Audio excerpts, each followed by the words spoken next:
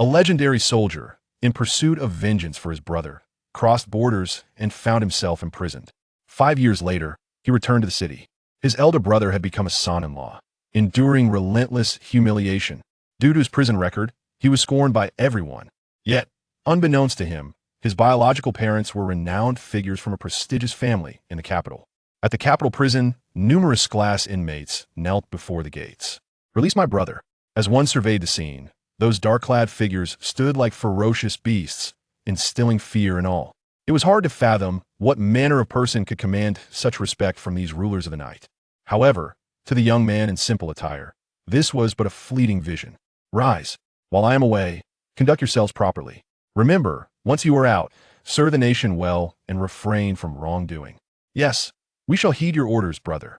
Moments later, the young man was escorted by prison staff to the main entrance. On the roadside, 5 military jeeps were stationed before him. From the vehicles emerged a middle-aged man, bearing a serious demeanor, who saluted with precision. The young man immediately stood at attention, his body rigid. "Congratulations on your release. After 5 long years, the Wolf Fong has awaited your return. How about rejoining the ranks and leading those young pups once more?" The middle-aged man proposed. The young man replied solemnly, "No, it is best I refrain from tarnishing the Wolf Fang's reputation with my prison record." "Tarnish?" The middle-aged man's eyes widened. "What nonsense! Wolf Fong takes pride in you, and so do I. What of your time in prison? You avenged your brother, not indulged in petty crimes." "Boss." Before the middle-aged man could continue, the young man interjected. "Thank you, boss. Wolf Fong is my home. Even if I leave, it will remain in my heart. I'm deeply grateful for how you looked after me during my time in prison, but I have made my decision. Please allow me to live my own life." The young man's tone was filled with sincerity. The middle-aged man frowned, but what the two sages? One is a martial arts master, the other a renowned healer. They are currently in seclusion. If they discover your retirement upon their return, how will I explain this? "I will handle the explanation myself," the young man said, wishing to avoid complications. "Very well, if you insist. By the way, are you planning to go to Jiang City? I have a few old friends there. Could you visit them for me? Here are a few letters for you to take." With that, the middle-aged man produced several prepared envelopes from his pocket and stuffed them into the young man's bag. The young man's heart trembled slightly. He understood that these letters were not merely for visits. His boss was leveraging personal connections to introduce him to notable figures in Jiang City, providing him with several options for good acquaintances. "Thank you, boss." "Set forth. No need for thanks. Had it not been for your sacrifices in court to eliminate those scoundrels, the reputation of Wolf Fong would have long been lost. I should be the one thanking you." The middle-aged man sighed, turning to board the vehicle. Time flies, and each has their own path. The young man lingered for a moment, reflecting, then made his way to the train station, preparing to return to his hometown, Jiang City. 3 hours later, on the central street of Jiang City, a white BMW 5 Series sped along, the voice of a man in his 30s resonating warmly within. "Brother, you are finally out. Leave behind any burdens. At my place, you are family. Although you were adopted from the orphanage, I have watched you grow up as my dear brother. There's no need for formality." In the driver's seat was his elder brother, Yushan. From a young age, Yufeng had been an orphan, adopted by the Yu family, who hailed from a rural background. Both his parents and elder brother treated him as one of their own. Yufeng reciprocated their affection, yet regrettably, just a year before his military service, his adoptive parents passed away, leaving only his elder brother. "Thank you, brother. No need for thanks, we're siblings. Once we reach home, I will introduce you to your niece, a delightful little sprite." Yushan beamed with affection. "Niece? So, brother, you are married with children now? Why didn't you tell me sooner? I didn't prepare any gifts." "No need for gifts, we are almost home. It's all right." As they spoke, they entered a luxurious community. Before long, the vehicle halted outside an opulent villa, exuding elegance. "Come on in. I prepared a feast." Yushan eagerly exited the car, assisting Yufeng with his luggage as they approached the door. He retrieved his keys and opened the door. With a gentle push, a pair of strikingly beautiful eyes met Yufeng's gaze, framed by slender eyebrows. At the dining table sat a tall, stunning woman in a business suit, legs crossed, her arms folded, maintaining an air of authority. Yushan was taken aback, surprised to find his wife at home. "Yue, what are you doing here? This must be your brother." Yufeng quickly recognized her as his sister-in-law and respectfully greeted. "Hello, sister-in-law. I am Yufeng. I certainly know who you are, a scoundrel who committed crimes and served time." I am well aware of the unsavory reputation of your family, Gao Yushuang retorted coldly. Yushuang, what do you mean? This is my brother's first visit home. Your words are quite unkind. Yushan exclaimed, indignant. Bang! Suddenly, Gao Yushuang slammed the table, standing abruptly, startling the little girl in a princess dress on the sofa. I am unkind? Yushan, perhaps you are the one who overestimates your position. Don't forget, you are merely a son-in-law of the Gao family. Your luxury car, your villa, your managerial position in a big company all granted by the Gao family. The ownership of this house is not even in your name. Without my consent, do you have the right to bring someone into my home? Do you plan to let your scoundrel brother stay here just because I'm not back for lunch? Is that so? What? A son-in-law? Yufeng was taken aback. Yushan's face flushed with embarrassment as he was publicly humiliated in front of his brother, being called a scoundrel. Gao Yushuan, you have gone too far. He is my brother. You may disregard me, but you must respect him. Yushan's arms trembled with rage. Leave. He is merely a brother you picked up from the streets. I'm not ignorant. This family does not welcome scoundrels who have served time. Either he leaves, or you both can get out. Gao Yushuang showed no mercy, pointing to the door as she ordered them out. This infuriated Yushan. So what if he was a son-in-law? Did that mean he had no right to host his brother for a night? Gao Yushuang, Illinois. But just as Yushan was about to assert himself, a sudden wave of blood filled the air. The 5-year-old Gao Yuru coughed up a mouthful of dark blood. Mom! Mom! Gao Yushuang turned in shock, her face paling. Ruo. Immediately, Gao Yuru's eyes rolled back as she fainted on the sofa. Not good. Yufeng furrowed his brow and rushed in. Chapter 2. A display of skill in a matter of moments. Yufeng arrived at the sofa before Gao Yushuang, just ahead of her.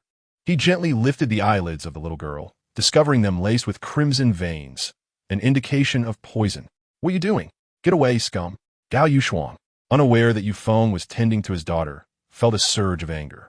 Without hesitation, she slapped the back of Yufeng's head with great force. Smack! Yufeng was sent sprawling to the ground. Brother. Yushan rushed over, his expression fierce. Gao Yushuang, you have gone too far. What gives you the right to strike him? What is wrong with that? Did you not see your scoundrel brother laying hands on Roro? She has fainted, and you're berating me instead of calling for an ambulance? Yushan, have you lost your mind? Gao Yushuang, in a fit of rage, pointed her hands on her hips and berated him, her tone suggesting such confrontations were commonplace. Yushan clenched his fists, ready to explode, but Yufeng waved him off, rubbing the back of his head with a smile. It's fine, brother. He then turned to Gao Yushuang and said, Sister-in-law, I'm examining my niece. Ruoruo is exhibiting symptoms of poisoning that require immediate treatment. I can perform acupuncture to expel the toxins. Could you find me a quiet place? You? Gao Yushuang scrutinized Yufeng, noting his tattered clothing. You can perform acupuncture? Have you lost your senses? A freshly released convict claiming to be a doctor? Don't ruin my daughter. Yushan, what are you waiting for? Hurry and call for an ambulance. No, calling an ambulance now would be too late. By the time they arrive, my niece may already be in dire straits. Yufeng urgently reminded her, retrieving silver needles from his backpack. As the sole disciple of a revered master in the art of medicine, he could deduce the ailment from merely observing her. Time was of the essence. Are you a harbinger of doom? Speak again, and I'll tear your mouth apart. Get out of here. Yushuang.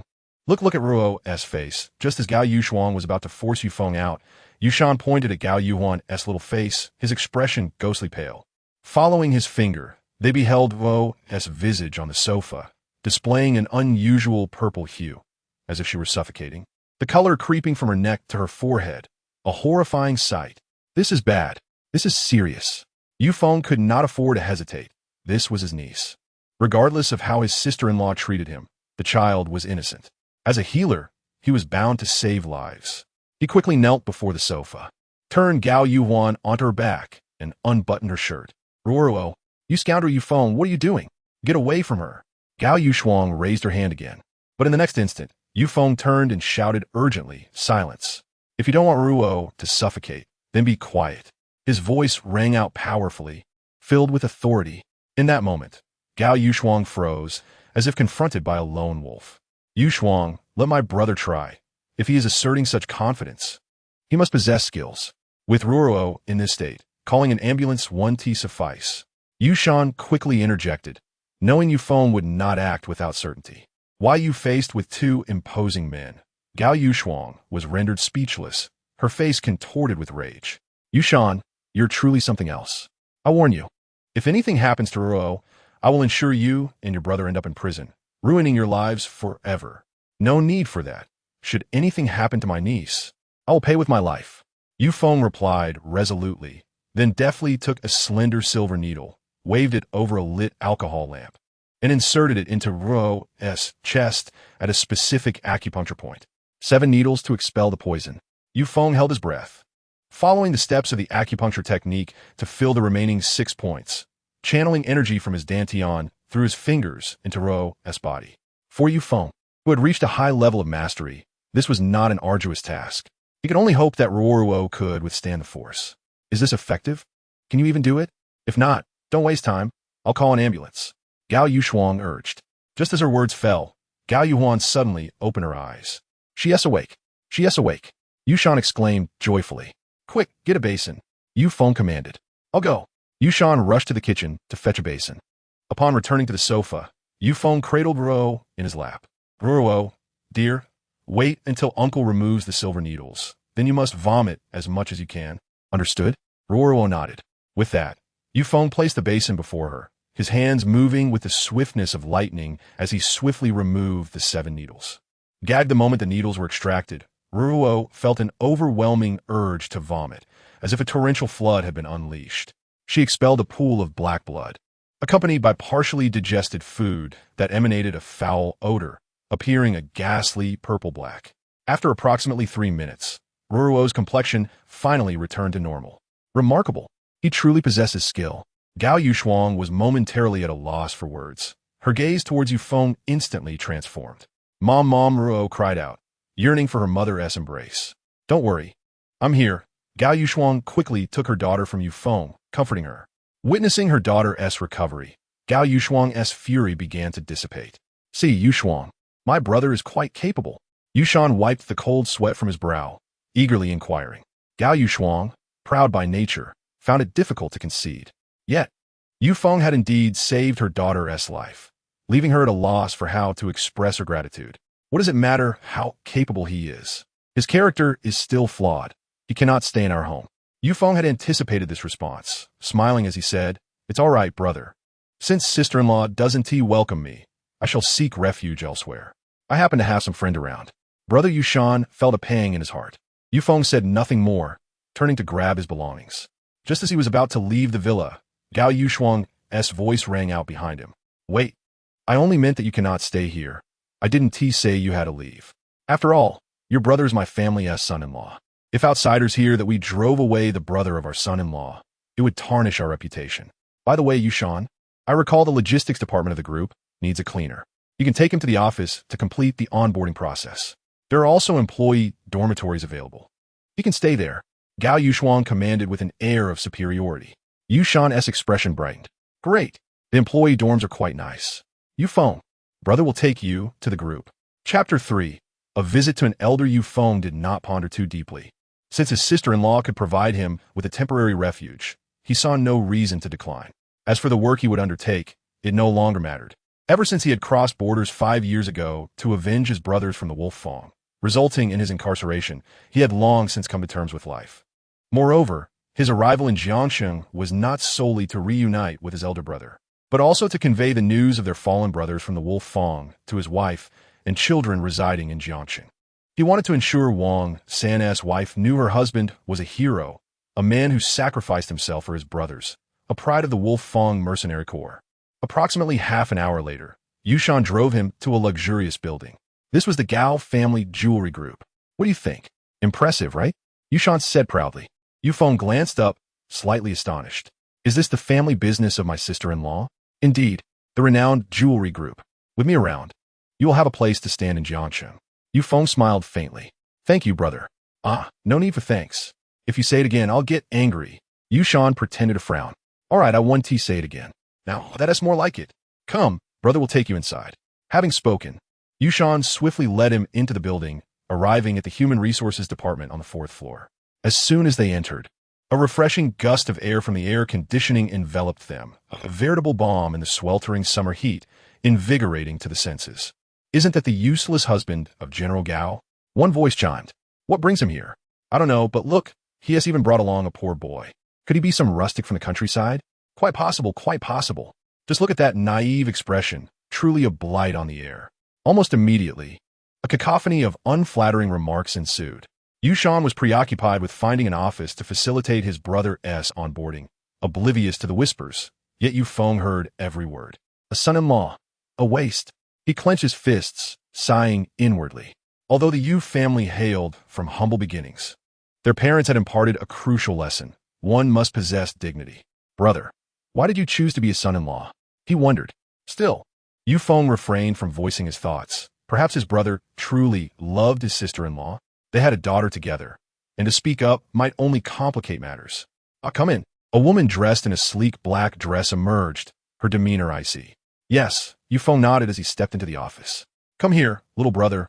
Let me introduce you. This is one of the top 10 beauties in our group, the HR manager, Liu. No need for introductions. I have no interest in meeting your brother. You're here for the janitorial position, right? Here's the contract. Fill out and head to the employee dormitory to collect your key. You start next Monday. Liu Xinghan's expression was frigid, her tone laced with disdain. The atmosphere grew awkward. Yushan scratched the back of his head. Manager Liu, please have some consideration. This is my brother. You? Have consideration? If it weren't for the chairman appointing you as a son-in-law, do you really think you could manage the logistics department and have your relatives placed here? The fact that I'm offering you a contract is already generous. Whether you fill it or not is up to you. With that, Liu Xinghan tossed a pen onto the table in front of Yufeng. Such blatant disrespect. Yushan's face turned ashen. To be unable to voice his anger was the lament of a son-in-law. Observing his brother's distress, Yufeng reassured him, It's all right, brother. Manager Liu's status is lofty. As an ordinary person, it matters little whether I am acquainted with her. I'll fill out the contract, and then we can live together as brothers. Good to know. A country bumpkin should understand his position. Not everyone is worth reaching for, Liu Xinghan retorted coldly. Yufeng, unwilling to engage with such arrogance, silently vowed to help bolster his brother's reputation within the company. It was tiresome to be constantly labeled as the son-in-law. He picked up the black pen, completed the contract, and promptly left. Yushan followed him into the corridor. Little brother, Manager Liu is straightforward. Don't take it to heart. I understand, brother. Thank you, I don't mind. As a disciple of a great warrior and a revered healer, Yufeng had no intention of squabbling over trivialities. All right, you start next Monday. There are a few days to go. Tonight, I'll take you out for dinner, and we can have some fun in the coming days. No need, brother. I must visit some old friends. I will reach out if necessary. Yufeng declined. I see. Well then, I want to intrude on your rest. The employee dormitory is just behind. Get some good sleep, and if you get hungry, call me, all right? Yushan's smile appeared somewhat forced. Understood. After giving these instructions, Yushan turned to leave, his back inexplicably carrying a sense of solitude. As an elder brother, he had hoped to introduce Yufeng to the world, to meet some influential figures. But he never anticipated that his status as a son-in-law would cause his brother to be looked down upon. He felt helpless and guilty, yet there was little he could do. Perhaps this was the anguish of an adult in his 30s who had yet to achieve anything significant. Yufeng, however, did not dwell on these thoughts. Recalling the introduction letters his elder brother had provided, he planned to visit a retired elder that afternoon, hoping to ask him to investigate the whereabouts of his brother Wang San's wife. With this in mind, he departed. Just as he left, the Human Resources Department was graced by the arrival of a sharply dressed young man, exuding charisma. Lung Chen passed by Yufeng, pausing momentarily, puzzled. Since when did the HR department recruit such a lowly figure? He frowned and strode into Liu Xinghan's office. Lung Xiao, you've arrived. Here, to see General Gao, I presume. I'll make an appointment for you. No need. I just visited Yu Shuang, she isn't. I came to arrange an appointment for tomorrow afternoon to visit an elder. Liu Xinghan nodded. All right, Lung Xiao, I'll set that up for you. Done. Thank you. By the way, who just walked out? Lung Chen inquired. Oh, that? Just a country bumpkin, the useless son-in-law of General Gao's brother, Yufeng. He got in through the back door as a janitor. Clearly, he lacks insight. Did he offend you? Liu Xinghan asked cautiously. Lung Chen belonged to a second-tier family in Jiangsheng, a young master in the jade business with a prestigious status, rumored to have close ties with Gao Yushuang. Not at all. He.S. just a janitor, I see. I'll take my leave now, goodbye. Goodbye, Lung Xiao. Take care. At 1 o'clock in the afternoon, after hastily consuming a meal, Yufeng arrived at the entrance of a high-end villa district in the city center. directly managed by soldiers. As he arrived, Lung Chun pulled up in a green Lamborghini and, upon seeing Yu Feng, his expression shifted drastically. Isn't that the useless son-in-law of Yu Shuang from the countryside? What's he doing here? Chapter 4. The blood of soldiers. This villa district spans approximately 30,000 square kilometers, appearing vast at first glance. Yet each villa occupies a staggering 1,000 square meters, excluding the private parks and garages. Within Jiangsheng, this community held special significance for the elite. Only two categories of individuals could reside here. First, the billionaires whose wealth significantly impacts the local economy. Second, the old guard who wield immense resources, capable of shaking Jiangsheng with a mere stomp. Beyond these two groups, there existed a rare category, retired heroes from the mercenary realm, seeking a place for respite. Some young masters, despite their privileged backgrounds, lacked the qualifications to reside here, which explained why the security personnel at the villa entrance stood tall and imposing, as if rigorously trained. Lung Chun was taken aback. Yu Feng, a mere country bumpkin, had the audacity to come here, risking being mistaken for a threat. He parked his car and strode over with an air of arrogance, determined to confront the brother of the son-in-law who had thwarted his advances toward Gao Yushuan. You're the brother of that useless son-in-law, Yu Feng? As Yu Feng prepared to introduce himself, he heard a voice from behind and turned, narrowing his eyes. Useless? I advise you to clean up your mouth. Should I hear another insult directed at my brother, you will bear the consequences. Yu Feng cared little for the status of this individual. The Yu family had shown him kindness, and his brother had treated him as a true sibling since childhood. He would not stand idly by while others belittled Yu Shan. You're young and yet quite bold. Just a poor country lad. After all, Lung Chun sneered, entirely dismissive of Yu Feng's threat. This place is not one where you can act recklessly. If you provoke Yu Feng, given the stubborn temperament of a country boy, he is bound to confront the Gao family upon returning, as they are all individuals who value their pride. No one could tolerate the disgrace of being called a son-in-law. In a fit of anger, Gao Yushuang might well divorce that useless Yushan, thus creating an opportunity for me. Compared to those naive girls fresh out of university, Lung Chun finds himself more attracted to mature married women, especially exceptional ones like Gao Yushuang. Observing that his words had some effect, Lung Chun continued to mock. I'm not being harsh, but your elder brother has already become a son-in-law, and yet you still have the audacity to use his connections to enter the Gao family group. Truly, you are brothers in every sense, both living off others. I happen to know a few wealthy women. If you're interested, I can introduce you to them. Heaven forbid you end up being introduced as a son-in-law to the Gao family, only for your child to bear their surname, just like your brother. What a disgrace to your ancestors.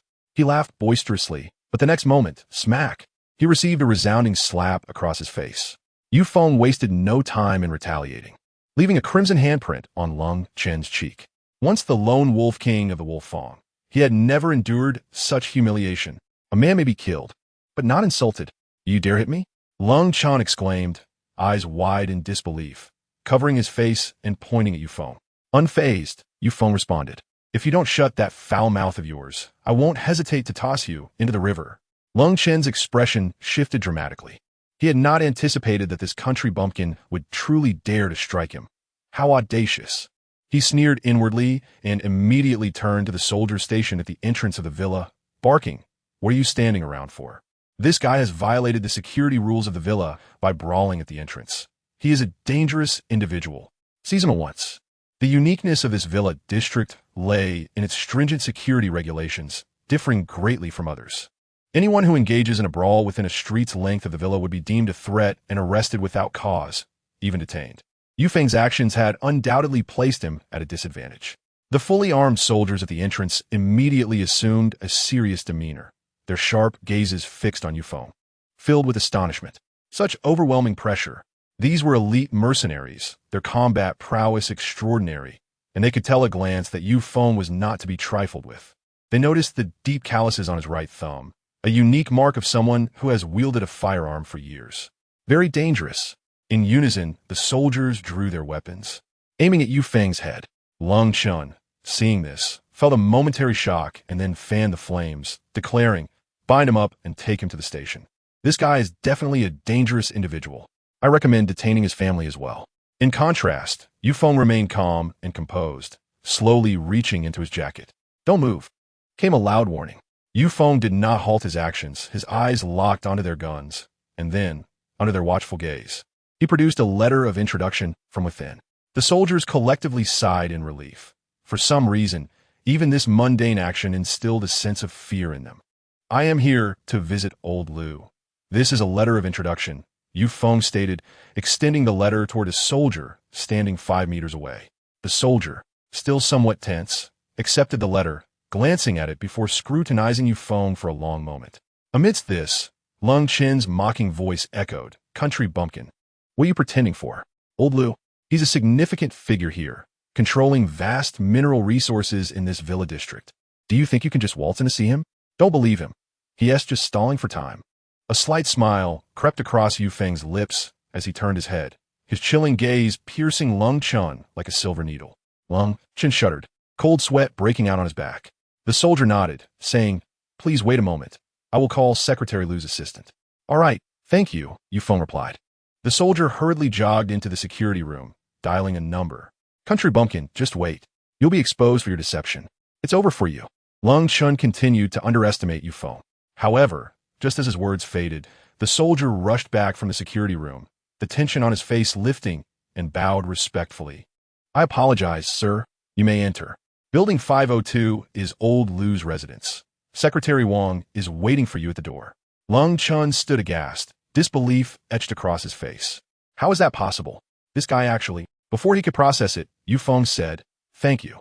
However, before I go in, I need to take care of something." With that, Yu Feng turned and approached Lung Chen. What are you going to do?" Lung Chen's expression changed dramatically, panic flooding his features. As he attempted to distance himself, Yu Feng swiftly closed the gap, seizing his neck as effortlessly as lifting a chick, hoisting him into the air. You dare lay a hand on me. Do you want to die? Let me go." Lung Chen's face flushed with anger. "I warned you. If you dare insult my brother again, you will bear the consequences," Yu Feng declared, moving toward the river by the villa, forcefully dragging Lung Chen along, and then, with a flick of his wrist, tossed him into the water. The blood of a soldier cannot be humiliated or tolerated. After taking care of this matter, Yu Feng clapped his hands and turned to walk into the villa district. A few minutes later, following the address on the doorplate, he arrived at a villa adorned in a traditional style, elegant yet unpretentious, luxurious yet understated. At the entrance stood a well-dressed woman in her 30s, exuding poise, with black-framed glasses and cradling a Siamese cat, waiting. "Hello, I am Yu Feng, here at the behest of another to visit old Lu." Upon seeing her, Yu Feng surmised she was the Secretary Wang mentioned by the soldier. Secretary Wang appraised Yu Feng briefly, offering a slight smile. "Please come in." "Thank you." Following her inside, the fragrant scent of rosewood wafted through the air, filling Yu Feng's senses.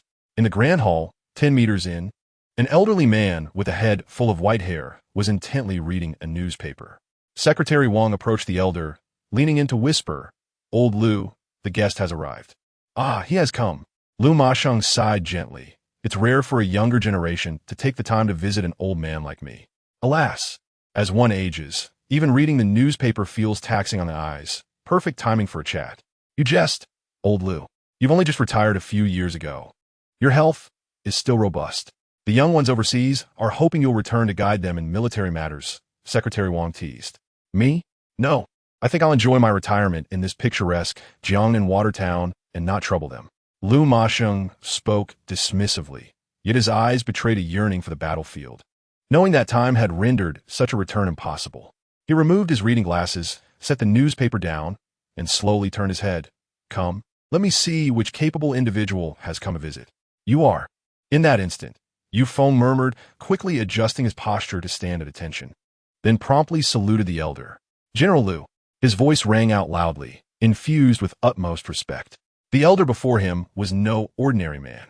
He was a legendary figure in the realm of mercenaries abroad, known not only for his unmatched record of single-handedly defeating thousands, but also for his unwavering patriotism, having dominated the international mercenary scene for decades, instilling fear in countless assassins who dared not cross the borders. He was one of the few living legends of that era. 5 years ago, it was rumored that Lu Masheng was deeply dissatisfied with a certain operation. leading to a dramatic confrontation within the organization where he slammed his hand on the table in front of the leader, so infuriated that he spat blood and ended up hospitalized. Following this incident, news of Lu's retirement emerged, which undoubtedly became joyous tidings for mercenaries abroad and all assassins alike. Once a renowned hero of his generation, he had finally reached the twilight of his life. Yet, no one anticipated that this legendary figure, known for his fierce demeanor and audacity to confront authority, had spent these years in Jiang City focusing on health and wellness. Yu Feng was astonished. The esteemed person Lu Masheng wished to meet was none other than himself. It seems that after 5 years of relative inactivity, someone still remembers me. Lu Masheng beamed with delight and patted Yu Feng on the shoulder. Excellent. Your shoulders are robust. You must be an elite sniper. Now, let me see which rascal introduced you to me. Yes, Commander Lu. Yu Feng presented the letter of introduction with both hands, too awestruck to breathe. Lu Masheng accepted the letter, opened it, and upon reading its title, his expression tightened, brows knitting into a line. After perusing the entire letter, he lifted his gaze, his demeanor grave, and his eyes now carried a sense of pride as he regarded Yu Feng, the blade of the nation, the one and only Wolf King. With that, the 90-year-old Lu Masheng raised his hand for the first time in 5 years since his retirement, offering Yu Feng a standard military salute. Commander Lu. Yu Feng was taken aback. The illustrious Lu Masheng was saluting him. This was utterly unconventional. Do not mind it. I, Lu Masheng, am merely a retired elder now. This is my respect for the Wolf King. You are worthy of my salute. The Wolf Feng is our nation's blade. 5 years ago, had it not been for your solo mission across the border to execute the final assassination task, the reputation of the Wolf Feng would have faltered, a dishonor to countless predecessors. Yu Feng, you are remarkable. With that, Lu Masheng gave Yu Feng a thumbs up. Once upon a time, countless young talents exerted immense effort to earn the commendation of this old hero. Yet now, this venerable figure voluntarily acknowledged Yu Feng, a retired soldier, with a thumbs up. It was a testament from the elder generation to the new, a passing of the torch. Yu Feng's fervor surged anew in that moment as he returned the salute. Thank you for your praise, Commander Lu. Good. Come, sit down, don't just stand there. Lu Masheng pulled Yu Feng onto the sofa and poured him a cup of tea. Commander Lu, let me do it myself.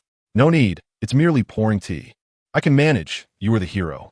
Lu Masheng, being an elder, possessed a stubborn nature. All right, Yu Feng sheepishly scratched the back of his head. Little Chun informed me of your family situation in the letter. Now that you are retired, you should settle well in Jiang City.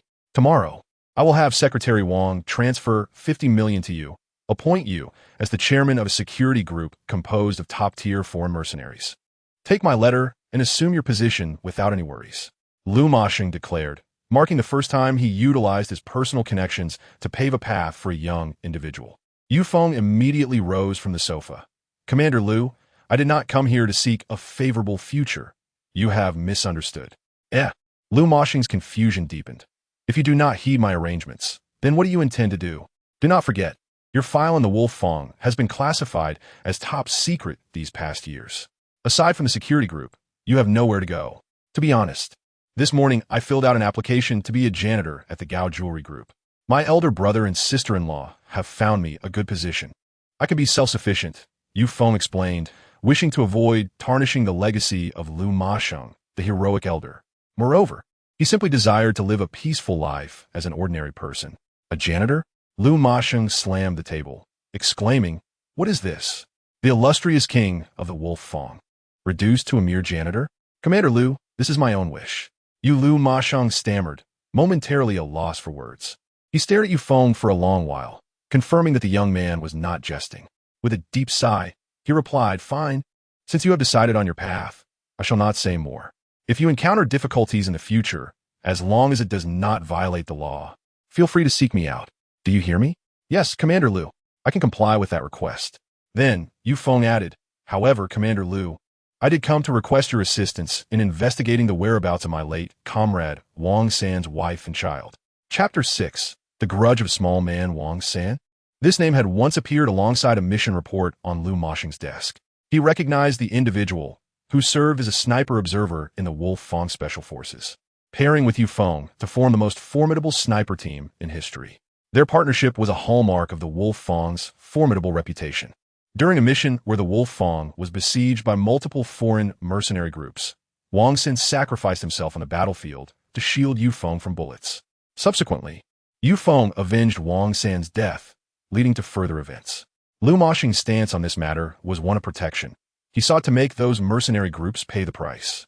However, others believed Yu Feng should bear responsibility, as they were mercenaries and had no obligation to engage for a minor character.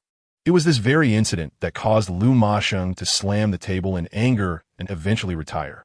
Afterward, due to the classified nature of the Wolf Fong, even Wang San's death in battle was sealed, his information archived under absolute secrecy, accessible only to a select few.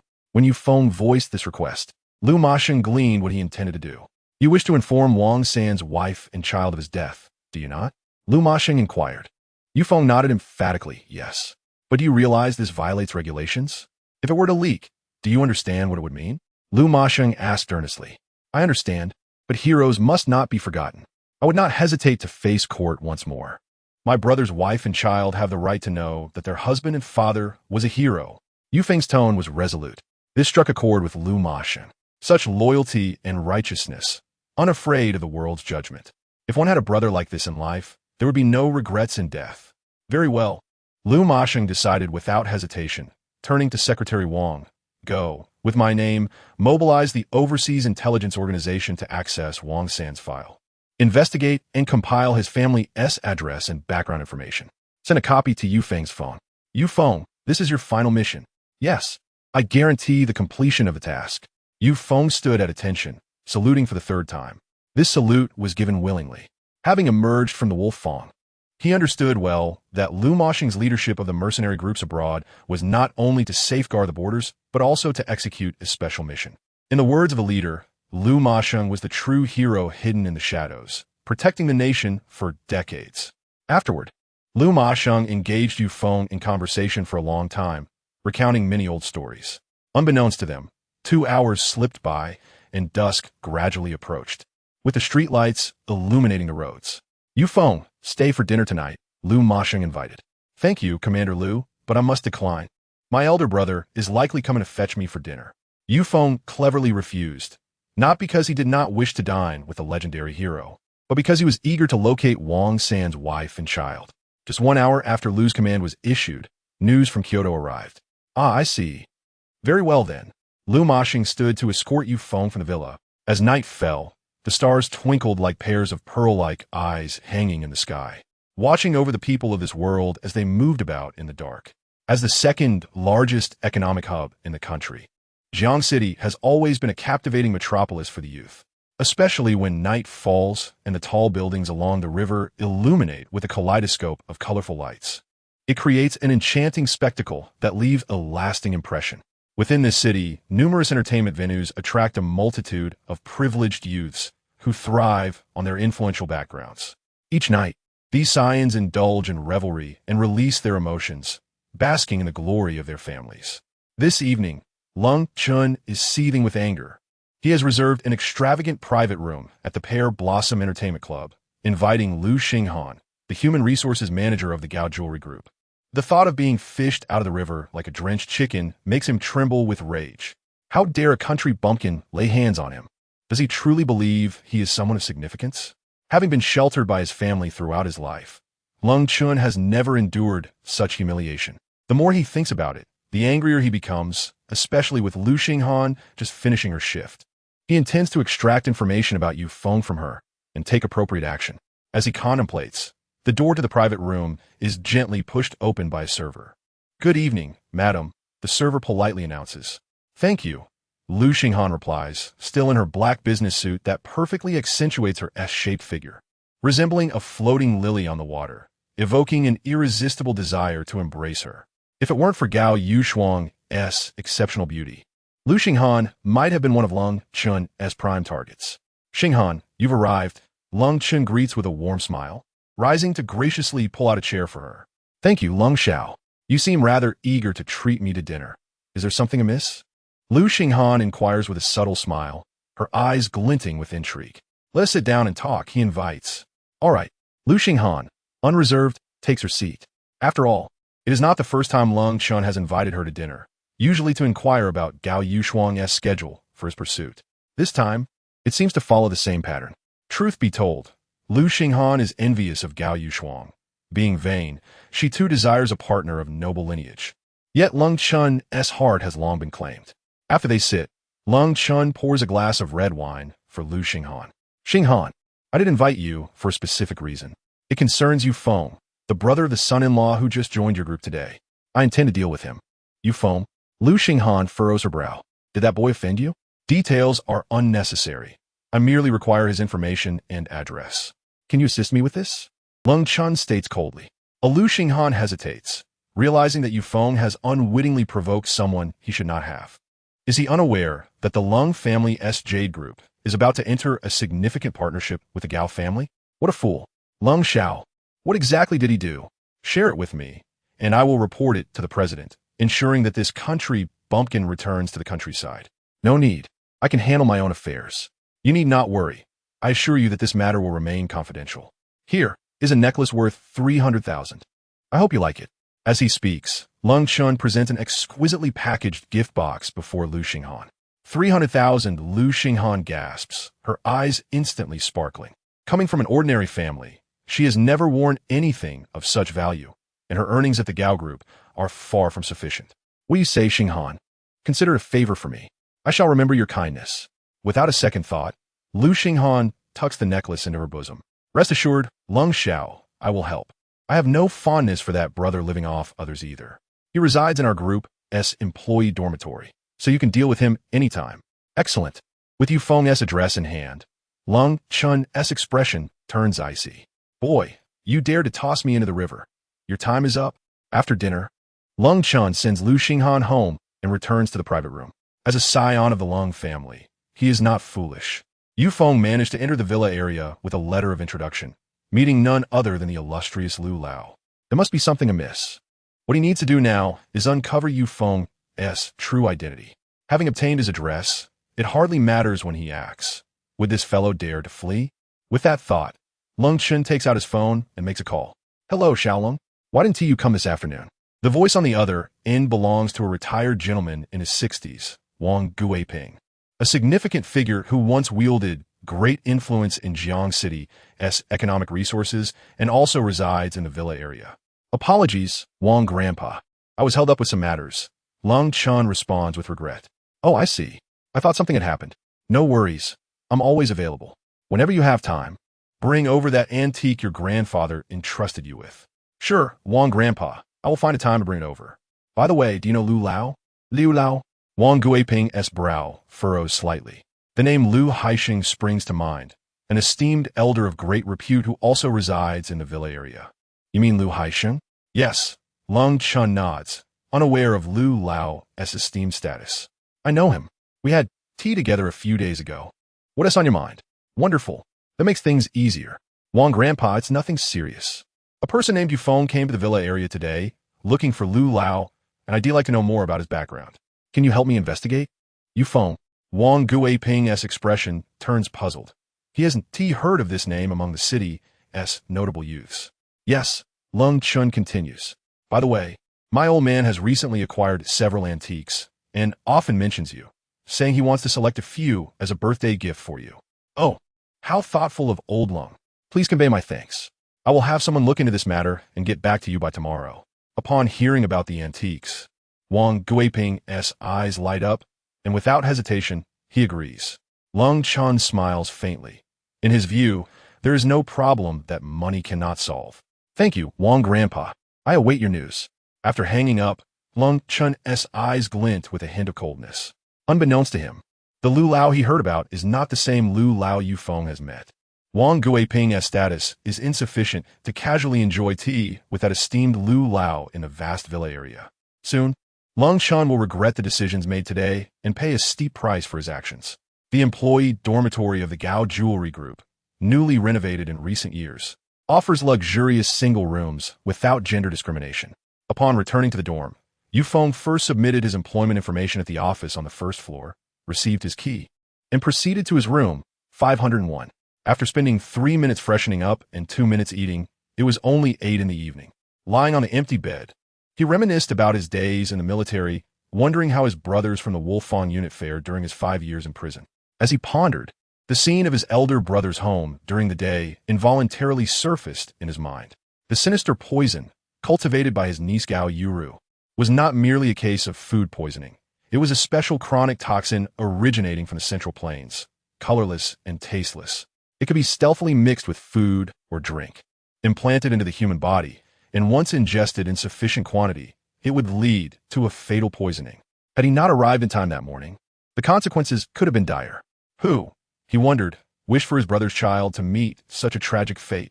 Yu Feng stared at the ceiling, his eyes as cold as ice. Coming from a military background, he had always been protective, which was partly why he agreed to stay at the Gao Jewelry Group that morning. He was determined to uncover the culprit behind the poisoning of his niece, to unveil the identity of this malevolent figure. Just as Yu Feng was deep in thought, a piercing scream erupted from the adjacent room.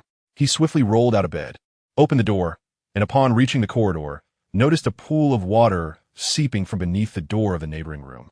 What was happening? Confusion washed over him as he raised his hand to knock, but before he could, the door swung open. A slender silhouette, accompanied by a delicate frame, leaped out from within. It was a young girl.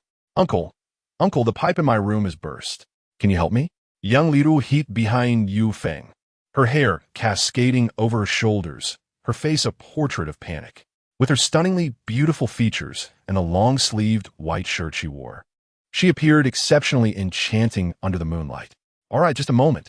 Yu Feng cast her a quick glance before rushing into the room. He located the pipe, turned off the water valve, and, after wrapping the ruptured section with bandages tightly for several rounds, he managed to fix it. This was a trivial task for him. It would suffice for now, and he could call the logistics department tomorrow to replace the pipe. He stepped out, his clothes damp from the water. However, his attire was thinner. In the corridor's pure white light, his well-defined abdominal muscles were faintly visible. Young Liru's face flushed dreamson. Uncle, thank you. Not a problem. Just a small matter. Yu Feng waved his hand dismissively. What small matter? Uncle, you're quite impressive. I wouldn't even know how to turn off the valve. If it weren't for you, I would surely have faced a scolding from the logistics department tomorrow. Yang Liru didn't perceive it as a trivial matter at all. Growing up in a privileged family, this was her first encounter with such everyday mishaps. However, her words left Yu Feng momentarily speechless. She didn't even know how to turn off the valve? He chuckled softly and said nothing further. Uncle, you seem quite unfamiliar to me. Did you just arrive today? Yang Liru inquired. Yes, I'm a new janitor. Yu Feng briefly explained his identity. A janitor? Yang Liru's eyes widened in disbelief. How could a janitor possess such a physique? Oh no, that is not what I meant. She playfully tapped her head and then smiled brightly. Uncle, please don't misunderstand. I don't look down on you. I just found it a bit strange. To express my gratitude for your help, I'll treat you to breakfast tomorrow. It's getting late. You should get some rest. Yu Feng was uncertain of how to respond and turned to return to his room. As he walked away, Yang Liru stifled a laugh. Who would have thought this uncle was quite shy? The next morning, Yu Feng awoke from his slumber, adhering to his routine of rising promptly at 7 o'clock. He would descend to perform a set of military exercises, invigorating his body and ensuring his energy remained active, always prepared for battle. Today was no exception. After washing up, he donned a simple yet sharp outfit and began his workout in the staff dormitory. Given it was the weekend, few residents were awake at such an early hour. Who would want to rise early on a day off? Little did he anticipate that while he was fully engrossed in his exercises, Yang Liru had awakened. Just as she reached the ground floor, preparing to fulfill her promise of buying breakfast for Yu Feng, she caught sight of him practicing. Each punch he delivered resonated with power, the force palpable even from several meters away. Impressive. Yang Liru's heart raced, her cheeks flushed. What was happening to her? She felt an inexplicable emotion budding within her. Oh no! She stamped her foot, feeling somewhat awkward, and hurriedly slipped away to the nearby food street to buy breakfast. At 24, this was her first experience of such feelings towards a man, subtle and inexplicable affection. Lost in thought, Yang Liru suddenly realized she had transformed into a bashful girl. No, this can't be. She shook her head vigorously. Just then, her phone buzzed in her pocket. Holding the breakfast she had just purchased, she answered the call. Hello? Liru, where are you? The voice on the other end held a hint of urgency. Yang Liru froze in place, her heart racing. Dad, do you even remember I'm your father? It's been 2 years since you ran away from home, And you haven't even called once. Do you know how worried your grandfather has been? Tell me where you are. I'll send someone to fetch you immediately. Yang Liru's expression shifted. 2 years ago, after graduating from Kyoto University, she had returned home only to be assigned by her grandfather to marry into the prominent Ning family. Defiant, she clung to her principles, vowing never to marry someone she did not love. After much effort, she escaped her family and secretly moved to Jiang City, joining Gao Jewelry Group to live independently. She never imagined her whereabouts would be discovered. I don't want to go back, Yang Liru pouted defiantly. Dad, I refuse to marry that spoiled rich kid. You know my temperament. Marrying him would be akin to sentencing me to death. Her tone was resolute. Now is not the time to discuss marriage. It's about your safety. Tell me where you are. Her father urged sternly. I want to say, if I tell you, my safety will be compromised. Yang Liru petulantly hung up the phone, blocking her father's number, refusing to hear another word. She was determined not to return, dismissing her father's concerns for her safety. It was broad daylight. Who would dare harm her? Hastily, she returned to the staff dormitory, clutching her breakfast, her thoughts drifting back to Yu Feng's unhesitating assistance the previous night. He had been so gallant, and rising early to exercise showcased admirable character, qualities that far surpassed the majority of her generation. After completing a full set of military exercises, Yu Feng sensed a loosening at the 7th level of his inner strength, realizing he needed a battle to break through his current bottleneck. Just then, Yang Liru's voice interrupted his thoughts. Uncle, are you done? Yu Feng turned, momentarily lost in thought. You, what are you doing here? With a bright smile, Yang Liru held out the breakfast she had purchased. Here, as a token of my gratitude for your help yesterday, I brought you breakfast. No refusing. We're both employees of the same group. If you refuse, it would be disrespectful. Her words left Yu Feng with no avenue for refusal. This young woman. He glanced at himself and replied, I'm a janitor and part of the logistics team. It's my duty. Besides, if someone from the group sees you buying breakfast for a janitor, they might gossip. Before he could finish, Yang Liru interjected, what does that matter? If someone looks down on janitors, that's their problem. Yang Liru, never judge people by their status. Uncle, you're a good person, and I want to allow you to refuse. Eat up, or it'll be a waste of food. Without waiting for Yu Feng's response, she shoved a bag of dumplings along with a flatbread, fried dough sticks, and soybean milk into his arms. Yu Feng had assumed that every woman in the group was like Lu Xinghan, a superficial person.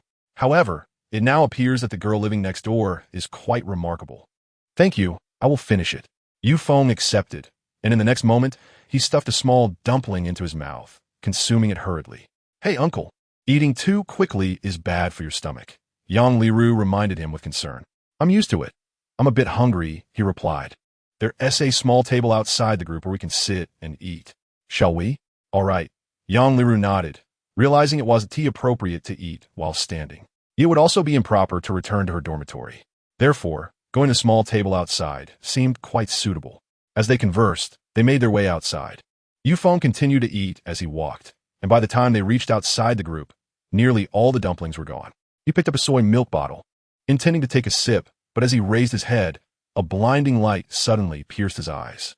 That glare! It was the intense reflection from a sniper rifle scope illuminated by the sun. Instantly, Yu Feng felt the hair on his body stand on end.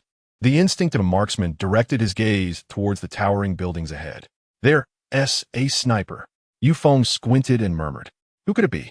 He stopped by a trash can, pretending to finish his soy milk before tossing the bottle inside, using the opportunity to observe his surroundings. Soon, he noticed something amiss. Several black vans were parked on the road near the group, all facing the entrance, with their backs to the surveillance cameras. Simultaneously, within the crowds walking along the nearby streets, there were numerous pairs of watchful eyes occasionally casting glances in his direction. Are they here for me? Yu Feng wondered, yet he found it strange. If they were after him, the sniper would have taken him out the moment he spotted him, and this sniper was rather amateurish. Choosing such an obvious position in broad daylight, a reckless move indeed. Could it be? Yu Feng turned his head, his expression grave as he looked at Yang Liru. Indeed, those tasked with surveillance were fixated on her. This girl is not ordinary. They are targeting her. Perhaps fate has brought me here to assist her. What's wrong? Uncle? Is it not good? Yang Liru asked, her face sincere, completely oblivious to the looming danger. Chapter 9. 2 parties at play? No, it's quite delicious. Yu Feng answered calmly, having sensed the dangerous atmosphere surrounding them. He was now certain that these individuals were indeed after Yang Liru, although their skills were lacking. They had clearly undergone some training. If she were left alone today, something unfortunate would undoubtedly occur. Well then, uncle, if you like it, I can buy it for you every day. You just have to help me fix the pipes. How about that? Yang Liru, with her innocent disposition, thought Yu Feng was speaking from the heart. Yu Feng chose not to respond directly. Instead, he shifted the conversation, asking, "Are you free today?" "Huh? Me? Are you inviting me out so soon? Should I agree? I need to be a bit reserved. After all, I'm a girl." Yang Liru mused, assuming Yu Feng intended to invite her for shopping, dining, or watching a movie, her mind racing with possibilities. "Don't misunderstand. I wish to go to a place, but don't know the way. Could you guide me?" Yu Feng clarified. Yesterday, he had obtained the residential address of Wang San's wife and child from Lu Shuai, and they lived in Jiang City, running a publicly listed group with their own building. Last night, before sleeping, Yu Feng had checked the address. It was well connected, and there were several agencies nearby. He merely sought an excuse for Yang Liru to accompany him. Should those lurking in the shadows dare to act, he would not hesitate to intervene. Yang Liru, not pondering too deeply, readily agreed. "Sure, I don't have anything planned today. Let us go out for some fun. By the way, where are we headed?" "To the Huamei Group." "What? You mean that renowned pharmaceutical group?" Boss, there's an ordinary person next to the target. We can't take action. What should we do?" Nearby, the surveillance personnel who saw Yang Liru following Yu Feng immediately relayed the message via radio. The bald man, dubbed the boss, sat in an upscale club in Ning City, his cold gaze fixed on the images transmitted back from the sniper, his expression as dark as a winter-esque night. An ordinary person? Probably that girl-esque boyfriend. The bald man smirked sinisterly. "Old man, you've encroached on my territory, sever my resources, and destroy my income. Do you really think I wouldn't dare to act against you? Just wait. Today you will learn the meaning of self-inflicted misery. I'll capture your daughter and treat her like a dog. Let us see what you will do then." Holding a glass of red wine, the bald man spoke harshly.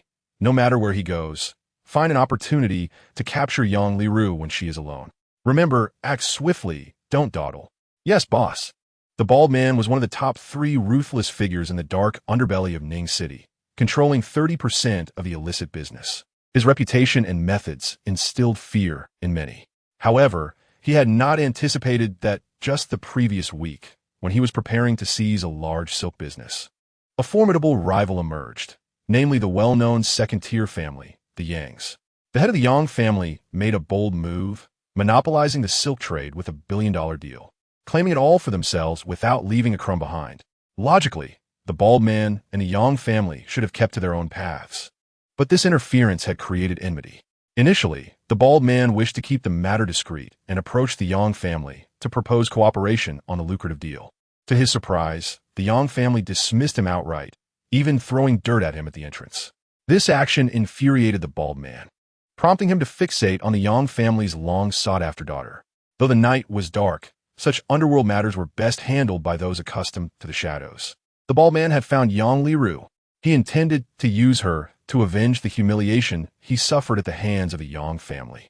Meanwhile, Lung Chun had just awakened from his slumber, holding a blonde beauty beside him, the fragrance of her hair an irresistible lure for countless men. Yet for Lung Chun, she was merely a means to satisfy his daily needs. What he truly desired was Gao Yushuang.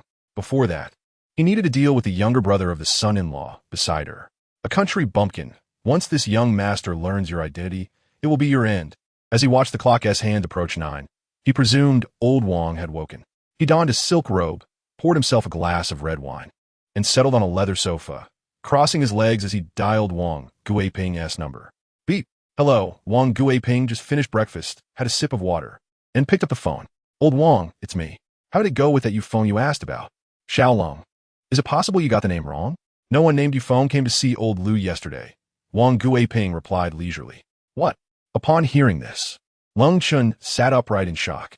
It was impossible. He had seen Yufeng enter the villa area and heard the guard mention old Lu's name. "This can't be right, old Wang. I would never mistake it." Lung Chun insisted vehemently. Wang Guiping remained resolute, stating, "You're the one who has mistaken. I specifically went to play chess and have tea with that old fellow Lu Haixing last night to inquire about this matter. Guess what he said? He claimed no one visited him yesterday. That old man, having been a warrior, is of upright character and wouldn't lie. Either you got the name wrong, or you've been played. Xiaolong, be cautious. With that, Wang Guiping hung up. Listening to the beeping sound from his phone, Lung Chun's expression turned grave. Played? No, it can't be. Lu Xinghan took my 30,000 yuan necklace, but she wouldn't dare give me a fake name. She lacks the audacity. Since the old lord said there wasn't, then there certainly isn't. This confirmed Lung Chen's original suspicion. How could a country bumpkin possibly have the privilege to meet old Lu? He must have forged a letter of introduction and fabricated the identity of the introducer to deceive his way in, only to snap photos of the scenery within the villa area that could not be seen outside, flaunting them for his own gain. Damn it, I was fooled by this brat. Lung Chen cursed under his breath, his fingers clenched tightly, making a crackling sound akin to the explosion of matches. He immediately picked up the phone and dialed a number. 3 seconds later, the call was swiftly answered. Hello, Lung Xiao, what can I do for you? Hu Yi. Find me that kid you were keeping an eye on yesterday. 20,000, bring him to my villa. I want to deal with him personally. Understood, Lung Xiao. See you in the afternoon. Chapter 10. Linya Huamei Group is a well-known publicly listed company in Jiangxing's pharmaceutical industry, ranking among the top 3 with abundant resources and a stellar reputation. The president, Linya, is a renowned beauty in high society.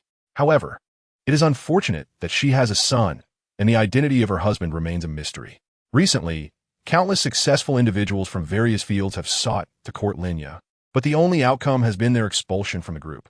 From their conversations, it became clear to others that Linya's stance is unwavering. As long as her husband does not return, she will remain loyal to Huamei Group. If he is absent for a year, then she will stand by the group for a year. Wen Yufeng reported the address to Yang Liru. Her first reaction was one of shock. She never imagined that Huamei Group was the destination. What could he possibly want there? Huamei Group is famous. And how would he approach it? Yang Liru was puzzled and increasingly curious about Yufeng's purpose, so she refrained from asking further questions.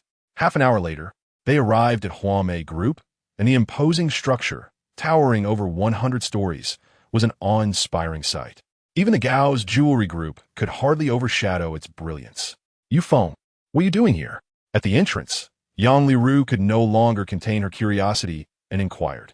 Yufeng gazed up at the building, thinking it was likely that his sister-in-law was still working late at the group. He had often heard of her workaholic nature from Wang San. He replied nonchalantly, I'm here to see the president of Huamei Group. What? Yang Liru gasped. The president of Huamei Group? Are you joking? She's a prominent figure in a publicly listed company. Many business magnates find it difficult to even meet Linya. How could a janitor like you? It wasn't that Yang Liru looked down on Yufeng's status. She simply found it hard to comprehend. If Yufeng truly knew Linya, even as a casual acquaintance, it would be a breeze for him to secure a managerial position with a monthly salary exceeding 10,000. So why would he choose to toil as a janitor? What's wrong? Yufeng asked. Yang Liru, suspecting he was jesting, laughed. Are you serious? Do you have an appointment? Appointment? Yufeng shook his head. What is that? I'll just call her, and she'll come down to greet me. Yang Liru was rendered speechless. What status did Linya hold? Coming from a wealthy background, she understood well the personalities of these powerful women in high society. Unless dignitaries from the capital visited, she would refuse all others. Yang Liru did not believe Yufeng and was convinced he was joking. To spare him embarrassment, she advised, why don't we just leave? Don't joke with me, or you'll be thrown out by the security. Yufeng looked puzzled. You don't believe me? Just as he was about to speak, a red BMW slowly pulled up on the main road in front of the group. A middle-aged man, dressed in a suit and exuding arrogance as he held his chin high, stepped out of the car. Carrying a briefcase, he frowned upon seeing a man and woman standing at the entrance. The woman was attractive with an appealing figure, but the man looked like a complete mess. Dressed in cheap attire. Humph. Another kid trying to pursue the president, he thought. With your kind of appearance, do you really think you can win her over? I, Huang Han, am the best candidate for the president's affections.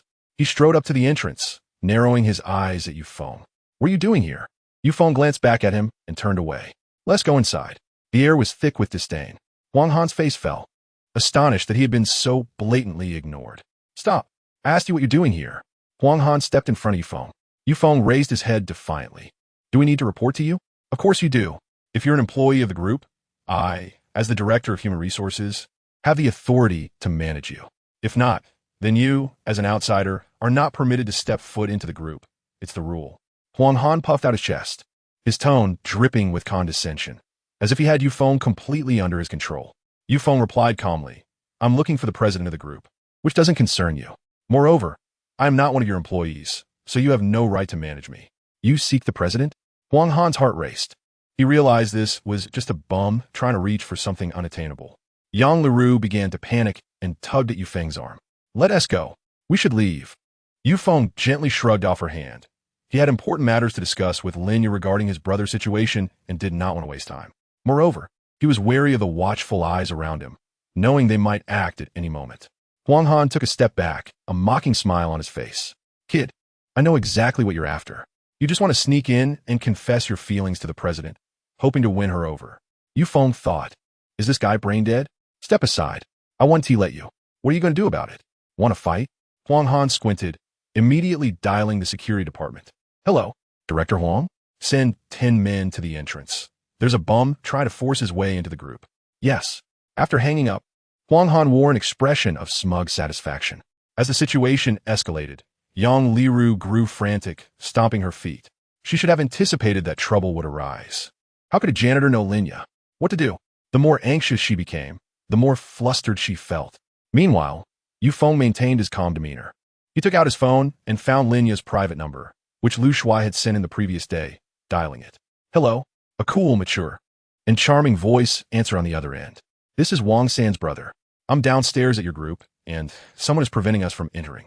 Yufeng stated briefly. However, those few words stirred the tranquil depths of Linya's heart. Wang San. Her eyes instantly reddened. I'm on my way. Linya left her office without a moment's hesitation.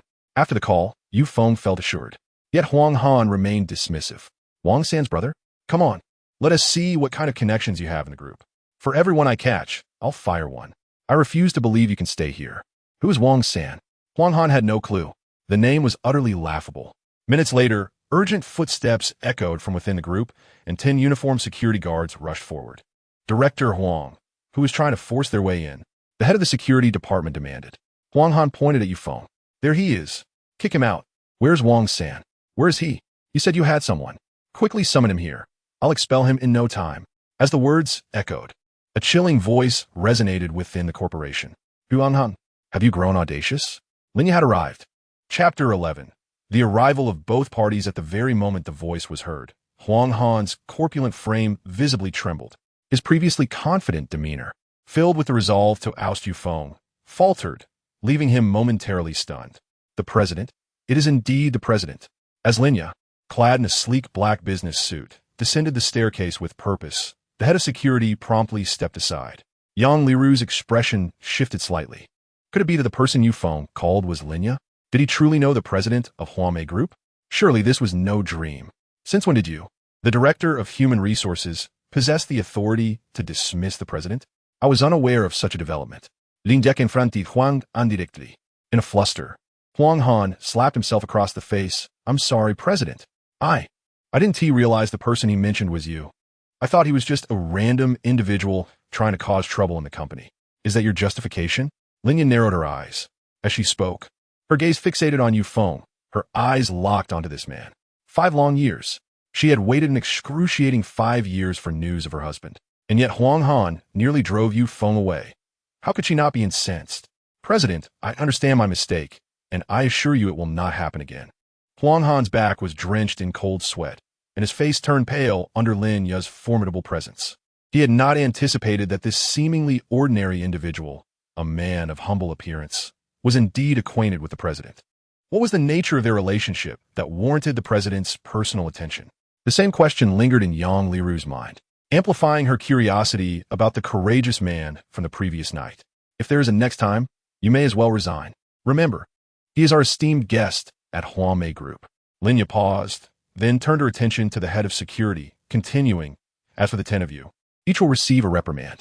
Do not forget the company's regulations. Your department is independent, and no one has the authority to mobilize you.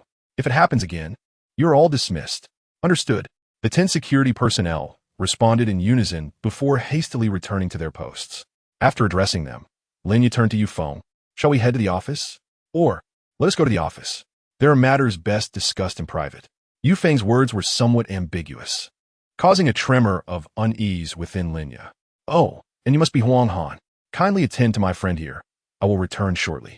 Yu Feng then added for Huang Han's benefit. Where are you going? Yang Liru inquired. I'll be back soon. Just wait for me here. With that, Yu Feng walked into the building, following Lin Yi toward the office. Yang Liru remained behind, gazing at Yu Feng's retreating figure, lost in thought for a long moment. This man, unbeknownst to her, had acquired a layer of mysterious allure. Brave, kind-hearted, possessing admirable qualities, and knowing the illustrious chairman of Huame Group. Why would such a person take on the role of a janitor?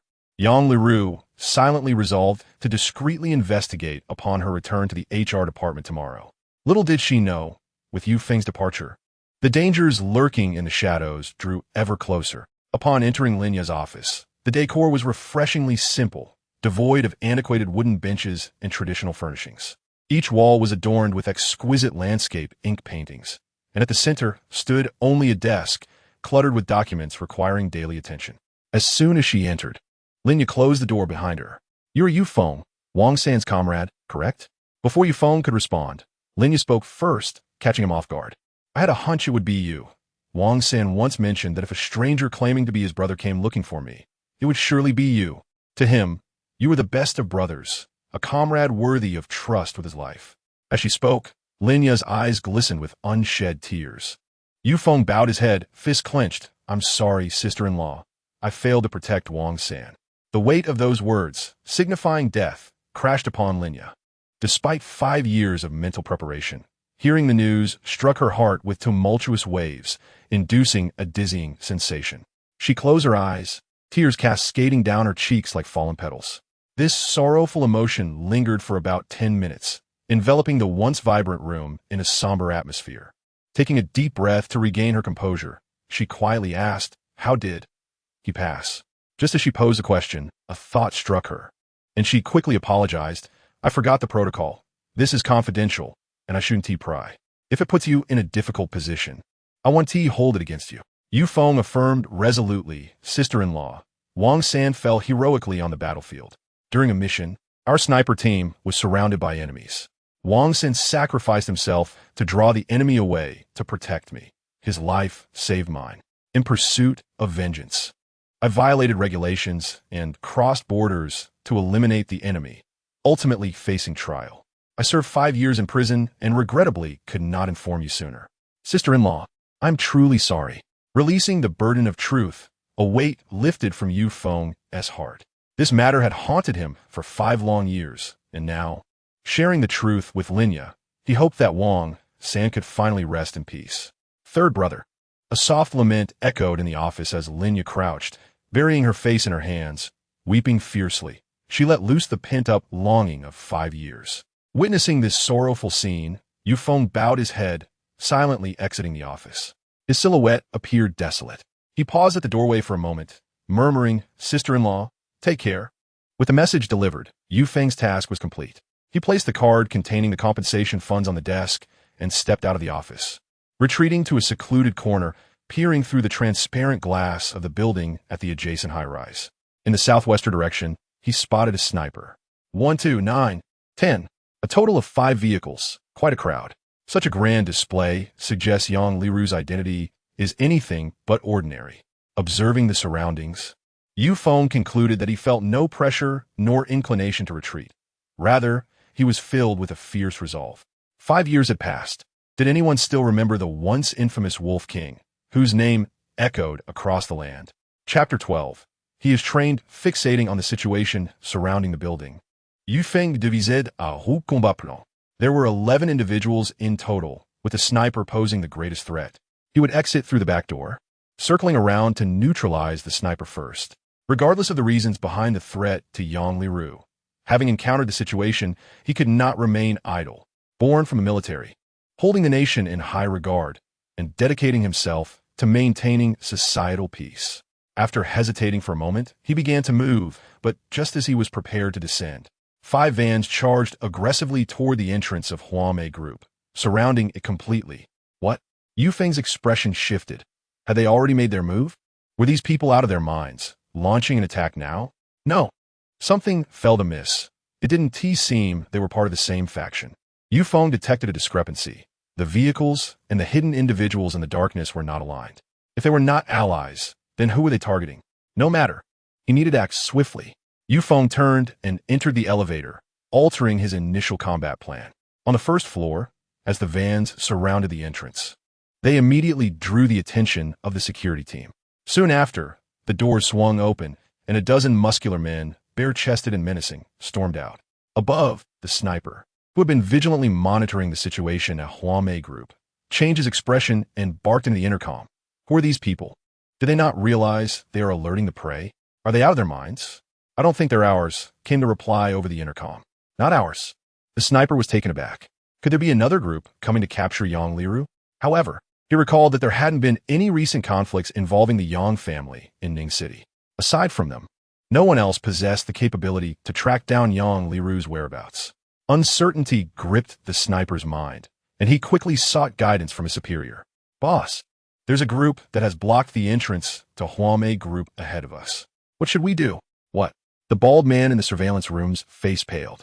Suddenly, a thought struck him. It must be that old Yang's dog sending people to protect his daughter.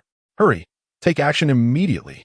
We must capture Yang Liru before they do, even if it reveals our position. Without a moment's hesitation, the bald man issued the command. After all the effort to find Yang Liru, he could not let her slip away. Yes, the moment the order was given, 10 suited thugs hiding in the black vans ceased their concealment, flung open the doors, and marched towards Huamei Group. Meanwhile, led by Tiger, the thugs from Jiancheng Bar stepped down from their vehicle and peered inside, searching for Yufeng. Following a tip from Cold Young Master, Tiger hastily directed his men toward Gao's jewelry group, only to learn that Yufeng had taken a girl to Huamei Group. After a couple of detours, he finally pinpointed their location. One person, 200,000. For this group of petty criminals engaged in shady dealings, that's quite a sum. Kidnapping someone should be a piece of cake. But where did that Yufeng go? Tiger, sporting stubble and a fierce demeanor, scanned the vicinity but could not spot Yufeng. Instead, he noticed the girl who had exited with Yufeng, sitting on a sofa in the lobby, accompanied by a hefty man. Tiger, what should we do? One of his underlings inquired. Let us go in and grab that girl. Tiger pondered for a moment before responding. But this is Huamei Group. If we act, won't it attract? What are you afraid of? Tiger dismissed their concerns. With that, he pushed the door open. However, just as he did, a loud crash echoed from behind. Who? He turned, eyes wide, to see 10 suited thugs wielding iron rods and wearing sunglasses, glaring at them sternly. You're seeking death, daring to strike my men? You're tired of living. Tiger's brow furrowed, fury surging within him. The leading thug remained impassive. Attack. Attack? Tiger refused to back down. Brothers, charge. In an instant, before they even set foot inside Huamei Group, the two factions clashed violently. The air was filled with chaos as fists and clubs flew, and soon several heads were bleeding. Seated on the lobby sofa, Huang Han was startled into standing. Security! Security! There's a fight at the entrance, he shouted without reservation. Yang Liru felt a surge of panic, her mind involuntarily drifting back to her father's phone call that morning. Could it be? Before she could process her thoughts, the elevator dinged, and Yufeng stepped out, noticing the brawl at the entrance, his confusion deepening. As he had anticipated, the two groups were not from the same faction. There were too many people. If a fight broke out, he might lose track of Yang Liru. They needed to leave.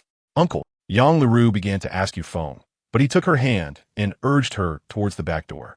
Don't speak, follow me. We must leave immediately. Huh?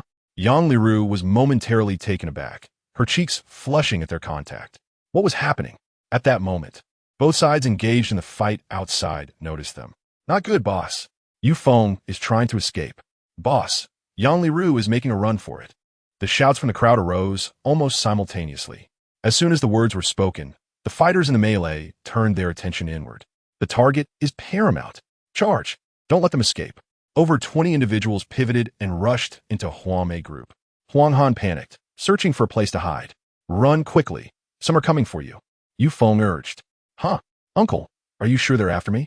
Just as they spoke, the distance between them and the 20-plus assailants closed rapidly.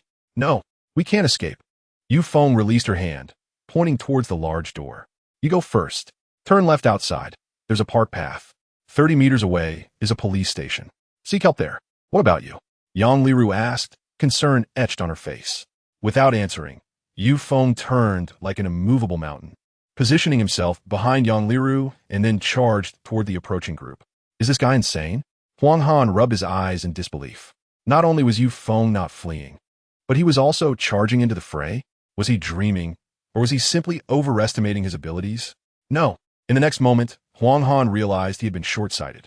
As Yu Feng confronted the first suited thug, he pressed forward rather than retreating. In a single fluid motion, he delivered a perfect kick, toppling the first assailant. He has trained.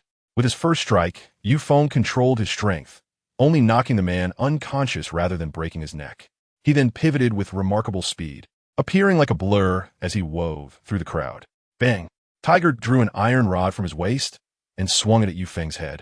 But Yu Feng's fist struck Tiger's arm with such force that it sent pain shooting through him. In an instant, Tiger was sent sprawling to the ground, violently coughing up blood. The fluidity of the combat was beyond what even the most renowned martial arts teams in the country could achieve. He was incredibly skilled. Huang Han was profoundly astonished by Yu Feng's prowess. Had he allowed the security team to confront Yu Feng earlier, he too might have met a similar fate. The thought sent a shiver down Huang Han's spine, and he sighed in relief. Thank goodness Linya arrived in time. Otherwise, with his frail frame, he might have been hospitalized for a month. Meanwhile, as Huang Han marveled at Yu Feng's abilities, Yang Liru, positioned at the back door, was equally taken aback. Coming from a prestigious family, she had grown up with dedicated bodyguards. Once, she had secretly watched her father's bodyguard effortlessly chop through a tree, believing that to be the pinnacle of human combat capability. Yet compared to Yu Feng, there was simply no comparison. Over 20 assailants, each armed with sharp weapons, could not even approach him. They fell to the ground before they even threw a punch. Who exactly is he? What are you standing there for? Run. Seizing the opportunity as one attacker went down, Yu Feng turned and shouted, Right, uncle. Hang in there, I'll call for help. Young Liru, flustered, flung open the back door and hastened her escape. As she ran at a swift pace, she began to piece together the situation. Perhaps uncle had brought her to Huamei Group, not only for her safety, but also because he had foreseen the threat against her. If that were the case, she owed him yet another debt of gratitude. No, she could not abandon him like this. Young Liru clenched her fists, and soon the shadow of the bureau appeared in her line of sight. A smile broke on her face. But just as she was about to step through the bureau's doors, a sleek black Ferrari roared in like a cheetah, halting before the entrance.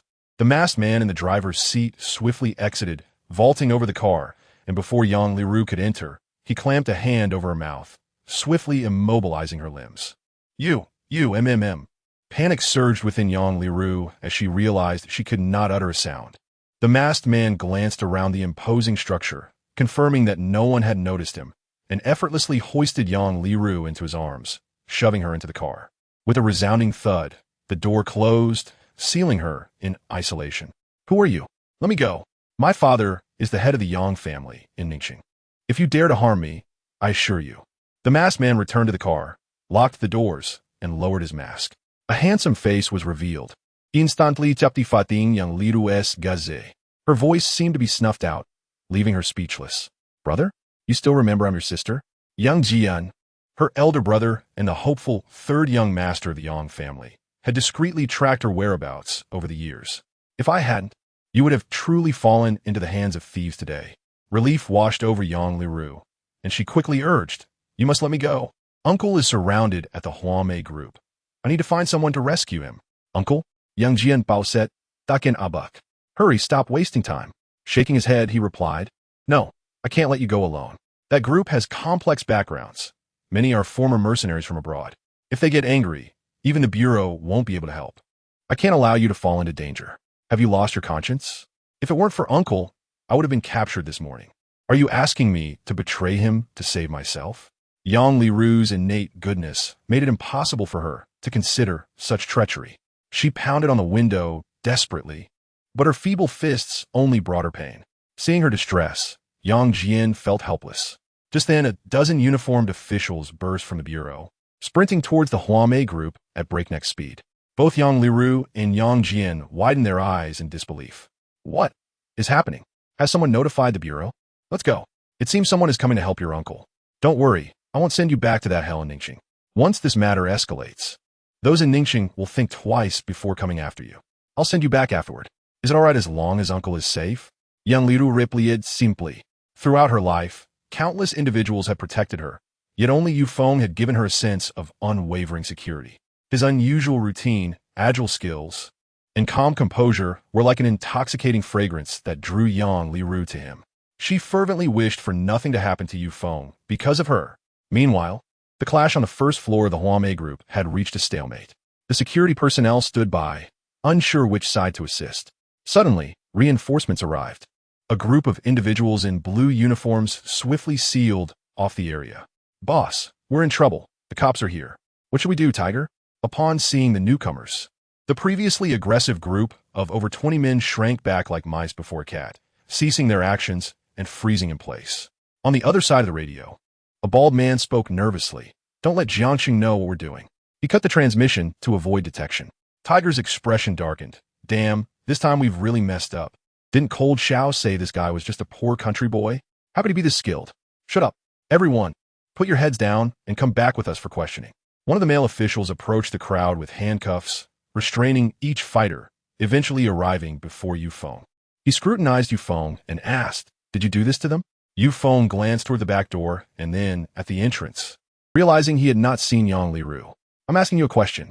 Turning back, Yu Feng replied, "Yes, it was me." "All right then, you got quite the attitude. With all these people under your influence, let us go." Without further ado, the young man slapped handcuffs on Yu Feng and pulled him outside. Chapter 14. The fierce yet dim-witted beauty. Back at the bureau, over 20 individuals from various factions were ushered into small interrogation rooms, while Yu Feng was taken to a separate, isolated chamber. Seated on a peculiar iron chair, he recalled the interrogation training from within the Wolf Fang unit. Once captured, any member of the Wolf Fang Special Forces held only two beliefs. First, to stand and live, seizing the opportunity to break through the enemy's encirclement and retaliate. Second, even in death, not to kneel but to face it like a man. What a familiar feeling. Unfortunately, this was not Wolf Fang. Knock, knock. A cold rap echoed from outside the room as a woman clad in a sleek black uniform, her demeanor sharp and her beauty striking, entered, holding a stack of documents. Lin, Sister Lin? The intern responsible for recording the conversation turned pale, rising from his seat. She was renowned in the bureau as a fierce figure. Recently appointed as deputy team leader, having dismantled 5 money laundering syndicates shortly after her arrival, earning her significant respect. No one dared to cross her. Sit down. This doesn't concern you. Yes, Sister Lin. The intern sighed in relief, fearing he had made a mistake. Lin Yunan took her seat, her eyes narrowing with intense scrutiny as she focused on Yu Feng. Name. Isn't it written on the document in front of you? Yu Feng replied expressionlessly, pointing to a sheet that contained his basic personal information. I told you to answer. Are you deaf? Lin Yunan snapped. Yu Feng rolled his eyes, retorting, Is this how you conduct investigations? Over 20 people almost took my life at the Huamei group today, and my colleague is still missing. Instead of searching for them, you come to interrogate me? Yu Feng struggled to contain his anger. Since arriving at the bureau, he hadn't seen a trace of Yang Liru, amplifying his anxiety. Lin Yunan tightened her grip on her black pen, snapping it in frustration. Her gaze turned icy. If it weren't to find someone, would I be here talking to you? You think I don't know what you're capable of? One person taking on 20, and you're unscathed? Only some secret trained assassins from foreign mercenary groups possess such skills. Are you denying it? Lin Yunan was aware of a missing person. She had seen the surveillance footage from the Huamei group's first floor and learned about the incident. When she went to question the group as president, Linya, regarding Yu Feng's identity, she received a stark warning. I advise you not to seek him out. With a military background, Lin Yunan was even more determined to uncover Yu Feng's true identity. Why would the prestigious Huamei group personally greet a mere janitor? Moreover, the scant details in Yu Feng's file were far less elaborate than even a primary school student's resume, fueling Lin Yunan's curiosity. As she began to investigate Yang Liru's background, she was taken aback. A seemingly inconspicuous clerk from the Gao family jewelry group was, in fact, the runaway daughter of the second-tier Yang family in Ningxing. Furthermore, Yang Liru had only known Yu Feng for a few hours. Imaginative Lin Yunan immediately suspects Yu Feng. Yu Feng, somewhat speechless, mutters, What a brainless fool. What did you say? Lin Yunan slams her hand on the table. Yu Feng remains unfazed, replying, You should focus on finding the real culprit instead of banging the table here, and certainly not label someone as a suspect without solid evidence. Honestly, I'm beginning to doubt your investigative abilities. Which foolish pig allowed you to occupy this position? Upon hearing this, the intern was incensed. Hey you, a mere janitor. What right do you have to speak like that? Our sister Lin is a graduate of Kyoto Aviation University. Do you even know where you are? Lin Yunan, with a sarcastic tone, interjects, enough. Talking to someone with their eyes closed is an insult to our intelligence. Remember, the more innocent they appear, the more suspicious they are. Deep down, she firmly believes this is a premeditated kidnapping. Yu Feng is merely playing the role of the hero, while those thugs are merely pawns designed to lead Yang Liru into the final trap. She refuses to believe that a man would be willing to fight 20 people for a woman he has just met for a few hours. Either he is mentally deficient or harbors ulterior motives. As for love, she scoffs at the notion of love at first sight. Yu Feng, disdainfully curling his lip, boldly states, if you believe I'm a suspect, feel free to investigate. Regardless, once 24 hours are up, you must release me. According to the footage, I was forced to defend myself, and legally, you have no right to detain me.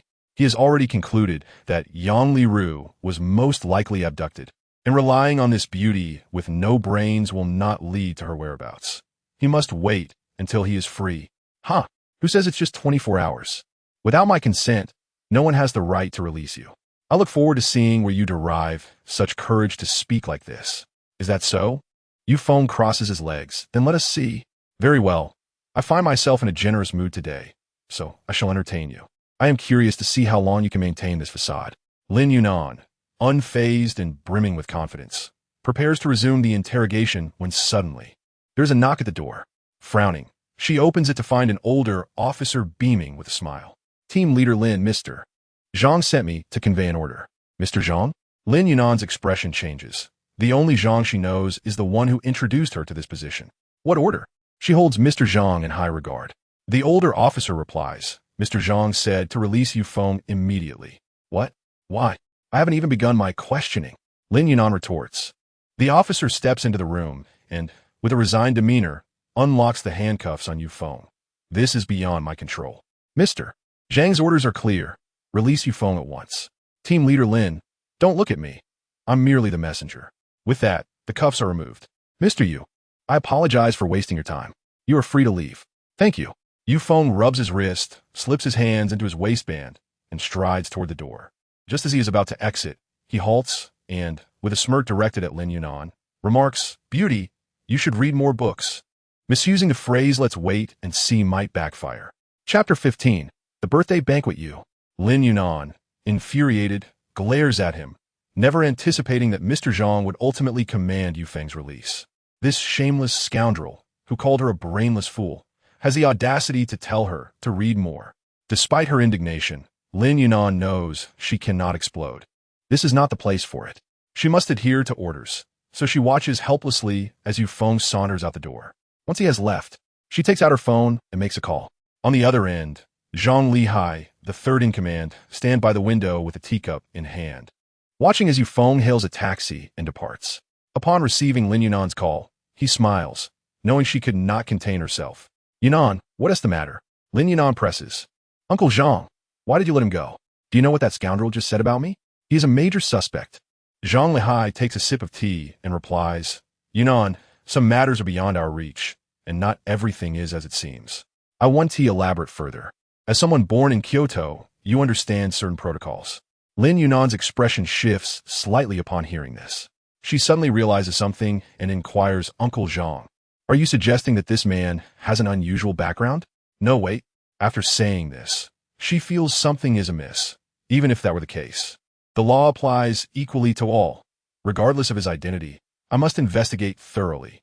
Zhang Lihai sighs heavily. Yunan, it seems you've been working too hard lately.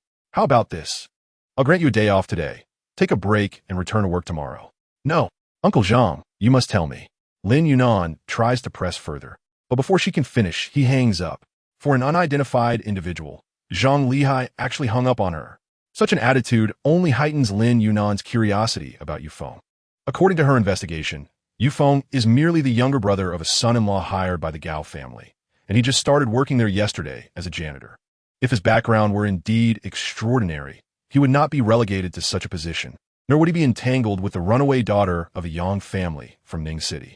Everything is shrouded in mystery. Team leader Lin, that Yu Feng is too arrogant. Should I send someone to keep an eye on him? The intern, noticing Lin Yunan's fury, offers a suggestion. Be quiet. Don't disturb me. Lin Yunan, still seething, cannot help but wonder about Yu Feng's true nature. She promptly dials another number. Hello. Please help me check the file of a person named Yu Feng, born in 1998. From Jiangqing. I have already sent you his photo. Understood, Mississippi. The voice on the other end responds, followed by the sound of typing on a keyboard. However, just as the typing starts, it abruptly ceases. What is going on? Lin Yunan senses something is off and quickly asks.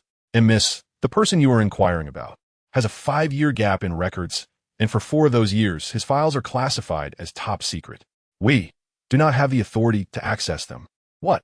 A wave of shock crashes over Lin Yunan, akin to a meteorite falling from the sky, leaving her momentarily dazed. No access to his records? Who is he? Driver, just drop me off here. All right, take care. After paying the fare, Yu Feng returns to the employee dormitory. He inspected the area surrounding Huamei Group, but found no signs of a struggle, indicating that Yang Liru had not sustained any harm and had vanished without a trace. This perplexing situation leads him to decide to request a day off from his brother, postponing his work at the group. As he reflects on this, the time swiftly passes until noon. Just as he lies down on his bed, his phone rings. It's Lu Masheng. Seeing the caller ID, Yu Feng quickly sits up straight. Lu Shua, back already. Lu Masheng, watering flowers in the villa's garden with an old-fashioned mobile phone in hand, greets him with a warm smile. Lu Shuai, was it you who called them? Yu Feng inquired as soon as the conversation commenced. Lu Masheng replied nonchalantly, this morning, Xiao Wang reported to me that you had encountered conflict with 2 factions. I just sent Xiao Wang to investigate. One group hails from Ningxing and does not appear to be targeting you. The other is a gang from Jiangcheng, rather inconsequential. We might as well take this opportunity to deal with them. The mastermind behind them is someone named Leng Chun. You are acquainted with him, I presume? Leng Chun? Yu Feng responded, unfamiliar with him. Since arriving in Jiangcheng, he had only met a few individuals. Could he be the one he had thrown into the river? I do not know him, he stated. Unfamiliar, you say? Very well. Since you do not know him, I shall refrain from intervening.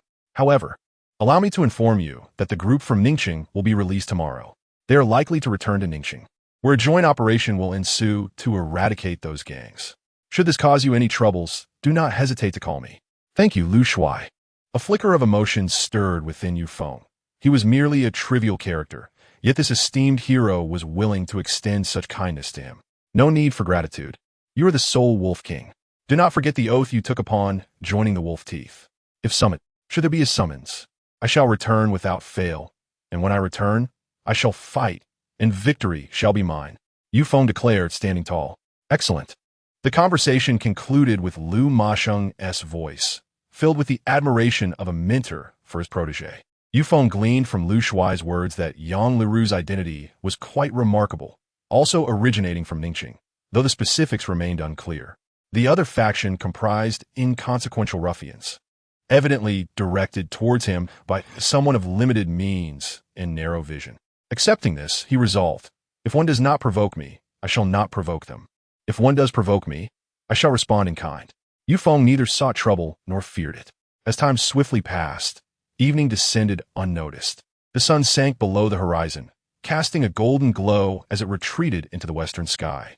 Yushan parked his luxury vehicle at the entrance of the Group's headquarters, alighting and hastening towards the staff dormitory to locate Yu Feng's room. Knock, knock, knock.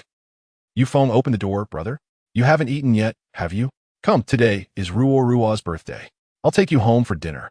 You'll finally meet my parents-in-law. If you charm them with your words, perhaps you can secure a more leisurely position at work tomorrow. All right. Chapter 16. Stop, beast. Yu Feng did not express his eagerness for a better position merely for self-interest. It was for his niece. Given the unique toxins she had endured, logically speaking, the treatment should leave no lingering issues.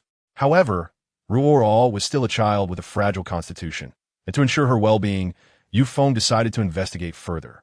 Upon boarding Yushan's luxury vehicle, they arrived half an hour later at the grand villa nestled in the hills, belonging to Gao Yushuang's parents. A line of opulent cars worth at least 3 million each was parked outside, indicating that the guests attending Gao Yirua's 7th birthday were prominent figures from various circles. Yufeng took a quick glance as he followed Yushan into the villa. Knock, knock, knock. Yushan knocked on the door. An elderly butler appeared, opening the door. Upon seeing Yushan, he frowned and coldly remarked, "Why are you so late? The house is in disarray, and you are out? Is this the butler?" Yufeng squinted, considering that his brother, regardless of his circumstances, was still the son-in-law of the Gao family. A mere butler, by virtue of status and rank, should not dare speak in such a tone. However, Yushan quickly donned a smile. "Apologies, Butler Wang. I want to fetch my brother. He has just arrived in Jiangxing. I brought him to celebrate Rua's birthday and to broaden his horizons." "Your brother?" Butler Wang glanced at Yufeng. "Is this the scoundrel the young lady spoke of?" "Brother Wang, my brother is not a scoundrel. He is a good person," Yushan retorted, his expression darkening. "Whether he is a scoundrel is evident. Someone who has been imprisoned can hardly be good. You better keep an eye on him. If he causes trouble for any notable figures, no one will assist you. Be cautious. You may find yourself in a predicament." With that, the elderly, irascible, and arrogant Butler Wang turned and retreated into the villa. Yushan's face flushed red. Being reprimanded by a servant in front of his brother was a blow to his dignity. Nevertheless, he maintained a forced smile and turned to Yufeng. "Little brother, do not take it to heart. The Gao family is generally kind-hearted, though their words can be harsh. Please bear with it." Yufeng nodded. "It's all right, brother. I seldom visit. Today is merely for my niece's birthday." "Good. As long as you're not bothered, come. I will take you inside." With that, Yushan led Yufeng further into the villa, which boasted 4 stories. The rooftop served as the main venue for the birthday celebration. "Brother, my sister-in-law is on the rooftop attending to guests. I shall go ahead. There are several important business figures to greet. Why not rest in a lounge on the 3rd floor until the party begins? I will call you when it's time." Upon bringing Yufeng to the 3rd floor, Yushan suddenly remembered some important guests still needed attention, considering that those on the rooftop were powerful individuals. He thought it best to finish his duties before accompanying his brother. Yufeng smiled. "No need, brother. I will explore a bit. This hillside villa is new to me, so do not worry about me." "All right. Oh, by the way, where is Rua? She should be playing on the 2nd floor." Yushan replied after a moment's thought.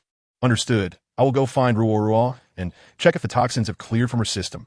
With that, Yufeng descended the stairs. Meanwhile, Yushan hurried up to the rooftop, where he found Gao Yushuang conversing with guests. "Yushuang, I have arrived." Gao Yushuang cast a cold glance. "Where have you been? Returning so late when there are many guests tonight?" "I want to fetch my little brother," Yushan replied. "Yufeng, where is he?" Gao Yushuang looked around for Yufeng, but did not spot him. "He wanted to check on Rua. He said he wanted to see if her health was all right." Yushan explained. "Oh, good." Gao Yushuang had not anticipated that Yufeng would be concerned for Rua. Her previous opinion of him shifted considerably. He possessed remarkable medical skills. Given a proper platform, he could flourish. "When it comes time to cut the cake, give a piece to your brother. I specially hired a top-tier cake master from abroad. Many wealthy individuals covet it but cannot procure it." After a moment of contemplation, Gao Yushuang decided to share her slice of cake with Yufeng as a gesture of gratitude for saving Rua. After all, the cake had been ordered a week prior, and since Yufeng had not been present, he had not been allotted a portion. "All right, thank you, my dear." Upon reaching the 2nd floor, Yufeng felt as though he had entered a labyrinth.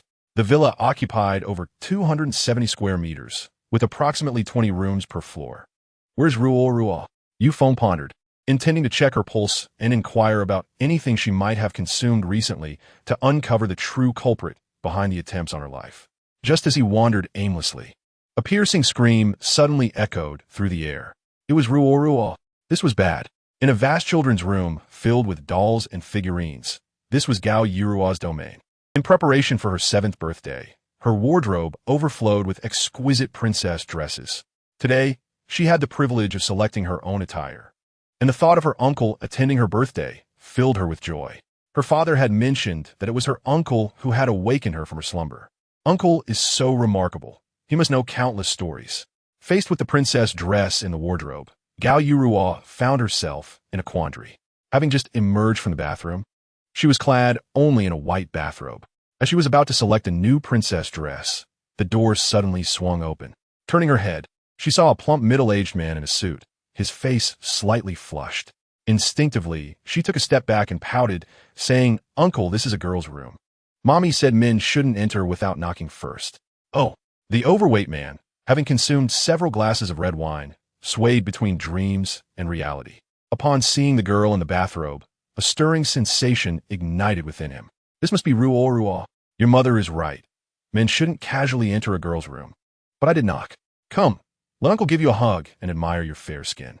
Under the influence of alcohol, he set down his glass, approached her, and reached out to grab her. Don't, Uncle, put me down. Gao Yiruo protested, struggling to break free, but her efforts were futile against his strength. The moment he heard her cries, a thrill coursed through him. With a laugh, he tore open her bathrobe, exclaiming, "Wow, Ruo's skin is so white." Just as he leaned in closer, a figure burst through the door. "Beast, stop!" Yufeng had arrived. Chapter 17. A resounding slap. Yufeng's eyes widened in fury at the sight of a middle-aged, lecherous man laying hands on a child. He could not tolerate it. Su Chong's expression changed, and as he turned, a massive fist collided with his face. Bang! The tremendous force left a purple bruise on Su Chong's eye, causing him to stumble backward. Seizing the opportunity, Gao Yiruo quickly broke free, clutching her bathrobe, and scurried behind Yufeng for safety. Thud! Su Chong collapsed to the ground, his head buzzing, completely dazed. The effects of the alcohol faded as the punch fully roused him. You dare hit me?" Su Chong was stunned until he caught a glimpse of his ridiculous reflection in a mirror, igniting his rage. "Hit you? For a beast like you? Even taking your life would be a form of protection for the world. You deserve to be punished." Yufeng relaxed his wrist. You. Su Chong trembled with anger, a powerful figure in Jiang City's food industry, experiencing this humiliation for the first time. He had forgotten all his misdeeds. Stumbling to his feet, he pointed a finger at Yufeng, coldly declaring, "Boy, if you have the guts, tell me your name. If I don't kill you today, I'll take your surname." Yufeng crossed his arms. "I am Yufeng." "Yufeng?" Su Chong smiled derisively. "Who did I think you were? Just the brother of that useless son-in-law from the Gao family. Today, you are finished. Don't think your brother's status allows you to act recklessly. There are many you cannot provoke in Jiang City. Now kneel and bow 3 times, calling me grandfather, and cripple a leg. I might spare you for Gao Yushuang's sake. Otherwise, face the consequences." Su Chong held up 3 fingers, his expression one of arrogance, as if he anticipated Yufeng as fate. "Is that so? Uncle, let's find Mommy." Gao Yiruo tugged at Yufeng's shirt, frightened. Yufeng gently ruffled her hair. "Of course, we will find her. But before that, he must pay for his actions." "Huh, make me pay? You think you're worthy?"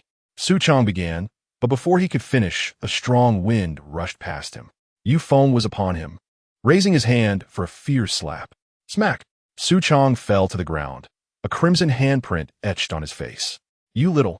Yufeng's expression remained devoid of emotion, his eyes icy as he grasped Su Chong by the throat. Su Chong struggled to speak, his neck turning red and then purple. Yufeng raised 3 fingers. "Given the nature of your actions towards my niece, I offer you 3 choices.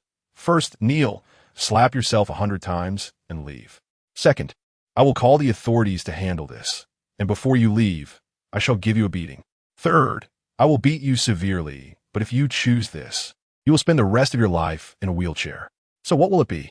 As he spoke, Yufeng's gaze was unwavering. This was already a merciful approach compared to the tortures he had inflicted on international criminals and special assassins during his 5 years in prison. Suffering 1,000-fold more than this, Su Chong began to panic, the suffocating pain making his scalp tingle. It was the first time he felt so close to death. Would this man truly do it? Just then, the butler Wang, who had opened the door for Yufeng, passed by with drinks and inadvertently witnessed the scene. Shocked, he trembled violently. This was the most esteemed guest of the Gao family, Su Chong, the chairman of the Su Group, dominating 60% of Jiang City's food industry.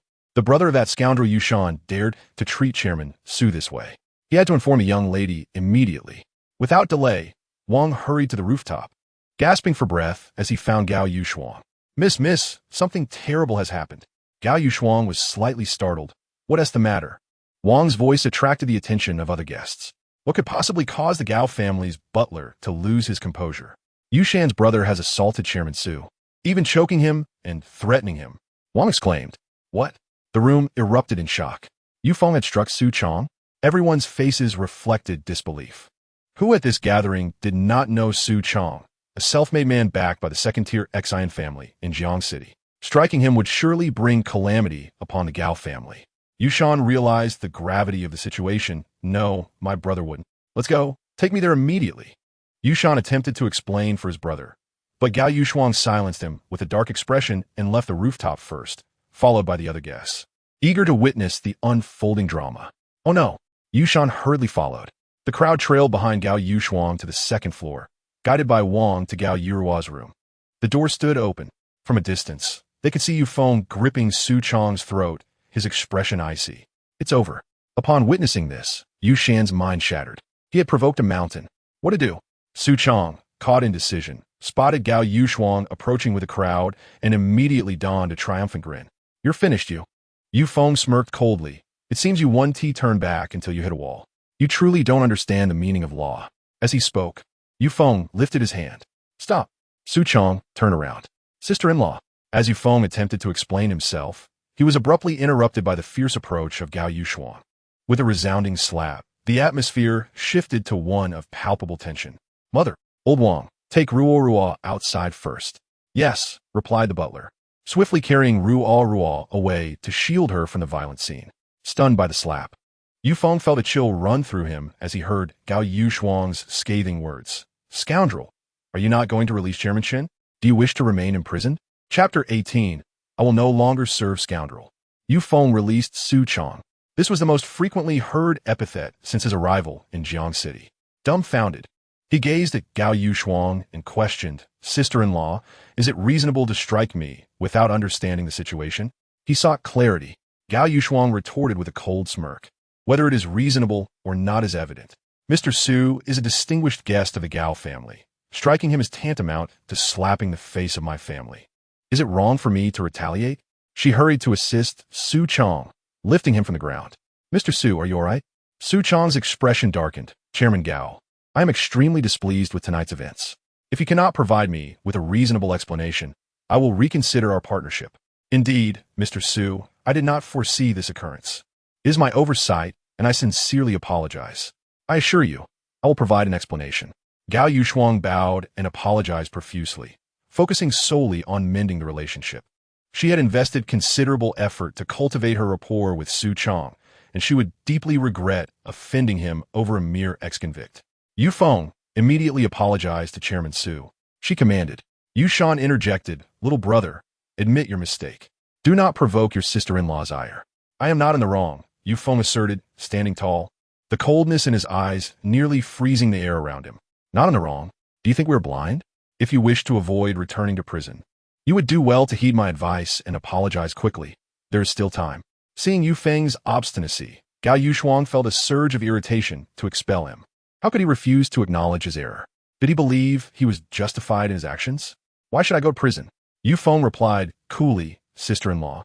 Perhaps you should inquire what this man has done. One cannot judge solely by appearances. This is a principle you ought to understand. What do you mean? Su Qiang, emboldened by his numbers, bellowed, do you think you are anything? I merely commented on your brother, and you resort to violence? Your brother, Yu Shan, is known in Jiang City as a kept man. Everyone knows that your position as a cleaner was obtained through your brother's supplication. Someone of your ilk should obediently accept training. How dare you strike me? Believe me, I could easily ensure you starve in Jiang City. Hearing Yu Feng mention the past, Su Chang panicked and decided to accuse first. His words swayed the crowd, who nodded in agreement. So that's the reason. He lashed out because of his brother. After all these years as a live-in son-in-law, he dared not utter a word. What right does he have to be angry? Indeed, how can a nobody presume to fight back, lacking the ability to flip the table? Yet his temper is greater than that of those who can. Sigh. Chairman Su's assessment is accurate. It is all factual. So what if it is spoken? If you cannot handle the truth, then leave. You do not belong in this circle. You are merely asking for scorn. Those speaking were closely allied with Su Chang. In this world, wealth reigns supreme. Those with money wield power. No one would confront a prominent figure over an inconsequential individual. These words pierced Yushan, who stood before the crowd, silenced by the harsh reality. He was but a lowly figure from the countryside, devoid of connections or capabilities. Helping Gao Yushuang was already a stroke of fortune in his life. For 5 years, he had lived as a servant at the beck and call of the Gao family, Afraid to argue with anyone, lest Gao Yushuang cast him aside. He could not afford to lose the status he had painstakingly acquired. However, now his brother was embroiled in a conflict with the esteemed Su Chong. An apology was imperative to avert disaster. After much contemplation, Yushan realized that if he remained silent, Yu Feng would not retreat. He stepped forward, head bowed beside Yu Feng. Little brother, heed my words. Bow your head and say you are sorry. This will pass. Elder brother, Yu Feng was astonished. You would allow yourself to be humiliated? Do you not resist as they trample upon your dignity? Just then, an infuriating voice sliced through the air. At least you recognize your place, Yushan. Truly, the infamous kept man, you excel at submission. No one could surpass you. Su Chong laughed, hands on his hips. Kid, with so many witnesses, I will extend a courtesy to Gao Yushuang. I shall overlook this. If you kneel and apologize today, I will consider this matter resolved. Think carefully. Gao Yushuang chimed in. Did you hear that, Yu Feng? Chairman Su is giving you an opportunity. Can you not set aside a bit of pride? Acknowledge your mistake. Do not say no one has given you a chance. As they spoke, Yu Feng smiled coldly, his lips curled in disdain. How laughable! How truly laughable! Is this the world outside? The black can be made white, and the white easily tainted black. What are you laughing at? Yu Feng, kneel and apologize, Gao Yushuang urged. Apologize? Yu Feng clenched his fists. I am innocent. Why should I apologize? You! Gao Yushuang seethed, her anger flaring. Even in this dire situation, Yu Feng remained obstinate. As she prepared to reprimand him further, he interjected coldly, Sister-in-law, you have not even inquired about the events that transpired, yet you demand my apology. Yu Feng was mistaken in my trust in the Gao family. What do you mean? Nothing of consequence, Yu Feng continued. You fear my actions might implicate the Gao family. Tomorrow, I shall submit my resignation as a cleaner at Gao Group. I am no longer serving. I will vacate the premises. Elder brother, you know my character. I have no intention of meddling in your relationship with sister-in-law, nor do I wish to burden you. With that, Yu Feng directed his gaze towards Su Chong, stepping forward. Su Chong gulped and instinctively retreated. What do you intend? Nothing of significance. I merely wish to speak with you. My name is Yu Feng, and today's events have no bearing on the Gao family. If you seek trouble or wish to settle scores, direct it solely at me. I await your retribution. As for the others, let it be known, though my brother may hail from humble origins, all men are born equal. Should I hear any of you disparaging my brother, do not expect me to hold back. With that, Yu Feng resolutely turned and strode out of the room. Apologize? No, Yu Feng will not serve. Chapter 19. The truth unveiled. Yu Feng's silhouette faded from the Gao residence, leaving the onlookers gasping in disbelief. No one anticipated his steadfast defiance. Moreover, the words he directed at Su Chong were tantamount to courting disaster. Without the Gao family's protection, what resistance could a mere country bumpkin muster? Gao Yushuang immediately recalled this point and quickly turned to Su Chong to apologize, saying, Mr. Su, I sincerely apologize. I beg your pardon. You are magnanimous enough to tolerate my husband's indiscretions. Please grant me a few days, and I assure you I will bring him to your door to express our contrition. Su Chong, still reeling from Yu Feng's words, pondered that it would be best to keep the matter from escalating. Although he had regained his composure, the incident was still fresh in his mind, and he knew that if it spread, it could tarnish his reputation. Enough of this. He waved dismissively. What is my status that I should bother with an insignificant pest? Let us consider it as having stepped in a pile of refuse. There is no need for a formal apology. Upon hearing this, Gao Yushuang's face brightened with joy. Is that true? How wonderful. Thank you, Mr. Su. My husband's brother is simply uncouth. I appreciate your forbearance. Yushan, why are you just standing there? Come and express your gratitude. She turned to glare at Yushan, her tone commanding. Still echoing with Yu Feng's words, Yushan questioned himself. When had he become someone so humiliated that he dared not retaliate? Indeed, even the wealthiest of tycoons and the most powerful individuals are but mere mortals. Why should his life be subjected to their derision? Yet, thinking of Yu Feng's safety, Yushan's expression remained impassive as he forced a smile. He lifted his head, the grin awkward and strained. Thank you, Mr. Su. My brother is indeed a fool, and I shall certainly educate him upon returning. I am truly grateful. It is of no consequence. As I said, there is no merit in quarreling with an insignificant creature, and you too are of little consequence. If not for Chairman Gao's reputation, I would scarcely have acknowledged your existence, Su Chong remarked. Well then, I must take my leave for the evening, Chairman Gao. I have a few matters to attend to. A desire to escape welled up within him. Very well, Mr. Su. Take care. With that, Su Chong straightened his suit and hastily departed the villa. After such a commotion, the birthday banquet had been delayed. The guests, after watching a few performances on the rooftop and exchanging pleasantries, eventually dispersed. Overall, the evening was a resounding failure. Once the guests had departed, Gao Yushuang's expression turned cold. She returned to her room in a fury, glaring at Yushan, who sat vacantly in the study. With a resounding slam, she shut the door. What is the matter? Yushan lifted his head. What is the matter? You dare ask me that? Your brother has caused a calamity that nearly cost the Gao family its partnership with Su Chong. Do you have any idea how long I prepared for tonight's banquet? Furthermore, if Ruo witnessed your worthless brother resorting to violence, she may be too frightened to leave her room, potentially leaving her with lasting trauma. You don't go comfort her, but instead sulk here? Do you believe yourself to be wronged? Is it Su Chong's words that have shattered your pride? Gao Yushuang's words struck deep, utterly disregarding Yushan's feelings. Her piercing inquiries were like needles, leaving him with countless wounds. Since joining the Gao family, Yushan had gradually morphed from a fearless youth into a man who constantly sought others' approval. For Gao Yushuang's happiness, he could forego his dignity. To avoid burdening the Gao family, he remained silent even when the family's business associates humiliated him. To preserve the family, he had unwittingly rendered himself a coward.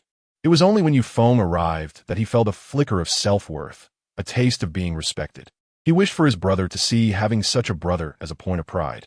Yet he realized that the dignity he could not maintain was gained by Yufeng at the cost of his own fists. Brother, why are you still dawdling here? The rooftop is a mess. Are you waiting for me to clean it up? Gao Yushuang scolded. Enough, Gao Yushuang. I, Yushan, am not your servant. You. Gao Yushuang was taken aback. Yushan was exhibiting this kind of defiance? You worthless man, as a live-in son-in-law. What right do you have to be defiant? Just as she prepared to unleash another reprimand, there came a series of knocks at the door. Mommy, it was Ruo. Gao Yushuang approached the door and opened it. Clad in a pink short-sleeved pajamas, Ruo pouted, her arms outstretched in sorrow. Ruo, darling. Mommy is here. There is nothing to fear. Assuming her daughter was frightened, she quickly scooped her up and carried her into the study, shutting the door behind them. Why are you still awake at this hour? Are you scared? Would you like Mommy to accompany you? Gao Yushuang spoke gently, her demeanor contrasting sharply with her earlier harshness. Ruo shook her small head, glancing around before asking plaintively, where is Uncle? Didn't he say he would come celebrate my birthday? Why isn't he here? I've been looking for him for so long. Uncle? Yushan scoffed. Your uncle has been driven away. Yushan, what do you mean by that? Who permitted you to speak such things in front of the child? Why not? Am I not allowed to speak the truth? Yushan retorted defiantly. Ruo quickly interjected. Daddy and Mommy, please don't argue. It must be Ruo's fault. I must not have been good, causing Uncle to be sent away. Mommy, please don't chase Uncle away. He was only trying to save me when he fought. What? Children speak no falsehood. At this revelation, both Gao Yushuang and Yushan's expressions shifted dramatically. Save? They exchanged glances, and the realization dawned on them that the events of the evening were far more complex than they had perceived.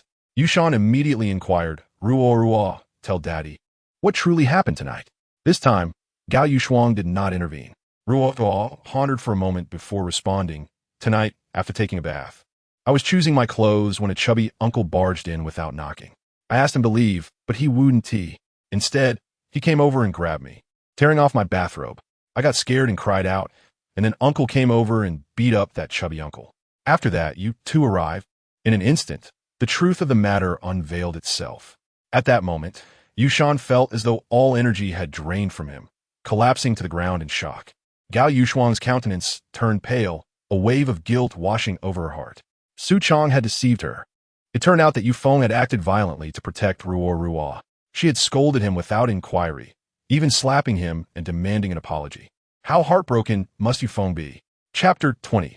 Unrest in the night, Yushan remained frozen in place for some time, a few crystalline tears welling in his eyes. Brother. He lifted his hand to wipe away his tears and resolutely stood. Where are you going? Gao Yushuang asked anxiously. I'm going to find him, dear wife. You must apologize to him. Yushan stated earnestly. Apologize? On what ground should I apologize? Gao Yushuang, raised in privilege, inherently believed herself to be of noble birth. Even if she were at fault, she was reluctant to admit it. Shouldn't you be the one to apologize? Yushan shot back incredulously. Yushan, do not forget you are a live-in son-in-law of the Gao family. What gives you the right to speak to me in such a tone? It was your brother who left without clarifying matters, and now you blame me? Did you ever give him the chance to explain? The question left Gao Yushuang speechless, unsure of how to respond. Had she? From start to finish. Her message to Yu Feng had been clear: apologize. An apology was the only path available for a mere scoundrel just released from prison, despite being a guest of the Gao family. Suddenly, she recognized her own harshness, her unreasonable demeanor in that scenario. But what of it? She was the eldest daughter of the Gao family. Wrong or right, she was above it all. You are not permitted to go. Gao Yushuang commanded Yushan. Ignoring her, Yushan swung open the study door. You come back. If you go, it will be a slap to my face. You wish to humiliate the Gao family, don't you? Come back here, Gao Yushuang.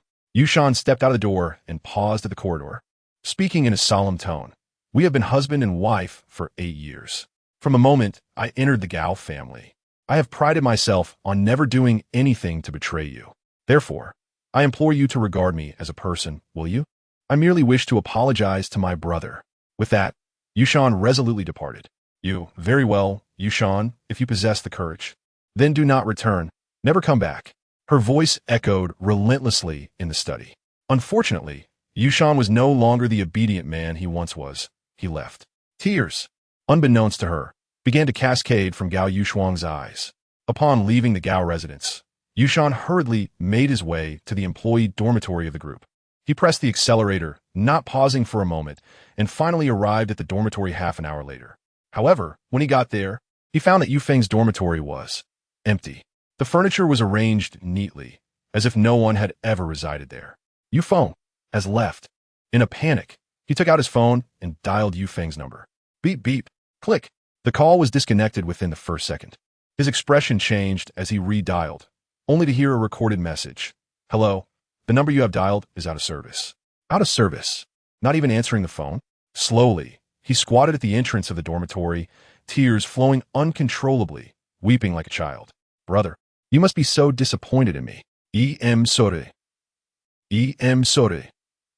It's my fault. I've let you down. Sorry. He cried, his eyes reddened, repeatedly murmuring those 3 words of apology, when suddenly, overwhelmed with emotion, he blacked out and collapsed. In a solitary villa in Jiang City, the soothing strains of classical music floated through the air. Lung Chun lounged on the sofa, holding a blonde woman in his arms. A cigar perched between his lips, exuding an air of utter contentment.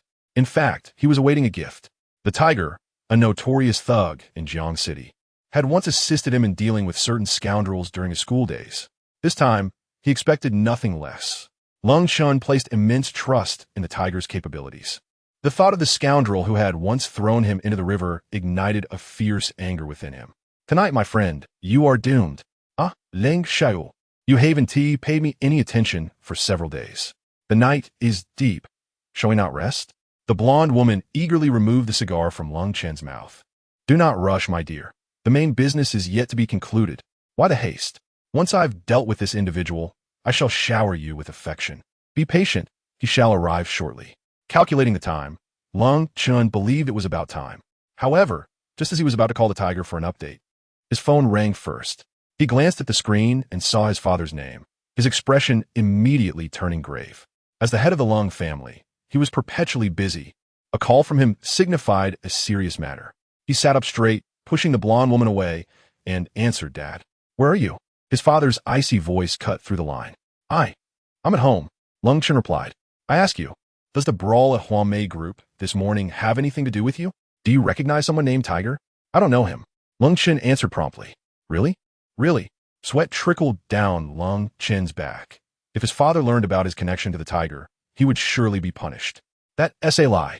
Your Uncle Lu called me today, saying you secretly sent the tiger to kill someone named Yu Feng. You still claim you don't know him? Do you realize the trouble you've caused? A deafening roar erupted from the other end of the line.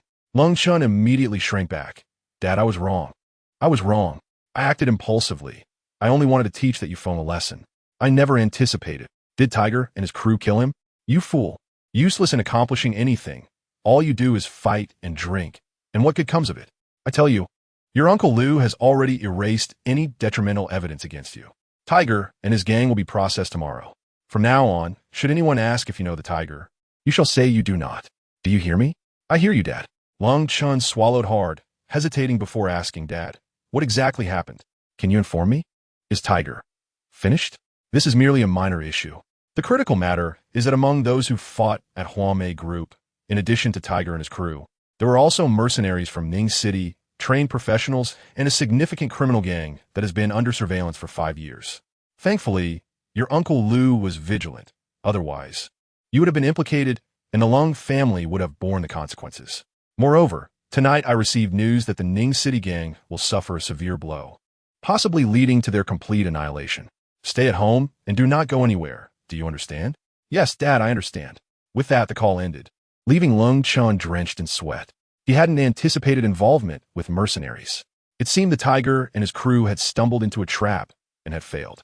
His eyes darkened, and in a fit of rage, he smashed a glass on the table. You damn scoundrel, you. This time you are fortunate. Once this storm passes, I shall seek my opportunity to settle the score with you. Chapter 21. Wang Ning the night was shrouded in darkness, with clouds gathering to completely obscure the sky, forcing the brilliant stars to retreat, gazing down upon the vast land as rain fell. Each night, the sordid elements of this world slowly crawled forth, devoid of light. They resembled hunters in search of prey. Yet, no one anticipated that those dwelling in darkness would themselves become the hunted. Wang Ning of Ning City, a name that resonates throughout the underworld north of the Yangtze River. Wherever one goes, the mention of Wang Ning evokes impressions of cunning and ruthlessness. The commercial empire led by Wang Ning is notorious for its misdeeds, engaging in arson, robbery, and oppression of the populace, not to mention its involvement in several severe kidnapping cases abroad. Thus, over the past 5 years, local authorities in Ning City have infiltrated Wang Ning's group with critical informants. And today, these informants played a pivotal role, taking advantage of the brawl at Huamei Group. Ning City resolved to use this incident as a pretext for a widespread crackdown on Wang Ning's organization. Consequently, after 8 p.m., the darkness of Ning City was illuminated by the dawn of justice. A large contingent of uniformed youths surged into Wang Ning's residence upon receiving their orders, securing every hideout associated with him. Simultaneously, Wang Ning's companies, bars, nightclubs, and clubs faced strict oversight. To put it bluntly, it was a net cast wide. No fly could enter, nor escape. The bustling streets filled with onlookers as the commotion unfolded, gathering outside the cordon to witness the spectacle. What has happened? You don't know? The legendary king of the night, Wang Ning, who owns the Huaduo bar, has been arrested. What? Wang Ning. ISNT, he the infamous butcher? I heard just days ago that he had a conflict with the Yang family over silk trade, and they beat him up. Now he is going to capture the Yang family's young lady as a concubine? How is he now caught? Is there any need to ask? Wang Ning, despite his arrogance, is merely a bully among ordinary folks. When he encounters formidable adversaries, his true nature is revealed. The Yang family, albeit a second-tier clan, boasts members of notable standing, including one who holds a position abroad. How could a clandestine figure like Wang Ning possibly contend with the Yang family? It seems he has met his match. As the crowd murmured, uniformed personnel emerged from the bar, each escorting a bar staff member who was firmly handcuffed. All of them were part of Wang Ning's organization. A young man in uniform stepped out, disappointment etched on his face. He approached his captain, saluted, and reported, "Sir, there is no news regarding that bald Wang Ning." "What? Not here either?" Long San furrowed his brows. "All the bars and clubs under his control in Ning City are secure by us, and we haven't received any reports about him from other locations. Is it possible he has escaped? Impossible. Where could he flee? We've searched everywhere. He must be hiding in some corner." Long San murmured, realizing something. "Quickly, send another team into the bar, focusing on uncovering any secret passages. He must have slipped away through one before we arrived." "Understood." With the order issued, Ning City plunged into a second round of search operations, enveloping the entire city in a tense atmosphere. After all, they were pursuing a significant target, and without exerting effort and making noise, capturing him would prove exceedingly difficult. Among those reveling in the chaos were the Yang family, who had received good news. Yang Liru was not in Wang Ning's custody. Should Wang Ning reach the final confrontation, the Yang family need not worry for their kin's safety. Yet, as they believed Wang Ning had nowhere to escape, a man, grimy and reeking, emerged from a sewer in a suburban park, accompanied by several others. The rain poured down relentlessly, as if mocking their folly. Damn, how cunning. I thought they would wait for me to gather more money before striking. I never anticipated this. Wang Ning roared into the desolate outskirts, venting his frustration. Boss, it does seem peculiar that Ning City took action. We were merely sending people to Jiang City to apprehend someone. They had no need to go to such lengths. The Yang family isn't that powerful. I suspect something is amiss. A subordinate remarked. I don't care. All my men have been captured, and I've lost assets worth over 100 million. I refuse to accept this. I will kill every last one of the Yang family. And that bastard who thwarted my attempt to capture Yang Liru will pay with his life. Wang Ning paused, his voice darkening. Has there been any investigation into Jiang City? What's the background of that guy, beside Yang Liru? His skills are extraordinary. Is he a mercenary from abroad? And who sent that group of people? A subordinate produced a phone and revealed a document. We found out that group consists of local thugs from Jiang City, ordered by a wealthy second-generation heir, the young master of the Lung family. They were targeting someone named Yufeng, and that Yufeng is precisely the one impeding our capture of Yang Liru. He is just a country bumpkin, the brother of the son-in-law from the Gao family in Jiang City, merely a janitor for a corporation. A janitor? Wang Ning's expression hardened. How could a mere janitor single-handedly incapacitate over 20 men? What a joke. Boss, he hails from the countryside, likely possesses greater strength from laboring in the fields. Damn it. Wang Ning felt utterly humiliated. As a ruler of the night, he found himself unable to capture a woman, while his 20-odd men were bested by a mere janitor. With his organization dismantled, he stood on the brink of losing his sanity. What now, boss? A subordinate inquired. Wang Ning contemplated, gazing at the oppressive sky, his eyes icy. The Yang family has gone too far. I cannot let this slide. The young lady of the Yang family is likely still in Jiang City, possibly with that scoundrel Yufeng. We must head to Jiang City and find the Lung family. Their interference cost me my men. They must pay a price. As the saying goes, the enemy of my enemy is my friend. We shall utilize him. Moreover, we will eliminate that Yufeng, teaching him that his very existence is a mistake. With that, he rose and departed. Unbeknownst to him, his path led not to paradise, but to an abyss from which he could not escape. He was oblivious to the fact that the arrest operation in Ning City was largely instigated by a single word from an elder residing in a special villa in Jiang City. Soon, he would comprehend the folly of his recent decisions and the terrifying force he was up against. Chapter 22. Father-son relationship. The night gradually faded amidst the clamor. The dawn's light broke once more over the horizon as Yufeng awoke in his hotel room. His belongings amounted to little more than a few articles of clothing, remarkably simple. After leaving the Gao family jewelry group's staff dormitory the previous night, he had spent the night here, standing by the bed for a while. Yufeng displayed a look of confusion. What path should he take from here? Having withdrawn from the team and returned to Jiang City, he found himself at a crossroads, uncertain of the direction forward. Perhaps I should just earn some money first. Even heroes must bow to the necessities of life at times. With that thought, Yufeng tidied his belongings and headed to a nearby hospital. Hello, I'm here to sell blood, he stated upon reaching the blood donation department. The receptionist was an intern nurse. Please fill out this form. Someone will take you for a health check shortly. If you pass, you can donate blood. All right. After completing the paperwork, Yufeng waited at the entrance for quite some time until a nurse arrived to escort him for the examination. After over an hour, his blood type and health report were processed, confirming he met the criteria for donation. However, when the nurse reviewed his blood type, her expression turned to shock. What's wrong? Asked the doctor, who had just exited the blood donation room. Upon seeing the report, he too was taken aback.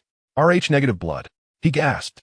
This type is exceedingly rare worldwide, and there are very few in domestic blood banks. Seeing their reactions, Yufeng furrowed his brow. Is there a problem with my blood?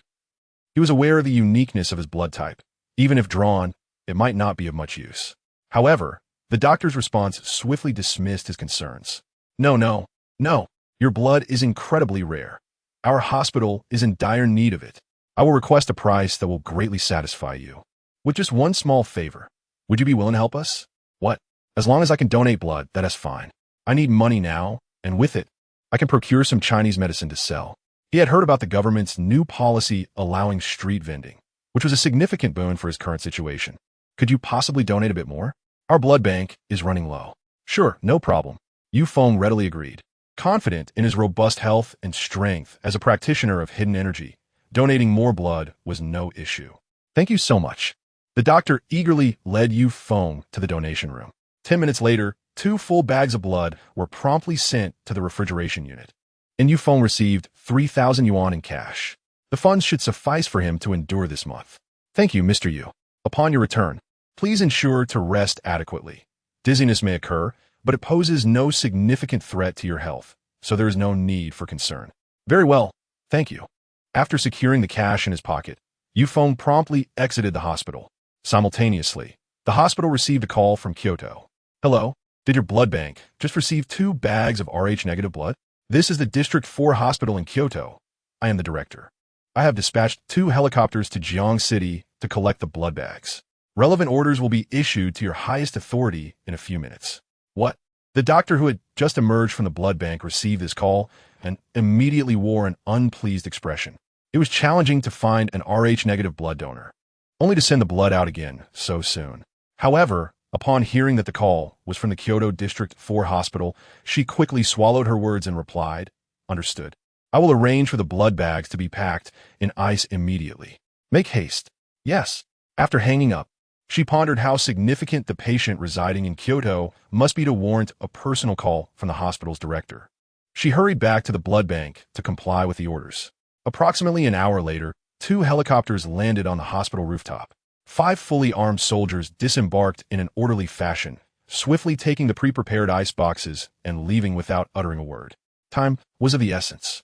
At this moment, within a prestigious hospital in Kyoto, renowned for its top-tier experts across various fields, a critical rescue operation was underway in one of the operating rooms.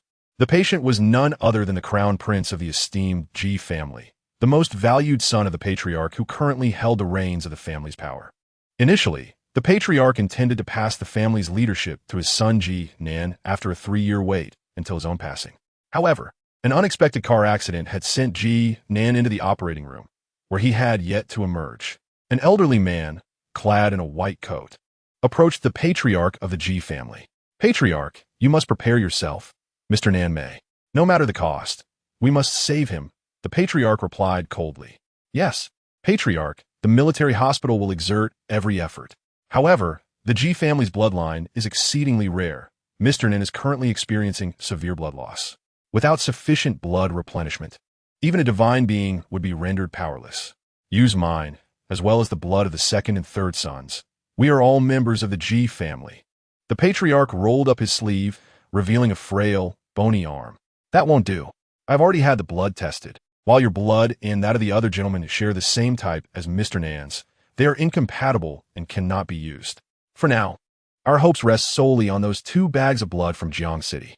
The director's words were impartial, yet conveyed the bleakest of outcomes. Is that so? The patriarch's face clouded with worry. He suddenly felt as though this might be divine retribution. To send one away, another must be returned. If only that child were still alive. How wonderful it would be. He recalled a time when a grandson of the Ji family, destined to grow up with a golden key, had tragically taken his last breath at birth, only to be sent away by him. Director, the blood has arrived. An hour later, the soldiers from the helicopter delivered the blood. Immediately send it for matching. Yes, with coordinated efforts from multiple departments. The 2 bags of blood transported from Jiang City were matched with Mr. Nan's blood, and the results came in. Upon receiving the test report, the director's expression shifted dramatically. What is going on? Can it be used? The patriarch inquired anxiously. Patriarch, it not only can be used, but it also what?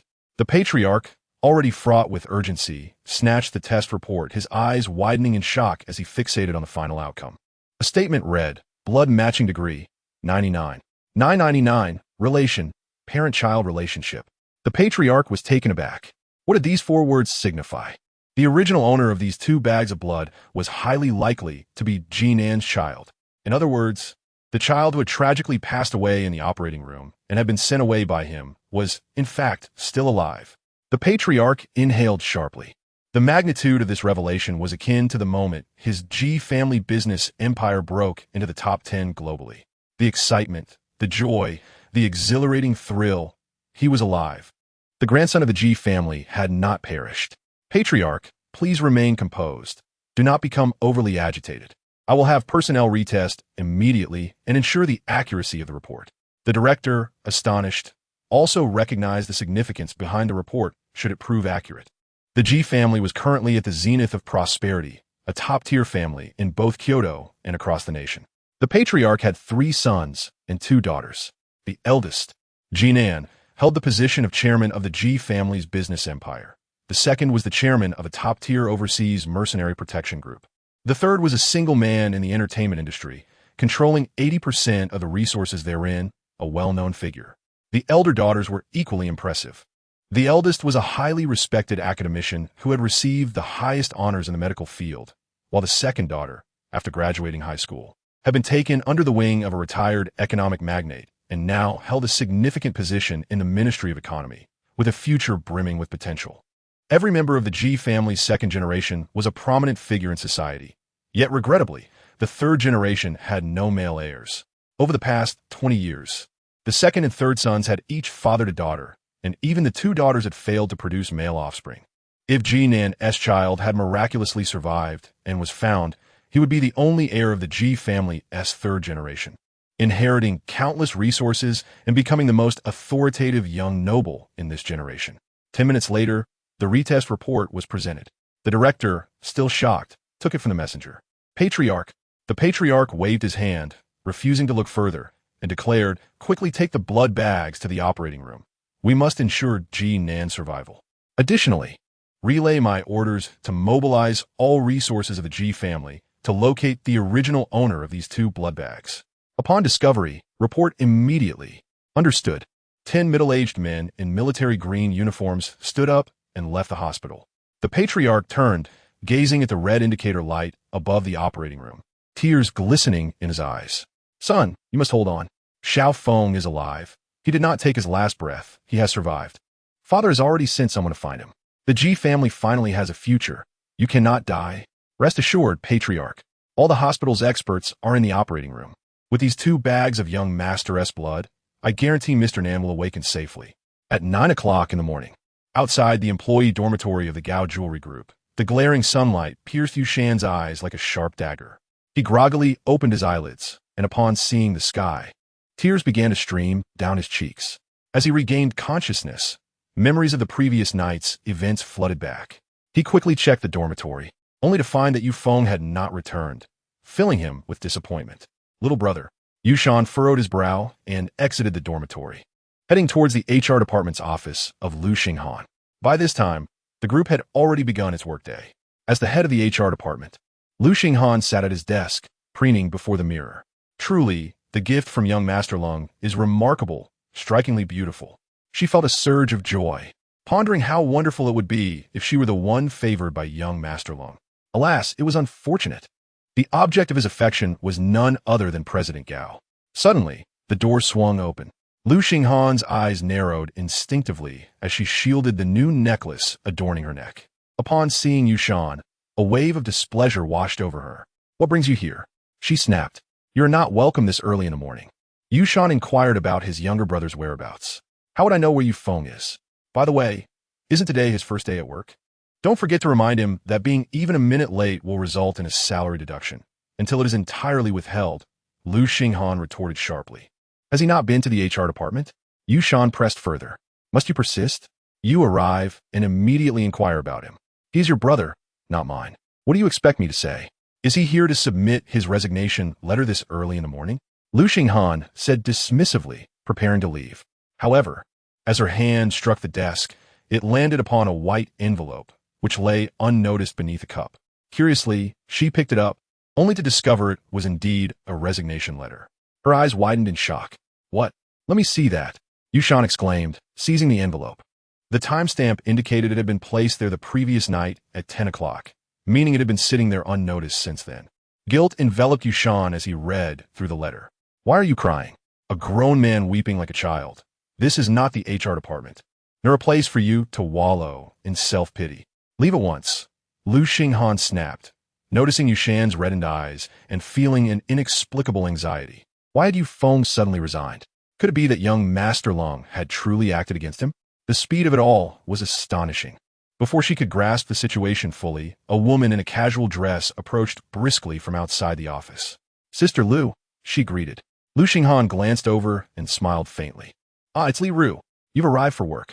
Quickly, get rid of this useless person." "Who?" Yang Li Ru looked at Yushan, clearly unaware of him. "All right, you haven't met this waste. He is the son-in-law, brought in by our president, who recently brought his brother from the countryside. His brother, Yu Feng, submitted his resignation letter last night and has since vanished, and now he is here crying. Please, get rid of him. He is an eyesore," she added. "What?" Yang Li Ru's face paled. "Yu Feng has resigned? That can't be. Could it be? Because of me?" Last night, a commotion had erupted in Ning City. Yang Jian confirmed the danger had passed and released her. She hurried to work, intending to thank Yu Feng for his help the day before, only to discover he had resigned. It must be because of her. He likely felt guilty about her kidnapping and was searching for her. Bam! Lost in her thoughts, Yang Li Ru dropped the documents she was holding. "What is wrong with you, Yang Li Ru? Why are you acting so strangely?" "Sister Lu, I just remembered I have something important to attend to. I must leave. I will send my resignation letter to you via email tonight. And please do not process my salary for this month. I am resigning. Goodbye, Sister Lu." "What?" Lu Xinghan was bewildered. Another resignation? What on earth is happening? Chapter 24. Setting up a stall, Yang Li Ru hurriedly exited the corporation, first heading to the employee dormitory. She didn't even have time to pack her belongings before she began knocking on Yu Feng's door. Bang, bang, bang. After several attempts, there was still no answer. It was true. Yang Li Ru confirmed that Yu Feng had indeed resigned. Why did this man resign? She hadn't even had a proper chance to thank him. No, she had to find him. What if he had actually run away to Ning City? That would render all her efforts and time wasted. This man was too stubborn. Suddenly, she recalled Lu Xinghan mentioning that this man's brother was married to President Gao. Although he was a son-in-law, he still held a certain status. Why would he abandon all that to work as a cleaner? Pushing those thoughts aside, she focused on her goal, finding Yu Feng. She took out her phone. "Brother, hey, what is up? I was just about to leave Jiang City to another town to meet some girls. What is the matter?" After dropping Yang Li Ru at the corporation, Yang Jian was eager to leave. "Don't go. Stay and lend me your Lamborghini. I need to find someone." "Who?" Yang Jian was taken aback. "Just give me the car." "Fine. Consider it a debt from my past life. I'll lend you a supercar for saving your life. What misfortune for my family." After hanging up, Yang Jian had no choice but to turn back. Meanwhile, as various parties sought news of Yu Feng, he found a decent apartment. With a deposit of 2,000 yuan, he had a remaining balance of 1,000 after purchasing some toiletries and a mat. That left him with only 400 yuan. In the afternoon, he sat in his tidy apartment, pulled out his phone, which had been turned off for a while, and charged it. Ignoring the messages, he sat on the floor and began his meditation, a crucial part of his daily routine that also aided in contemplation. With only 400 yuan left, he could only afford some basic traditional medicine. His master had once said that if a healer ever found himself penniless, he could create and sell medicines to those in need, but it should never be a means of livelihood unless absolutely necessary. Healing and saving lives was the essence of a healer, not a way to profit. This wisdom came from his master, the most esteemed healer of the nation, who was currently in seclusion alongside the martial arts sage who had taught him. At this moment, Yu Feng felt he had indeed fallen to the depths of poverty. It was not breaking his vow. He quickly sifted through his memory for potent remedies. Lotus powder, a miraculous concoction capable of swiftly curing various paralysis. The 400 yuan was just sufficient to buy the raw materials. This elixir came from his master's secret teachings and was seldom shared, so he decided to make just 2 bottles. With determination, Yu Feng left his apartment for a nearby herbal shop, gathered the necessary ingredients, and purchased 2 small bottles along with a clay pot before returning home. He closed the door, drew the curtains, turned on the lights, and lit the stove. Following the precise order and steps, he placed the herbs into the pot. With a low flame, he simmered the concoction for 6 hours. Sitting nearby, he watched the clock as the hands moved from 1 o'clock in the afternoon to 7 in the evening, finally reaching the last step. He took out a sharp knife and pricked his fingertip. Drip! A drop of his pure vitality vanished into the broth. This was the catalyst. Although it was called a broth, by the end, Only enough essence for 2 bottles remained in the pot. This was the lotus powder. Let's go set up a stall. Yufeng tucked the elixir into his coat, and just as he stepped outside, his phone rang. He answered. Hello, sister-in-law. This sister-in-law was not the same as the other. It was Linya, the wife of Wang San. Little phone. There's a gathering tonight at the seaside villa by the river, hosted by the company. Come join us. I've also invited some other young people with connections. I didn't treat you well yesterday, so consider this a welcome gesture from me. What do you say? The illustrious female president of Huamei Group personally extended an invitation. Anyone would be astonished to hear such words. Yufeng pondered for a moment. All right, sister-in-law. Great. It's 7 now. I'll send someone to pick you up in half an hour. Where are you? Yufeng checked the map on his phone, locating the nearest street market, and replied, at the north gate of Longhua Road. I'll be setting up a stall there. Setting up a stall? Linya furrowed her brow. What is this nonsense? Tomorrow, I'll arrange a director position for you at the corporation. Just come to work directly. How can you stoop to selling on the street? Thank you for your kind offer, sister-in-law, but I still wish to sell on the street. I have learned a great deal during my years in the military, and I have also lost much. I want to experience life. Yufeng declined Lin Ya's good intentions. Well, fine. I respect your decision. See you tonight. See you tonight. After hanging up the phone, Yufeng sighed at the door. He aspired to create a superior life through his own efforts and then offer it all to his elder brother, Yushan. The reason why his son-in-law has no voice in the Gao family and lives worse than a dog is quite simple. There is no capital. Once his brother possesses wealth and resources, the attitude of the Gao family towards him will certainly change. This is the very reason he resolved to resign. He needs to repay the Yu family for taking him in all those years ago. After more than 20 minutes, he arrived at the north gate of Longhua Road. This place is renowned in Jiangsheng for its picturesque scenery. Besides the city's characteristic old buildings, the streets are lined with various stalls. Some sell stockings, some offer snacks. Others grill food on the street, and some even stand at the corner offering free fortune-telling. Yufeng casually picked up a piece of white cloth and wrote in bold letters, Divine Doctor, Miracle Medicine, specializing in paralysis. He then squatted down, placing 2 bottles of medicinal powder in front of the cloth. The evening crowd was already dense, filled with bargain hunters. However, selling paralysis medicine was indeed a novelty. Hey, look, Divine Doctor, Miracle Medicine, specializing in paralysis. Is this person a fool? Indeed, there are so many charlatans. Our country allows street vendors, but it doesn't mean scammers can conduct business, especially with claims of curing paralysis. Even major hospitals can't guarantee that. Who knows? The passers-by were all taken aback by Yu Feng's bold claim. Such audacity was unprecedented among street vendors, especially since this fellow was selling medicine without even shouting about it. Nearby vendors cast disdainful glances at Yu Feng.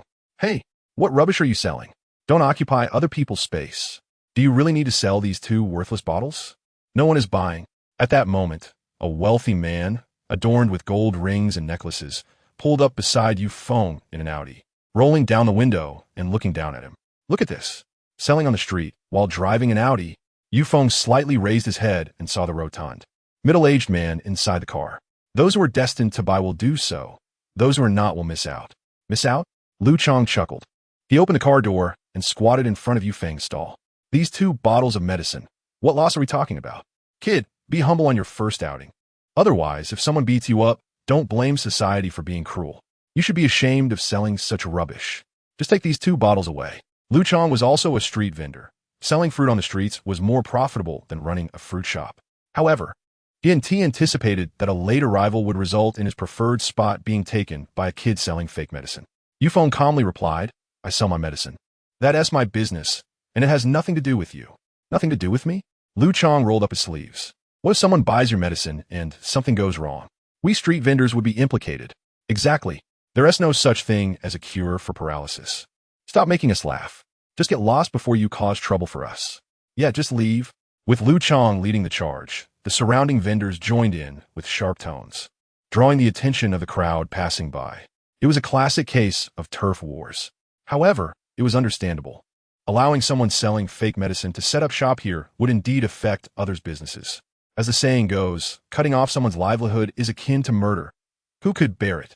At that moment, a striking man and woman made their way through the crowd toward the commotion. The man, confined to a wheelchair, bore a sorrowful expression devoid of any joy, while the woman pushing his wheelchair, Zhang Yu, was his assistant, akin to a servant in the family hierarchy. "Young master, it's so noisy here. What are we doing in such a place? Don't you prefer peace and quiet?" Zhang Yu pouted, her mood affected by the throng. Dong Sheng, pale-faced, slightly raised an eyebrow and replied, "After being cooped up at home for so many years, it's a rare opportunity to experience the world. Besides, there are many folk remedies out there. Perhaps I might find a miraculous cure for my legs." "What?" Zhang Yu was taken aback, and then couldn't he help but laugh. "Young master, you're too amusing. You think there could be miraculous medicine in this shabby place? All the experts my father hired over the years couldn't heal your legs. Do you really think a stroll could casually fix that? How is that even possible?" The young girl, straightforward in her words, unintentionally struck a nerve with Dong Sheng. As the heir of one of Jiangxing's 4 prominent families, he was meant to be revered. Yet a playful accident years ago had left him unable to stand. Time had swiftly passed, and he had changed considerably. The smile of his youth was replaced with an awkward grin filled with sorrow.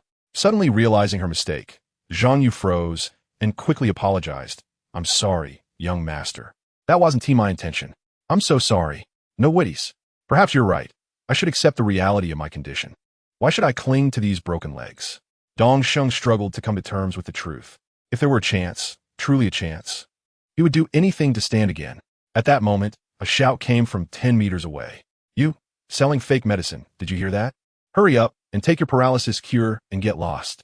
Don't drag us down with you." Paralysis medicine? Dong Sheng's heart jolted. Was someone truly selling medicine that claimed to cure paralysis? "Let us go check it out," he instructed, pointing towards the commotion. Zhang Yu frowned. "Huh? Young master, are you feeling all right? Those people are saying he's selling fake medicine. Should we really go over there?" Dong Sheng lifted his chin and stated, "Zhang Yu, remember, those who are ignorant tend to fixate on their own perceptions. Until we draw our conclusions, never trust what others say. Don't let foolishness cloud your judgment." "Yes, young master, I will take your words to heart." Zhang Yu understood that although her young master was disabled, his wisdom was unparalleled. At just over 20 years old, he was already a postdoctoral professor at a prestigious university, enjoying the highest accolades. Facing the crowd's outcry, Yu Feng remained calm and composed. He spoke slowly. "Have you all tried it? How do you know it's fake medicine? And who can say that no one will buy my medicine?" "Huh?" Lu Chong pointed at Yu Feng's head. "Do you think the crowd is foolish? If your medicine were desirable, why would you need to sell it here?" "I need money," Yu Feng replied. "Ha ha ha. You've finally spoken your mind.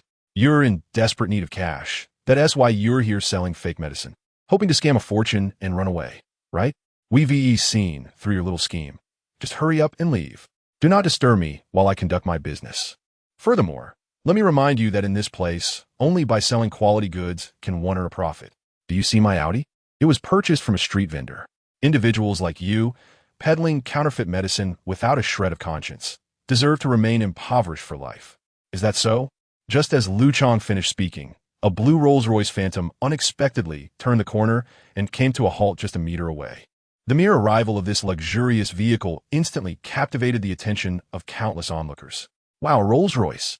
Goodness, isn't this the only Phantom in Jiang City? Obviously, a blue one can only be custom-made." Lu Chong's eyes widened, and he swallowed hard.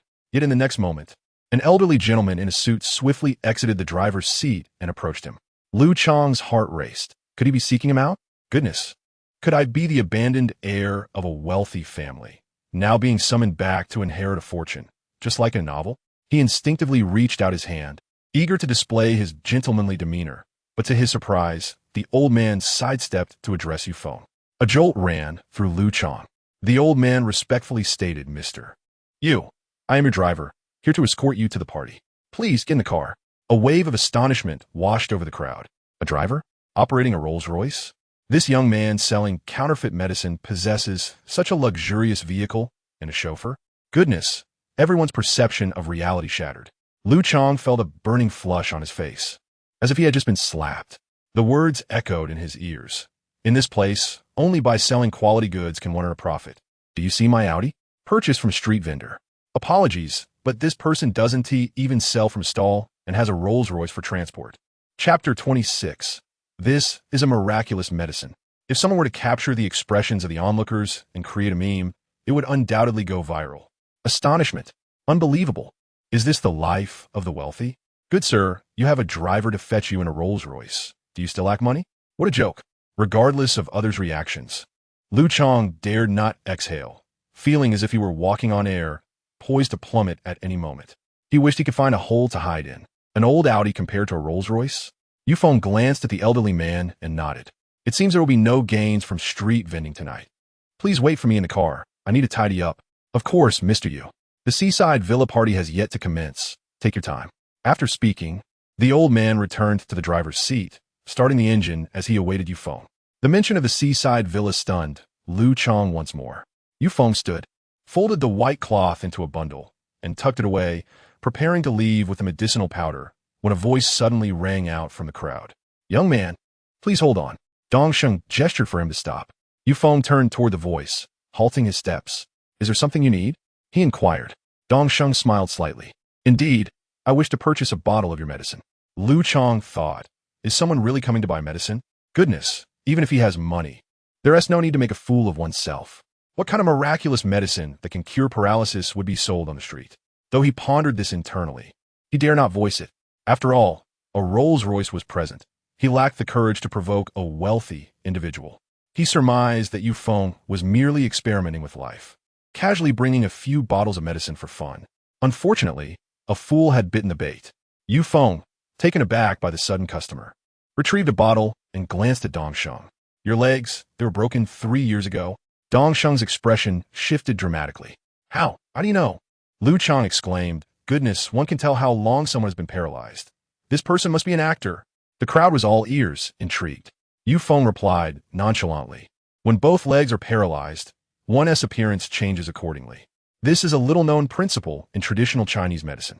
It's not surprising that I can discern it. I just brewed this medicine within the last 3 hours. You may take it directly.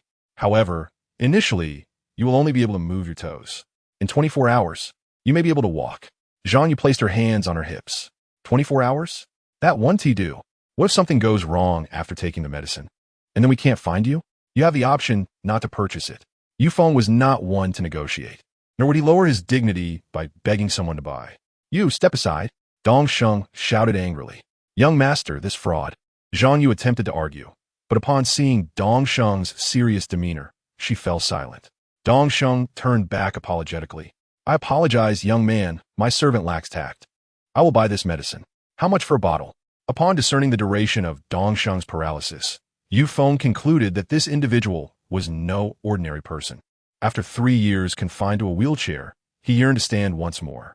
Now that the opportunity had arisen, he would not let it slip away. Yufeng considered for a moment, then raised 5 fingers. 50,000. 50,000? Dongsheng's eyes widened in confusion. Such miraculous medicine, and it costs only that much? He was unaware that the cost of the medicine was less than 400. Too expensive? How about 30,000? Yufeng hastily countered. Dongsheng chuckled awkwardly, then withdrew a card from his pocket. There are 100,000 in this card, 30,000 for the medicine. And if I regain the ability to stand, the remaining 70,000 will serve as my gratitude. There is no password. Agreed. Yufeng accepted the bank card, handed the bottle of medicine to Dongsheng, and turned aboard the Rolls-Royce, not looking back as he departed. The entire transaction left Lu Chong in a state of shock.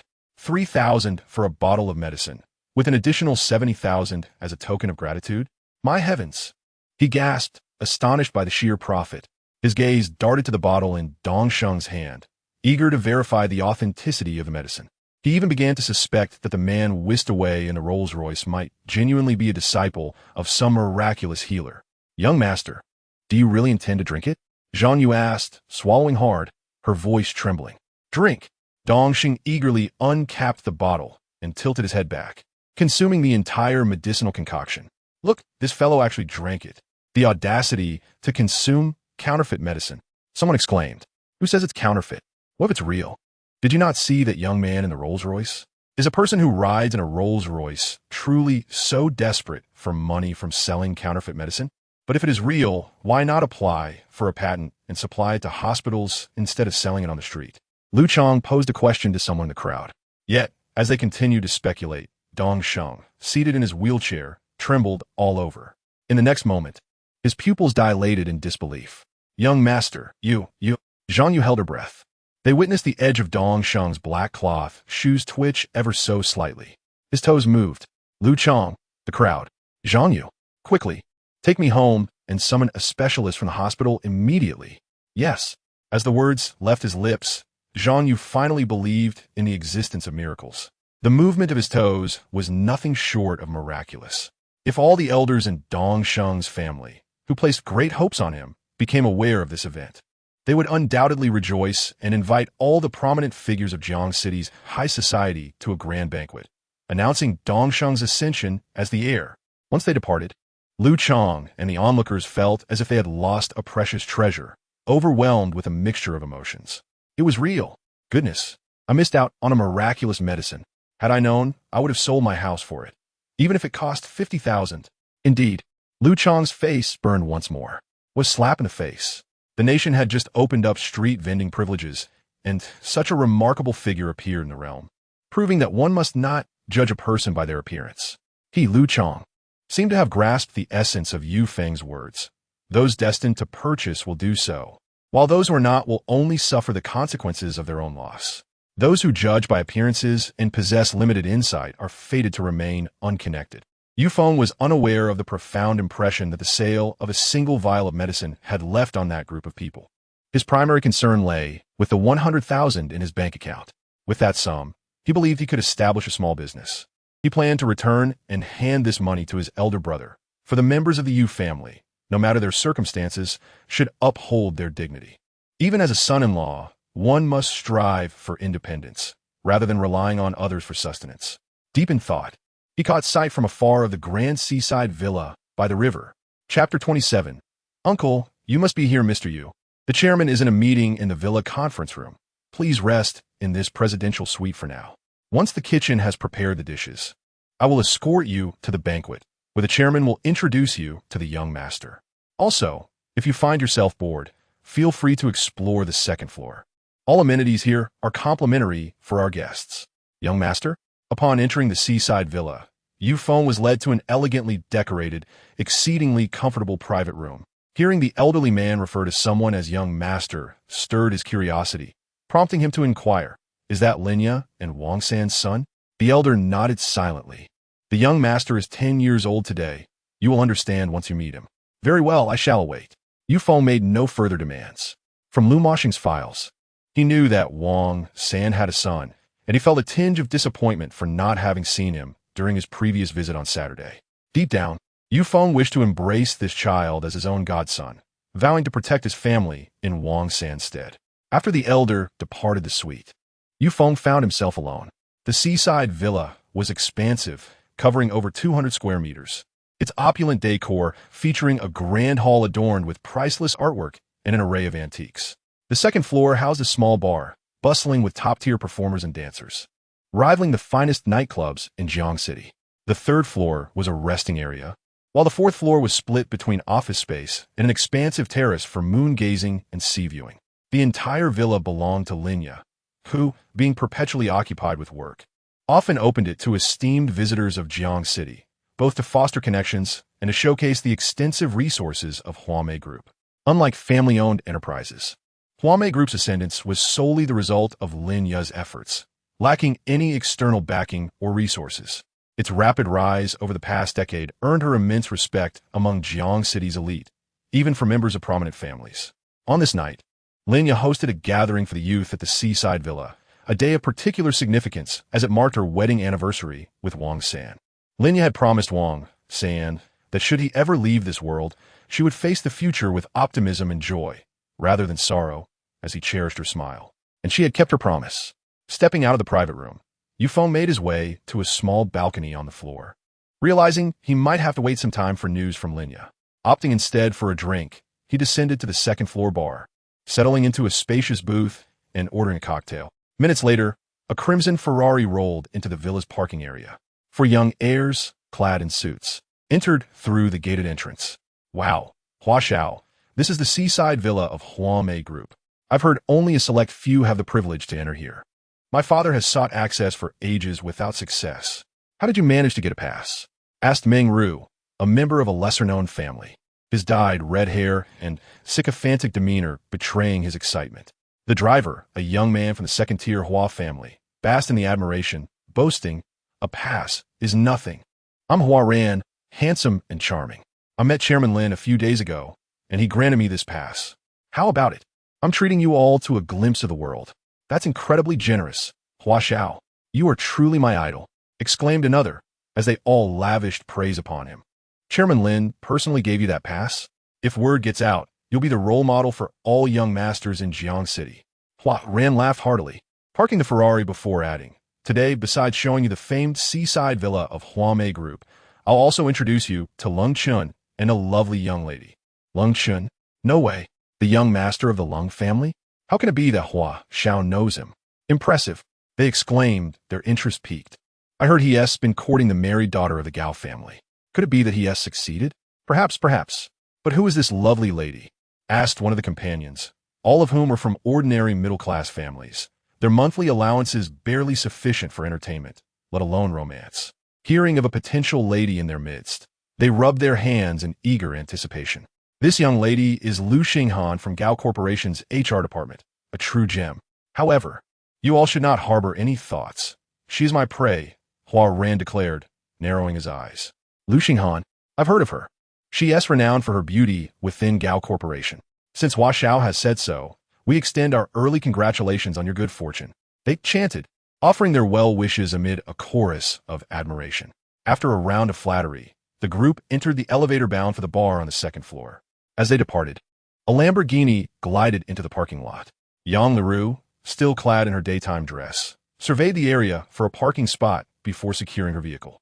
Despite her lineage from the Yang family of Ning City, she felt out of place here. However, given Yang Jian's reputation for networking, acquiring a pass was relatively simple. Today, she had heard about Lin Ye hosting a party at Huamei Group's villa and speculated that Lin Ye would invite her, recalling the day Yufeng received a personal invitation. "Uncle, you must be here," she implored silently as she exited the car, glancing skyward and at the air around her. She believed the only place she could find Yufeng was here. If she failed to locate him, she would have to return to Ning City. Though they had met only a few times, she felt certain that he had resigned to seek her out. If she returned to Ning City, it wouldn't be long before the Yang family tracked her down. At that point, her freedom and youth would be lost, and she might be coerced into marrying the debauched heir of the Han family. "Uncle, you must be here." Chapter 28. The Drunken Man with a Heart Full of Trepidation. Yang Liru departed the parking lot, taking the elevator to the second-floor bar. Under the night sky by the sea, moonlit street lamps illuminated the waves, casting silver reflections as they crashed rhythmically against the shore, accompanied by the gentle sea breeze wafting from the distant horizon. Young surfers gathered around a bonfire, grilling and chatting as laughter filled the air. The crowd within the bar vastly outnumbers those by the seaside, as it is evident that those who frequent this establishment are none other than the illustrious figures of Jiangqing's elite. Moments later, Yang Liru arrives at the bar. In such an expansive venue, locating a single individual proves to be quite a challenge. With no other recourse, Yang Liru begins her search, meticulously scanning each table, knowing that if she cannot find Yufeng, she will have no choice but to return to Ningqing. At this juncture, Hua Ran enters the bar accompanied by Meng Ru. Upon reaching their reserved booth, they find Lung Chun lounging on a sofa, casually sipping from a glass of red wine, his leg crossed nonchalantly.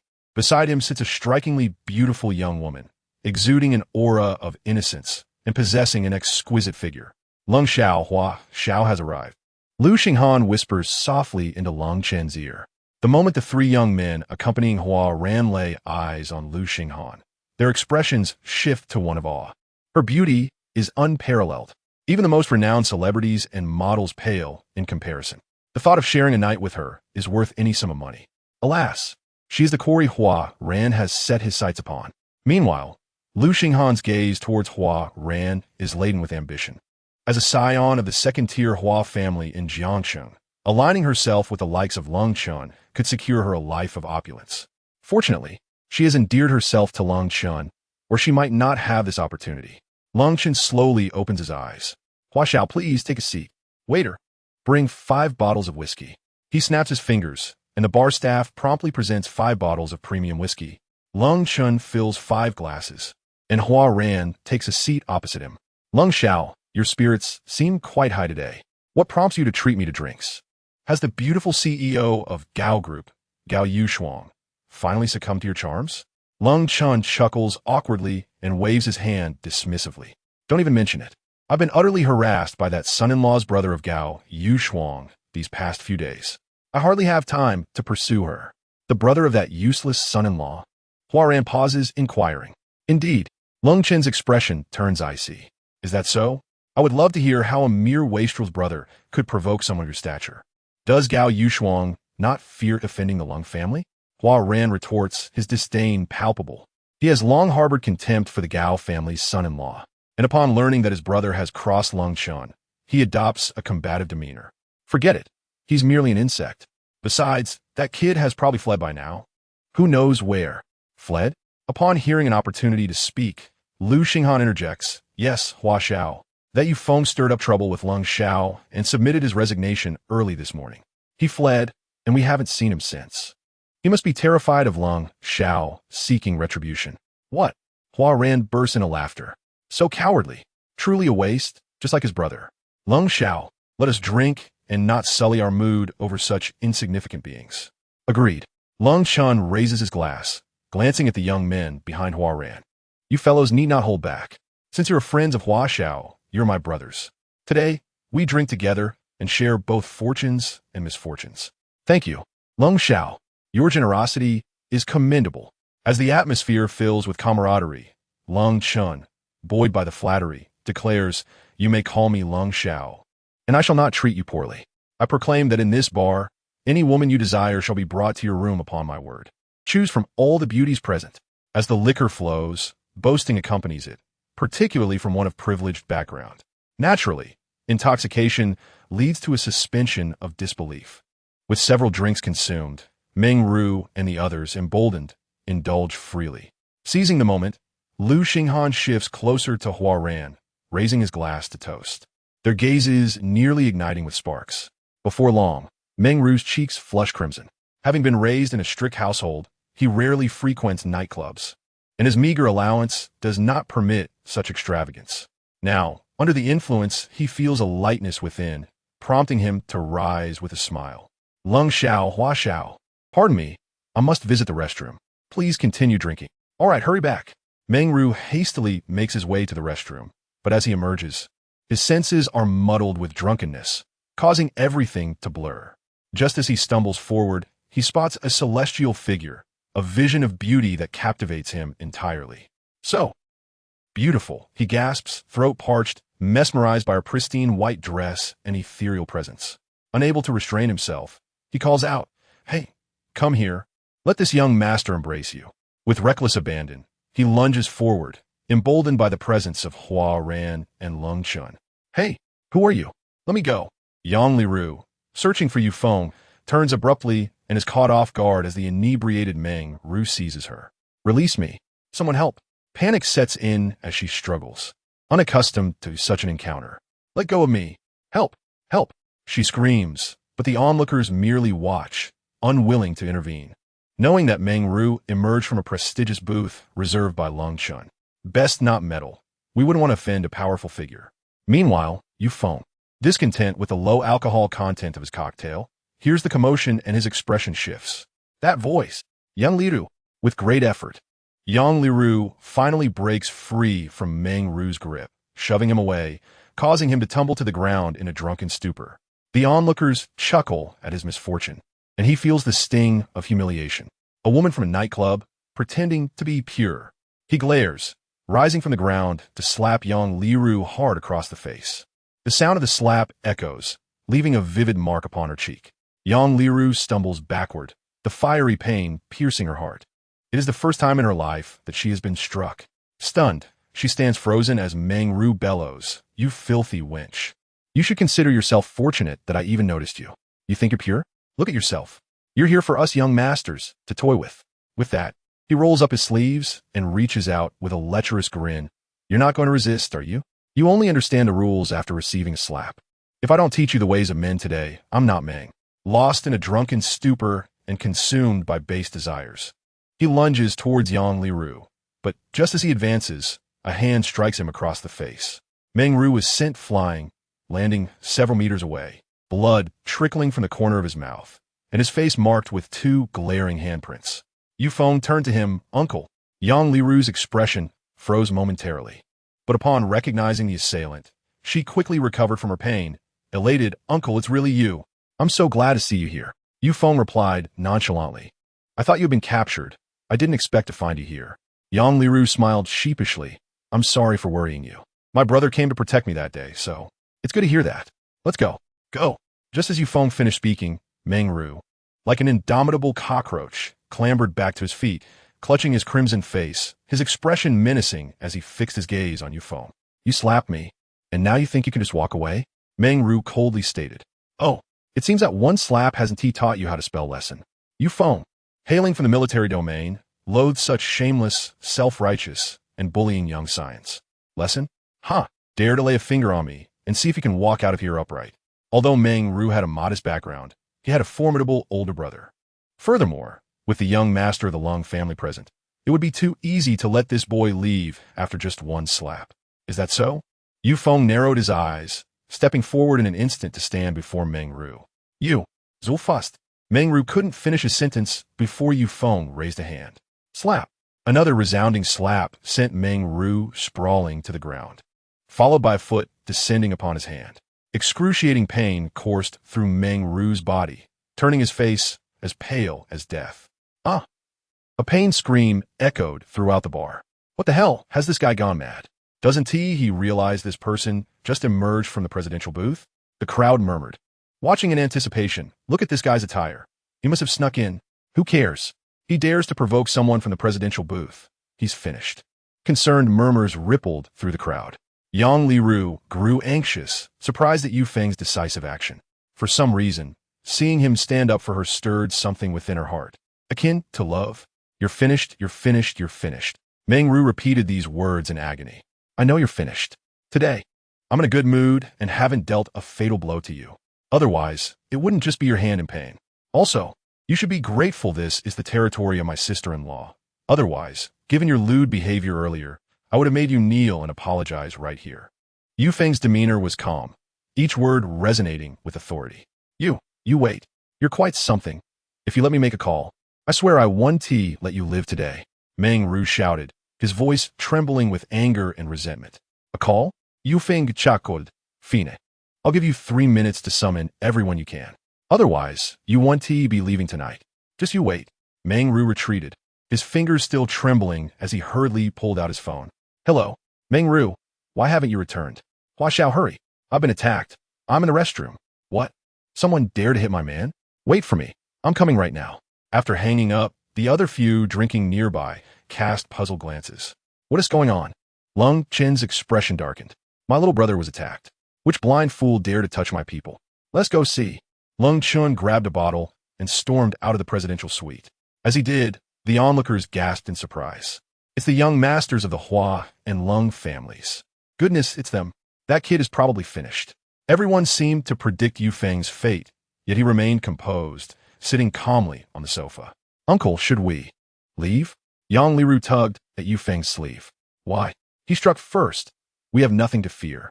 Why should we leave?" Yufeng insisted on justice, unwilling to back down, even if faced with the most powerful. A minute later, in the eyes of the crowd, Hua Ran approached swiftly with 3 others. Hua Xiao, Lung Xiao. Seeing his saviors, Meng Ru adopted a pitiful demeanor. "Who hit you?" Hua Ran's tone was cold. Meng Ru pointed at Yufeng. "It's him, that bastard. Hua Xiao, you must stand up for me. He not only slapped me, but also stepped on my hand." "What?" Hua Ran's eyes widened in anger as he followed Meng Ru's. Initially, there was silence, followed by mocking laughter. "Who did I think it was? It turns out to be you. This is quite the coincidence. I was just looking for you. And here you are." Hua Ran was momentarily taken aback. "Lung Xiao, do you know him?" Lu Xinghan sneered, "Of course. Hua Xiao. This guy is the brother of that useless son-in-law of the Gao family, a bumpkin from the countryside. So this is Yufeng." Hua Ran was surprised, scrutinizing Yufeng from head to toe, noting that nothing he wore cost more than $100. Indeed, a true country bumpkin. "Liru, why are you with him?" Then, Lu Xinghan recognized Yang Liru, her strange departure from her job earlier that day, now making sense as she stood with Yufeng. Feeling discontented, Yang Liru stood firmly beside Yufeng. "Where I am is none of your business." I have resigned from the group. Nonsense. Lu Xinghan admonished. Come here quickly, Yang Liru. Don't associate with this loser. Be careful not to attract trouble. Listen to Sister Lu. Uncle is not a loser. He is a good person, a hero. Unlike this guy, who lays hands on me and spews nonsense. You're the one who will attract trouble by mingling with them. Sister Lu, I'm so disappointed in you. Hearing Lu Xinghan's disparaging remarks about Yufeng, Yang Liru finally saw her true colors. You. Enough. Lung Chun interrupted. That girl seems stubbornly intent on being with Yufeng. Why stop her? Yufeng, the last time you narrowly escaped, today I'll settle the score. Last time? Yufeng inquired. Are you referring to the day I tossed you into the river? It doesn't seem too long ago. It seems your memory is quite poor. Have the lessons you've learned been forgotten? Do you wish for a second dip in the river? Yufeng, shut your mouth. This statement made Hua Ran and the others furrow their brows. This Yufeng actually threw Lung Chun into the river. What immense humiliation. No wonder Lung Xiao was furious, wanting to tear Yufeng apart. This was the reason. Lu Xinghan felt pity for Yufeng. He was clearly flirting with death. Indeed, like brother, both fools. Lung Xiao, why waste words with him? Just have someone take care of him. Yes, take care of him. Hua Ran chimed in, and Meng Ru nodded in agreement, a woeful expression on his face. Lung Chun sneered. Yufeng, don't forget where you are. Do you think you can still act recklessly? I'll tell you. Here, I'm one man beneath many. Just a flick of my finger can turn you into mincemeat. Is that so? Yufeng remained skeptical, asserting that no one could act without restraint in his sister-in-law's territory. He remained utterly still, seated on the sofa with a theatrical smile.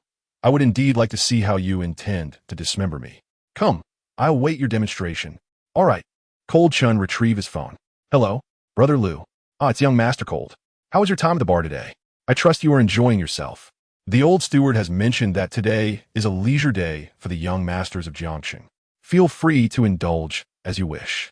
Lu, the chief of security for the seaside villa, was essentially the head of the local security team. Cold Chun, irked, responded, Brother Lu, I am far from enjoying myself. What kind of security do you have that even the most disreputable characters can waltz in here? Not only did they assault my brother, but they also dared to mock me. Will you take responsibility for this? What? I will be there immediately, young Master Cold. I shall handle this matter personally. No one causes trouble on my turf without facing consequences. With that, he hung up. Your time is running out, you. You will regret your actions and will inevitably pay the price for your deeds. A stray dog barked wildly. Yufeng, however, dismissed it with disdain. The atmosphere grew increasingly tense, reaching a breaking point. Yang Liru, worried, asked, Uncle, are you really all right? Of course, Yufeng nodded. Suddenly, an idea struck Yang Liru. The chairman of Huamei Group, Linya, had personally come to escort him. In Linya's territory, could there be anyone of greater stature than Yufeng? How foolish of her to forget. Before long, Brother Lu stormed into the bar with a cadre of over a dozen security guards, immediately spotting Cold Chun. Young Master Cold, I have arrived. In Jiangxing's upper crust society, there existed a severe hierarchy among families: first class, second class, and third class families. Only a handful belonged to the first class, and, typically, their young masters would disdain attending such gatherings. Hence, the young heirs of second-class families became the most prominent figures at parties. Cold Chun and Hua Ran were particularly well known among the second-class elite, not only possessing fortunes exceeding hundreds of millions, but also abundant social resources. To offend them? It was akin to courting death. Brother Lu, that's him. This loser must have snuck in. I suspect his motives are nefarious. I suggest breaking his legs and tossing him out. You. Yang Liru was infuriated. How could one be so unreasonable and cruel? To break his legs would render him incapacitated for life. Brother Lu turned, his expression grim as he approached Yufeng, asking, Kid, where is your invitation? I have a pass. We did not sneak in. Yang Liru immediately produced her invitation. Brother Lu dismissed it with a wave. Each invitation permits only one entry. You have one, but what about him? Upon hearing this, Meng Ru's countenance shifted. Yufeng shrugged. I do not have one. Being personally escorted by a driver sent by Linya, do I still need an invitation? Did you hear that, Brother Lu? This guy definitely snuck in. I saw through him long ago. Exactly. No invitation and still here causing trouble. His behavior is utterly reprehensible. Hua Ran and Cold Chun chimed in, eager to tarnish Yufeng's reputation. Brother Lu brandished a metal rod. All right, young Master Cold, I know what to do. For a thief like this, killing him would be no overreaction. Men, come here. Wait. Yu Feng interjected. Everyone paused in surprise. The onlookers furrowed their brows. Could this fellow be seeking a way out? Would he kneel and beg for mercy? Perhaps. Don't be fooled by his earlier bravado when faced with real danger. He may cower. Sighing, they thought he was simply asking for trouble, forcing his way into their circle, sneaking in, and now resorting to violence. What? Are you begging for mercy? Very well, kneel and kowtow. Slap yourself 100 times and call us grandfather 100 times. Lastly, shout that your brother Yushan is a waste 1,000 times, and I might spare you. Kolchin boasted arrogantly. No, I'm not speaking to you. You are not worthy. Yu Feng responded slowly. The smile on Kolchin's face stiffened. Then, Yu Feng calmly addressed Brother Liu. You are Liu, correct? I advise you to consider reason in all matters. Wealth does not equate to authority or dictate rules. Furthermore, before you attempt to lay a hand on me, I suggest you consult the steward here. Ask him whether I need an invitation to enjoy myself in this bar. Do I need an invitation? The words sparked confusion and shock among the crowd. Entering the Huame Group's seaside villa certainly required a pass. He was neither a deity nor a specter, able to come and go as he pleased. Kolchin erupted in laughter at what he perceived as a grand joke. Hua Ran and others shared his disdainful smiles. Yu Feng, what are you pretending to be? If one were unaware, they might think you a hidden tycoon or a significant figure. Do you truly believe that by being brash, you can intimidate someone? Others may not recognize you, but I am well aware of your true nature. Lu Xinghan exposed him. You are merely a poor country bumpkin. Not only you, but even your brother lacks the qualification to flaunt the Gao family name in such a place. Kolchin narrowed his eyes, internally condemning Yu Feng to death. He urged Liu, Brother Liu, don't just stand there. Act quickly. A thief like him should not be allowed to make a sound in this bar. He deserves to die on the spot. The thought of the day he was tossed into the river by Yu Feng reignited his fury. He yearned to see Yu Feng dismembered. Naturally, with his subordinates executing the deed, he could merely observe. Yet, to his astonishment, Liu did not strike. The security guards accompanying him remained motionless, afraid to act without orders. Conversely, upon hearing Yu Feng's assertion, Liu's previously aggressive demeanor evaporated, replaced by hesitation. Brother Liu, did you not hear me? Kolchin, seeing him inactive, expressed his impatience. Silence. Liu retorted. Kolchin was taken aback.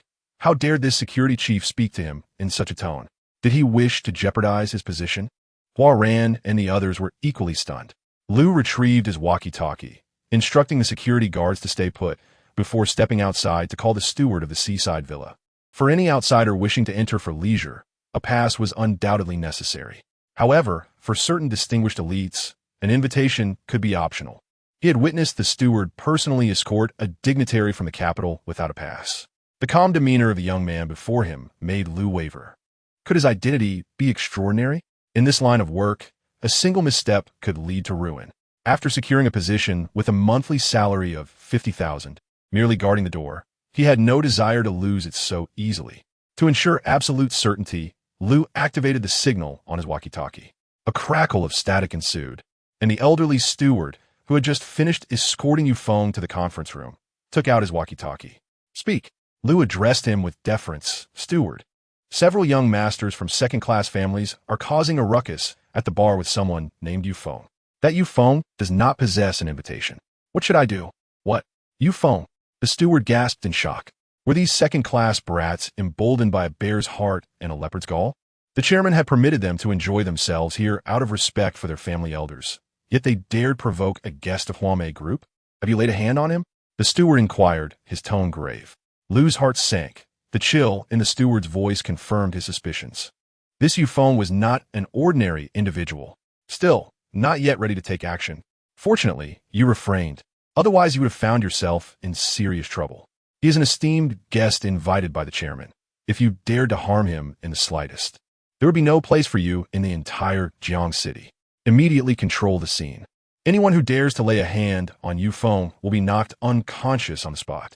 The chairman will be done with the meeting shortly. I am heading over now. Who dares to touch Yu Feng? Lu Gu realized he almost made a grave mistake. That young man is indeed a distinguished guest of the chairman. Yes, I will enter right away. Lu Gu hurriedly stowed his walkie-talkie, hastening into the bar with hurried steps. Observing Yu Feng's calm demeanor, Lung Chen's irritation grew. In this domain belonging to the aristocratic family, how could this fellow navigate so effortlessly, bearing such an ignorant expression? It was a disgrace to Lung Chun's reputation, especially in front of his brothers. It seems tonight's outcome is still uncertain. Yu Feng stated coolly. Lung Chun clenched his fists. You, do not be so arrogant. The show is far from over. Indeed, it is not over. Based on what you just said, I assure you, you will find yourself tossed into the river again. Oh no, this time it will be the sea. Should anyone dare to insult my elder brother, Yu Shan, Yu Feng will not hold back. This is not mere words. At that moment, Lu Nung stormed in. Lu Ge, do you want to lose your job here? Quickly deal with this brat, or I'll make a call to ensure you. Slap. The next second, a resounding slap interrupted Lung Chun, leaving the entire venue in shock.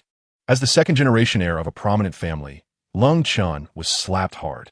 The sudden turn of events left everyone stunned. Lu Xinghan took a step back, feeling shaken. Huaran furrowed his brows, suddenly sensing something amiss. How could a mere security captain summon the courage to strike a noble heir? Then Lu Ji's furious voice echoed. Damn, you nearly got me into big trouble. You aristocratic heirs only know how to bully others and have no brains at all. Thankfully, I kept my wits about me. Lu, are you courting death? Lung Chun's face contorted in rage. Not only was he humiliated in front of his brothers, but he was also slapped by a lowly security captain. He rolled up his sleeves, his gaze venomous. Yu Feng, however, was entirely unfazed, likely already aware of his own identity. Huaran spoke with authority. Cease this immediately. You are the captain of the security team, correct? I know Linya, the chairman of Huame Group. Based on your recent actions, I can have Linya dismiss you. Apologize to my brother at once, or face the consequences. Indeed, face the consequences. Our boss's pass was personally given by Chairman Linya, Meng arrogantly declared. However, before he could finish, an elderly yet powerful voice resonated from the entrance. Who dares? The group turned to see the old steward. Huaran recognized the elder accompanying Linya and quickly plastered on a smile. Old steward, let me explain. No need to say anything. I am fully aware of the situation. I carry a message from the chairman. You are all to leave the Seaview Villa at once. Your qualifications to attend this gathering have been revoked. What? Huaran, Lung Chun, and the others turned pale instantly. What was happening? Before they could comprehend, they saw the old steward approach Yu Feng, bowing respectfully. Mr. Yu, this incident is my oversight. I will provide an explanation. However, the chairman has concluded the meeting and is waiting for you in the conference room. In an instant, Lu Xinghan and his companions were left dumbfounded. The venerable steward of Huame Group was bowing to a humble newcomer. This cannot be real. In the bright lights, the elder's bow was strikingly evident, his respectful demeanor implying that the individual seated on the sofa was not Yu Feng, but rather Linya, the chairman of Huame Group. In disbelief, Lung Chun rubbed his eyes, confirming that this scene was not a mere act, and his heart surged with tumultuous waves. Yu Feng, who exactly is he? Is he truly just the brother of his son-in-law? Why would Linya's most trusted aide show him such deference? Yu Feng slowly rose. All right, let us proceed now. By the way, this is a friend of mine. Please extend her proper hospitality. He gestured toward Yang Liru, who stood beside him. The elder patted his chest. Understood. Since she is Mr. Yu's friend, she is a distinguished guest of Huame Group. Indeed, Yu Feng nodded slightly. The simplicity of their exchange belied the immense implications, signifying that Yu Feng was Lin Ye's esteemed guest. Lu Xinghan gasped in astonishment. She was at a loss. Linya is renowned as a business elite in Jiang City, possessing influence and societal status that far surpasses that of the chairman of the Gao family. Why then would Yu Feng work as a cleaner for Gao Group if he knew Linya? Huaran felt both anger and humiliation, knowing that he had boasted to his subordinates about receiving a pass from Linya, while in truth he had merely imposed himself, hoping to gain entry to the gathering. Now, compared to the well-respected Yu Feng, he felt utterly ashamed. What background does this seemingly insignificant character who provoked Lung Chun possess? The two young heirs pondered this question, while Meng was rendered speechless, fearing retribution. He swallowed hard, stepping back, terrified that Yu Feng might target him. Yet, some matters are unavoidable. Wait before we leave. This matter must be addressed, Yu Feng suddenly declared firmly. Meng, trembling, replied, Yes, Mr. Yu, I await your orders. Do you want his leg, or shall we proceed differently? Yu Feng's gaze was fixed upon the inebriated Meng. This entire situation stems from him. I believe I heard that each invitation can only be issued to one person. Let us see if he possesses an invitation. Indeed, the elder signaled Lu Gu, who understood and stepped forward. Produce your invitation. I. Meng trembled, utterly terrified. Having entered with Huaran, he had no invitation. Huaran narrowed his eyes. He is my guest. Old steward, grant me this favor. We acknowledge our mistake and will leave now. That will not suffice. If he does not come, will you easily let me go? Yu Feng's voice was cold. If one does not infringe upon me, I shall not retaliate. But should one provoke me, they will pay dearly. Yu Feng neither instigates trouble nor fears it. You. Huaran was rendered speechless, left only to glare at Yu Feng. The elder commanded, search him.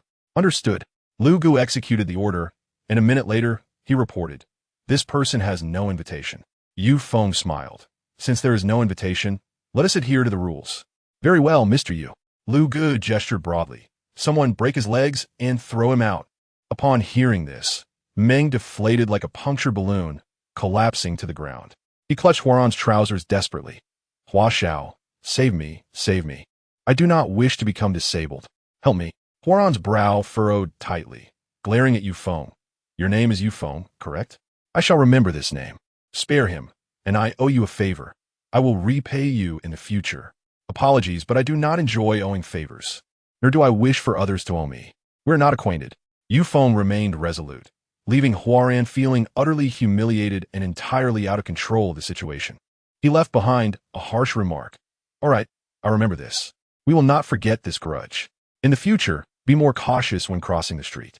The mountains remain unchanged, and the waters flow eternally. I shall return to settle the score with you. Then, lowering his head, he coldly said, Meng Ru, bear with it for a moment. I will call an ambulance for you. Hua Xiao. Meng Ru was taken aback.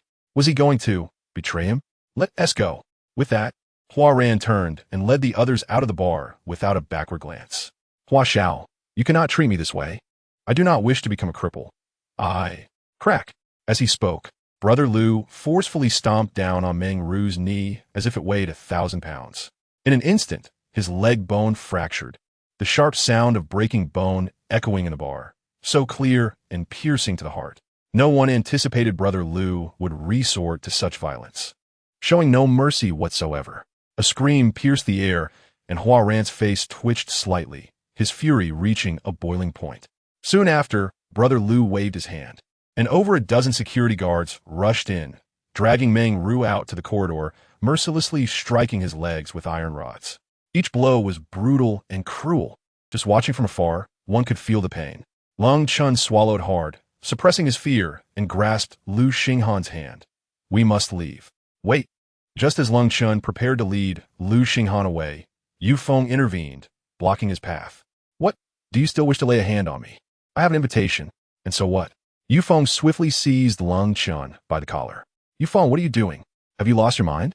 Lung Chun's eyes widened in shock as he felt his feet leave the ground, lifted as if he were a mere chick.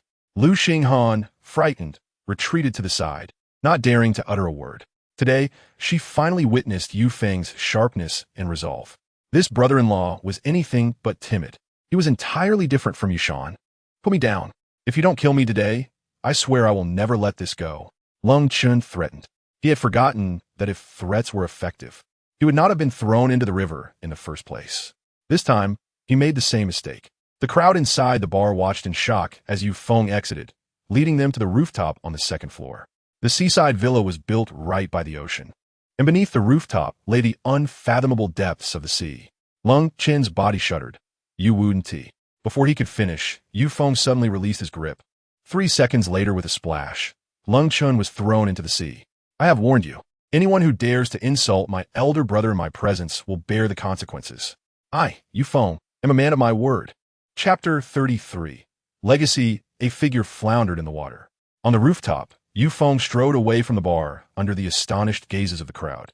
Accompanied by the elderly man, Huaran hurriedly gathered people to retrieve Lung Chun from the sea, leaving no moment to waste, while Meng Ru, with his legs brutally beaten by security, was rushed to the hospital. If time were wasted, those 2 legs might truly be ruined.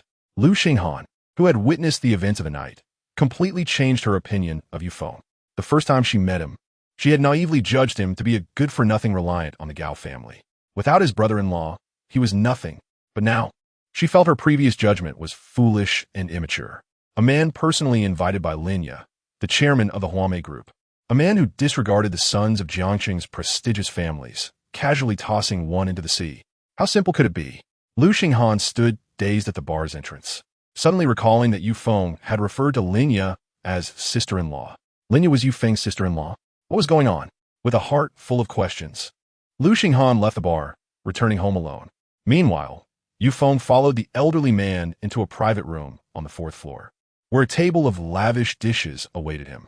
Seated at the table was a well-dressed, graceful woman in her 30s, lightly made up. Linya. Beside Linya sat a small boy, around 10 years old, standing about 4 feet tall. "Chairman, Mr. Yu has arrived." The elderly man opened the door, greeted them, and then turned to leave, taking all the servants with him. Linya smiled gently, lightly patting the boy's back, saying softly, quickly, "Greet Uncle Yu. He is a good friend of your father's." The boy stood up calmly, his bright eyes reflecting an inexplicable sadness. Yet they were more mature and determined than those of his peers. With sharply defined features and a delicate face, Yufeng faintly saw a resemblance to his brother Wang San. Memories of the blood-soaked battles he fought alongside Wang since surged back into his mind. Yufeng smiled as he reached into his pocket. The boy approached Yufeng, raising his head, his eyes slightly red, and asked, "Uncle Yu, did my father really sacrifice himself?" At this question, Yufeng's hand froze. Had Linya informed him of this news? Yufeng lowered his head, momentarily at a loss for words when faced with a 10-year-old child. "What is your name?" Yufeng asked. "Wang Lu." The boy replied. "My mother said my father hoped I would live a happy life, so he named me Wang Lu. But what he doesn't know is that since I became aware of the world, I have never truly been happy because my childhood has been devoid of my father. I have never even seen his face." "Uncle Yu, did my father love me?" "Love me?" It was hard to fathom that such a question would come from a 10-year-old child.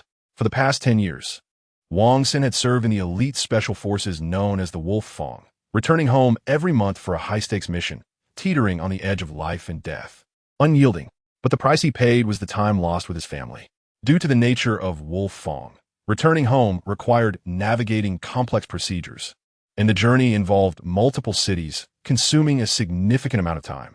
Wang San believed it was a waste of resources to spend so much time merely to return home. So he chose to stay with Wolf Fang, and a decade slipped by. By the time he heard news of him again, they were already worlds apart. Yufeng did not know if Wang San regretted the past decade, but he was certain of one thing. "Your father loved you very much," Yufeng affirmed. Every time your uncle and your father went on a mission, he would say that once the mission was completed, he would return home to hug his son. Every night before sleeping, your father would gaze at your picture for a long time. If there is one person in this world who loves you the most, it is undoubtedly your father. You must remember, your father is a hero. No one in this world is more magnificent than he. Do you hear me? With that, Yufeng revealed his hand. Gripped tightly within his fingers was a sharp dagger, hidden within the hilt. "Uncle Yu, this is..." Wang Lu wiped his tears, sobbing. "This is your father's dagger, which he carried with him. The blood it has shed belongs to the wicked. I now pass this dagger to you, hoping you will honor your father's wishes, uphold his spirit, and continue living. Can you do that?" Yufeng extended his hand, offering the dagger to Wang Lu. The 10-year-old boy witnessed the essence of legacy for the first time. In that moment, he seemed to grasp the true meaning of inheritance. It was a hero of an era, deeply entrusting his hopes to the youth of the future. "I can." Wang Lu hesitated for a moment, but then firmly accepted the dagger, holding it tightly with both hands. "Speak louder. Are you a man or not? Have you not eaten? Can you do it?" Yufeng urged. "I can do it." Wang Lu answered loudly, tears blurring his vision, yet he fought to hold back his cries. For he was a man. He wanted to be a hero, just like the father he had never met. Linya observed the scene before her, tears welling in her heart. She took out a tissue to wipe the corners of her eyes. "All right, come over for dinner. Lele, go fetch the chopsticks. Today, we welcome Uncle Yu." "Okay." Wang Lu obediently walked towards the kitchen. Yufeng sat across from Linya and began to chat with his sister-in-law about his experiences fighting alongside Wang San. Tonight, he defied the rules. He had no regrets. He wanted his sister-in-law and Wang Lu to understand what kind of man Wang San was. Even if he faced the court again and returned to prison for another decade, he would not be afraid. At that moment, a monumental event unfolded at the first hospital of Jiangxing. Almost all the experts gathered in a single ward, all from orthopedics, elite veterans specializing in treating paralysis. Even after decades of practice and witnessing countless perplexing cases, they were utterly astonished. Unbelievable, incredible. Young Master Dong's leg muscles and nerves seemed to regenerate miraculously. Having lived for so long, the old doctor had never encountered such a bizarre occurrence. Logically, after the car accident years ago, Dong's bones were nearly shattered. How could the recent photographs show him fully recovered? Young Master Dong, what on earth is happening? At the bedside, Dong Sheng listened to the praises of the academic elders and concluded that he could stand up again. He felt his life replete with color, running, soaring, traveling the world. None of it was a dream. Xiaoyu. Dong Sheng called to his servant, Zhang Yu. Yes, young master. Relay this news to grandfather. Additionally, mobilize all my resources to locate that young brother immediately. I must thank him in person. Understood, young master. Chapter 34. Completely disabled, the entire hospital buzzed with astonishment and excitement over Ouyang Long's leg recovery. This was not merely a significant event for the prominent Dong family of Jiangxing. It was an unimaginable miracle in the medical field. Who could have predicted that leg bones shattered in a car accident would receive such advanced treatment one day? The person capable of developing such miraculous medicine must be extraordinary. The hospital must find him. The Dong family must find him. While everyone was frantically searching for the mysterious street vendor, another young man on the brink of disability arrived at the hospital. Doctor, hurry, get my brother into the operating room. Huarang rushed in, cradling Meng Ru. Upon seeing the bloodied state of the man in his arms, several nurses turned pale with fear and dared not linger, quickly bringing out the surgical cart to take Meng Ru into the operating room. The orthopedic specialists, alerted by the news, hastily left Dong Sheng's room to attend to the surgery. However, as the specialists cut open Meng Ru's kneecap with scissors, their faces turned grave. Outside the operating room, Huarang sat anxiously, his brow furrowed since arriving from the seaside villa. The two other young men from prominent families exchanged glances and timidly approached. Huarang, it's getting late. We should head back, or else. Huarang lifted his gaze, his expression turning icy. The two young men trembled in fear, immediately closing their mouths. Were they plotting? Although Meng Ru's family background was not as illustrious as Huarang's, it far surpassed that of these two. As the president of Jiangxing's first bank was Meng Ru's father. If he learned of this incident and saw these two unscathed, how could he remain composed? They would be implicated.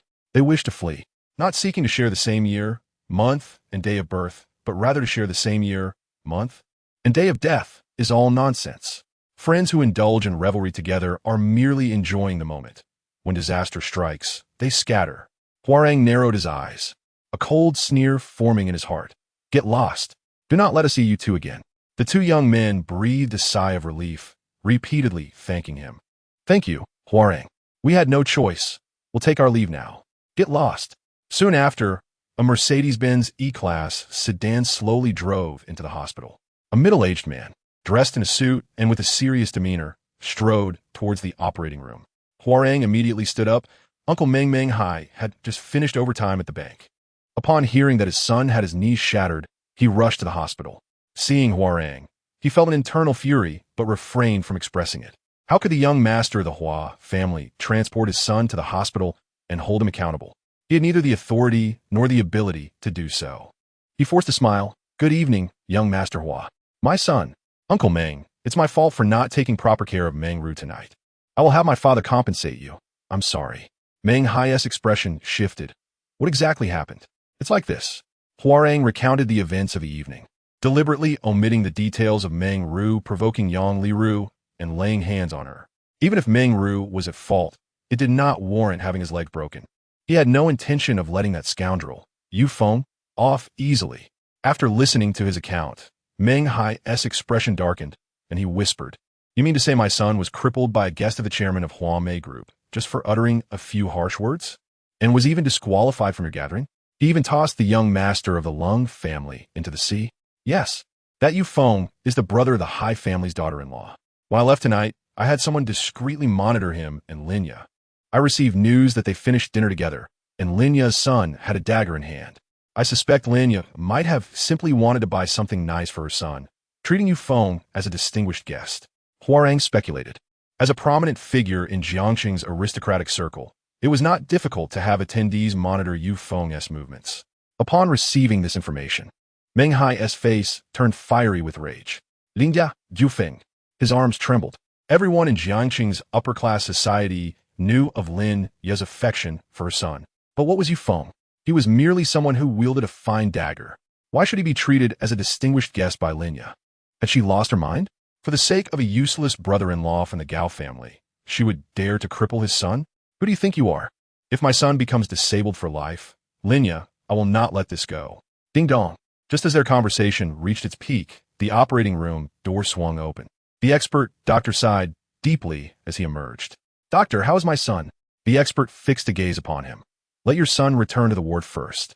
This news is best shared when he regains consciousness.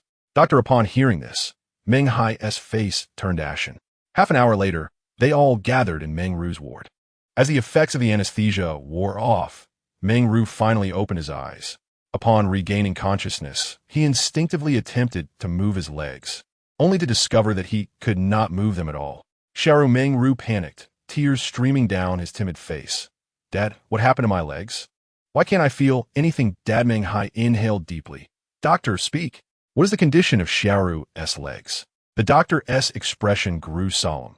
From a medical standpoint, the patient's legs are beyond treatment, classified as a complete disability. He will live the rest of his life confined to a wheelchair. I will be crippled?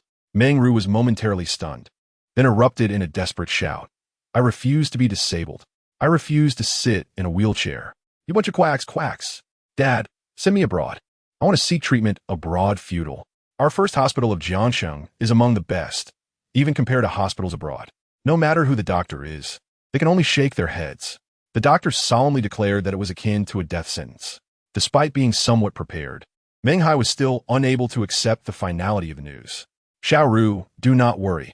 I shall hire the finest caregiver for you. I don't want that. I don't want it. Dad, help me take revenge. Help me kill that bastard Yu Feng. He is the one who has turned me into this. I want him dead. Meng Ru screamed in a fit of hysteria. I will ensure that it is done. Meng Hai resolved, determined to sacrifice everything for vengeance. However, just as he was about to leave, the doctor uttered a statement that left him utterly astonished. Mr. Meng, I previously said there was no medical treatment available, but I did not say it was entirely hopeless. Just now, the young master of the Dong family returned to the hospital for an examination, and his previously paralyzed legs have fully recovered due to a single vial of medicine from a young man. Would you not consider seeking him out? What? Chapter 35. Meng Hai's Dilemma, the young master of the Dong family. Dong Sheng, a prodigy deemed a once-in-a-century talent from the illustrious Dong family. As the branch manager of a publicly listed bank, Meng Hai was acutely aware of Dong Sheng's legendary status. This scion of wealth had been expected to achieve great things from birth. By the age of 5, he had mastered 3 foreign languages, learned the piano at 7, and ascended 9 levels in a single year under the tutelage of a world-renowned pianist. By 10, he had begun studying traditional Chinese painting and won the first prize in the youth category within 3 years. At 14, he bypassed 3 grades to enter his senior year in high school, completing all required knowledge within a year to qualify for the entrance examination at Kyoto University's youth program. After turning 17, he studied abroad at a university ranked among the top 10 globally, and by his early 20s, he had become a world-renowned postdoctoral professor. This impressive resume commanded attention wherever he went, and a few years ago, he ranked among the nation's top 4 talents, standing proudly alongside Bai Muhan, Nan Yin Kai, and Dong Meng Long, collectively known as the 4 talents. Yet, fate was cruel. No one anticipated that 3 years ago, Dong Sheng would be involved in a car accident that not only obliterated his brilliant future, but also rendered his legs useless. The once great prodigy had become imperfect overnight, gradually fading from the public eye, becoming a mere shadow of his former self. And now his legs had miraculously healed. If this were true, then the young genius of the Dong family would rise again. But Meng Hai was not concerned with Dong Sheng's resurgence. He was solely interested in how Dong Sheng's legs had regained their function. I shall go find him immediately. Without further ado, Meng Hai hurried to the VIP ward on the top floor of the hospital. In the ward, Dong Sheng sipped a bowl of chicken soup, occasionally moving his legs which were concealed beneath the bed covers, a smile breaking across his face. "Who goes there? Stop right now." Suddenly, a sharp voice rang out from the bodyguards outside the door. Dong Sheng furrowed his brow and set down his soup. "What is happening?" A bodyguard quickly entered, reporting, "Young master, someone is attempting to come in, claiming they wish to see you." "Who?" "The branch manager of Jiangxing Bank, Meng Hai." "It's him?" Dongsheng pondered. In his years of retreat, he had lived a life of leisure while keeping an eye on reports of various talents globally. Meng Hai, a graduate of Kyoto University, had recently been recognized as the most promising candidate to succeed the chairmanship of Jiangxing Bank. What could he possibly want from me? Dongsheng was perplexed, but then instructed, "Let him in." "Yes, young master." The bodyguard stepped out of the room. A minute later, Meng Hai entered, his face a mask of respect. As a bank president, he should have exuded authority, yet in the presence of Dongsheng, he could not maintain a superior demeanor. "You wish to see me?" Dongsheng inquired. "Bang." In the next moment, Meng Hai knelt heavily before him. Dongsheng nearly spat out the chicken soup he had just swallowed. "What does this mean?" "President Meng, kneeling upon our first meeting? If outsiders witness this, how will you save face? For the sake of my son's legs, I would willingly sacrifice all my wealth, let alone my pride," Meng Hai declared resolutely. Upon hearing this, Dongsheng immediately grasped Meng Hai's intent. The news of his legs being healed had evidently spread. "If you are here to seek treatment for your son, you have come to the wrong person." "What?" Meng Ru's expression shifted. "That's impossible. The doctor said your legs are fully recovered. You must have a solution. I know you acquired a miraculous medicine. How much? I beg you, sell it to me. I would like to sell it to you, but unfortunately, I have yet to locate the young man who provided me with that vial," Dongsheng replied nonchalantly. "Today, while out shopping, I encountered a young man selling medicine. He only had 2 vials. I purchased one, and now I have dispatched someone to find him. As for whether there will be any news, it remains uncertain. So, President Meng, please take your leave." A young man selling medicine. Encounter while shopping? Meng Hai was taken aback. He had imagined that Dongsheng had sought out a master from afar. Instead, it was a mere chance meeting. His hopes dwindled. Given the nature of fate, the chance of finding another vial of that miraculous medicine seemed bleak. He lowered his head, his spirit dampened. "President Meng, please leave," Dongsheng urged. "No, young Master Dong, I would like to request a favor." Meng Hai refused to depart. "What favor?"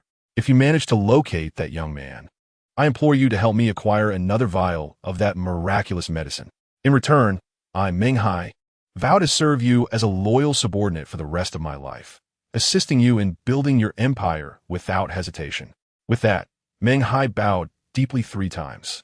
Dongsheng's expression shifted.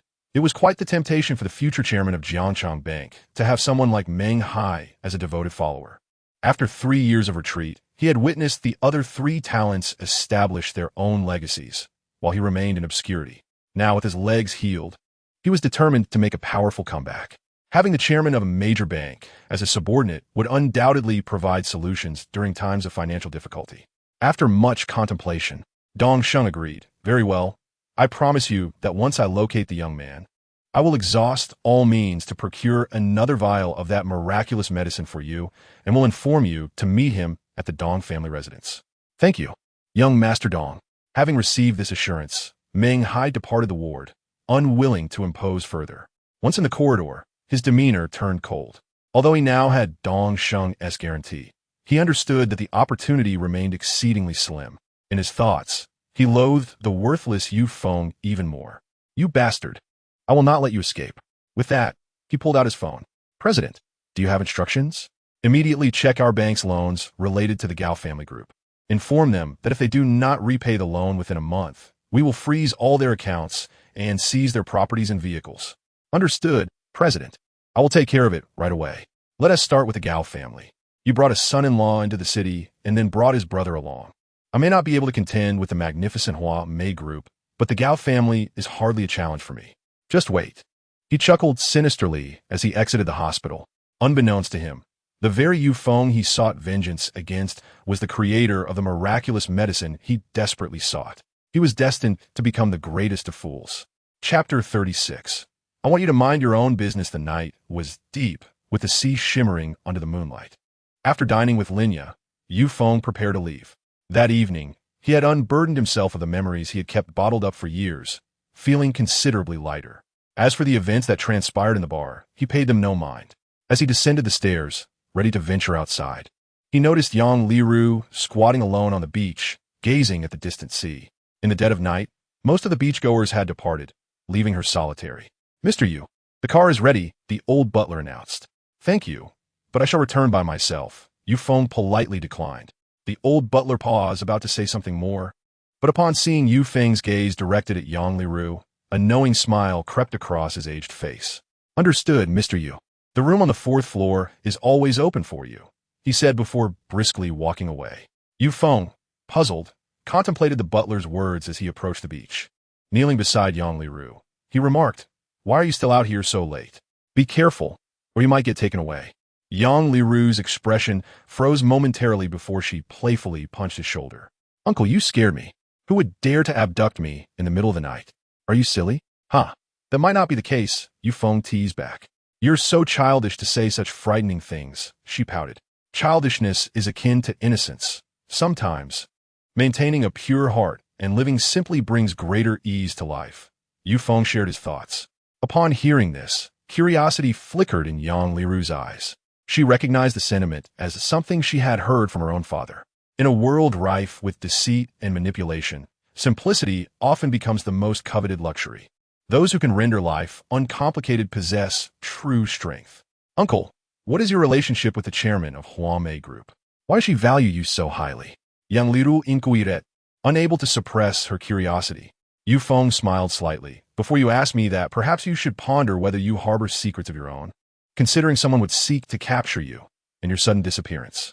In that moment, they both realized they concealed unfathomable secrets from each other. Yang Liru, naturally, would not easily divulge her identity or past. Having finally encountered someone who stirred her heart, she feared that revealing too much might scare him away. Yu Feng chuckled softly, his gaze drifting into the distance. "All right, if you don't speak, and I don't speak, we'll both keep our secrets.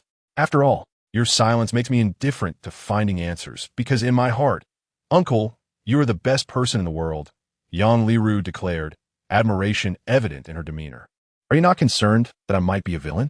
Yu Feng countered. "A villain? If someone like you were to kidnap me, I would accept it. After all, Uncle wouldn't harm me, would you? What kind of villain allows me to run away first?" Yang Liru nodded emphatically. "Uncle, will you always protect me? Why would I protect someone out of boredom? Who are you to me?" Yu Feng responded with a teasing smile, though his heart felt an inexplicable willingness. It was a sensation akin to cool mountain spring water cascading over rocks, refreshing and slightly joyous. Yang Liru stood, hands on her hips. If you won't protect me, there are plenty of others who would." "Child," Yu Feng replied, slightly exasperated. Uncle, you're such a straight man, utterly unamusing. Do you know I almost thought you came to Ning City to rescue me?" She began, but then quickly covered her mouth, nearly letting it slip. "What did you almost say?" Yu Feng inquired, lifting his gaze. Yang Liru shook her head. Nothing at all. I want to share my secrets with you." Yu Feng turned away, feeling somewhat irritated, petulantly stating, "Then do not expect me to share mine either." "Cheapskate," Yang Liru joked, squatting down with a smile. "Let us make a pact.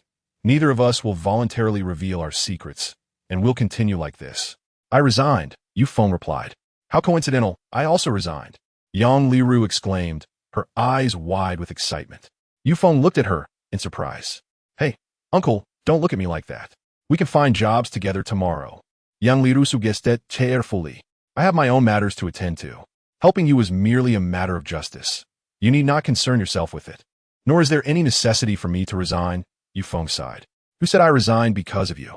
I just couldn't tolerate that Lu Xinghan any longer and had to fire her," Yang Liru retorted angrily. She then recalled something and added, "Uncle, I remembered that when I resigned, your older brother was frantically searching for you, looking rather unwell. What happened between you two? Older brother? Yushan, he is looking for me." Yu Feng's expression shifted as he realized he had nearly forgotten to call Yushan after a busy day. "I have something to attend to. Should I walk you back? Or can you manage on your own?" Yu Feng quickly rose, eager to return home and recharge. "I can return by myself." Yang Liru, taken aback by his sudden mention of Yushan, sensed an awkwardness. What had transpired yesterday? Could it be unrelated to her? "All right, you head back first. We will stay in touch." "Hey, Uncle, Yang Liru began, wanting to leave a number, but Yu Feng had already turned away, walking off before she could finish her sentence. Frustrated, Yang Liru stomped her foot in place. This uncle truly does not understand a young girl's heart. How can I contact him without a number? Is he foolish or merely dense? A straight man destined to remain single. Yet, as she spoke, a radiant smile adorned her face. She had finally encountered her true love. It had not been an easy journey. Upon returning home, Yufeng swiftly charged his phone. As soon as it powered on, he attempted to call Yushan. But no matter how many times he dialed, the line remained unreachable. Older brother, I left in such haste that day. He must be quite worried about me. I hope he hasn't quarreled with sister-in-law. He fretted, setting the phone down, resigned to await Yushan's return call. Unbeknownst to him, at that very moment, Yushan staggered home, a bottle of alcohol in hand, rather inebriated. He fumbled with the keys to open the door. Ah, Yushan, have you eaten a bear's heart or a leopard's gall? You've ignored my calls all day and return now, reeking of alcohol. Who gave you the right to drink? Kneel. Gao Yushuang, catching a whiff of Yushan's intoxicated state from afar, furrowed her brow and unleashed a torrent of scolding. Damn! Yushan exclaimed, raising the bottle and, fueled by alcohol, hurled it to the ground. Gao Yushuang, don't push your luck. I am still your man. What business is it of yours if I drink? Chapter 37. The Gao family meeting. The years of pent-up frustration made Yushan feel as if he were a millennial-old tortoise, forced to endure all. He had to tolerate the disdain of visitors who looked down upon him, humiliating him in front of the Gao family and suggesting Gao Yushuang divorce him. He had to endure the persistent pursuit of a wealthy young man after Gao Yushuang, unable to intervene, forced to pretend he saw nothing. For the sake of his daughter and their future, he thought it best to endure. To Yushan, wealth and status were indeed significant. Yet he yearned for a peaceful and beautiful life. However, that did not mean he would forfeit familial bonds. His only brother, Yufeng, had just emerged from prison, only to face humiliation in the Gao household and remain homeless outside. As the elder brother, he felt powerless to assist. He loathed his own ineptitude and despised that Gao Yushuang never acknowledged his humanity. Now, he sought solace in alcohol, feeling as if even that small privilege was being stripped away. It was utterly excessive. With a resounding crash, the bottle shattered on the floor, the sound like thunder, startling Gao Yushuang into silence. She stood frozen, wide-eyed, realizing this was the first time Yushan had ever lashed out. Even the most docile person could reach their breaking point. Unsure of how to react, she listened as Yushan vented his frustrations. Gao Yushuang, I have toiled for years in the Gao household, bearing no contributions but my suffering. Your brother has been wrongfully accused by you. Since he arrived in Jiang City, he has received 3 slaps from you, and you haven't even uttered an apology. The man, Su Chang, who had dared to lay hands on our daughter, faced no consequences, and this left me profoundly disappointed. You must understand that my younger brother is the only family I have left in this world. He has no one else to rely on. As I spoke, Yushan broke down in tears, feeling a deep sense of injustice for Yufeng, coupled with guilt for his inability to defend him. After all, he was merely a son-in-law looked down upon in this family. Hearing these words, Gao Yushuang gradually calmed down, her eyes reflecting newfound sympathy for Yushan. Perhaps it was indeed my fault. Reflecting on the events of the previous night, she realized that had she been in his position, she too would have felt wronged. Yet, she could not lower herself to apologize. Steward. Gao Yushuang paused for a long while, contemplating Yushan's words, and resolved to overlook them. The elderly steward who had opened the door for Yushan the night before approached with his head bowed, feeling guilty for the events that had transpired. Upon noticing this, Yushan let out a cold laugh. What? Have I struck a nerve? And now you wish to expel me? Gao Yushuang, I, Yushan, do not need your pity. Without you, I can still live quite well. If you wish for me to leave, just say the word, and I shall go. At that moment, intoxicated and emboldened, Yushan voiced a sentiment he had long harbored but had never dared to express. Mississippi. The steward hesitated as he approached. Gao Yushuang turned away, letting out a soft sigh, and instructed, take him to the guest room to rest. Prepare a bowl of hangover soup for him. After drinking so much, he will undoubtedly have a headache in the morning. Take good care of him. Yes, Mississippi. Are you not expelling me? Yushan asked, a look of confusion crossing his face. Gao Yushuang said nothing further and strode away. Back in the guest room, Yushan fell into a muddled sleep, dreaming of someone offering him a bowl of hangover soup, enveloped in a warm sensation. In the dream, he envisioned his wife, Gao Yushuang, knitting him a sweater, and their family living blissfully in the countryside, embracing a simple life dictated by the rising and setting of the sun. Wasn't this the life he and Gao Yushuang had always desired when they were in love? However, upon learning of her status as the eldest daughter of the Gao family, he was compelled to forsake his dignity as a man and become a son-in-law. All his endurance stemmed from his love for Gao Yushuang. But when did that love transform into an obsession? The following morning at 8 o'clock, Yushan awoke with a splitting headache, relieved to find a bowl of hot hangover soup beside him. After consuming it, he felt rejuvenated. Sitting on the edge of the bed, he vaguely recalled the words he had uttered the night before. "Oh no, I hope my wife is not angry." Panic surged within him as he rushed out of the guest room and into the living room, where Gao Yushuang was seated at the dining table, having her meal. "Wife, I was drunk last night. I didn't mean it. Just consider it nonsense, and don't take it to heart. Please don't kick me out, my dear." Yushan was frantic, fearing that Gao Yushuang might truly send him away. However, before he could finish, he was interrupted by Gao Yushuang. "Sit down and have some porridge. It will clear the alcohol from your system." As she spoke, Gao Yushuang kindly stood up to serve him a bowl of porridge, placing it before him. This act left Yushan utterly astonished. When had Gao Yushuang ever served him porridge? "Wife, you are not angry?" he ventured to ask. "Drunken ramblings, what is there to be angry about?" Gao Yushuang replied, her expression calm. After a brief pause, she added, "Sit down and eat breakfast. You should refrain from drinking in the future." Instantly, Yushan beamed with joy. "All right, I promise I will never drink again. You can rest assured." Seeing that Gao Yushuang did not intend to punish him for the previous night's events, he felt a wave of relief wash over him. He quickly sat down and devoured his breakfast. Just as he finished and was about to clear the dishes, Gao Yushuang spoke again. "Today, you need not worry about the housework. Let the housekeeper handle it. Change into a suit and accompany me to the family meeting at the group." What?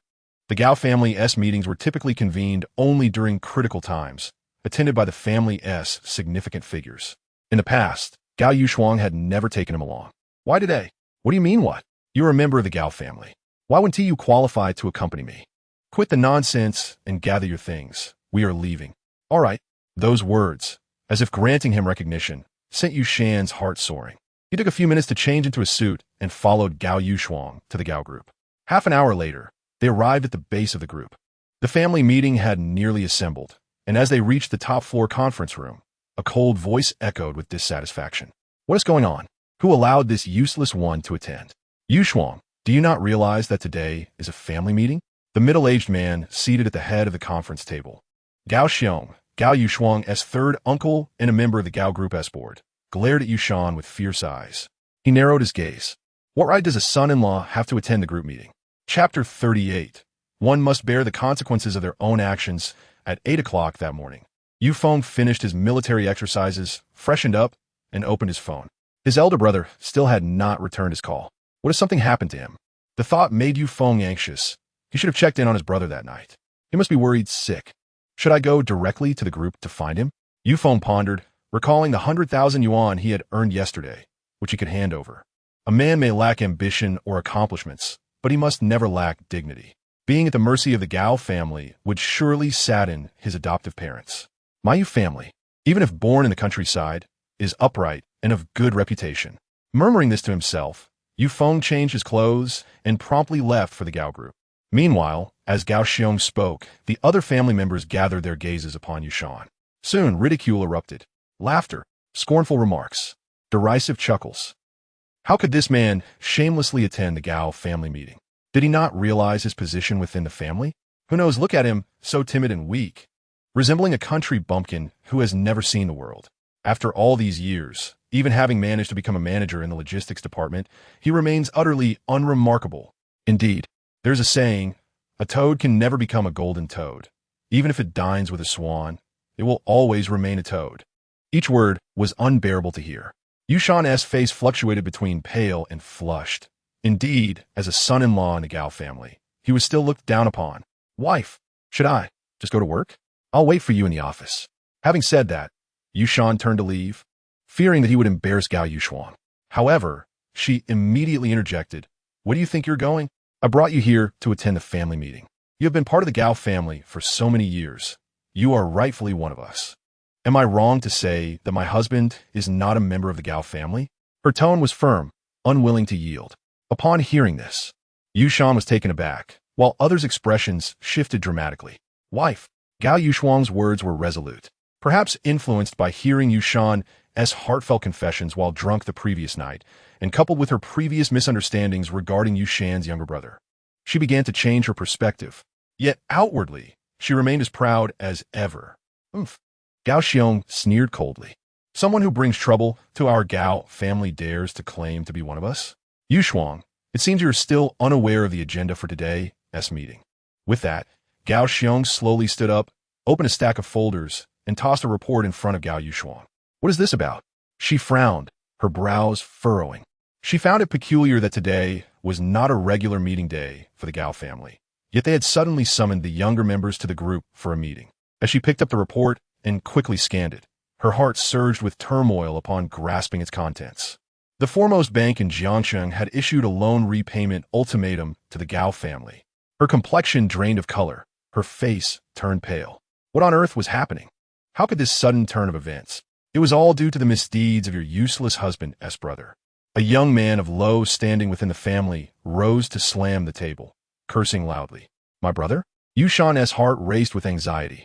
What happened to my brother? Don't panic, Gao Yushuang whispered as she turned to Gao Xiong. Uncle, what transpired yesterday? The president of the Jiangsheng First Bank, Meng Hai's son, had his legs broken last night and is now hospitalized, condemned to a life of disability. What? Gao Yushuang was well aware of Meng Hai. He was a shrewd and talented financial elite, having once graced the talent list, enjoying favor with the board of directors at Jiangsheng First Bank. Rumor had it that he would be the next chairman. It was not an exaggeration to say that in the coming years, this man would undoubtedly be a sought-after financial advisor among commercial moguls. But how did his son's misfortune implicate the Gao family? Xiao Han, it seems our chairman is still not clear on the matter. Please explain it to him. Certainly, Uncle. Gao Xiaohan turned and spoke. To put it succinctly, last night, President Meng's son had his legs broken, and the culprit was none other than your useless brother. You Feng. In a fit of rage, President Meng directed his wrath towards us, issuing a loan repayment ultimatum.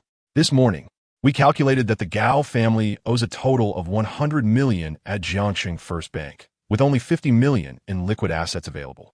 This means if we cannot gather 50 million within a month, all our group accounts will be frozen, and at that point, the Gao family will be on the brink of bankruptcy.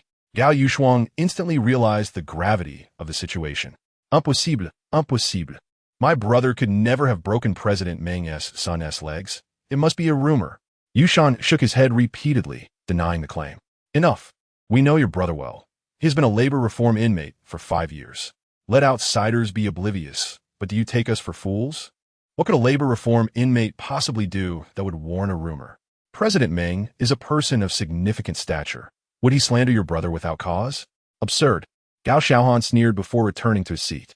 No, it can't be. Yushan was utterly panicked. Breaking someone's legs, if Meng Hai was truly enraged, Yu Feng would end up back in prison. Now is not the time to dwell on this matter, Gao Yushuang decisively stated. Aside from our liquid assets, the Gao family must have several unpaid receivables, correct? How much are we talking about? The financial secretary stood up and replied. We just finished compiling the figures. There are 5 outstanding receivables, which total exactly 50 million. However, the financial secretary hesitated, unsure of how to proceed. However, what? She pressed. Just that 2 of these may not be recoverable. What do you mean? Gao Yushuang narrowed her eyes. This was a matter of the Gao family's survival. She could not afford to overlook any detail. The clients for those 2 receivables were Lu Yi from the Longxiang Martial Arts School. Recently, we sent several groups to collect, only to be met with broken bones or being tossed into the sea, nearly losing their lives. So the Longxiang Martial Arts School, Gao Yushuang exclaimed in shock. That was a notorious establishment in Jiangsheng known for its ruthless reputation, as well as for being cunning and treacherous. Yushuang, given the circumstances, it appears your useless husband's brother has brought significant trouble upon the Gao family. I am quite disappointed in you. I suggest you step down as chairman and let your uncle take over management. I will explain matters to grandfather. The notion of usurpation instantly flashed through Gao Yushuang's mind. Just then, a voice came from outside the office. There's no need to step down. One person should bear the responsibility for their own actions. You need to trouble yourself. Everyone turned in unison towards the entrance, where a tall young man stood. Yufeng, little brother. Chapter 39. The unpredictability of human nature upon arriving at the group. Yufeng went to Yushan's office, only to find it empty. After inquiring with a nearby staff member, he learned that Yushan was in a meeting on the top floor, so he proceeded there. He intended to give his brother a bank card with 100,000 yuan to help him start a business, and then leave. However, upon entering the office, he was met with discussions regarding President Meng's actions against the Gao family. He was unaware that the young man he had reprimanded the previous night was indeed Meng Hai's son. In other words, he had inadvertently implicated the Gao family and caused his brother to be the target of scorn. Regardless of the circumstances, he could not stand by idly. When everyone laid eyes on Yufeng, they were momentarily taken aback, and upon hearing Yushan's address, they displayed disdainful smiles. Who would have thought that you're the one who broke President Meng's son's legs? Yushan, how can you allow your brother, who has committed such an unforgivable act, to roam freely? Aren't you afraid he'll be imprisoned? Gao Xiaohan crossed his arms, mocking him. Yushan had no inkling that Yufeng would be present. Little brother, I'm sorry for dragging you into this, Yufeng said apologetically. Where have you been? Why didn't you even call me? Yushan questioned, his tone laden with concern. Now is not the time for that. Yufeng entered the office, fixing his gaze on Gao Xiong in the main seat. About President Meng's actions against the Gao family, I will take responsibility. You mentioned that the receivable from Lu Yi of the Longxiang Martial Arts School cannot be recovered, correct? Yes. Are you planning to go collect the debt for us? Gao Xiong looked incredulous, thinking he was joking. Several groups from the company have nearly lost their lives trying. What can you, a recently released inmate, possibly do? I can help you collect the debt, and I assure you that within a day, I will retrieve the payment. However, this matter has nothing to do with my brother and sister-in-law. If I recover the funds, you must not force my sister-in-law to step down. Yufeng sensed that the Gao family was eager to use this opportunity to oust his sister-in-law from her position as chairwoman. While he was not particularly fond of her, she was still his brother's wife and the mother of his niece. Moreover, it was because of him that she found herself targeted by so many. He would not stand by and watch. A soldier's valor is boundless. Anyone can boast, but it's true. The Gao family is currently facing the ire of President Meng because of you. You're going to collect the debt is the most fitting solution. If you end up crippled at Lu Yi's hands, President Meng's anger will subside, and our Gao family will be saved from this crisis. Is that settled then? No. Gao Yushuang interjected, her eyes wide. Yufeng, this is not a time for you to seek glory. Lu Yi is ruthless and a master of the martial arts. To go collect the debt would be akin to courting death. Yes, little brother, listen to your sister-in-law. You mustn't go, Yushan echoed. It's fine. Yufeng smiled slightly. I have confidence. Sister-in-law, this matter arose because of me. Let me handle it. This Yushan was anxious. If you insist on going, then I will send someone with you. Gao Yushuang suddenly declared. I will accompany you too. Yushan nodded vigorously. Oh, look at these useless ones rushing to their doom. Splendid. Better if they all perish, clearing out the weeds for our Gao family and ridding us of some superfluous baggage. Gao Xiaohan jeered, pleased with the turn of events. Yu Yufeng shook his head. No need. I'll go alone. Brother, you know my temperament. Trust me. Little brother Yushan lowered his head, once again relying on Yufeng to restore his face. Sister-in-law, without further ado, I shall take my leave. Please send me the specific amount and the invoice for the payment. Are you certain? Gao Yushuang's expression was complex, lost in thought. Yes, very well. I will dispatch someone to you immediately. To be honest, even if she went, she wouldn't know how to negotiate the payment with Master Lu. One could say there was little hope. With such confidence, perhaps Yufeng truly had a plan? Having said that, Yufeng turned and left the office, heading towards the Longxiang Martial Arts Hall. Gao Yushuang immediately turned back. Yushuang, do not forget, if this payment is not collected, you must voluntarily resign and vacate the chairman's position. Did you hear me? Gao Xiong feigned calmness as he spoke. I understand, goodbye. With that, Gao Yushuang did not wish to linger any longer, taking Yushan's hand and returning to her office. Once inside, Yushan couldn't contain himself. Dear, you must think of a way. We cannot let my younger brother go to his doom. Be quiet. I restrained my anger in the office just now, and now you want me to assist you? In an instant, Gao Yushuang's demeanor shifted. The calmness she had exhibited moments ago evaporated, and her eyes seemed to convey her disdain for Yufeng. Dear, what? What are you saying? My brother is doing this to help you. Help me? Gao Yushuang scoffed. He brought this upon himself. I knew that this brother of yours, having just come out of prison, was no good. In just a few days, he has already resorted to violence twice. Does he think that violence can solve problems in this society? He speaks only with his fists and possesses no intellect. If I were to assist him, I would be a fool. It is clear to anyone that President Ming has calculated that our Gao family would not dare to confront Master Liu for the debt, thus using this to pressure your brother into collecting it. Understand the concept of using a knife to kill someone. But Yu Shan was at his wit's end. He had thought Gao Yushuang's attitude had improved significantly, even towards his brother, but it seemed it was merely an illusion. Deep down, she still looked down on the two of them. Then why did you just advise him against going? Yu Shan inquired. Fool, if I hadn't said that, would he feel guilty enough to act on his own? Gao Yushuang turned her back. Dear, speak your mind. Gao Yushuang said, her impatience evident. Have you ever loved me? Yu Shan's eyes were filled with fatigue. It turned out, he was truly foolish. Eso nave. Like a grand joke. Gao Yushuang frowned. This matter is unrelated. I do not wish to answer. Yu Shan, your brother will most likely encounter trouble today. I have instructed someone to block the exits. You remain here until the situation is resolved. I will inform you when you can leave. After all, Yu Feng shares no blood relation with you. If he dies, so be it. Consider it a stepping stone for our lives. Yu Shan felt a surge of anger as blood rushed to his brain, causing him to collapse once more to the floor. The last thing he saw was disappointment in her eyes. Years of marital affection culminated in deception and calculation. As a man, the elder brother had lived most of his life like a turtle whose dignity was trampled into the ground. My younger brother, meanwhile, Yu Feng, unaware of the manipulation, arrived at the Longxiang Martial Arts Hall. At the same time, a shadowy figure appeared in the open parking lot nearby.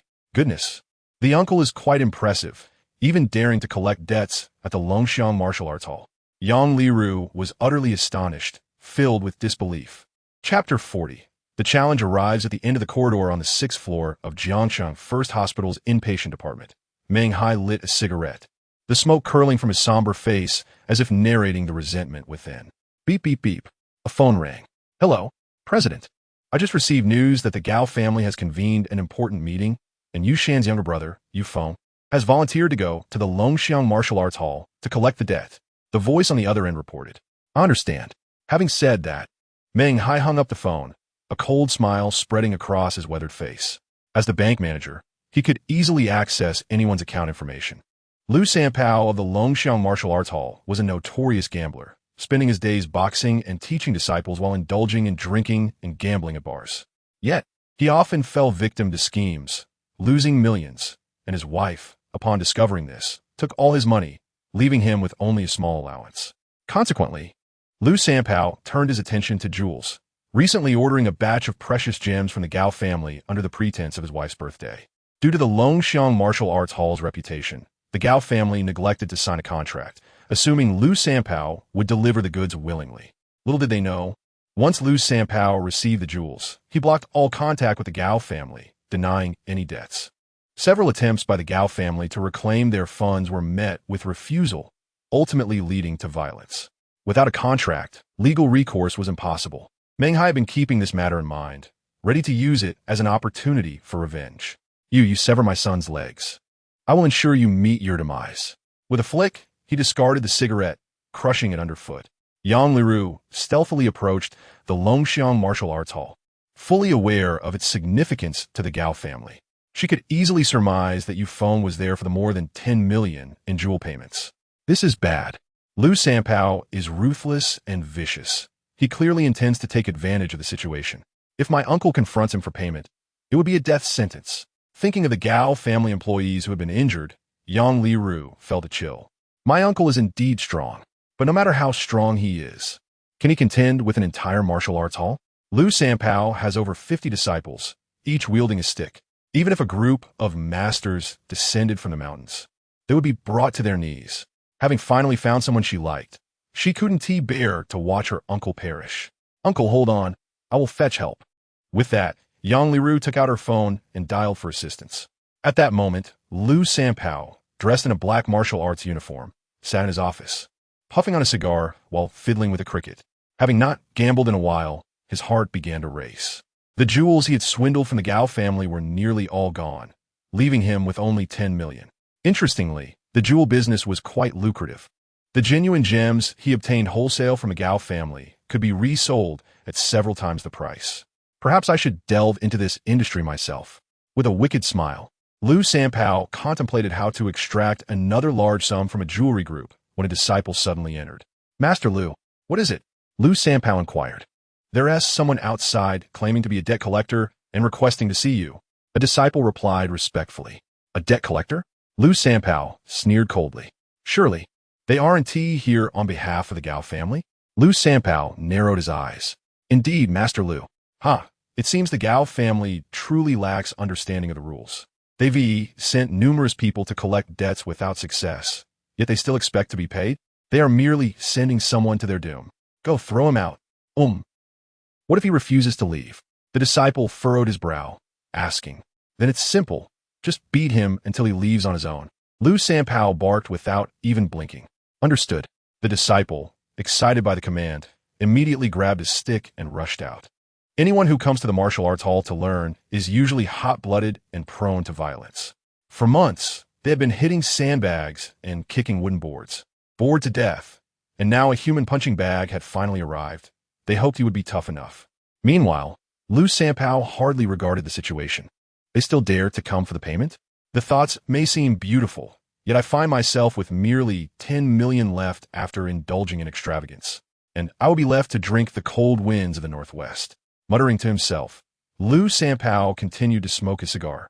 Picking up a fashion magazine from the table, a subtle wicked smile gracing his lips. This lifestyle was precisely the purpose behind his martial arts training.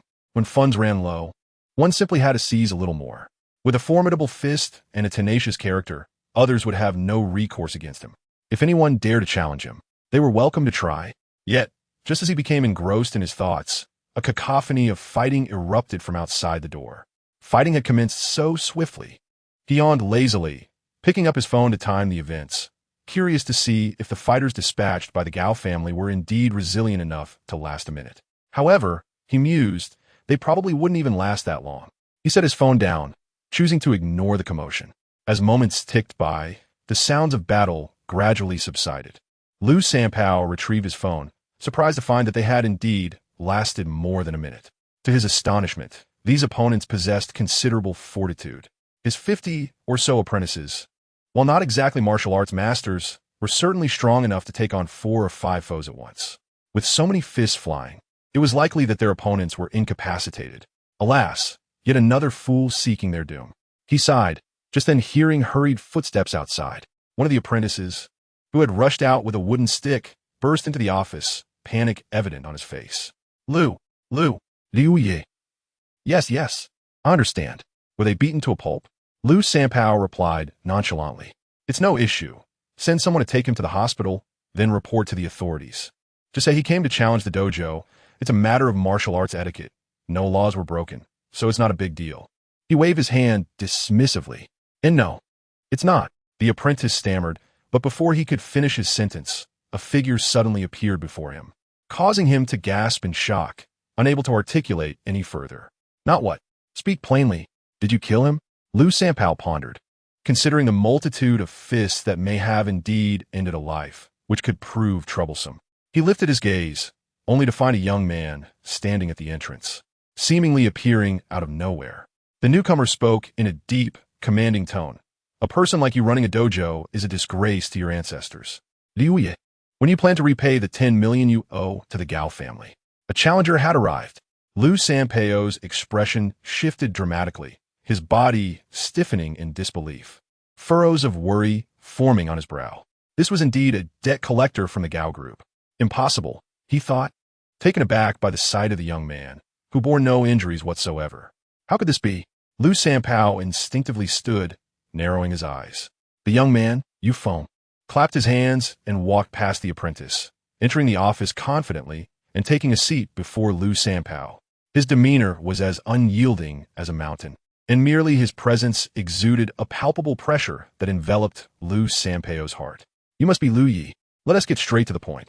You owe the Gao family 10 million. When do you intend to repay it? Yu Feng inquired coolly. Lu Sanpao's face tightened as he scrutinized Yu Feng's every move. His 50 apprentices outside must be lying defeated, crying for help. This was a formidable character, but what did it matter? To extract food from the jaws of a tiger was courting death. He forced a congenial smile, gesturing amiably. Ah, but look at how you phrase that. I was just about to repay you when you arrived. Come, let us not rush. Let us enjoy a cup of tea first. Shall see, prepare a cup of tea. Lu Yi, the young apprentice, still dazed with fear, didn't grasp Lu Sanpao's intent. Not understanding the situation, he thought it absurd that they wouldn't even offer a sip of tea to such a long-traveled guest. Lu Sanpao feigned authority, thumping the table. Yes, I'll go right away. The apprentice hurriedly exited. Yu Feng smiled knowingly. If you intend to repay, let us expedite the process. The tea is inconsequential. I'm merely here to collect the debt. Lu Sanpao nodded. Indeed, the debt is paramount. I understand. However, I haven't seen a master like you in Jiang City for quite some time. May I inquire how much Gao Yushuang offered you? I would pay double if you would consider joining my dojo as a master. The 50 apprentices, each strong and capable, couldn't have let a person like Yu Feng enter unscathed. Lu Sanpao considered the possibility of recruiting him. I have no interest. Just repay the debt. I am quite busy, Yu Feng flatly refused. A pang of alarm struck Lu Sanpao. Here was someone who, while seemingly honorable, would not hesitate to retaliate if cornered. Just then, the young apprentice returned, holding a steaming teapot. Lu Yi, the tea is ready. Good. Lu Sanpao produced 2 clean teacups, filling them before approaching Yu Feng with the cups in hand. Here, young brother, my apprentices were rude. Please forgive their lack of decorum. Allow me to make amends with this tea. After you drink, I will send someone to arrange the payment. How's that sound? All right, but do not go back on your word. Yu Feng accepted the cup, raising it to his lips. The two locked eyes. Lu Sanpao offered a slight bow before tilting his head back to drink. Observing, Yu Feng sniffed the air. No poison. He too drank the tea.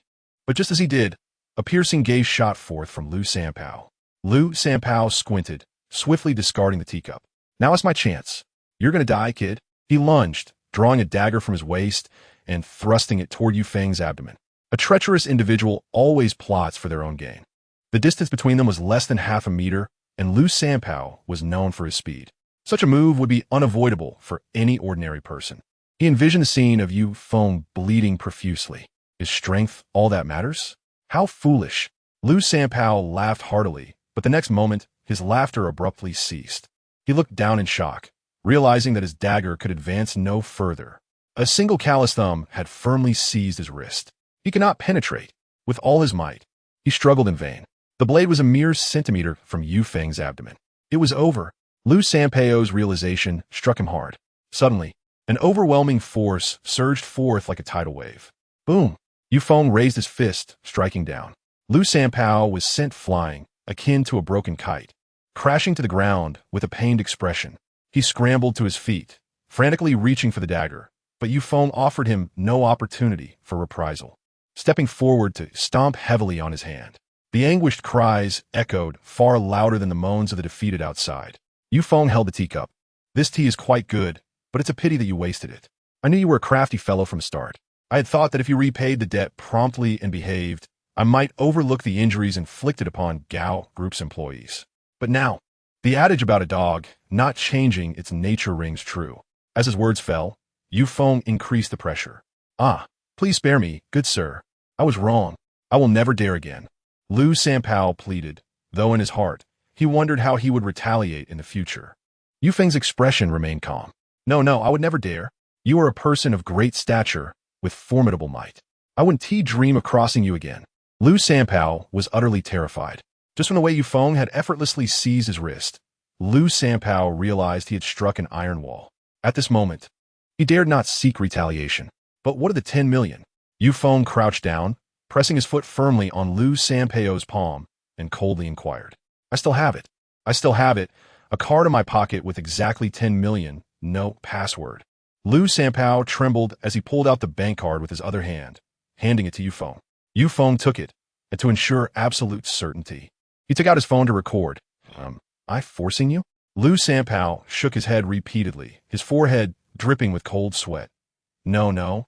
I, Lu Sanpao, owe the Gao Group a debt, and am voluntarily returning 10 million. No one is coercing me. And those people lying on the ground outside? They're my apprentices. They fell while practicing, It has nothing to do with anyone else. Lu Sanpao was on the verge of tears. The pain was real. He could almost feel his fingers being gnawed by countless ants. And you? Yu Feng's eyes grew cold. I am not human. I deserve this. I deserve this. Lu Sanpao faltered. As the saying goes, what goes around comes around. He usually relied on cunning and the strength of numbers to bully others. But now he found himself pinned down, nearly crying. This illustrates the contrast of appearing fierce, yet being terrified within. Yu Feng lifted his foot and released him. Take care of yourself. As he turned to leave, a plant on the desk caught his attention. It was the Enong flower, a crucial raw material for a peculiar poison, which was indeed the poison in Ruo. Chapter 42. Yu Dalong at that moment. Every nerve in Yu Feng's body tightened. On the first day at his brother's house, he had noticed that the poison affecting his niece Ruo was unusual. It was colorless, odorless, and a chronic toxin. Once the toxicity in the body accumulated to a certain level, it would erupt immediately, potentially fatal. He found it strange that this poison typically appeared only in war-torn areas abroad, and its raw materials were only available overseas. Now, seeing the Enong flower here, Yu Feng realized the situation was far from simple. Lu Sanpao, trembling, stood up from the ground. This time, he did not dare to act, uncertain whether the person before him was a martial artist. In Lu Sanpao's mind, only the heirs of martial arts families possessed such skills. Sir, may I know your name? Yu Feng. Yu Feng's gaze remained fixed on the Enong flower. Lu Sanpao noted the name and silently committed it to memory. Master Yu, I misjudged you today. Your skills leave me in awe. I will come to apologize to you another day. As a man of the martial world, Lu Sanpao understood the importance of friendships. With such a formidable expert, it would be foolish not to befriend him. That's unnecessary. I ask you, where did this flower come from?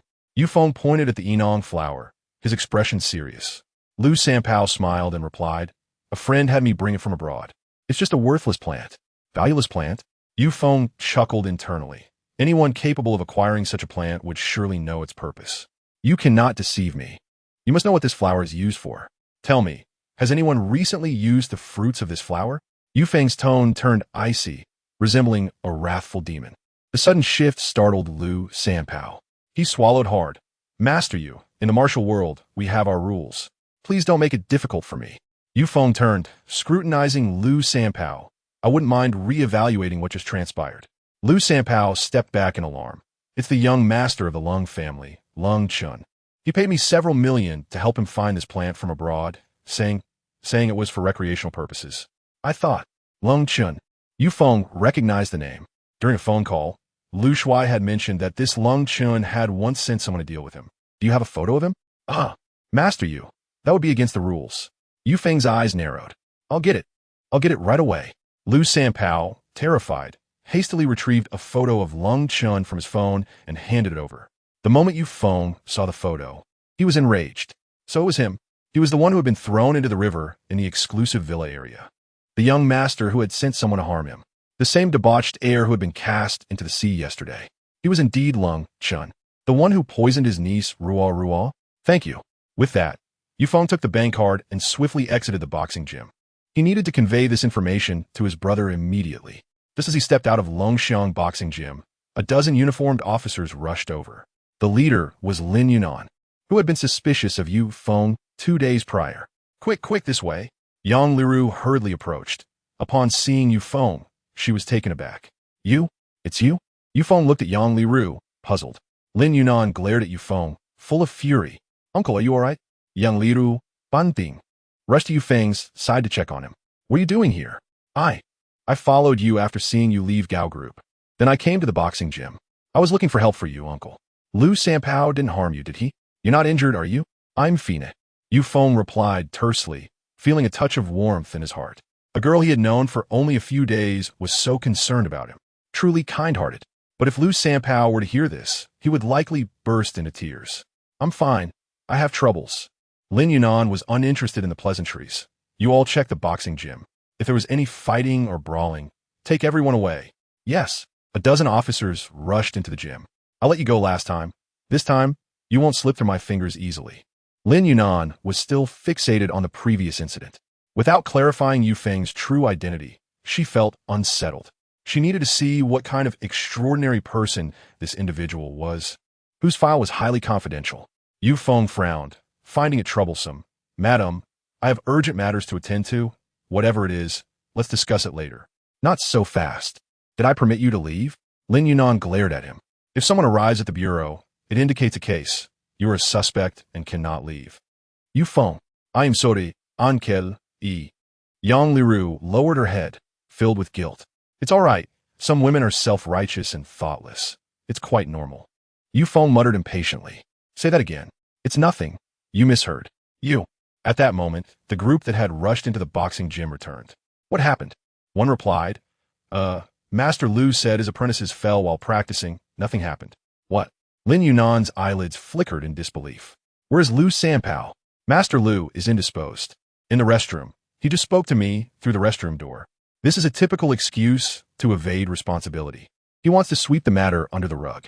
What exactly is Yu Feng's background? Well, madam, can I leave now? Yu Feng shrugged, inquiring. Consider yourself lucky this time.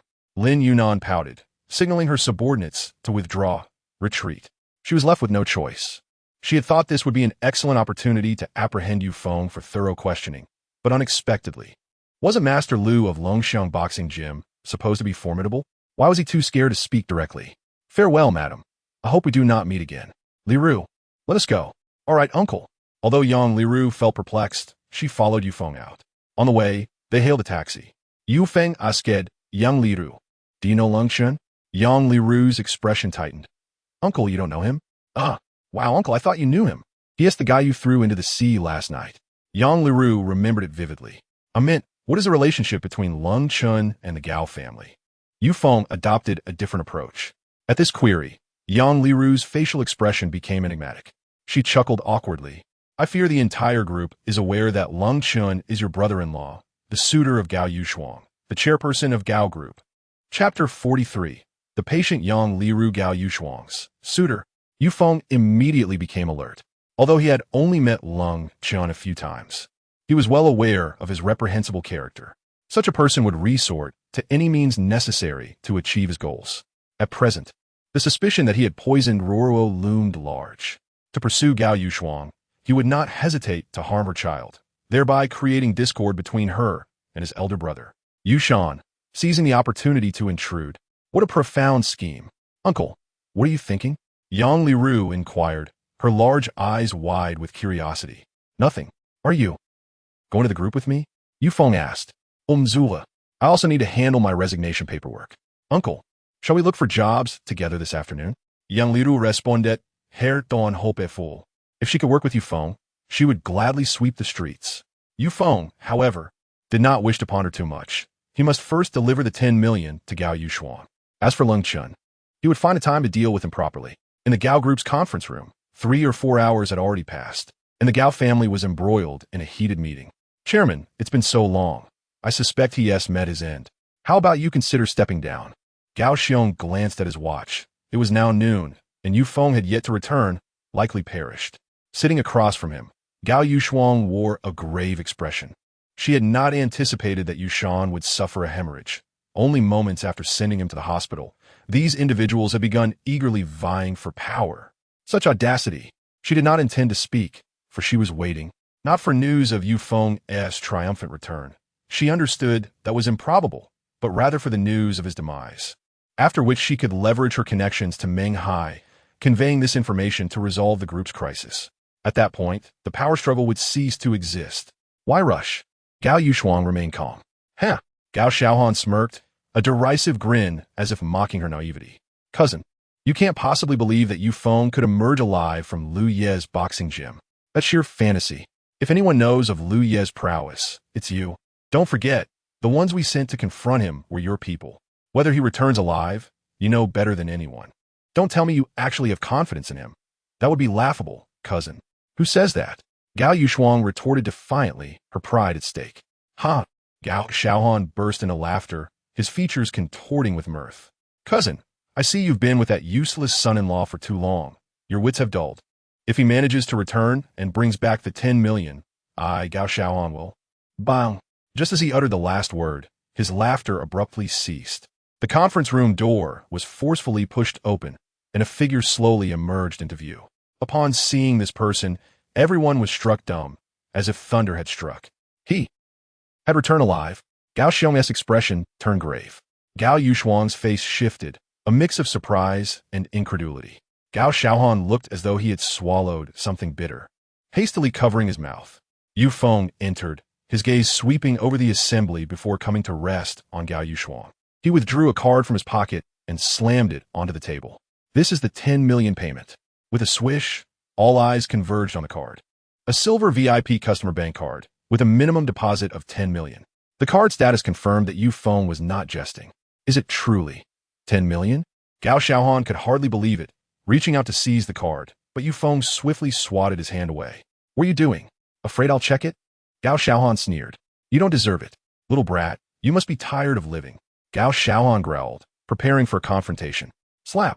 Gao Yushuang slammed her hand on the table, declaring enough. She lifted the card, looking at Yu Feng. What is the password? There is no password. It can be verified.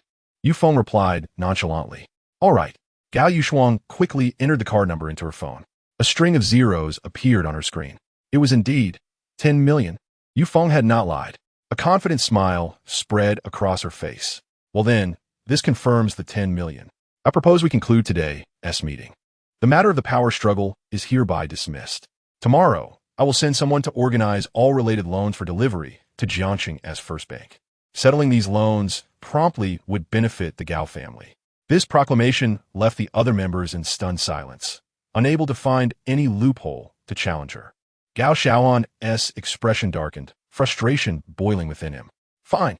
Then, let us adjourn. Yu Shuang, please ensure your husband's brother doesn't cause us any more trouble. If this happens again, don't blame me for being ruthless. That one happened. With that, Gao Xiong stood and departed first.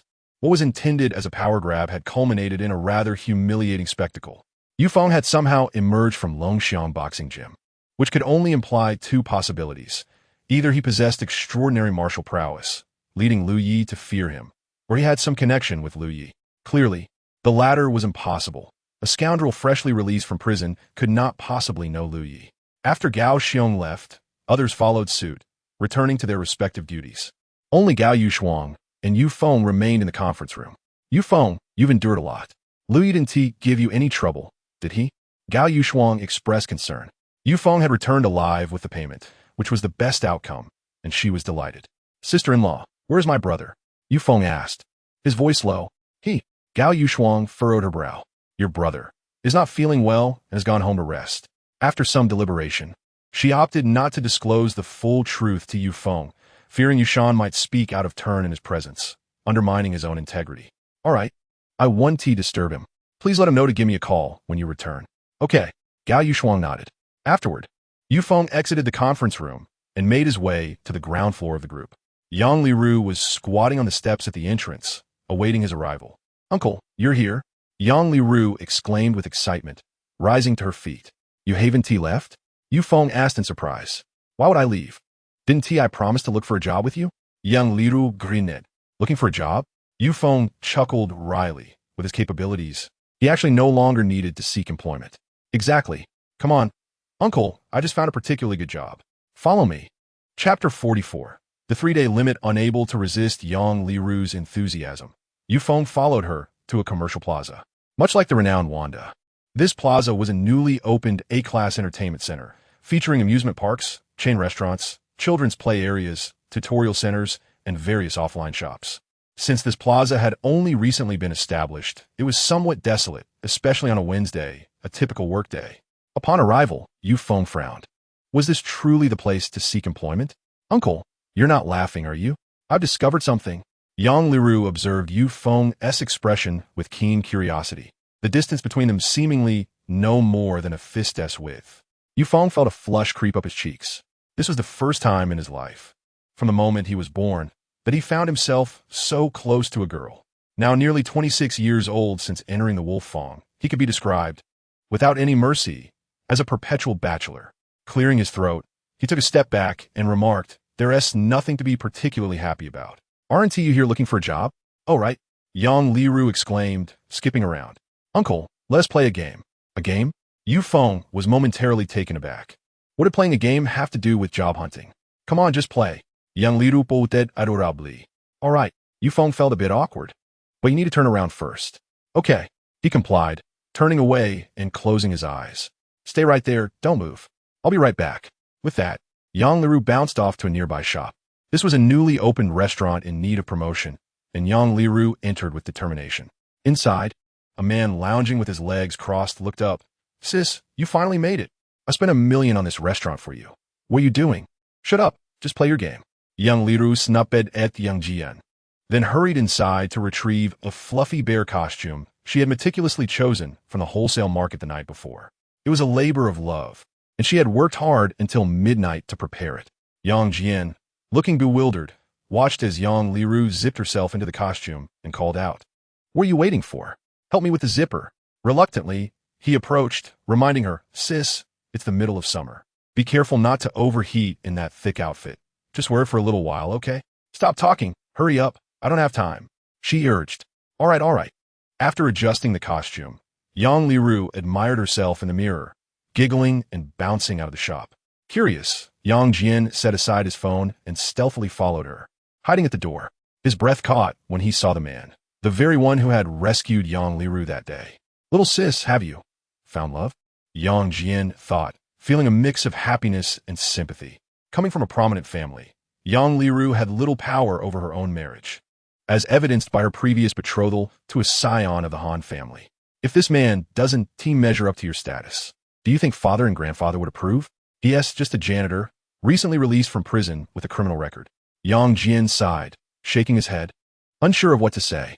After investigating Yufeng, he knew that his modest background would never be accepted by the Yang family. He could only hope that his sister wouldn't get too entangled in this.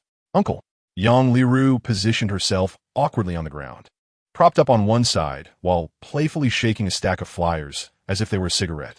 Yufeng opened his eyes, turning to look down at her. In that moment, he felt an involuntary surge of joy. "That is quite the charming pose," he chuckled, a genuine smile breaking through. Years spent in prison had stripped him of laughter, save for the fleeting moments when he watched cartoons. This time, however, his laughter was pure and heartfelt. Yang Liru, drenched in sweat from the bear suit, felt her heart melt at the sight of Yufeng's smile. "Uncle, you laughed. You laughed," she exclaimed, bouncing with glee. Yufeng stifled his smile, clearing his throat. "So, you're distributing flyers?" Yang Liru changed the subject. "Oh, that is not important. What matters is that you smiled. You know, you look quite handsome when you smile, even if your skin is a bit dark and your hair is short. You should smile more. It's good for your health. Since the first day I met you, you Haven T smiled once. That is not good. More smiles lead to a healthier life." Yufeng's smile began to falter. "This girl. So, you wore this outfit just to make me laugh?" Yang Liru scratched her head. "I noticed you've been going through a lot lately, so I thought I'd cheer you up. Is it not allowed? Do you not consider me a Faitak friend?" Before she could finish, Yufeng pulled off her headpiece. "Hey, uncle, you." Yufeng handed her a napkin. "It's hot out. Wearing something so thick could make you overheat. Here, wipe your sweat. I'm fine. Thank you for making me happy." Yufeng suddenly found himself at a loss for words. He had never been in a romantic relationship. He had never believed in love at first sight. Yet now he found himself wavering. "Stop rambling like a woman. Just help me distribute the flyers." Yang Liru took the napkin, but instead of wiping her forehead, she carefully tucked it away in her pocket and handed the flyers to Yufeng. "All right." He nodded, and observing their interaction, Yang Jian felt a pang of envy. It had been a long time since he had witnessed such a beautiful connection. But just then his phone rang. He quickly answered, only to find the caller was none other than Yang Liru's father, the head of the Yang family. "Hello, Dad. Are you near Liru? I'm notifying you that in 3 days, I'll send someone to Jiangsheng to bring you both back. You better keep an eye on her. If she runs away again, I will hold you responsible."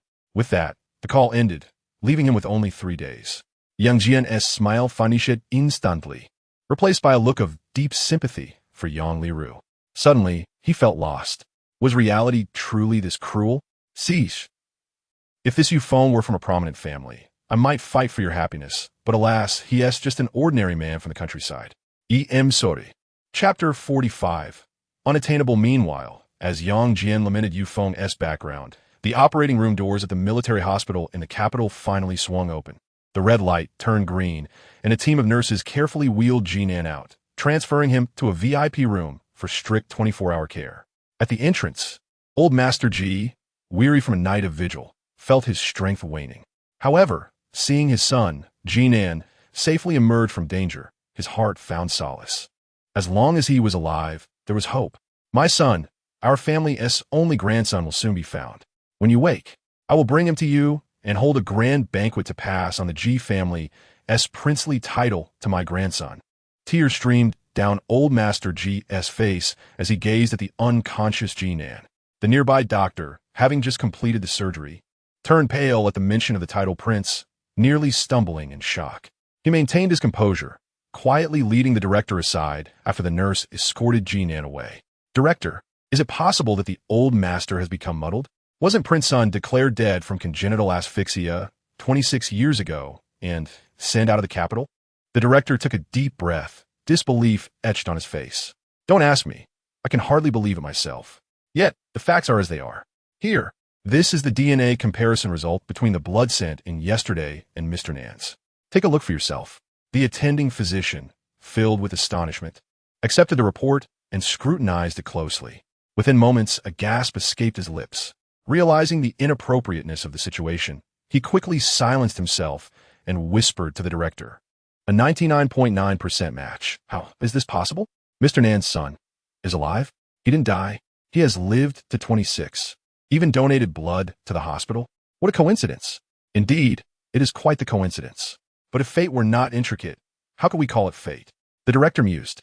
Perhaps the departure of that young master from the capital 26 years ago was destined, meant to save Mr. Nan from his recent calamity.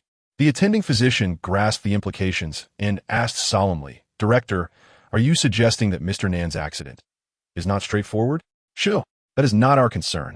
We are only responsible for healing the sick. A few minutes later, old Master Ji entered Ji Nan's hospital room, flanked by a group of protectors.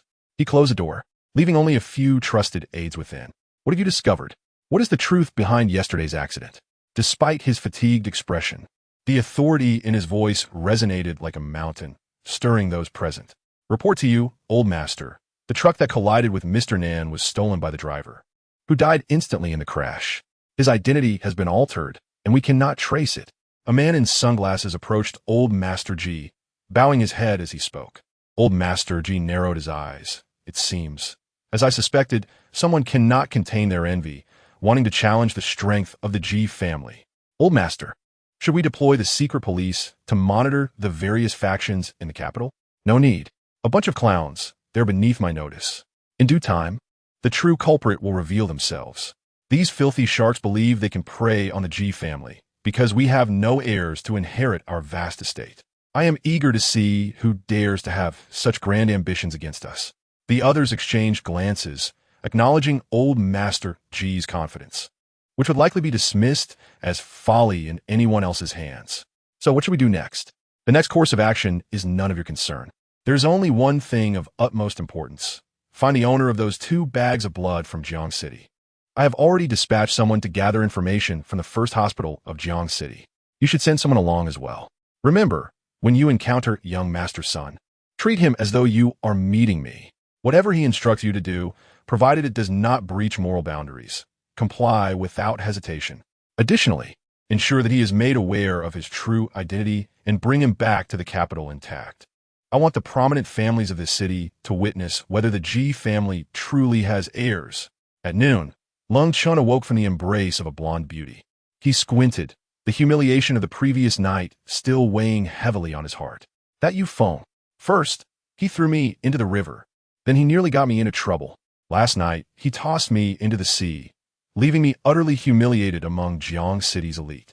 I would not let this go. Young Master Lung, you're awake. Why not sleep a little longer? Silence. Return to your slumber. Lung Chun huffed, rising to retrieve his phone, dialing a number once more. This time, he was calling Liu, a figure in Jiang City. This Liu was not like the ruffians. He was shrewd and ruthless. Beep. The call connected. Liu Sanpao had just finished applying medicine when he received Lung Chen's call. Hello, young Master Lung. Liu, I need you to assist me with something. Lung Chen spoke in a hushed tone. Go ahead. What is the matter? We have a good relationship. Just say it, and I'll handle it. Liu Sanpao reassured confidently. I trust your efficiency, Liu. It's not a significant task. I just need you to help me eliminate someone. As he spoke, Lung Chen's expression darkened considerably.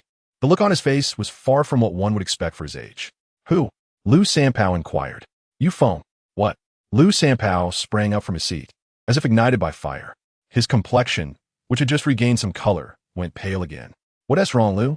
Young Master Lung. Is it you Feng from a Gao family? Liu Sanpao swallowed hard, asking. Yes, he is the younger brother of Gao Yushuang's husband, a useless fellow. Why? Lung Chun was perplexed by Liu Sanpao's sudden knowledge of Yu Feng's connections to the Gao family. But before he could ponder further, he was stunned. Sorry, young Master Lung, but I cannot assist with this.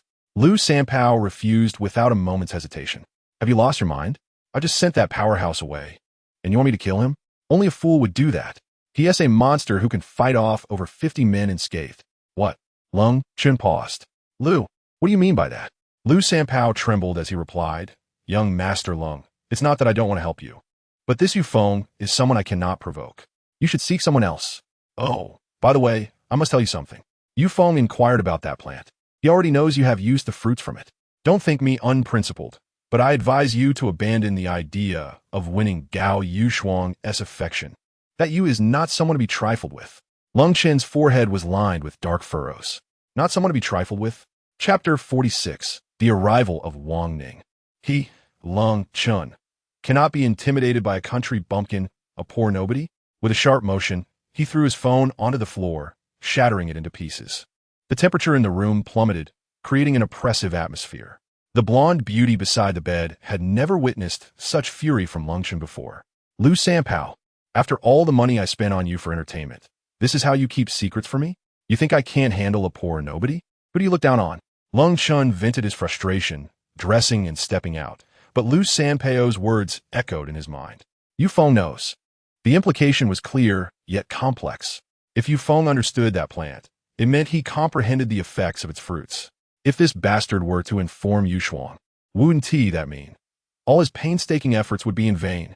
Ah, damn it. Frustration surged within Lung Chun as he kicked a ceramic vase positioned at the stairway. The vase rolled down the stairs, crashing with a loud thud, just as several uninvited guests appeared before him. Who are you? Lung Chen's expression shifted, his gaze landing on the sofa. There sat a bald man clad only in a black t-shirt and shorts, wearing flip-flops, flanked by 4 or 5 menacing-looking associates, all wielding guns. Guns? Lung Chun was taken aback. The bald man on the sofa sneered and spoke. The young master of the Lung family has quite the temper. It seems we have arrived at just the right moment. After all, my temper is even greater. Swiftly turned and dashed towards the 3rd floor. Sensing that the situation was amiss, he decided to retreat. The individuals around him, regardless of their backgrounds, were armed, and it was not wise to provoke them. A few bruises could be tolerated, but a firearm was a different matter altogether. Just as he turned, several imposing young men appeared at the staircase, blocking his path. It was over. He had no escape. Pale and anxious, he forced a smile and inquired, "May I ask which esteemed gentlemen have graced my humble abode so early in the day? What brings you here?" Ning Cheng's Wang Ning. The young man introduced himself nonchalantly. Cold sweat broke on's brow as he recognized the name. Wang Ning, the notorious king of the night who had evaded capture just the previous night and was now wanted nationwide. He was no stranger to this man. Wang Ning's men had clashed with Cold's henchmen while dealing with Yu Feng. The head of the Cold family had warned him against stirring up trouble, and now trouble had come knocking at his door. "Look at him, boss." He asked, trembling like a leaf. "How can someone like him assist us?" One of Wang Ning's companions scoffed. "That is not quite fair. Our boss's reputation is formidable. Just uttering his name can instill fear." Another chimed in, gulped nervously, so it's the esteemed Wang. "I have heard much about your reputation in Ningcheng. What brings you here? You're curious why I seek you out, aren't you?" Wang Ning filled his cup with tea, a smirk on his lips. "I came to find you because your people squandered a perfect opportunity to apprehend Yang Liru. My stronghold was compromised because of this. And now you tell me I shouldn't seek you out?" Kneeled in a panic, stammering, "Wang, this isn't my fault. It was you Feng's doing. If it weren't for him, you wouldn't have been hindered in your pursuit of Yang Liru, whom I believe you seek. You know her?" Wang Ning Sprofurovet, realizing he had come to Jiang City precisely for her.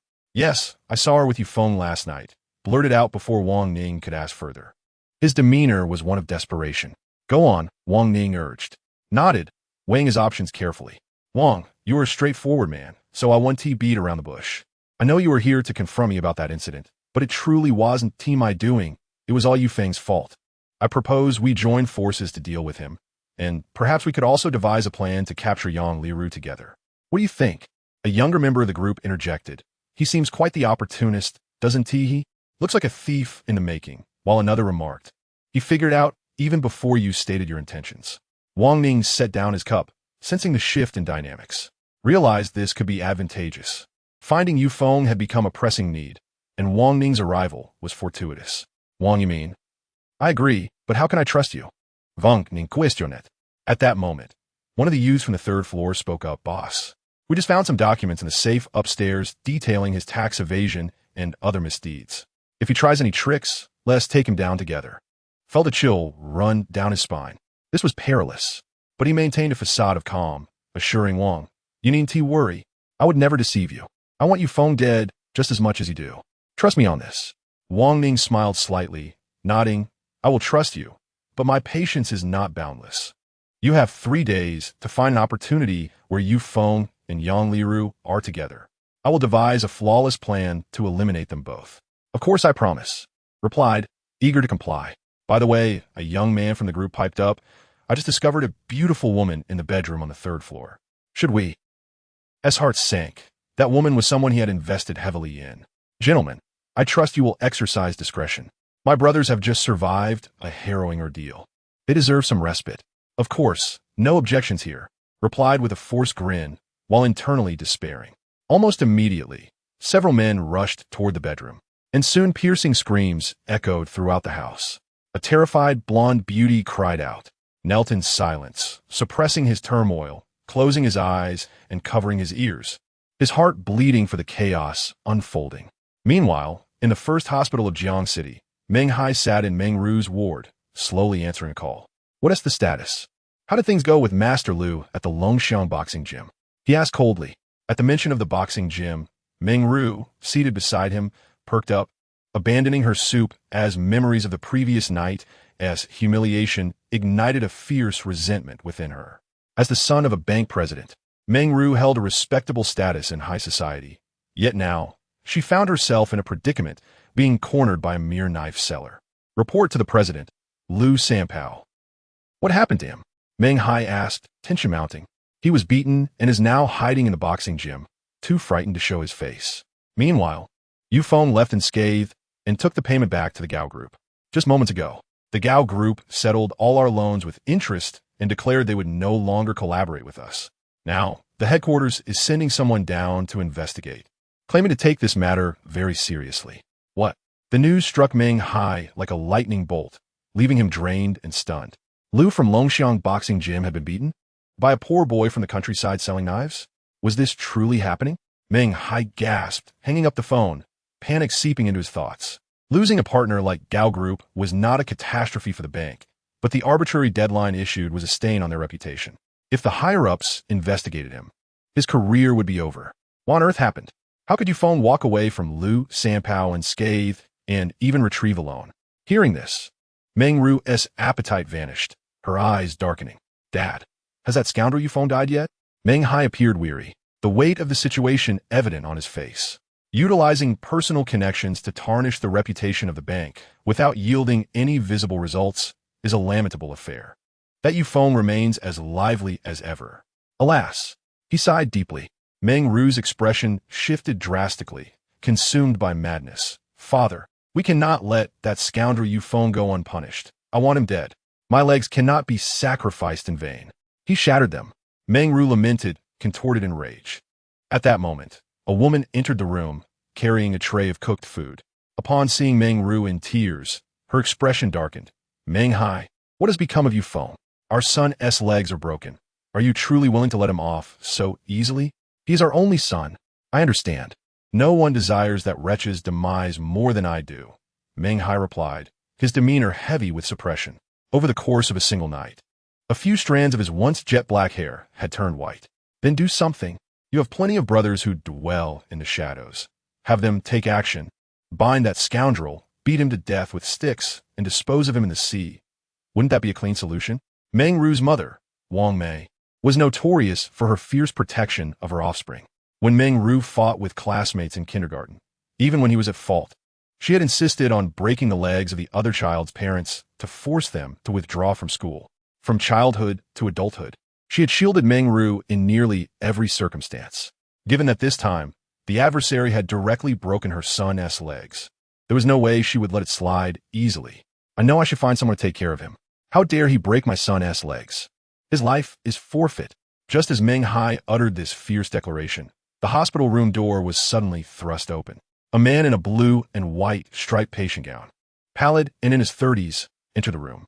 Who are you? Meng Hai's gaze turned icy as he looked toward the entrance. Who allowed you to enter? Get out.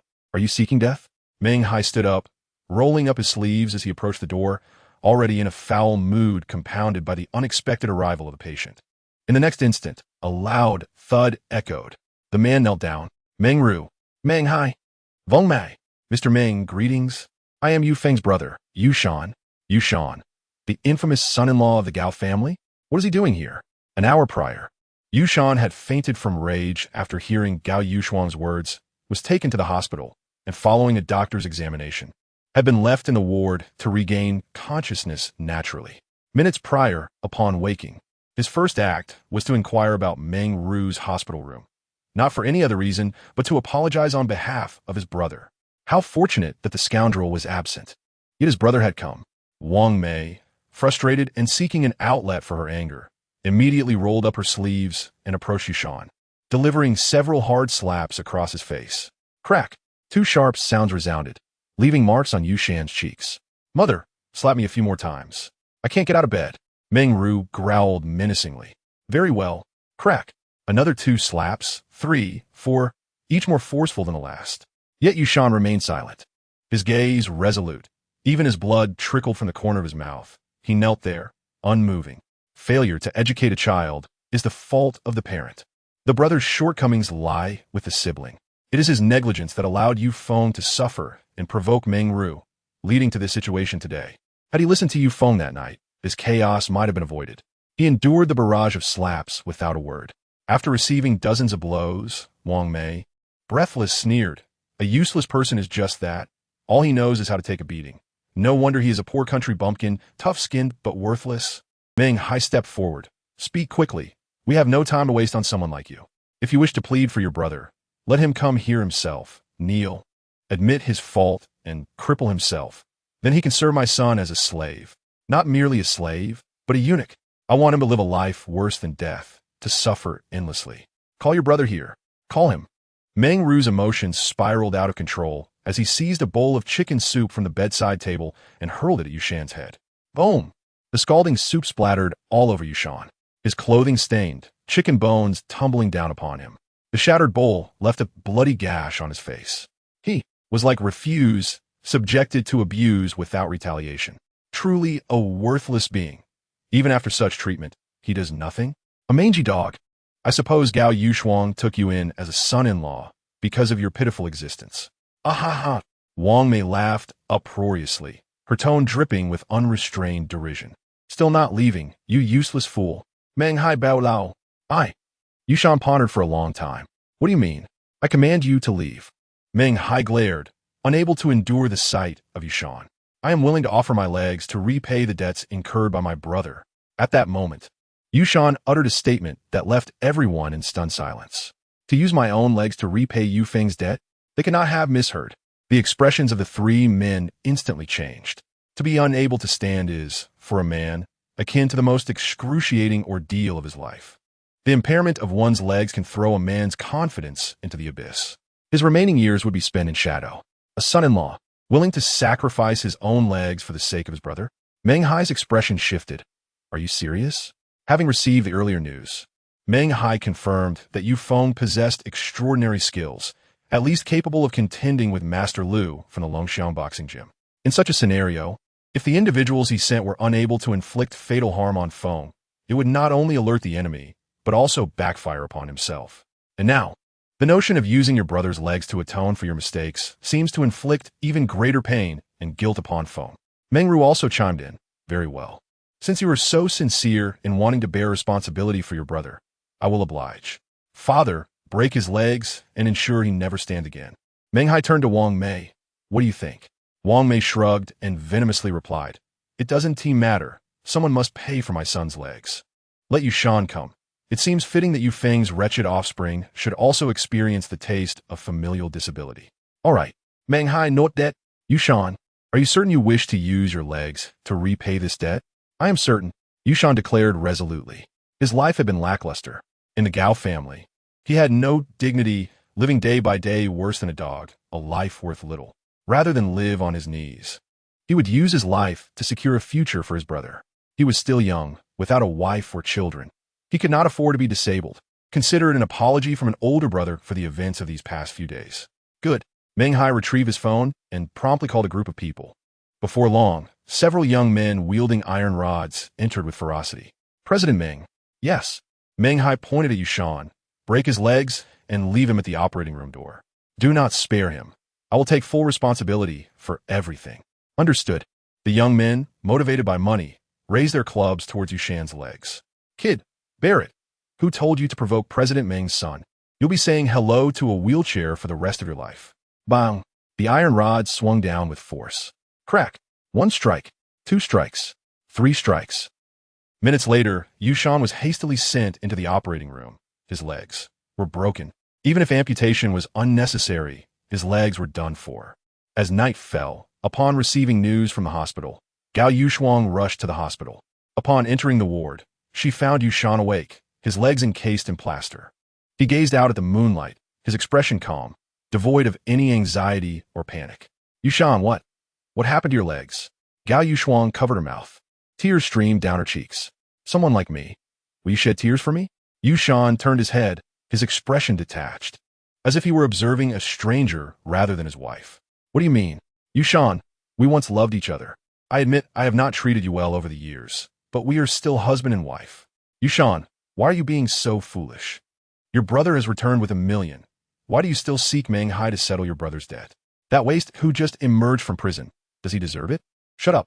Yushan yelled fiercely. I know my brother better than anyone else. Even if he has been in prison, he is still my brother. Moreover, Gao Yushuang, let us get a divorce. Chapter 49. Unanswered messages. Those 2 light words struck Gao Yushuang's heart like a meteor. Divorce. A single tear formed at the corner of her eye, unbidden. What? What did you say? She trembled, seemingly unable to fathom how they had reached this point. Gao Yushuang, let us get a divorce. Yushan inhaled deeply, the words trapped in his chest. Why? Give me a suitable reason. Gao Yushuang urgently asked. Is that even question? Yushan paused, a slight smirk playing on his lips as if mocking himself, and continued. I am now crippled. My life is destined to be spent in a wheelchair. What use is a disabled man in the Gao family other than to bring you shame? I can no longer perform household chores or drive you to the company. I will need you to hire someone to care for me. Am I still worthy of remaining in the Gao family? As he spoke these words, Yushan felt no fear. Rather, in that moment, he felt like a person, expressing his thoughts with dignity, no longer caring about anyone else's opinions. Yet, he was unaware that his words pierced Gao Yushuang's heart like a silver needle. She was proud. She was cold. She had acted excessively. Yet, deep down, she still regarded Yushan as her husband. Now, however, she sensed him drifting away, the distance between them widening. In your heart, do you think I, Gao Yushuang, am someone who values only profit? Is it not so? Yushan turned his back, facing the night outside the window. Yushan, ha. So, I have become so pathetic? For that scoundrel of a brother. You're willing to sacrifice your legs, and now, even this family? Give up. I do not agree. I absolutely do not agree to a divorce. Deep within, Gao Yushuang's pride would not allow imperfections in her life. Marriage was no different. She did not wish to divorce, did not want to. She still loved Yushan, though perhaps not as overtly as before. Moreover, they had a 5-year-old daughter. She turned and bolted from the ward, leaving the hospital, her last words still echoing her refusal to divorce. As for Yushan, he gazed at the moonlight, his eyes moist. He repeatedly murmured, My brother is not a scoundrel. He is a good person. He is not a scoundrel, not.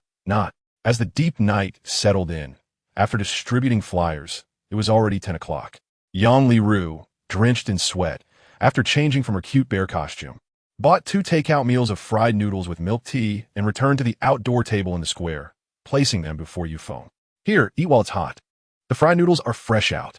Setting down her phone, Yang Liru took a cup of milk tea and some fried noodles, opening the lid and devouring them without a hint of the demeanor expected from a wealthy young lady. Observing the fried noodles before him, Yu Feng did not touch his chopsticks but instead stared at them for a long while. What's wrong? Is it not tasty? Or should I go get you a portion of fried rice? Yang Liru, seeing Yu Feng's in action, assumed he found it unappetizing and inquired. No, it's not that. I was just reminded of a time in my childhood when my brother bought a bowl of fried noodle for breakfast, only to have it snatched away by a group of older students. Yu Feng, holding his chopsticks, reminisced about his rural past. Yang Liru's eyes widened. How thrilling. What happened next? She asked curiously. Later, I took 3 bricks and ran to the classroom of the older students, hitting each of them on the head with a brick. But then my homeroom teacher caught me by the collar and made me copy the school handbook 100 times. Yu Feng chuckled bitterly, shaking his head. Yang Liru almost spat out her food, laughing to the point of stomach pain, her face blooming with joy. Uncle, I didn't expect you to be so mischievous as a child, daring to confront older students. Impressive. Well, it was all right. When I was merely 10 years old, the incident at school spread like wildfire, and henceforth, no one dared to bully my elder brother. My brother, who is 7 years my senior, started school later than most, and bore a timid spirit. Each time he was tormented, it was I who valiantly stepped forth to defend him, believing I could safeguard him for a lifetime. Little did I foresee the events of these past years. He is now at the Gao family. Yu Feng lowered his head, and an air of helplessness shadowed his countenance. In his mind, he could not help but recall Yu Shan's timid demeanor at the Gao residence, perpetually cautious and subservient. Truly, he has endured great indignities. Yang Liru was at a loss for words. Everyone has their own path. Dear uncle, do not dwell on it too heavily. In the future, you shall have a family of your own, children, and perhaps a beautiful wife. Ahem, let us speak of happier matters. Uncle, what type of girl do you fancy? Yang Liru inquired with childlike curiosity. Me? Yu Feng furrowed his brow slightly, as he realized he had never given it much thought. However, there was indeed a girl before him who had once brought a smile to his face. Yu Feng continued to gaze at Yang Liru. Her cheeks flushed. Uncle, why are you staring at me? I'm sorry, but, oh dear, uncle, you're so bothersome. Do you not know that staring at a girl is impolite? I shan't talk to you anymore. I'm going home now. We shall meet again tomorrow. Yang Liru neatly packed the fried noodles, and just as she was about to leave, she suddenly seized Yu Feng's phone, recording her number within, and save his contact before turning to depart. Yu Feng pondered the strange thoughts of a young girl. Nevertheless, what about the wages for today's flyer distribution? It was agreed upon as 100 a day, and now it has vanished. He sighed, dismissing it. At least she had purchased dinner. After finishing the fried noodles and milk tea, Yu Feng took a taxi back to his apartment. After freshening up, he lay on his bed, retrieving his phone to check his call log. His brother had not called. It was already so late. Even if his brother was busy, he would surely return a call. After some contemplation, he wondered if perhaps his brother truly had matters to attend to. Instead of waiting for a call back, he sent a text. Brother, I wish to return to the countryside tomorrow to pay my respects to our parents. If you are free, could you come fetch me? If not, I shall take a taxi myself. After a while, his phone remained silent. Yu Feng sent another message. Brother, is it possible that sister-in-law is upset because of our argument? Please do not be angry. Should Meng Hai trouble you further, I will handle it. Do not quarrel with sister-in-law. The child is at home, and it would not reflect well. Brother, why have you not replied? Is your phone out of battery? It's quite late. Perhaps you have gone to sleep. Never mind. I will just take the bus to the countryside to pay my respects. But there is no signal out there, so if you call, I may not receive it. Brother, good night. Setting down the phone, Yu Feng felt a tumult of emotions. What truly lies ahead? He sighed. Meanwhile, Yu Shan received these messages but chose not to respond, his eyes bloodshot. I'm sorry, little brother. I can no longer see you. I believe in you. You are not a scoundrel, but I can no longer accompany you on this journey. Chapter 50. The following morning, a momentous announcement reverberated through the upper echelons of Jiangqing society. The venerable patriarch of the esteemed Dong family would celebrate his birthday 2 nights hence, hosting a banquet for the offspring of prominent families and societal elites. Moreover, on this auspicious occasion, a significant announcement would be made. The once renowned Dong Xiao, a scion of the Dong family, would inherit the title of crown prince, commencing his stewardship over the family's affairs. This news sent ripples of excitement throughout the community. The title of the four great talents, particularly that of the West Dong Sheng, had echoed through the halls of power 5 years prior.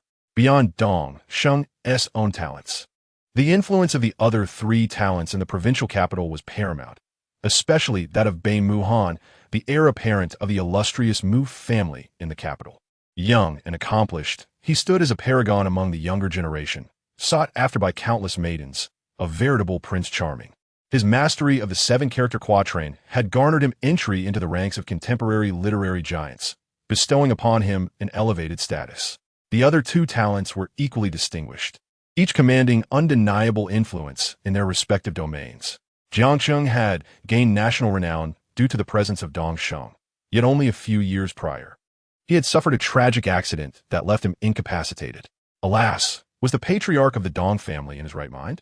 How could a disabled man be entrusted with a family legacy? What do you know? Do you think the Dong family is inviting everyone to attend? Only those with invitations may enter.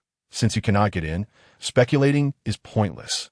Indeed, I have heard whispers that Dong Sheng may have encountered some fortuitous event and has regained the use of his legs. Is that true? Various opinions swirled and clashed. Concurrently, many families received invitations, including the Gao, Lung, and Hua families. Meng Hai also received an invitation, delivered personally by Dong Sheng. Dong Xiao personally delivered the invitation to me. I am utterly flabbergasted. Outside the hospital room, Meng Hai beamed with joy, never imagining that as a mere branch manager of a bank, he would be deemed worthy of attending the Dong family's birthday gala. Do not fret. Following this birthday celebration, I shall likely gain access to all of Dong family's intelligence resources. When I seek that individual, it will be much swifter. In the future, you shall work alongside me, and such banquets will naturally be within reach. As he spoke, Dong Sheng, clad in a suit, turned away, his face devoid of any former gloom.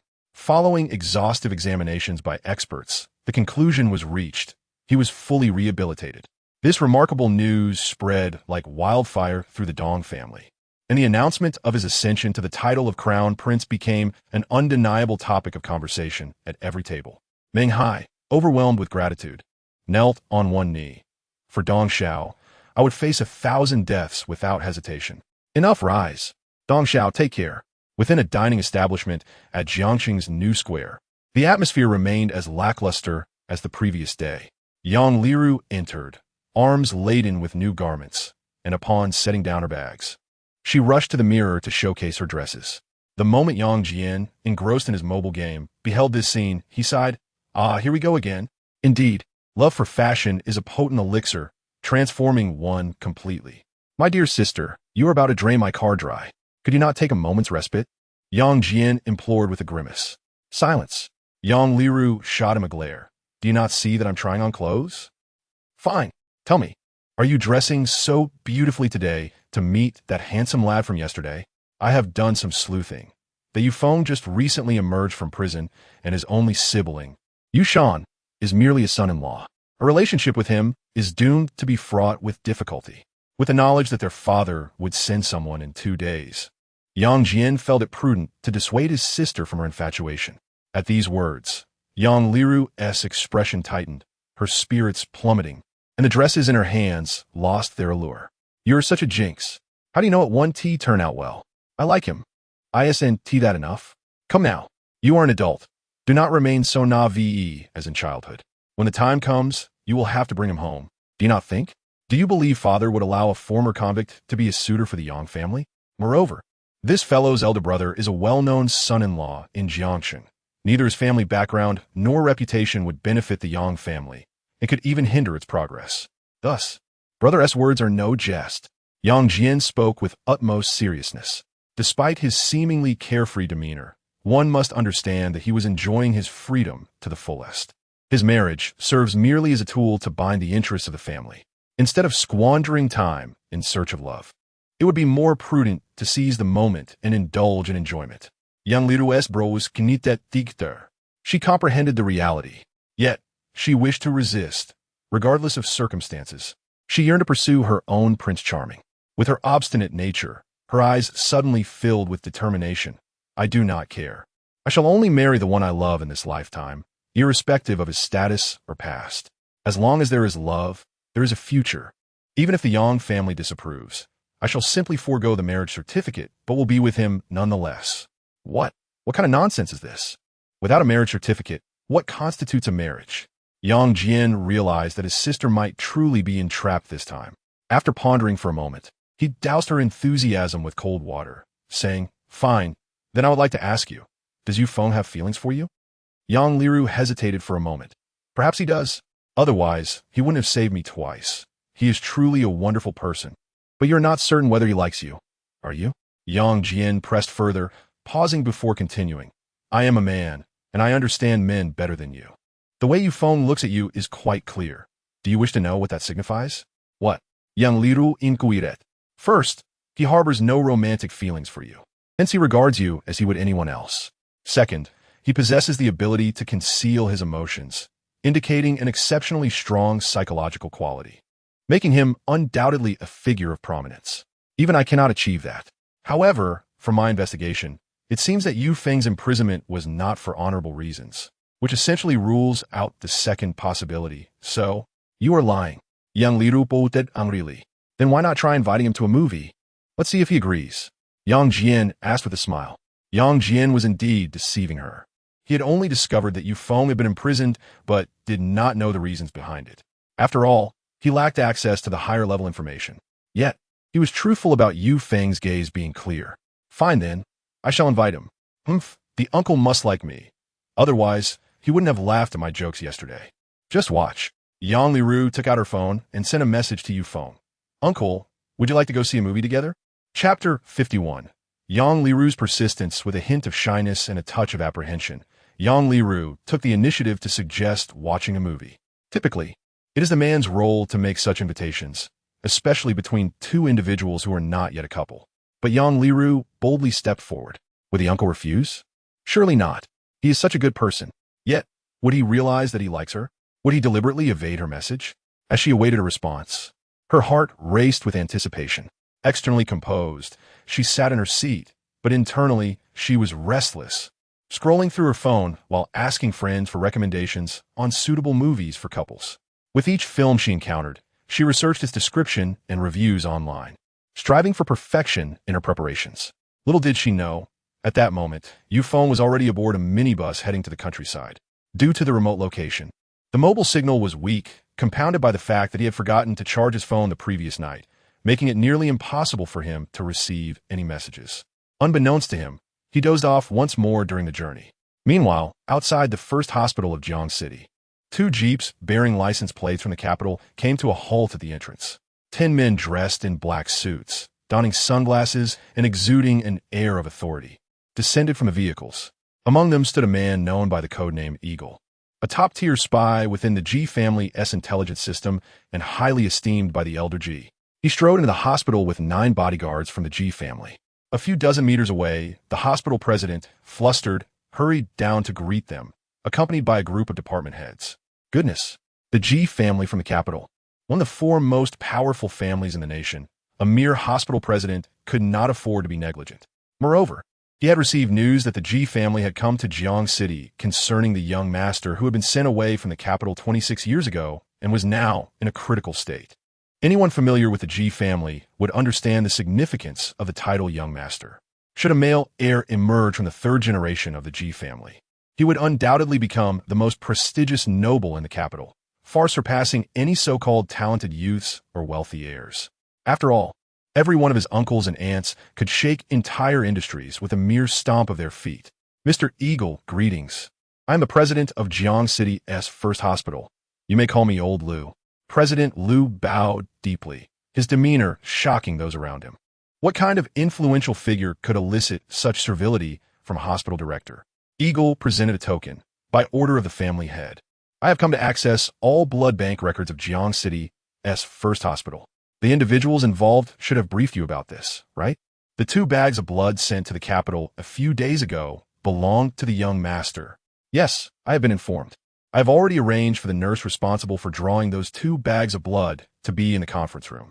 We are merely awaiting your arrival, Mr. Eagle. Very well, let us proceed without delay. Moments later, they arrived at a quiet conference room. Upon the president's entrance, two nurses responsible for the blood bank quickly stood up, their faces pale with anxiety at being summoned unexpectedly, especially with the 10 imposing figures the president had brought along. Their stern expressions made the atmosphere even more unsettling. President Liu spoke in a low tone. This matter is classified and of utmost importance. You two have interacted with the individual whose blood we collected. So when Mr. Eagle questions you, you must answer truthfully. Do you understand? Why, yes, we understand, President. But that person wouldn't happen to be a fugitive, would he? One nurse bravely asked, swallowing hard. Silence. That is not for you to inquire about. Simply respond. Understood. Eagle then stepped forward, removing his sunglasses to reveal a strikingly handsome face. My questions are straightforward. Did he ever provide a phone number? Eagle inquired, as possessing a phone number would enable them to uncover all information about the young master over the years. The two nurses shook their heads, one stating, the hospital has specific protocols regarding special blood types. Typically, we do not retain phone numbers to protect personal information from potential threats. I see. Eagle understood. After all, the G family's bloodline is exceedingly precious, with perhaps only 1 in 10,000 individuals possessing the Rh-negative blood type. Such protocols exist to safeguard those with rare blood types. Very well then. Can you recall his height and weight? I remember. I drew his blood. One nurse replied. He is approximately 1.8 meters tall and weighs around 150 kilograms, with short hair and somewhat tan skin. Upon hearing this, Eagle nodded and signaled to a young man behind him. The young man produced a notepad and approached. Can you provide a detailed description of his features? This individual specializes in sketching portraits and has won an international drawing competition. Let me think. His face is oval-shaped with a slightly pronounced chin. And his eyes. After approximately 10 minutes of description, a visage appeared on the youth's paper. Once he finished drawing the hair, the young man held up the paper. Is this what he looks like? Yes. That's him. It's an exact match. Why don't you check the surveillance footage? One nurse suddenly interjected. Eagle, the president scolded. The surveillance system is still out of order. If we could retrieve the footage, would we need to summon you? Oh. The nurse quickly closed her mouth. The young man rolled up the paper and asked, Boss, what shall we do now? Go. Divide this paper into 14 copies and send someone to deliver it to the 4 prominent families of Jiang City. Ask them to assist in locating the individuals mentioned on it. Inform them that this is a distinguished guest of a G family, and whoever finds them will earn the highest regard from the esteemed elder of the G family and the entire clan. The others, armed with the portraits, were instructed to divide Jiang City into 10 regions and conduct a thorough search, leaving no corner unchecked. Understood. Disperse. With a command given, 10 figures swiftly vanished from a meeting room. The two nurses, looking as if they had seen a ghost, collapsed into their seats. Just like that, it disappeared. The most shocked of all was Director Liu, the highest regard from the G family's prestigious lineage. It seemed that this young master was of far greater significance to the G family than he had anticipated. Achoo! Yu Feng sneezed, awakening from his slumber. It was evening, and the bus had arrived at a remote village. Finally home. Mom and Dad. Xiao Feng is here to pay his respects. Sister, stop looking. It's dark now. That uncle of yours seems to truly not care for you. Shut up. He wouldn't do that. He must have something going on, that's why he hasn't replied. I've already picked out the movies. If he doesn't respond by 7, they're S9. And if he doesn't come by then, they're S11. And then 1 in the morning and 2. I don't care. Chapter 52. 2 missed texts in the square's dining establishment. As the streetlights dimmed, no figures appeared from the desolate street outside. 10 o'clock passed. Before long, 11 o'clock had come and gone. During the wait, time felt as fleeting as currency. No matter how it was spent, it never seemed enough. Unbeknownst to her, the clock struck 2 in the morning. All the cinemas in Jiang City had closed, and even if one wished to see a film, there was no time left. Yu Feng still hadn't arrived. Yang Jian seemed to sense something and stood up with a quiet sigh, leaving in his car. Leaving Yang Liru alone, staring blankly in her seat. The beautiful garments she once adored now felt utterly dull. Clothes are meant to be worn for those one cherishes. Yet that person did not come. Uncle, do you really not care for me at all? Tears brimmed in Yang Liru's eyes as she took out her phone. The message remained unanswered. She wept softly, her quiet sobs echoing in the tranquil night, a poignant sound. Yet deep within her, An invisible strength sustained her, urging her to persevere. Uncle. She wiped her nose and dried her tears, retyping a message. Uncle, do you not enjoy watching movies? It's all right. Perhaps we could visit the food street tomorrow? You seem so thin. Surely you haven't had anything good to eat. How about I take you to try Jiang City's specialties? Uncle, are you asleep? It's a bit chilly on summer nights. Remember not to set the air conditioning too high, and do cover yourself with a blanket. I'll wait for you at our usual spot tomorrow. Call me when you arrive. Uncle, good night. I will wait for you. Yufeng did not come. She felt that perhaps her uncle simply did not enjoy films. She wanted to wait a little longer to try once more. She yearned for a romance. As long as he was willing, she would spare no effort for it.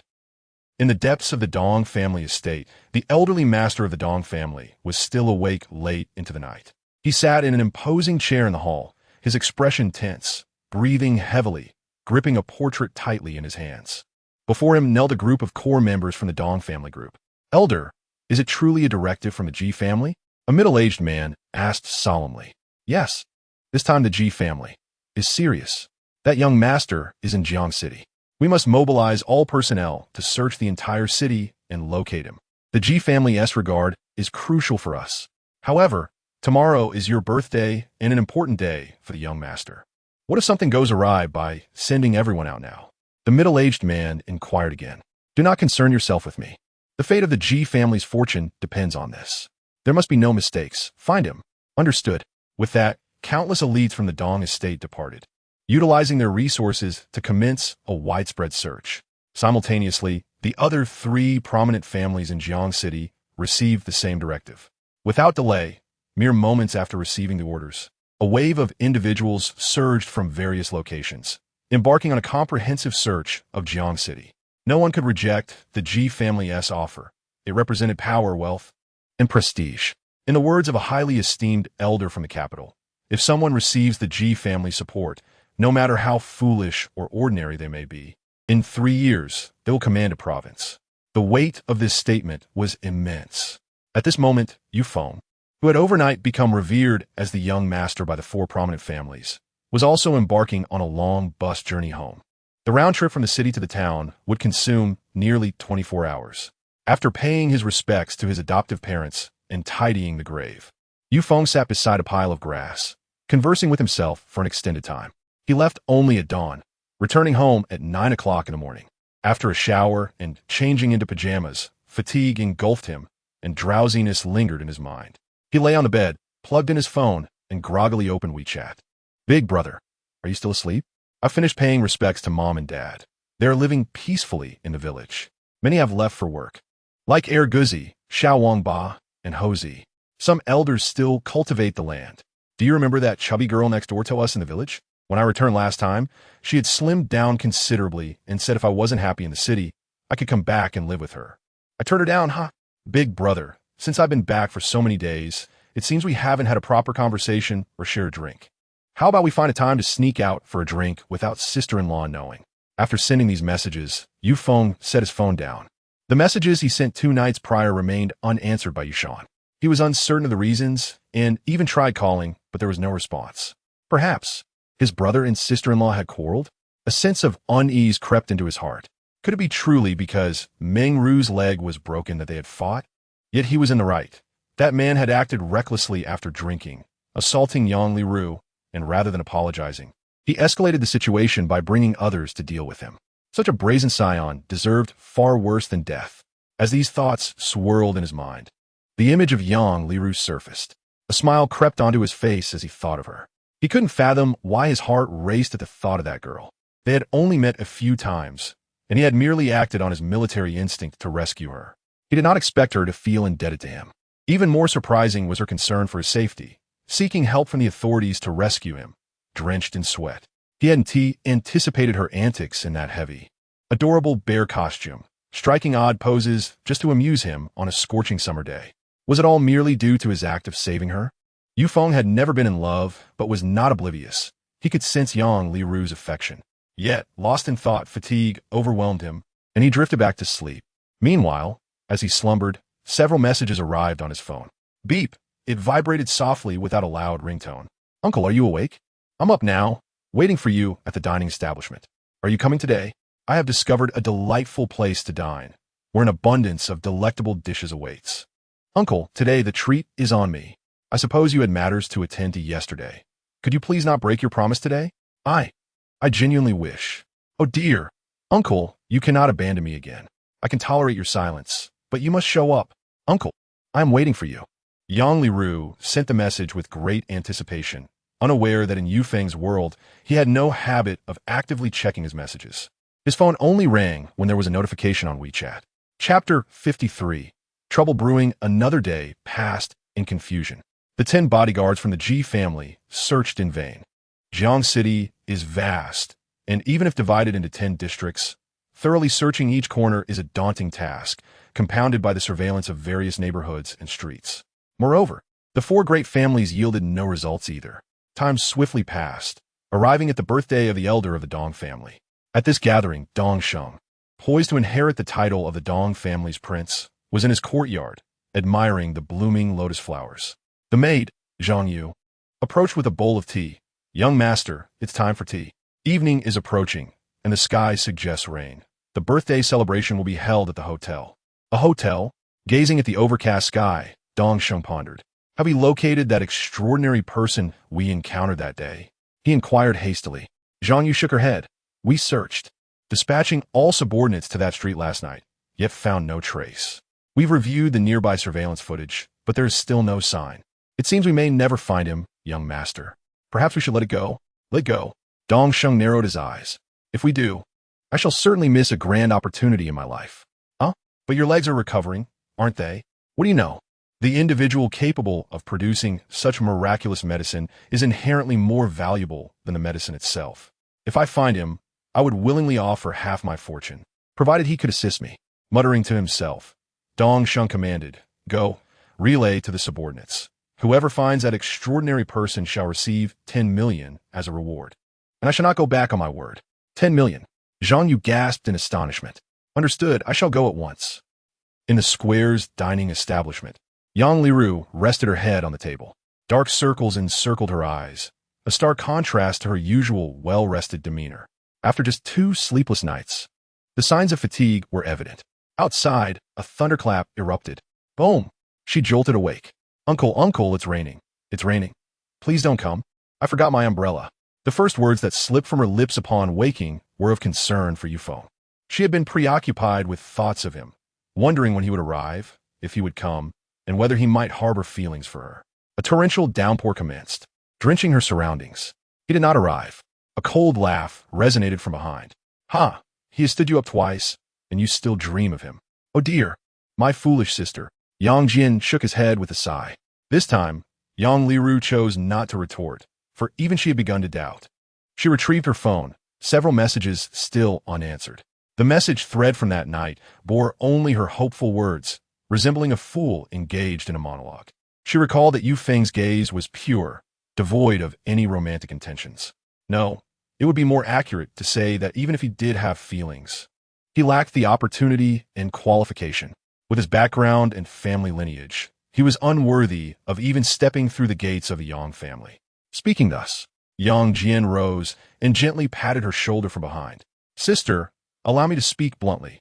If Yufeng is blind to your worth, it is his loss. Why should you concern yourself with him? There are countless admirable men in this world, possessing wealth, charm, and intellect. To be frank, even the most renowned scholars would find it challenging to be deemed worthy of you. Wouldn't you agree? Yang Liru swatted his hand away. Deep within, she clung to a flicker of hope. You don't still have feelings for him, do you? He has stood you up twice. Yang Jian queried. Perhaps. He has been preoccupied with something important. Yang Liru defended Yufeng. Preoccupied? It's been 2 days. Can he truly not see a text message? He couldn't even spare a moment to reply. You invited him to a movie the other night and waited until the wee hours. Yesterday, you invited him to dine. Waiting from dawn until now. Yet he still hasn't found the time? What significant matter could a recently released convict possibly have? Each of Yang Jian's words struck with gravity, making her doubt grow stronger. Leave me alone. Don't interfere. Just go. Yang Liru pushed him away in frustration, storming toward the door. The pouring rain soaked her carefully chosen attire.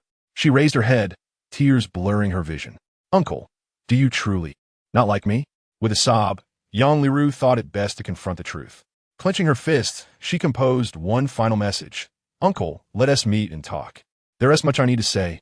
Truly, so much. I want to pressure you to come. Let this be our final conversation. If you come, I shall be overjoyed. If you do not, I shall no longer intrude upon your life. I shall come to understand that you do not harbor feelings for me after all. Uncle, I am waiting for you at the Meteor Garden bar. Uncle, will you come this time?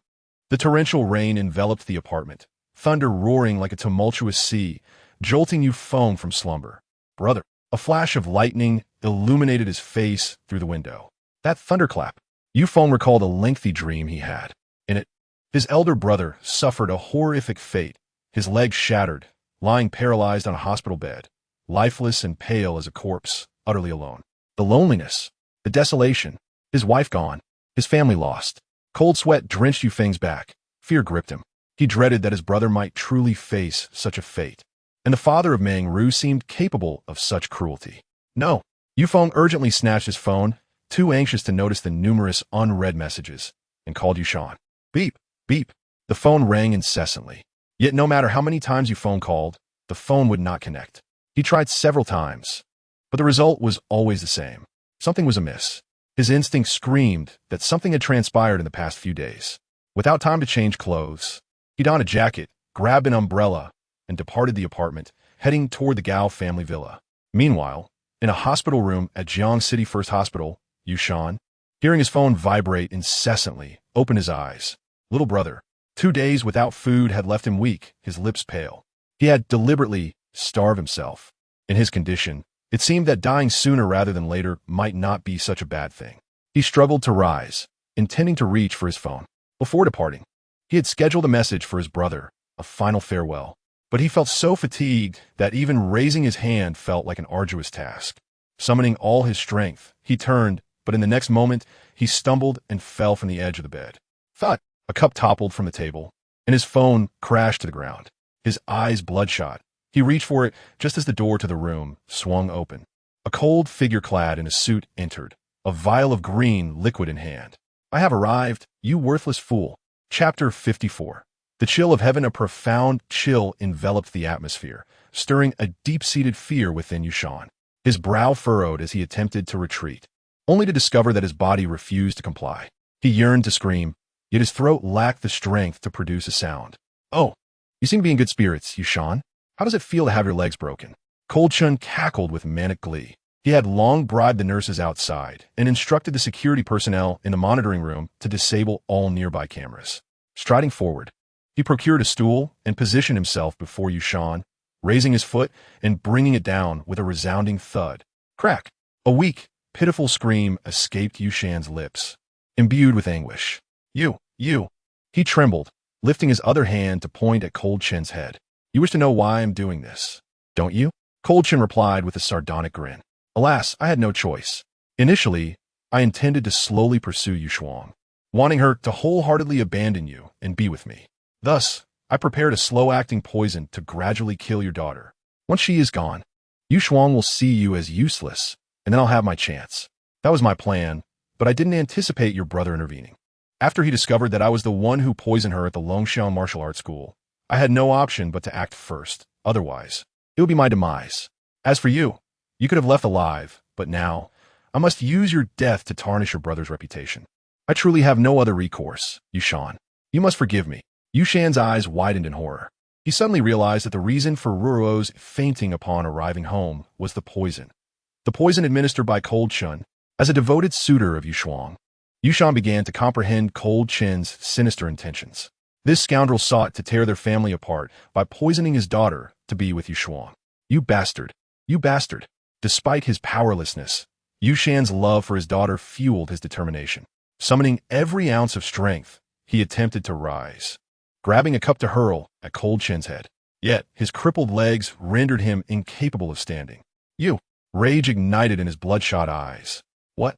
Do you wish to strike me? Cold Chun narrowed his eyes, raising his hand and delivering a sharp slap. The sound echoed, leaving Yushan sprawled on the ground, his face aflame with pain, as Cold Chun contemptuously remarked, a lowly bastard should know his place. Do not think that marrying into the Gao family elevates you to high society. A toad remains a toad, even after eating swan meat. You, Yushan, are leagues apart from me. I am like a dragon emerging from the depths, while you are but a frog at the bottom of a well, forever gazing up at me, your brother included. Speaking of your brother, Cold Chin's expression darkened. He has humiliated me time and time again, first tossing me into a river, then provoking Wang Ning, and just the other day, he threw me into the sea before my comrades. I have not forgotten this grudge. You are his elder brother, so I shall collect a bit of interest from you first. With that, Cold Chin seized Yushan by the collar and dragged him to the bedside. Yushan struggled, but his incapacitated legs rendered him as helpless as a fish out of water, unable to fight back. He gripped Cold Chin's arm tightly, his nails digging into the flesh, leaving crimson marks. What? Were you planning, Cold? If you dare to do anything reckless, I swear, even in death, I will. Smack! Another slap silenced him. Cold Chin grasped Yushan's throat, applying pressure. The sensation of suffocation surged forth like a tidal wave. Compelled to gasp for air, Yushan opened his mouth, only for Cold Chin to forcefully pour liquid from a bottle down his throat. Gurgle. Gurgle. The green liquid flooded Yushan's stomach, spilling from the corners of his mouth. His eyes bulged, nearly popping from their sockets. You, Cold Chin. Cold Chin's visage twisted with rage as he shouted, Drink. Drink it all, and you shall die. Fear not. I will ensure your brother joins you in death. After today, he will surely perish. You need not worry about enduring a painful demise. I have increased the dosage several times over, far exceeding that of your daughter. Rest assured, you shall die swiftly. Cold Chin continued to pour, while Yushan struggled in vain, akin to a frog facing a group of children attempting to catch lobsters, utterly powerless. At last, the liquid in the bottle dwindled to a mere trickle. Yushan's struggles slowly ceased, his eyes losing their luster, his body slumping in resignation upon the bed. Breath ceased, his eyes gently closed. In the fading light of his vision, Yushan beheld a 10-year-old child, wielding a brick, leading him to confront older students in a brawl. A smile crept upon his lips. Little brother, will we be beaten by so many of them? Fear not. You and I, with our bricks, shall defeat them.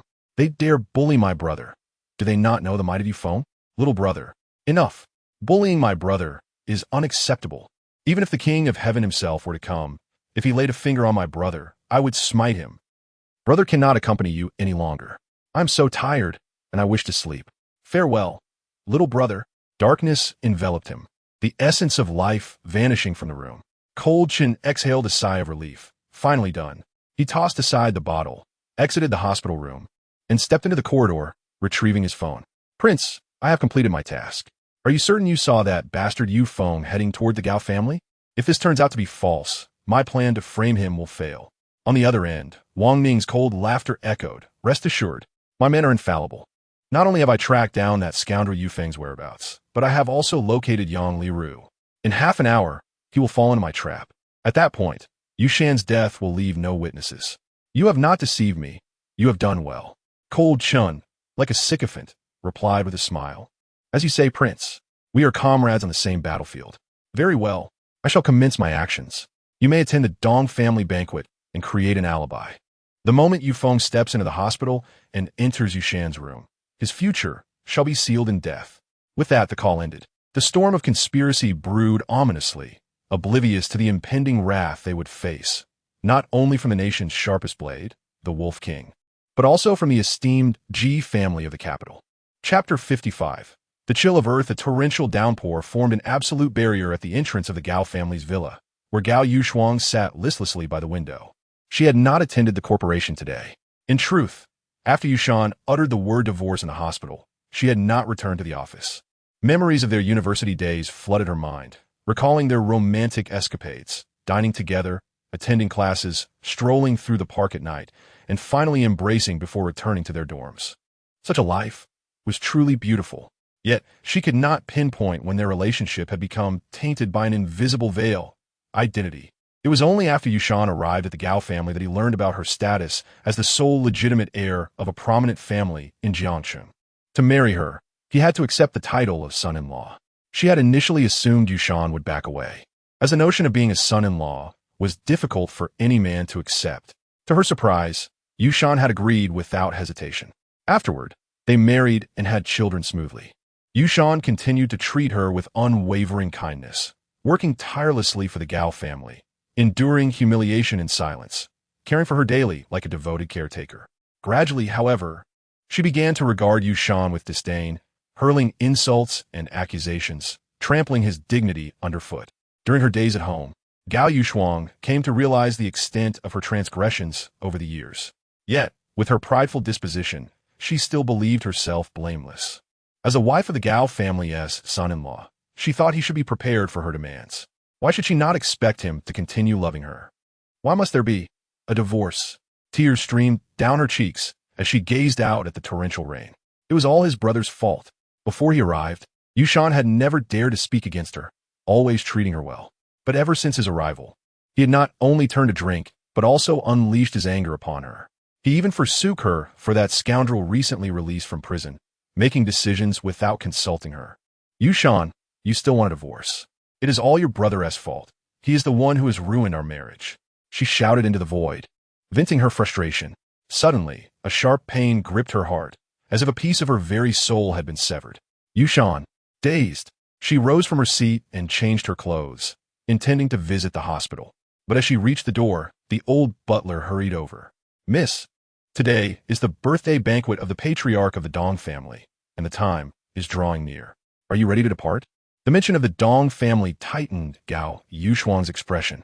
This banquet held significant importance, as not only the Hua and Lung families would attend, but nearly all prominent families would send key figures to celebrate and to forge connections with the future heir of the Dong family. If she were to arrive late. After weighing her options, Gao Yushuang ultimately chose to prioritize the interests of the Gao family. You go ahead and drive. I will come shortly, she instructed. Yes, miss. The butler nodded, taking an umbrella and heading out to the garage to fetch the car. After all, with Yushan hospitalized and incapacitated, he wouldn't be going anywhere. She would visit him after the banquet. Returning to her bedroom, she donned an elegant dress. Just as she descended the stairs, a knock echoed at the door. Upon opening it, she was met by a figure she despised. Sister-in-law, it's you. Yufeng had arrived. Gao Yushuang's expression soured instantly. What do you want? With a worried look, Yufeng replied, Sister-in-law, where is my brother? I've been messaging him these past few days, but he hasn't responded. Is something wrong? Can you tell me where he is? Your brother? Gao Yushuang narrowed her eyes. How dare you ask about him? He had his legs broken for your sake. And you, a scoundrel, still have the audacity to inquire about him? Does your conscience not ache? I don't know. Gao Yushuang coldly retorted. You don't know? Yufeng was bewildered. How could that be? Sister-in-law, did you two have a fight? Please tell me. I'm truly worried about him. I had a nightmare last night. I dreamed that he was. Before he could finish, he was abruptly interrupted. What dream? What could someone like you possibly dream of? Move aside. I have an important banquet to attend and cannot waste my time with you. Gao Yushuang attempted to step past him, but Yufeng blocked her way. Move aside. Are you deaf? She shouted in anger. Sister-in-law, please tell me where my brother is. He insisted firmly. The response to Yufeng was a sharp slap across the face.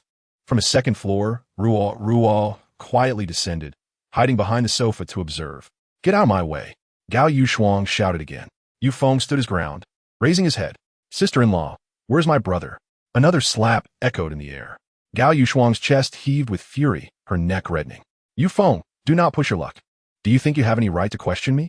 Just because you recovered $1 million, do you think I'll treat you kindly? That is your responsibility. As for your brother, I don't know where he is, so move aside immediately. In the hospital, Gao Yushuang, still infuriated by Yushan, had no kindness to spare for Yufeng. Deep down, she believed that Yufeng's presence was the root cause of her marriage's unraveling. She wished nothing more than for him to vanish from her sight forever. Sister-in-law, get lost. Her thunderous command shook Yufeng to the core. He lowered his head, his arms trembling. He stepped aside. I do not wish to see you again. If I return and you are still here, do not blame me for being unkind. With that, Gao Yushuang grabbed her umbrella and, in her high heels, swiftly departed, leaving Yufeng alone at the door. The rain lashed against his coat, drenching him thoroughly, resembling a drowned rat. Minutes later, Gao Yushuang was seated in the butler's car, disappearing into the curtain of rain. Uncle! A tender voice called from behind. Yufeng turned to see Ruo, her innocent face illuminated by a gentle smile. Uncle, do you know where Daddy is? She asked, tugging at her skirt. Where? Where is he? Yufeng's expression shifted, urgency filling his tone. Ruoruo's face fell as she wiped her eyes. Mommy said when she was sitting by the window alone that Daddy is in the hospital, that someone broke his legs and wants to divorce Mommy. Uncle, Ruoruo is still small, I want Daddy. I don't want Mommy and Daddy to divorce. The hospital, his legs were broken. Divorce? Without a moment's hesitation, Yufeng scooped Ruoruo into his arms and rushed into the villa, closing the door behind him before bolting towards the hospital. Chapter 56. The prince has been found divorced. This was the last outcome Yufeng wished to witness, especially for the sake of the child, as it was akin to a deathly separation. Moreover, upon hearing that his brother had suffered such a grievous injury, a torrent of fury surged within him, igniting like wildfire. The image of Meng Ru unconsciously surfaced in his mind. Could it be him? He quickly hailed a taxi from the roadside, handing the driver several hundred yuan bills, urging him to race to the hospital. Miraculously, every traffic light seemed to turn green for Yufeng, allowing him to travel uninterrupted. 25 minutes later, the car halted outside the hospital. Yufeng dashed into the building, panting as he approached the inquiry desk. Nurse, where's Yushan's room? Yushan?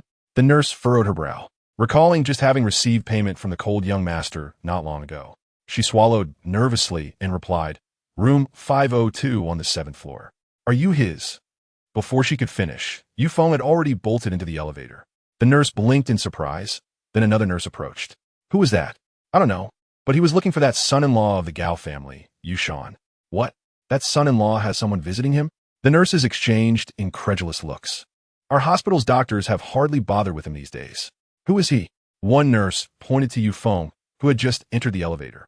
The other nurse's expression changed upon recognizing his face. What happened? Why are you so stunned? Did you draw blood and lose your mind? Taking a deep breath, she realized who he was, the same individual who had been summoned for questioning the other day. She murmured, oh my, it can't be him, can it? Who? Never mind, I need to find the director. You stay here and keep a close watch. If he comes down, you must stop him, absolutely. Who is he? The nurse at the inquiry desk wore a perplexed expression. After asking her question, the female nurse from the blood draw department hurriedly made her way to the director's office.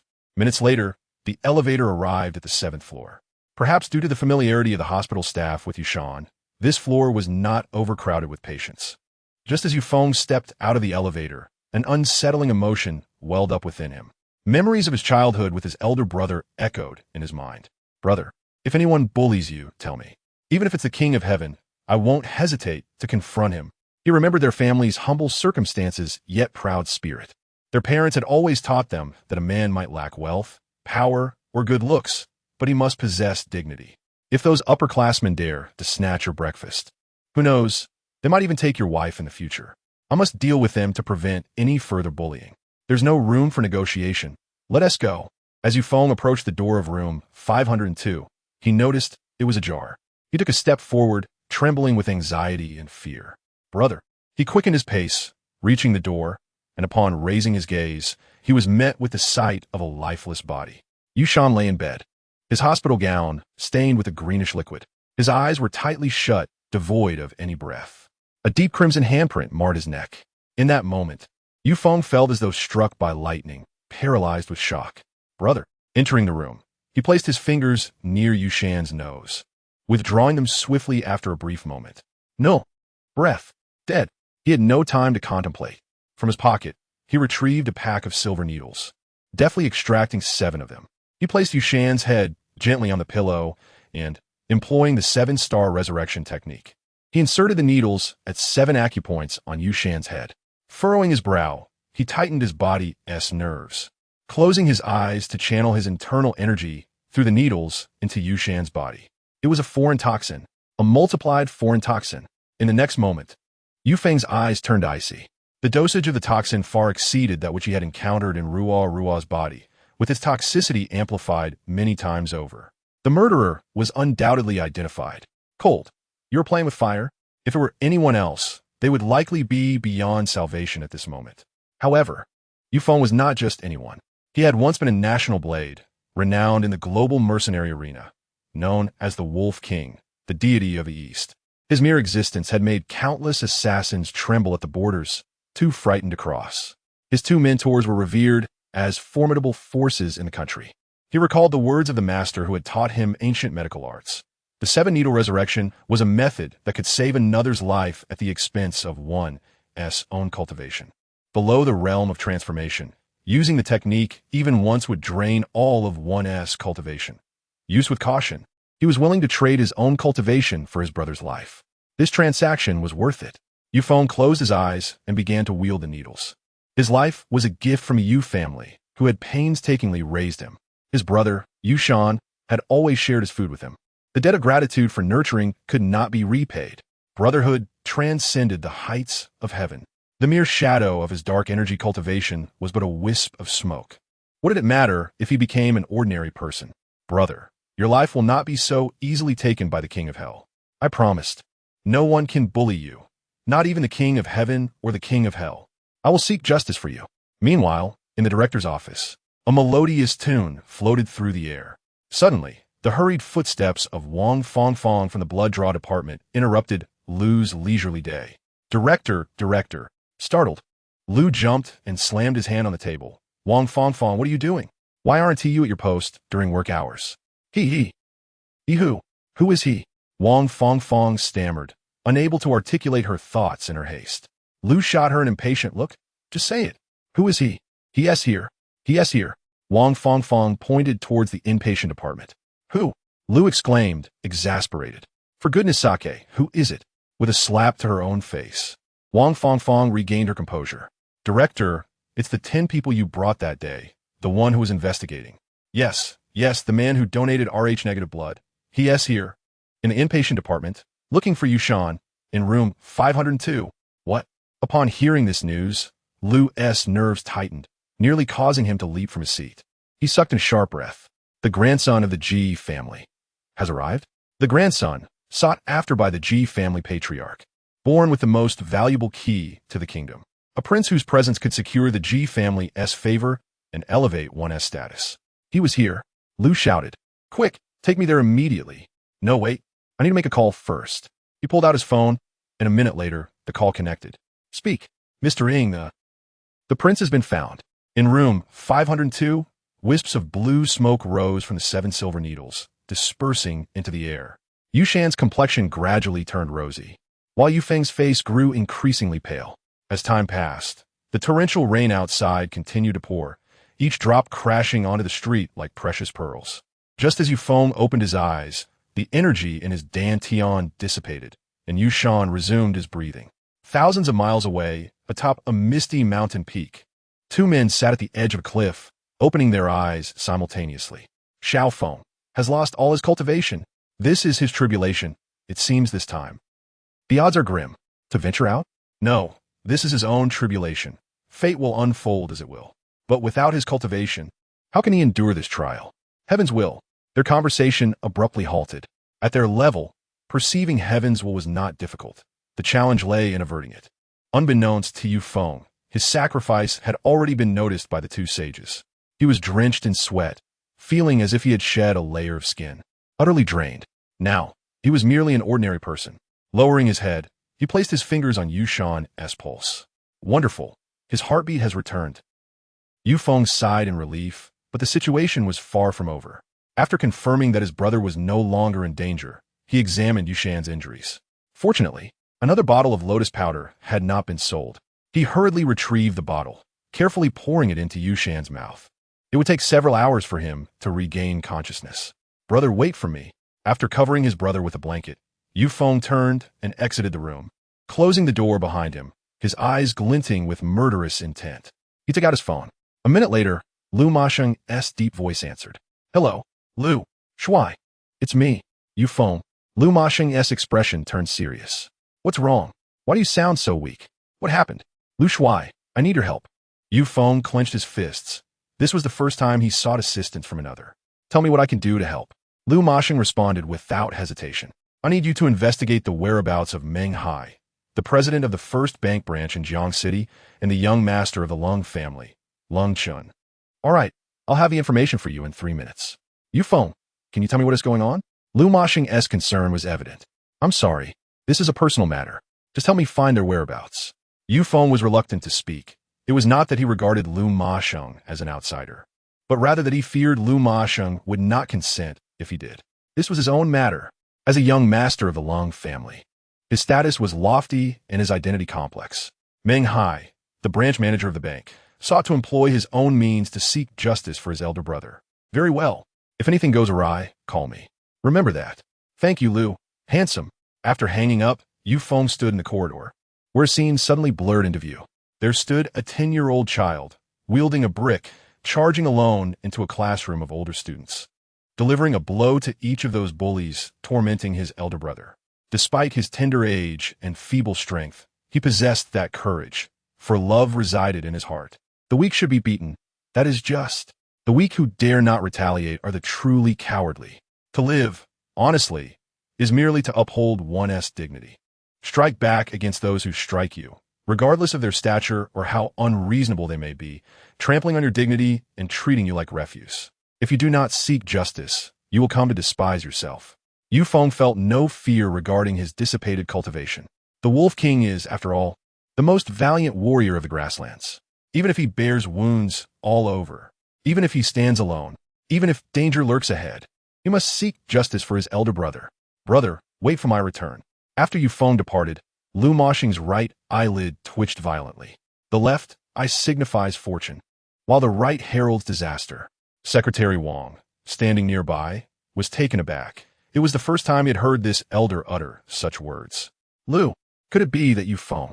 Lu Masheng narrowed his eyes. Go, utilize all resources to investigate Lung Chun and Meng Hai. First, relay their whereabouts to Yu Feng. Additionally, uncover everything they have done in recent days. There shall be no tolerance for anyone attempting to manipulate this. I demand the truth. Yes, Lu, I will act immediately. After 5 years, the elder once again unleashed his temper. He was clear about the nature of the Wolf Feng's king. If one does not offend me, I shall not offend them. He needed to find out which individual in Jiang City dared to act with such audacity. Meanwhile, shortly after Yu Feng's departure, Director Lu arrived at the inpatient department, accompanied by 10 young men clad in black suits. Thud!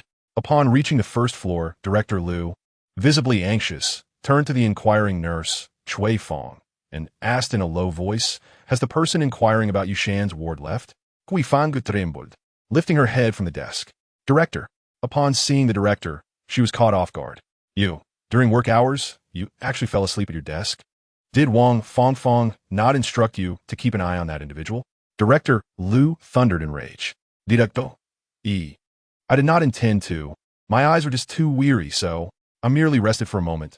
I was watching, but, you. Director Lu's anger flared. Your bonus for this month is gone. Mr. Ng, let us head upstairs directly. Understood. Ng nodded, though anxiety flickered behind his sunglasses. It had taken considerable effort to acquire news of the young master. Should he lose it now, the old master would surely flay him alive. The group hurriedly ascended the elevator to the 5th floor, room 502.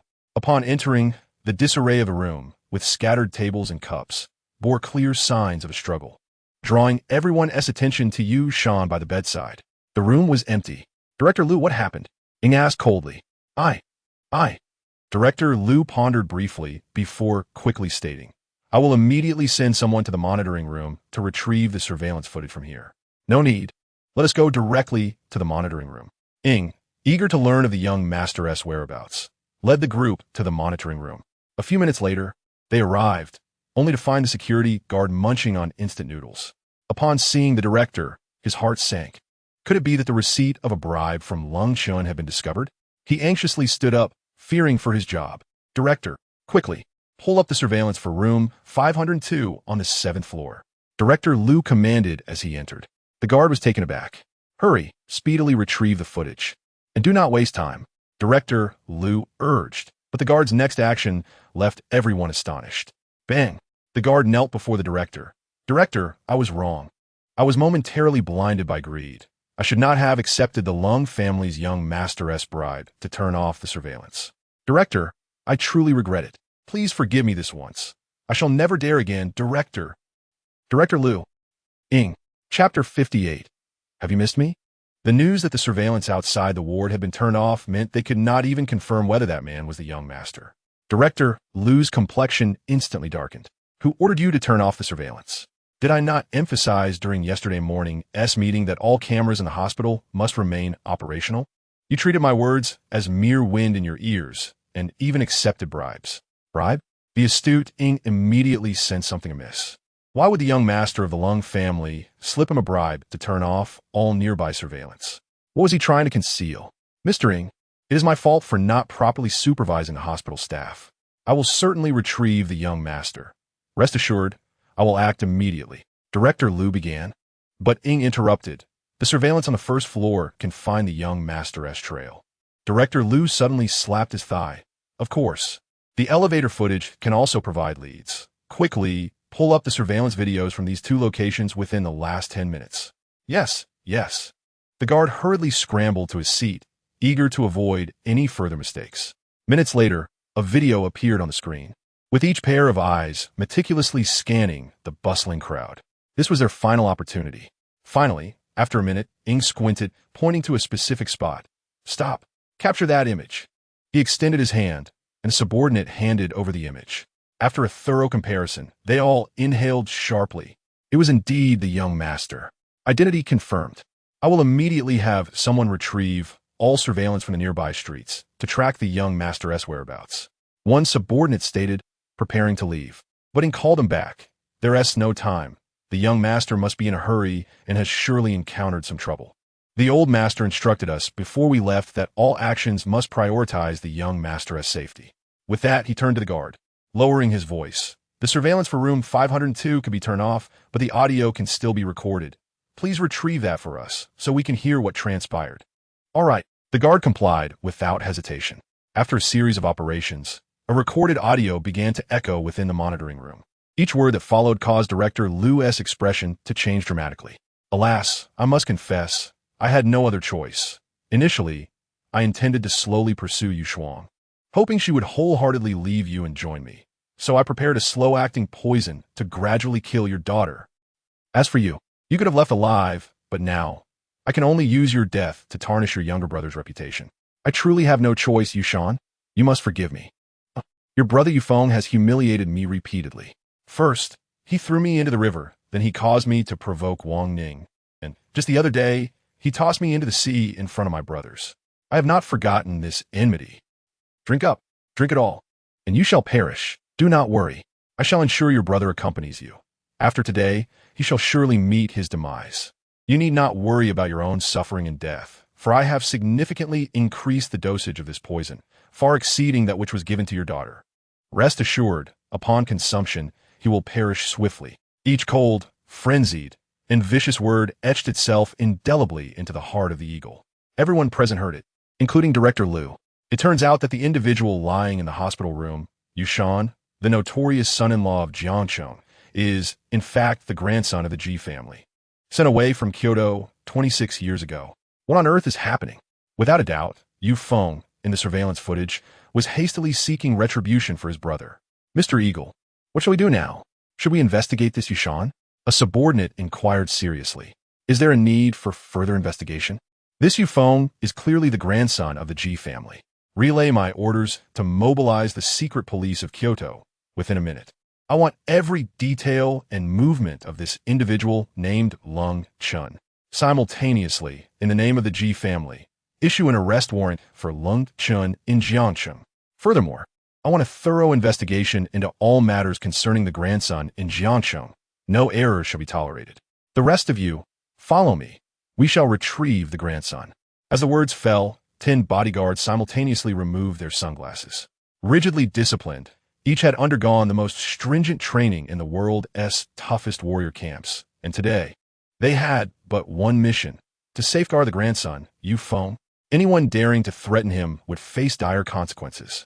Meanwhile, the birthday banquet of the patriarch of the Dong family had entered the reception phase.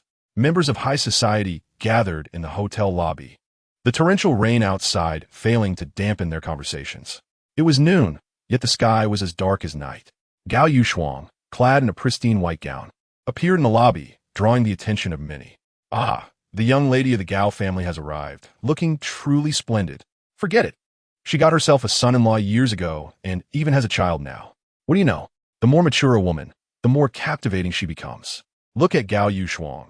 She is merely in her mid-20s, the prime of youth. If I could spend a wonderful night with her, I would gladly trade years off my life. Gao Yushuang's beauty was unparalleled in Jiangcheng. Even the most renowned stars paled in comparison. Once, countless talented suitors had pursued her, yet she had not even exchanged a greeting with them. After marrying the son-in-law Yushan, many hearts were shattered, resigning to despair. However, one remained undeterred, Lung Chun. Shortly thereafter, Lung Chun also arrived at the lobby, donned in a tailored suit. Upon seeing Gao Yushuang, he feigned nonchalance, yet his heart stirred with anticipation. After today, Yushan and Yufeng, that pair of worthless individuals, would be consigned to oblivion. At that point, he would approach Gao Yushuang under the guise of concern, showering her with attentions and winning her heart. Such a captivating beauty would be within his grasp in no time. After all, a woman's heart is most vulnerable when shrouded in sorrow. With this thought, a smile crept upon his lips as he approached Gao Yushuang, casually lifting a glass of red wine from the table. Dear Yushuang, it has been so long since we last met. Have you missed me? Chapter 59. Valcalmi Lung Chun. Gao Yushuang's brow furrowed into a straight line. He was her pursuer. In truth, she held no affection for Lung Chun. Yet the immense power of the Lung family far surpassed that of the Gao family, which relied on their resources for development. Thus, she had to maintain a facade of cordiality, both welcoming and withholding. At that moment, her heart was still in turmoil from Yushan's words about divorce, leaving her with no desire for further engagement with Lung Chun. Ah, it is young Master Lung. Greetings. Lung Chun was momentarily taken aback. Her tone was rather distant. He chuckled. Yushuang, after our long acquaintance, must we still be so formal? I have been preoccupied with numerous matters lately. I hope I haven't kept you waiting too long. By the way, I heard your husband has been hospitalized. Is he all right? He feigned ignorance, inquiring. Gao Yushuang's complexion paled. She had not anticipated the news of Yushan's hospitalization spreading so swiftly. Maintaining her composure, she replied, It's nothing serious. He will recover shortly. Is that so? That is quite fortunate. It would be truly unfortunate if anything were to happen due to that scoundrel of a brother. Lung Chun continued. Yushuang, I shall not hide the truth from you. I was present when Yufeng broke Meng Ru's legs. You. Gao Yushuang's eyes narrowed. She yearned to uncover the truth of that night. All she had heard was that Yufeng had broken Meng Ru's legs, yet the full story eluded her grasp. Despite her disdain for Yufeng, she believed him to possess a certain integrity, as evidenced by his relentless pursuit of medical treatment for Ruo. Surely, he would not provoke others without cause. Indeed, Yushuang, you are unaware? Gao Yushuang hesitated. I only have a vague understanding. I see. Lung Chun affected a surprised demeanor. What a pity. Had you witnessed Yufeng's unreasonable, brutal behavior, you would understand. Meng Ru merely bumped into him accidentally, yet he retaliated violently. Later, he leveraged his knife skills to ingratiate himself with Linya of Huamei Group, forging a connection that led to Meng Ru's legs being broken. Is that not outrageous? What? The truth is like this? Gao Yushuang gasped, realizing the implications. As the chairperson of another major corporation, she was acutely aware that she stood no chance against Linya. This woman existed outside the realm of noble families. Yufeng had actually allied with Linya and sold a knife? Indeed, my associates witnessed Yufeng presenting that knife to Linya's son during a meal. As you know, Linya is notoriously fond of her son. By pleasing him, Yufeng secured a favor from a VIP. Yet my brother Meng Ru, once a lively individual, has been rendered a cripple. Is that not infuriating? I have never encountered such unreasonable behavior. Should you doubt me, inquire with Hua Xiao. With that, Lung Chun indicated Hua Ran, who was approaching from behind Gao Yushuang. As the heir of the second-rate Hua family, Hua Ran had come to attend the birthday banquet of the Dong family patriarch. Gao Yushuang turned to him. Hua Xiao, is this the truth? Hua Ran, aligned with Lung Chun, recalled Yufeng's dismissive attitude that day. Smirking as he nodded, what else could it be? According to my investigations, Miss Gao, your husband's brother seems to have just been released from prison. Gao Yushuang's expression tightened. This information had been uncovered? Frankly speaking, a scoundrel who had served time is unlikely to change for the better. There's an old saying, a dog cannot change its nature. If Yufeng is not kept far from your family, I fear for your future. Lung Chun muttered loudly in Gao Yushuang's ear, his words hitting her raw nerve. Family ruin. Her hair stood on end as she interrogated, Lung Xiao, your words are laden with implication. Speak plainly. I, Gao Yu Shuang, am not one to shy away from the truth. Really? Lung Chun secretly reveled in his success. Well then, as a friend, I shall not conceal anything from you. Do you not find this strange? Why is it that Yu Feng could emerge unscathed from the clutches of Master Lu at the Longxiang boxing gym, while those you dispatched have returned one by one, crippled? Long Chen's abrupt inquiry pierced through the air like a needle, striking at the heart of the matter. Indeed, why was Yu Feng able to return safely? The Longxiang boxing gym is renowned in Jiang City, and Master Lu is famously formidable, capable of defeating 10 opponents single-handedly. With over 50 individuals present within the gym, even if one were to escape, injury would be inevitable. Lung Chun continued, Yu Shuang, you are an astute individual. You should be well aware of whom Master Lu is. He has never relinquished the spoils he has claimed. In recent months, you have sent numerous individuals, none of whom returned unscathed. Where is the money? Not a single coin has been reclaimed. Yet, how is it that Yu Feng returned intact? He is merely a scoundrel freshly released from prison. Do you truly believe he could single-handedly defeat over 50 men?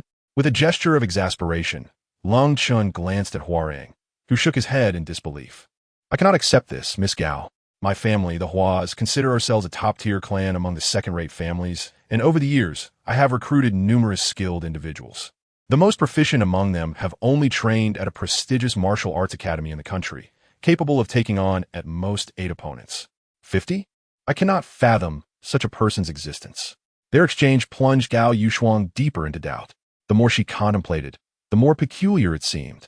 When she witnessed the return of that 10 million, she had not questioned it further, especially with Yushan hospitalized from a bloodletting incident, leaving her no time to evade Yu Feng. Now in hindsight, it struck her as odd. She narrowed her eyes. Lung Xiao, if you have something to say, please speak plainly. Well, I recently learned that your daughter has fallen ill, seemingly poisoned. I had my people investigate, and this poison is exceedingly rare, found only abroad. The only person in Jiang City with such poison in their possession is Master Lu from the Longxiang boxing gym. With this revelation, the atmosphere turned tense. Master Lu possessed an exotic toxin. The fact that Yu Feng walked away from Lu's grasp unscathed and even retrieved the 10 million implied.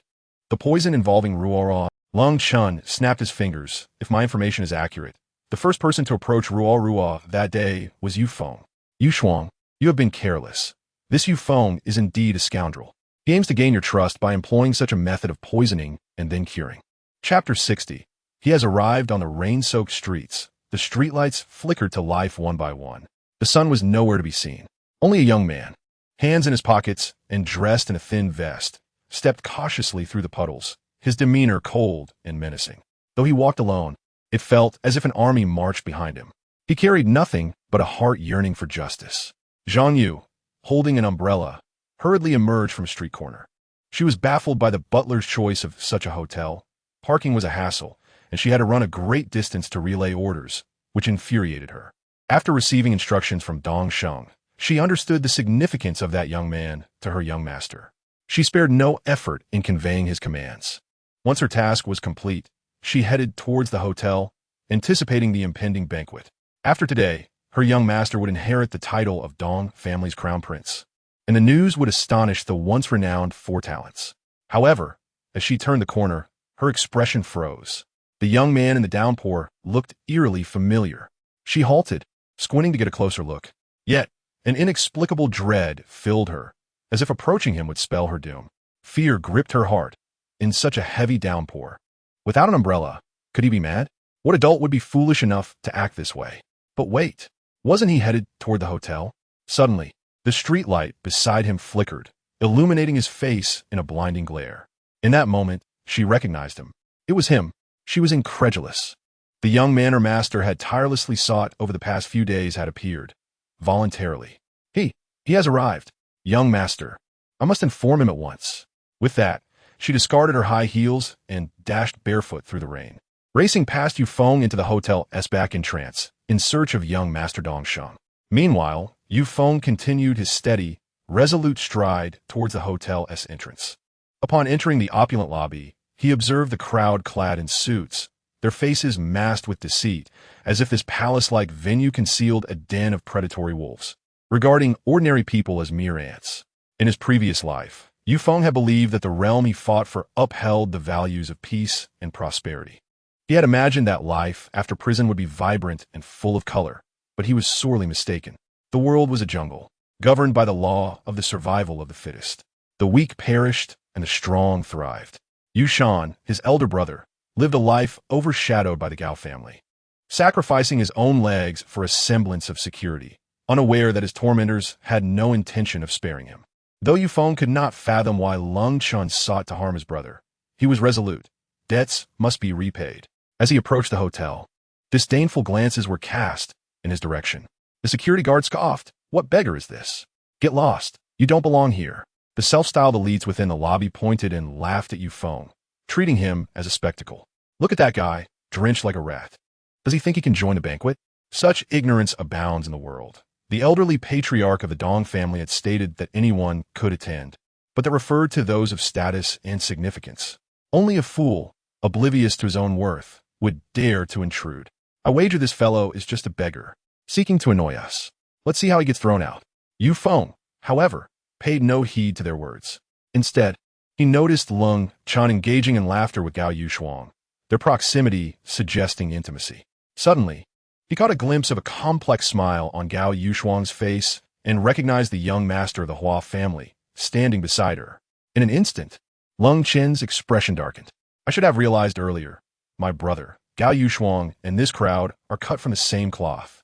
While Yushan lay bedridden, crippled, she had not spared him a glance, opting to attend this high society gathering, engaging in light-hearted banter with other men. She was fully aware of Lung Chen's affections, but chose to disregard her duties as a wife, drawing so close to him. Had she ever considered Yushan as her husband? Perhaps. Lung Chen's poisoning of Yushan was also her doing, just as Li Ru had suggested. Lung Chun pursued Gao Yushuang, who had long desired to be with him. Perhaps. "Brother, your choice was misguided. Sacrificing your dignity to become a son-in-law in exchange for marriage was a grievous error, a monumental mistake. Brother, this debt shall be settled in due time." The security guard noticed Yufeng standing motionless, seemingly oblivious to his words.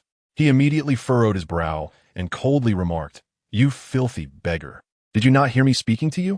Yufeng remained indifferent, staring at the farce beyond the glass doors. The guard, growing increasingly irate, rolled up his sleeves. Today was the birthday of the Dong family's elder, and the hotel's proprietor had been preoccupied with preparations since morning, neglecting even to see his mistress. If this beggar were to disrupt the festivities, would he dare imagine the consequences? How utterly disrespectful. "You scoundrel, I am speaking to you. Are you deaf? Get lost, and do it now," the guard shouted, pointing toward the street. Yufeng remained unmoved. In an instant, the guard pulled out a metal rod from his waist. "You seek death? I told you to leave, yet you refuse. You don't even have an invitation. Don't blame me for being ruthless." With that, he swung the rod toward Yufeng's head, envisioning a scene of bloodshed. This would be the first time he exercised such authority since becoming a security guard, and he felt exhilarated. With the Dong family backing him, what was there to fear even if he killed someone? But just as the rod was about to strike Yufeng's head, the guard's expression froze.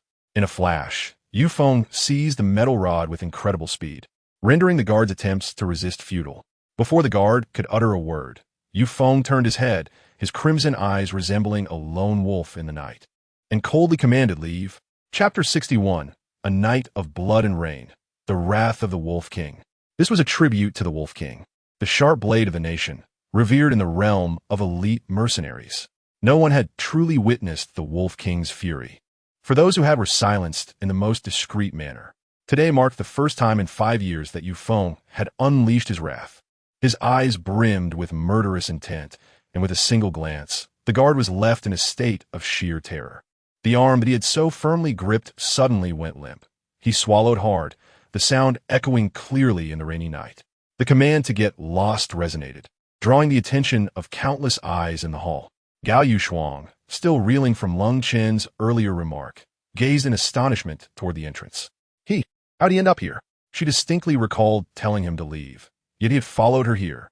How audacious. To utter those words to a security guard? What audacity!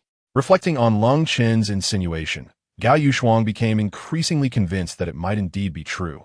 How could someone just released from prison possess such medical expertise? Merely glancing at Ruo had sufficed for him to heal her. And then he had surprisingly emerged unscathed from the Longxiang boxing gym. Everything seemed to reveal a singular truth. Yufeng was willing to resort to any means to get close to the Gao family. Her brow furrowed, and as the chairwoman of the Gao group, she felt her status and intellect insulted, despite harboring a sliver of guilt toward Yufeng deep within her heart. It was evident that this was all part of a scheme. This scoundrel.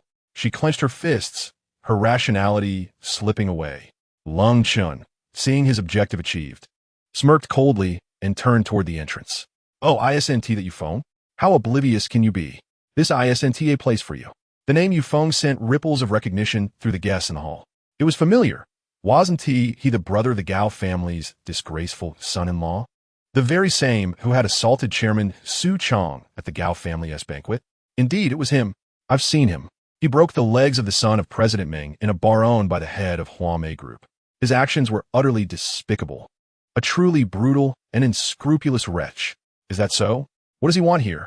Surely, he is not here to cause trouble again. Has he lost his mind? Who knows? But daring to create a scene at the Dong family elder's banquet, he might just be signing his own death warrant today. In the past few days, while every circle appeared calm, the name Yufeng had already spread far and wide. He had been expelled from the Gao family for assaulting Chairman Su Chong, and the son of President Ming had his legs shattered by none other than Yufeng. Now, witnessing him in person, the guests regarded him with disdain. What need is there to pay attention to a brute who resolves his issues through violence? Outside, Yufeng shifted his gaze from the security guard. The guard exhaled in relief, as if freed from a tightening grip around his throat. He still clutched the metal rod tightly, glaring at Yufeng, a beggar clad in rags, who had somehow instilled fear in him. Damn, who does he think he is? If he were to enter, would my life be over? With that thought, the guard swiftly cast aside his earlier fear, raising the metal rod to swing at the back of Yufeng's head. Bang! In the next moment, gasps filled the air. Everyone inhaled sharply, their eyes wide with astonishment. Yufeng stood his ground, even continuing to advance, while the guard crumpled to the ground, blood streaming from his nose. With a simple punch, Yufeng had struck him down. Quick, swift, so fast that it left spectators breathless. This was the speed of the Wolf King. Even stripped of the extraordinary prowess that had incited envy in countless geniuses, he remained a deity in the military. A taboo in the mercenary world, the rightful king of the Wolf Fang. Gao Yushuang was taken aback. Yufeng, is he this formidable? Even without martial prowess. She could discern that his punch was the culmination of at least a decade of skill. Too fast. Time seemed to freeze in that moment. It wasn't until Yufeng pushed open the hall S door that they snapped back to reality. With a rush, everyone instinctively took a step back. Quickly, call for help. Someone has breached the hall. The manager on the second floor turned pale at the sight, frantically shouting into the intercom. Lung Chun wore a condescending smile, having anticipated that Yufeng would be dealt with by Wang Ning before arriving here. He now relished the thought of witnessing him get knocked down, a prospect that seemed quite delightful. However, mere seconds later, his smile began to falter. He realized that Yufeng was staring directly at him, blood pooling in his eyes. Bright red, he was looking at him, and advancing. Though his steps appeared slow, in the blink of an eye, he was just a few meters away. Not good. Recalling the day Yufeng had tossed him into the sea, a sense of dread washed over him, prompting him to instinctively retreat. Yufeng quickened his pace, preparing to pounce on Lung Chun like a tiger, pinning him to the ground, when suddenly, a figure stepped in his way. It was Gao Yushuang. She stood tall, glaring at Yufeng with fury. It felt like a scene from a novel. Your brother is incapacitated. You cannot hinder my pursuit of happiness. Nor can you destroy it with your own hands, even if I was at fault first. Step aside. Yufeng's tone was frigid. Step aside. Gao Yushuang scoffed. Why should I? Yufeng, this is not your place. I advise you not to act recklessly. Act recklessly? Yufeng narrowed his eyes, recalling his elder brother who had nearly perished. His fingers clenched tightly. So, you are aware of this matter, are you? Yes, I am. Gao Yushuang assumed Yufeng referred to the poisoning of Ruo, responding without hesitation. You intend to stop me from confronting him? Yufeng pointed at Lung Chun. Today, no one shall move. If it weren't for Lung Chen's revelation, she might still be ensnared in layers of deceit, forever blind to Yufeng's true nature. Had she known earlier that the brother Yushan was this kind of person, Perhaps she wouldn't have married Yushan, resorting to any means to achieve his goals. To be discovered and still wish to make a move? What meaning does such a life hold? Yu Feng felt the same way. His gaze darkened, cold as snow, murmuring, "So it seems. You're such a person, I should have guessed it. Leave at once. A scoundrel like you should have been sent away as soon as you were released from prison, rather than being allowed to infiltrate our home. If you wish to avoid demise, you better depart quickly." Gao Yushuang bellowed. Yu Feng remained expressionless, his gaze sweeping past her. "You have uttered the word leave to me countless times. But today, before I take my leave, I demand justice." As these words fell, thunder roared outside the door. At that moment, Yu Feng's steps faltered, and he vanished before everyone's eyes like a specter. Gao Yushuang's expression shifted dramatically. Before she could trace Yu Feng's whereabouts, a shriek pierced the air from behind her. "Ah!" The anguished cry sent a shiver through everyone's hearts, and following the sound, they beheld Yu Feng grasping Lung Chun by the collar, lifting him as if he were a mere chick. This is bad. Gao Yushuang never anticipated that this individual would dare to commit violence in public. Lung Chun, too, was taken aback. He hadn't even managed to flee before Yu Feng seized him. It dawned on him why Yu Feng could walk out of the Longxiang boxing gym. He was indeed formidable. By the time he comprehended this, it was too late. "Yu Feng, has your mind been squeezed by the door? What on earth do you intend to do?" "Put him down," Gao Yushuang shouted. The manager on the second floor was in a complete panic. This was the birthday banquet of the esteemed Elder Dong. Every guest here held significant status, and worse yet, that man had seized the eldest son of the Lung family. Was he seeking death? The current head of the Lung family was a figure whose connections were so vast that he could commit murder without facing imprisonment. "I have stated that I demand justice," Yu Feng reiterated. Holding Lung Chun by the neck, he proceeded towards the entrance, ensuring everyone witnessed Lung Chen's face, a portrait of helplessness and resistance. It was a visage of near asphyxiation, reddening from the base of his neck to his forehead, veins bulging ominously. Fear glistened in his eyes, the dilating pupils embodying sheer terror. You've lost your mind. This is Elder Dong's banquet. If you dare lay a hand on me, it is tantamount to slapping Elder Dong in the face. Are you mad?" Lung Chun had initially planned to frame Yu Feng, leaving him with no escape. But he never expected Yu Feng to be so reckless as to strike him outright, leading to mutual destruction.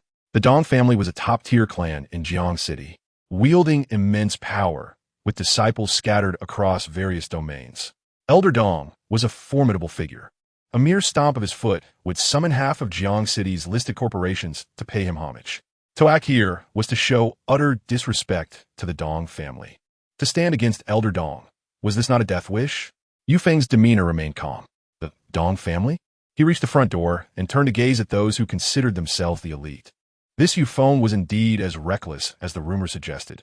He truly had no sense. Who in their right mind would create trouble at the Dong family's banquet? Within a day, he would surely meet his demise, murmured the crowd. Yet, in the next moment, Yu Feng's voice resonated with authority. "I care not for the Dong family, the Wang family, the Su family, or the Hua family.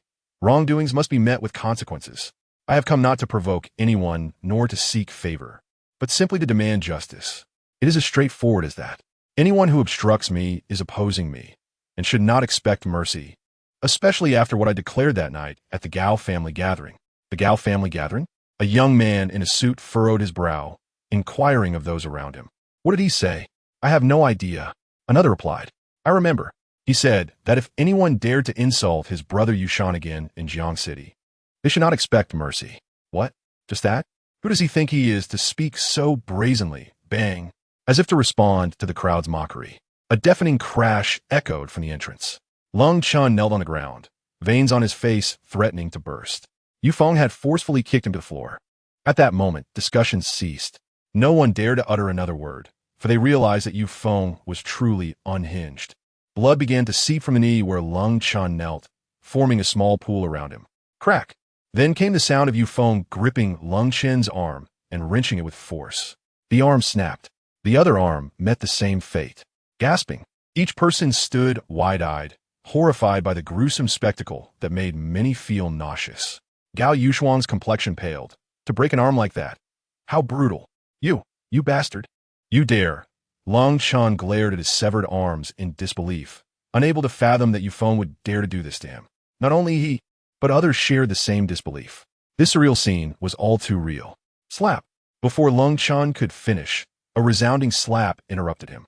You Feng Yu, you are truly insane. Call the police, call an ambulance. At that moment, a stern-looking middle-aged man rushed forward from the crowd. President Meng, help me. Call the police. Quickly, apprehend this madman. Lung Chun clung to hope, recognizing the newcomer as Meng Hai. Yu Feng narrowed his eyes. You broke my brother's legs, didn't you? Yes, I did. So what? Your brother used his legs to bargain for my leniency towards you. I had intended to let you off. But your behavior today seals your fate. Meng Hai feigned restraint, suppressing a laugh within. Let Yu Feng go? Impossible. He wished nothing more than for Yu Feng to perish. Breaking Yu Shan's legs was merely a means of settling a debt. Little did he expect that one man sought to have his legs broken, while another sought death, creating chaos at the Dong family's banquet, publicly shattering the limbs of the Lung family's young master. If he were to survive this in Jiang City, then he might as well die. Yu Feng's heart jolted. You mean? My brother sought to, tears welled in his eyes. Yu Feng, you are indeed a scoundrel. Do you still not understand? Your brother became a cripple for your sake. Had you not been relentless at the seaside villa, merciless in your actions, would it have led to this day? If you had an ounce of conscience, if you were a tad kinder, if you could act normally, your brother would not have sacrificed his future for you. Yet, what have you done? You have betrayed everything your brother has done for you. Gao Yushuang seized the opportunity to shout at Yu Feng, relentless in your pursuits. Yu Feng's expression hardened. He fixed his gaze on Gao Yushuang, questioning, relentless in my pursuits? Is that not the case? Is it not? Gao Yushuang countered. Yu Feng retorted coldly. If I am relentless in my pursuits, then I must ask you, did President Meng's son have any justification for his inappropriate actions towards a girl while inebriated? Did he have a right to intrude uninvited into the seaside villa of Huamei Group? Did he have any justification for repeatedly humiliating my brother, Yu Shan? When he lay in the hospital, his legs shattered, neglected, almost poisoned by Lung Chun. Yet you flaunt your arrogance here, laughing and chatting with that scoundrel. Does that hold any justification? Speak. The series of questions bombarded the atmosphere with a complex tension. Lung Chun, poisoned, almost killed. Yu Shan. A wave of shock surged within Gao Yushuang. And President Meng's son had assaulted a girl while drunk? The situation grew increasingly perplexing. Why did the words spoken by Yu Feng differ subtly from those uttered by Lung Chun? She stood frozen, momentarily at a loss for words. At that moment, Lung Chun, summoning all his strength, shouted with a contorted face, Do not heed his fabrications. I have been here the entire time. How could I have gone to the hospital to poison Yu Shan? He has realized that Yu Shan holds no value and seeks to sacrifice his life to showcase his so-called justice. Do not listen to him. Hurry and call the police to imprison this heinous criminal. With a resounding slap, Yu Feng struck Lung Chen's face fiercely. Logically, I am apprehending the suspect on behalf of my brother, bringing you to justice. Emotionally, I, Yu Feng, owe no one any explanation. I have stated my principle. If there is any conflict, let it be directed at me, not my family. Yet you have repeatedly crossed my bottom line. To incapacitate you would be a mercy. With conviction, Yu Feng's words resounded like thunder, striking a heavy blow to the hearts of all present. You are spewing nonsense. You are slandering me. Meng Hai, now anxious, realized this was the first time he had heard the truth from Yu Feng regarding that night. It turned out his son had instigated trouble, even resorting to violence against the girl. If this were to spread, his reputation would be tarnished. No, Meng Hai shouted. Yes, this Yu Feng is lying. He seeks to excuse his own crimes. I suspect his brother is already dead in the hospital, and he intends to frame Lung Chun. Is that truly the case? The confusion deepened for Meng Hai. Yu Feng seemed to be the one seeking trouble with Lung Chun. But what grave offense had Lung Chun committed against him to warrant such accusations? Indeed, others began to murmur in doubt. Gao Yushuang's expression darkened. She was perplexed by the unfolding drama. Little did she know, at that moment, Lung Chun was cursing Wang Ning 1,000 times in his heart. Hadn't they agreed to act against Yu Feng as soon as he arrived at the hospital? Why had they allowed him to come here and create such a scene? This was not Meng Hai. Yu Feng declared angrily, You need not rush to tarnish my name. I am the one who crippled your son. If you seek vengeance on me, I have no words to offer. Yet this matter originated with your son's wrongdoing. As a father, you are unkind, unwise. and remiss in your duty to discipline him. Instead, you exert pressure on the Gao group and even orchestrated the breaking of my brother's legs. You, as a person, are disloyal and unjust, using your power for personal grievances, disregarding the law and your selfishness. I will settle this account with you, item by item, shortly. With that, Yufeng seized Lung Chun by his golden locks. What? What do you intend to do? Lung Chun stammered, genuinely alarmed. In his plans, Yufeng should not have appeared here. However, he had underestimated the newly released rural brother-in-law. After all, this was the Dong family's territory, and causing chaos here was akin to provoking the family. Yet he was mistaken. Yufeng, with overwhelming strength, captured him, dragging him to the entrance, forcing everyone to witness his disgraceful demeanor. In the face of absolute power, all petty schemes became meaningless. Lung Chun felt powerless in Yufeng's grasp. He sensed that no action or word of his could sway the latter. Gao Yushuang remained silent, caught in a state of doubt. She suddenly recalled Yufeng's desperate inquiry about his brother's whereabouts amidst the torrential rain. Could a person so concerned about his brother commit such acts? A loud bang interrupted her thoughts. The gates swung open, revealing a torrential downpour like a curtain of beads. Lung Chun, on his knees, bloodied and trembling, should have fainted but was too terrified to succumb to unconsciousness. I will never forgive you, Yufeng. As long as I do not perish today, I will demand a bloody repayment. Is that so? Yufeng replied, hands clasped behind his back, gazing at the overcast sky. I, Yufeng, have never been one to adhere to convention. In the past, I willingly accepted limitations for my country, but since the death of my brother, I have come to understand a vital truth. Some things in this world must be fought for, breaking free from self-imposed constraints. This is not merely a quest for momentary satisfaction, but rather an expression of our humanity. An eye for an eye, a life for a life. I know it may be too soon for you to admit your guilt, but so what? My brother, Yushan, nearly perished at your hands. I know you are the one who poisoned him. That is sufficient. Under the vast sky, divine spirits exist. Those who do evil shall taste retribution. Bow before me. I refuse to bow. Lung Chun gritted his teeth, enduring the pain coursing through his body. But before he could finish, a powerful slap struck the back of his head, the force akin to a giant hand forcing him towards the ground. If you won't bow, I shall assist you. Blood streamed from his forehead as he lost control of his body, rising again. The crowd gasped, a chilling sensation spreading through their throats. It was too bloody. You are responsible for the death. Although I lack immediate evidence, I know it to be true. Thus, I have come for you. That is enough. Such confidence. What must one possess to utter such words? Meng Hai's expression shifted dramatically. This statement was tantamount to defying the law. Yufeng had truly lost his sanity, entirely disregarding the consequences of his actions. No, he was wrong.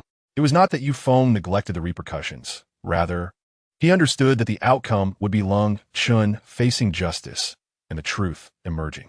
Thus, he dared to act, for he was right. If he was right, why not proceed? To avenge his brother, to vindicate himself, to speak for the countless others suffering from similar injustices. If one lives and does not seek retribution, how can they find peace after death? All of this was to maintain a clear conscience. Yufeng gazed at the sky, and after a few breaths, he looked down at the bloodied Lung Chun, who was barely conscious. Brother, I have reclaimed your first taste of justice. Of course, this was not the end.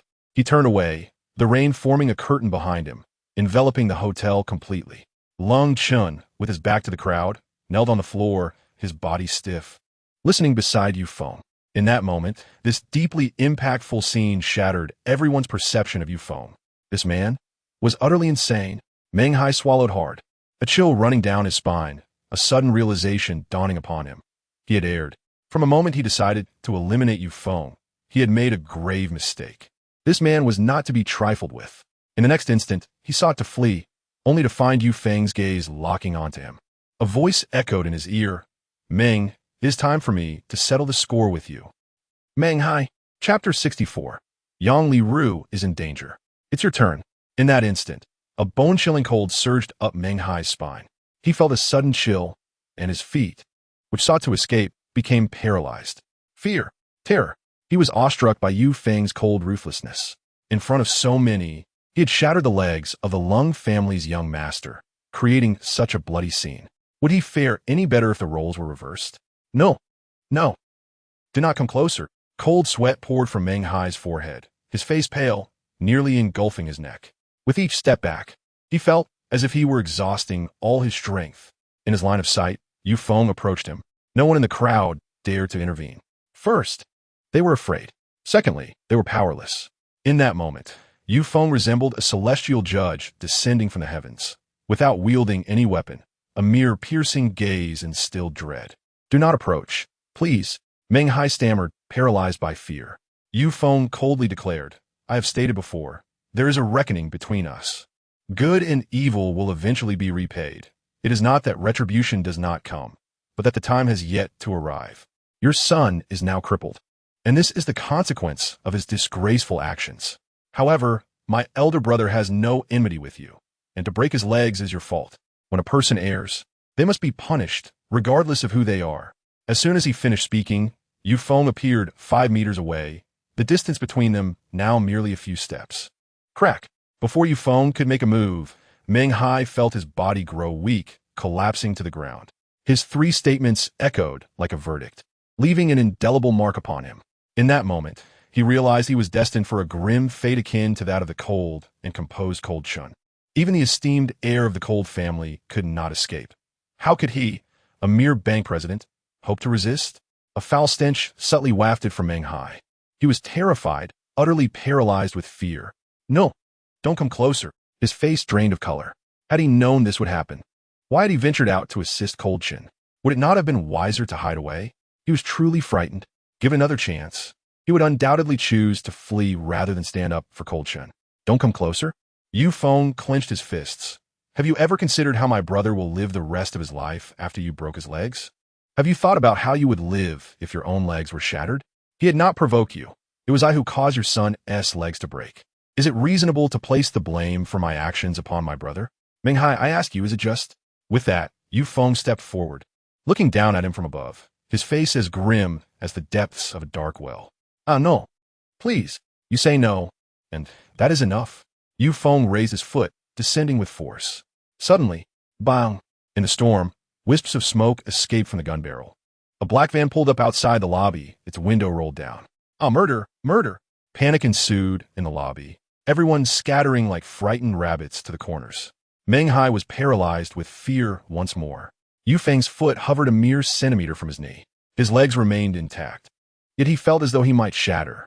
He gasped heavily, suddenly aware of the gunshot that had just echoed from outside the lobby. Had someone fired a shot? Was it the Dong family? Yu Feng narrowed his eyes, turning to inspect the bullet mark on the wall, which was just a millimeter away from leaving a long trail of blood on his neck. Had it not been for his honed reflexes from years on the battlefield, he would have already become a lifeless corpse. He lowered his foot and turned to glance outside the main entrance. Inside the van, a bald man smirked contemptuously, giving him the middle finger, and in his arms lay a woman, completely bound in bandages, her mouth sealed with tape. Young Liru. His expression shifted dramatically. How? Could it be her? She had been captured.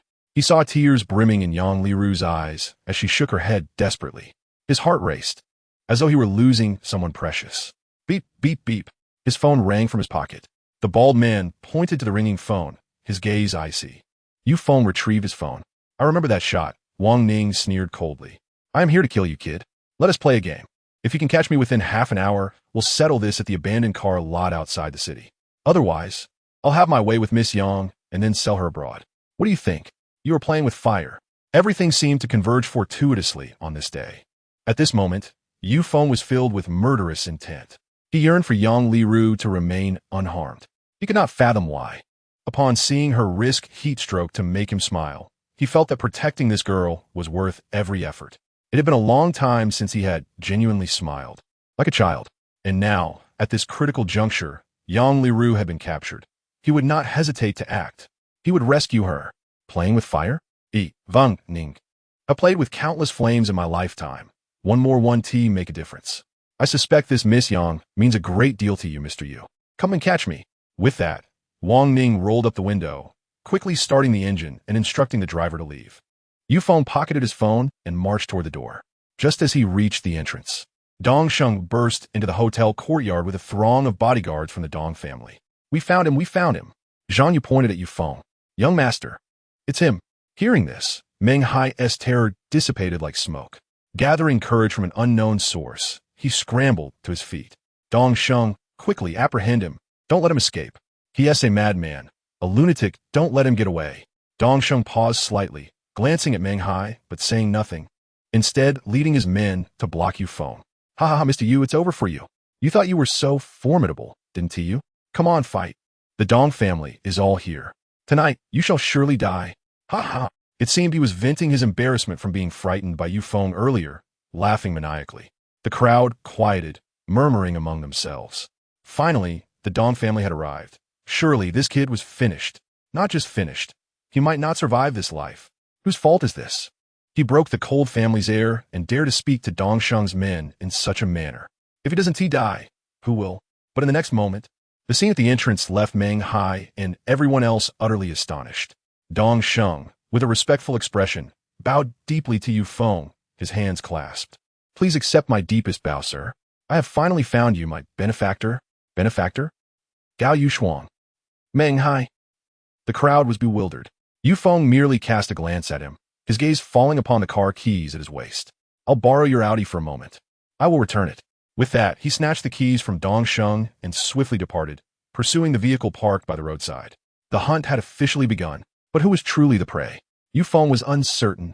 All he knew was that he must rescue Yang Liru, even though their relationship was merely that of friends. He had to save her. For this girl, who brought him joy, he cherished her dearly. Chapter 65. Another missed opportunity sometimes. Fate feels like a jest. The harder you try to accomplish something, the more the heavens seem to toy with you. Yufeng drove away unexpectedly. Shouldn't he have exited in a bloodied state, gasping for his last breath? After all, this was the Dong family elders' banquet, a renowned hotel in Jiang City. He had assaulted someone here, disrupted the order, and nearly frightened Dong Sheng's men into paralysis. How could he leave unscathed? Even more astonishingly, he had taken the Dong family's prince's car keys and simply walked away. Everyone began to doubt their own ears. Yet, after rubbing their eyes, they realized this scene was indeed real. They felt the conclusion they expected had failed to materialize, instead culminating in an absurd and humorous spectacle. Among them, Meng Hai appeared as a joke, aligning himself with the Dong family's heir. He believed he had found a solid ally. Not to mention rising to prominence in Jiang City, he should have been able to walk confidently. Yet Dong Sheng had let go of the very person who nearly left him crippled, the one responsible for breaking his son's legs. He seethed with rage, clenching his fists until his knuckles cracked, entirely oblivious to Dong Sheng's address of Yufeng. His mind fixated solely on one thought, to eliminate Yufeng. Thus, he pulled out his phone. Hello, I am Meng Hai, the branch manager of the First Bank of Jiangxing. I need to report an incident. The suspect, Yufeng, has just brutally injured the young master of the Lung family at the hotel and is now fleeing the scene. Please apprehend him quickly. He must not escape. Before he could finish his statement, a hand abruptly struck down, shattering his phone onto the ground. Dong Sheng's face was stern. Having finally located the young man, he was taken aback that Meng Hai had the audacity to call the police. Meng Hai's expression was a mixture of emotions, while the onlookers exchanged glances, sensing that the situation was escalating beyond the ordinary. It seemed that Yufeng held significant importance for the young master of the Dong family. What could possibly be the backstory? Gao Yushuang pondered this mystery. From the moment Yufeng uttered those words, she felt ensnared in a fog, disoriented. Observing Dong Sheng's demeanor towards Yufeng left her utterly bewildered. Was this Yufeng truly just freshly released from prison? Dong Sheng, however, was unfazed by Meng Hai's concerns. He fixated on him. Do you comprehend the implications of your actions just now? Meng Hai nodded. I understand, but it is too late. Yufeng must face the consequences of his actions. He shattered my son's leg, and I will not let him go unpunished. Not now, nor ever. Furthermore, Dong Sheng, your actions can easily be interpreted as complicity in the escape of a suspect. Do you grasp what Yufeng has done? He has broken the legs and arms of the young master of the Lung family. With that, Dong Sheng paused, his heart heavy with realization. Yufeng, this young man was indeed the brother of the rumored son-in-law of the Gao family, the one responsible for crippling Meng Hai's son, and the very individual who had assaulted Chairman Su at the Gao family banquet. The elusive figure he had relentlessly sought after was none other than Yufeng. A smile crept across his face. Meng Hai, however, was incensed. What are you laughing at? Why do you find this amusing? Dong Sheng. What right do you have to laugh? You allowed this scoundrel to flee, and you still find joy in it? Meng Hai's visage twisted with rage, his tone fierce. He longed to seize Dong Sheng by the collar and demand answers. Yet he refrained, restrained by the gravity of their respective statuses. Dong Sheng let out a derisive snort. I laugh because you are a fool, Meng Hai. It seems that having you as an ally is rather wasteful. A simpleton like you only brings me trouble. What do you mean? Meng Hai, see, I laugh at your foolishness, at how your hatred blinds you, and at your pitiful predicament. Let me enlighten you. The very person you seek, the one capable of healing my legs, is none other than Yufeng. He is the only hope for your son's recovery. Yet you have just condemned his future. Isn't that laughable? Dong Sheng spread his hands in a casual manner, which struck Meng Hai like a blow to the gut. Meng Hai staggered back. What did you say? This Yufeng is the one I've been searching for?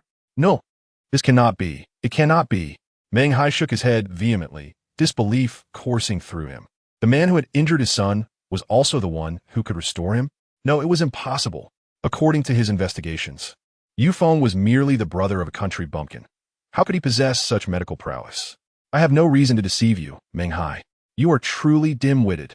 With that, Dong Sheng turned and walked towards the entrance. Someone, call an ambulance and ensure the young master of the Lung family is taken to the hospital. Inform the head of the Lung family that if he dares to lay a hand on Mr. Yufeng, he will be crossing paths with me. Dong Sheng. Understood. As the words left his lips, Zhang Yu hurriedly exited to relay the message. Just then, outside the hotel, a convoy of black SUVs, bearing the license plates of the capital, surrounded the entrance. Dozens of bodyguards clad in black suits and sunglasses emerged, forming a disciplined formation in the rain, exuding a formidable presence. Leading them, Mr. Ng's brow furrowed as he gestured, and the group surged into the hotel, encircling everyone. Dong Sheng's expression tightened. Who are you? He began to inquire, but the intruders seemed oblivious to him, combing through the crowd, capturing one person after another, only to discard them moments later. Soon, disappointment etched on their faces as they returned to Mr. Ng, reporting no sign of the young master's son. Report, young master's son is not here. Report, we have not located him. Mr. Ng's arm twitched. Had he lost him again? His icy gaze fell on Dong Sheng, his expression unreadable beneath the sunglasses. Who exactly are you? Dong Sheng replied coldly, feeling that searching for someone on Dong family grounds was a blatant disrespect. But before he could finish, Mr. Ng interrupted sharply. You are from the Dong family, aren't you? Go. Tell your old master to come down and meet me. What? Dong Sheng gasped, astonished. This man was audacious. He actually demanded that the elder of the Dong family come down to see him. Whispers rippled through the crowd. Dong Sheng found it amusing. Who did this man think he was, to demand an audience with his grandfather? Before he could voice his thoughts, an elderly figure hurried down the stairs from the second floor. Mr. Ng, I apologize for my tardiness. Please forgive me. 10 minutes later, Lung Chun was rushed into the first hospital of Jiangsheng for emergency treatment. The head of the Lung family had been waiting at the operating room door for over 20 minutes. Dressed in protective gear, he stood in the surgical area, utterly stunned as his son, bloodied and unconscious, was wheeled in. His mind buzzed, overwhelmed by the chaos around him. All the hospital's specialists had been summoned to save Lung Chun. Unlike Meng Ru, he was backed by the Lung family, a second-tier family with connections and resources far beyond Meng Ru's reach, affording him a level of treatment he had never experienced. So, the doctors swiftly administered anesthesia to Lung Chun. Soon, as he drifted into unconsciousness, the surgery commenced, and the grim possibility loomed that amputation might be the only solution. With a venomous gaze, Lung Chun met his father's eyes, tears streaming down his cheeks. Dad, I'm here. Don't worry, I will ensure you receive justice. Dad, I want that Yufeng dead. I want him to suffer 1,000 deaths. You mustn't let that scoundrel escape. I understand. Focus on your surgery. I want let that bastard slip away. Minutes later, as Lung Chun succumbed to unconsciousness, the operation began. The head of the Lung family withdrew his phone and stepped into a quiet corner to contact the highest-ranking official at the bureau, Mr. Zhang. Beep. Without a moment's delay, the call was answered. Mr. Zhang, this is Lung Feng, my son. He was injured because of Yufeng, wasn't he? On the other end, Mr. Zhang sounded weary. He had intended to return home to his wife for a well-deserved rest, but fate had other plans. He had skipped dinner, hastily arriving at the bureau to handle the night as pressing matters. Yes, that bastard broke my son's legs, and the worst-case scenario is amputation. I demand immediate action to apprehend him and ensure he pays in blood for his crime. Lung Feng's voice was resolute, brimming with fury. Mr. Zhang sighed, I understand. I will ensure that you receive an explanation for this matter. Mr. Zhang put away his phone after the call with Lung Feng. At this moment, Lin Yunan, fully equipped and ready to depart, exclaimed, Uncle Zhang, let me take a team and set off. This Yufeng is utterly outrageous, daring to brawl in a hotel and endanger others' lives. The president of Jiang City's First Bank, Meng Hai, called not long ago. What are you waiting for? Give the order, or this scoundrel will escape. Escape? Does he even have the capability to flee? Zhang Shidao inhaled deeply, exhaling heavily before lighting a cigarette and standing by the window. Disperse everyone. This matter is beyond our control. What? Lin Yunan's brows furrowed in disbelief. Why not intervene? How can we turn a blind eye? Uncle Zhang, I understand that Yu Feng's background is extraordinary, but so what? The law applies equally to all. He assaulted someone and must face punishment. Moreover, the nature of this incident is exceedingly grave. Lin Yunan, hailing from a prestigious family, was inherently upright. She had long recognized that Yu Feng was no ordinary individual and wished to apprehend him immediately for thorough interrogation. However, integrity does not always equate to righteousness. Sometimes, ignorance of the truth renders one's principles a burden. Unbeknownst to her, and even to Zhang Shidao, his command stemmed from several calls he received from prominent figures before Lung Feng's call, including the patriarch of the esteemed Dong family and even the renowned chairman of Huamei Group, Linya. Alarmingly, even Liu, the retired figure residing in seclusion for the past 5 years, reached out. To make matters worse, a powerful family from the capital, thousands of miles away, had also contacted him. Their intentions were alarmingly unanimous. If anything were to happen to Yu Feng, there would be dire consequences.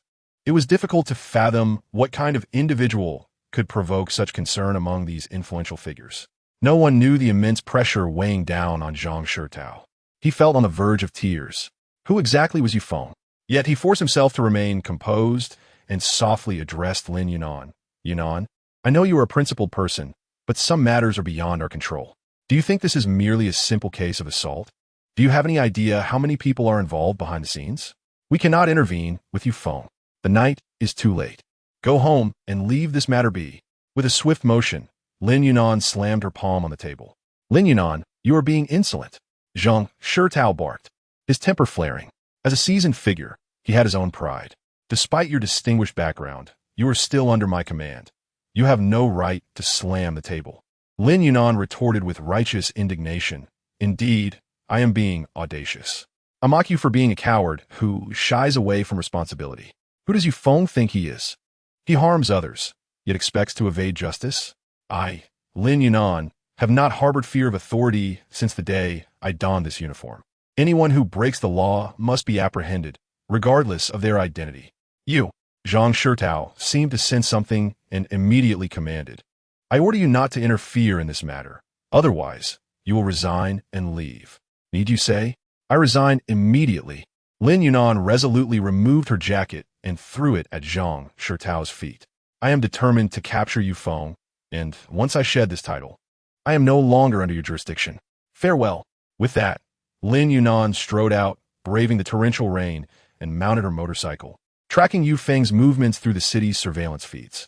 Watching her leave, Zhang Shidao's expression was a complex mixture of emotions. What on earth was happening? Who was Yu Feng? What? He is the grandson of the Ji family, sent out of the capital 26 years ago. Isn't he the brother of that useless son-in-law from the Gao family? It's actually him? The patriarch of the Dong family gasped. Earlier, he had deliberately stayed on the second floor, aware that the disruptor at the banquet was Yu Feng. Although he had heard the name, he had dismissed it, considering him a mere insignificant character not worth his intervention. He had merely observed the farce from above. However, upon the arrival of Mr. Ng, he could no longer remain passive and rushed downstairs. Returning to this secret office, he was stunned to learn this news. He had missed the opportunity to capture the Ji family's long-sought grandson.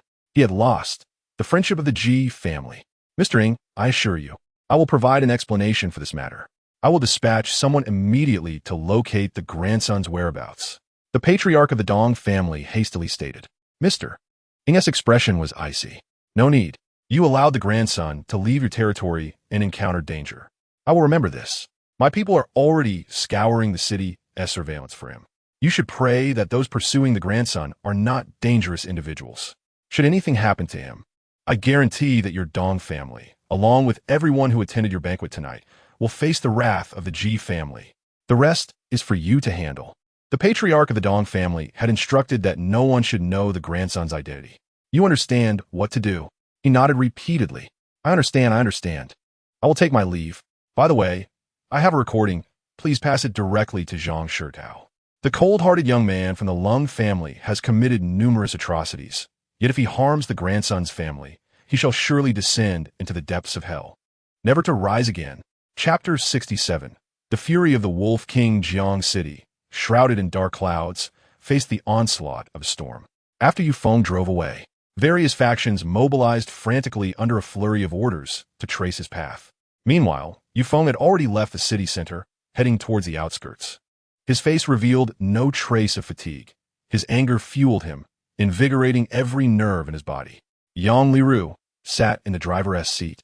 Speeding at 100 miles per hour, driving at such a speed on city roads was akin to gambling with his life. He had to do this. He was determined to rescue Yang Liru. For whatever the reason, he would ensure the girl's safe return. Beep. Just as Yufeng prepared to accelerate, his phone buzzed with a series of text messages. These were not new messages, but rather notifications of unread texts, signaling impending expiration. In that moment, the content of the messages flooded into his vision, and a crystalline tear slipped from the corner of his eye. Liru, Uncle, want to go watch a movie together? Uncle, do you not enjoy movies? No worries. How about we head to the food street tomorrow? Uncle, you look so thin. You must not have eaten well. How about I take you to try Jiang City's local delicacies? Uncle, are you asleep? It's a bit chilly at night.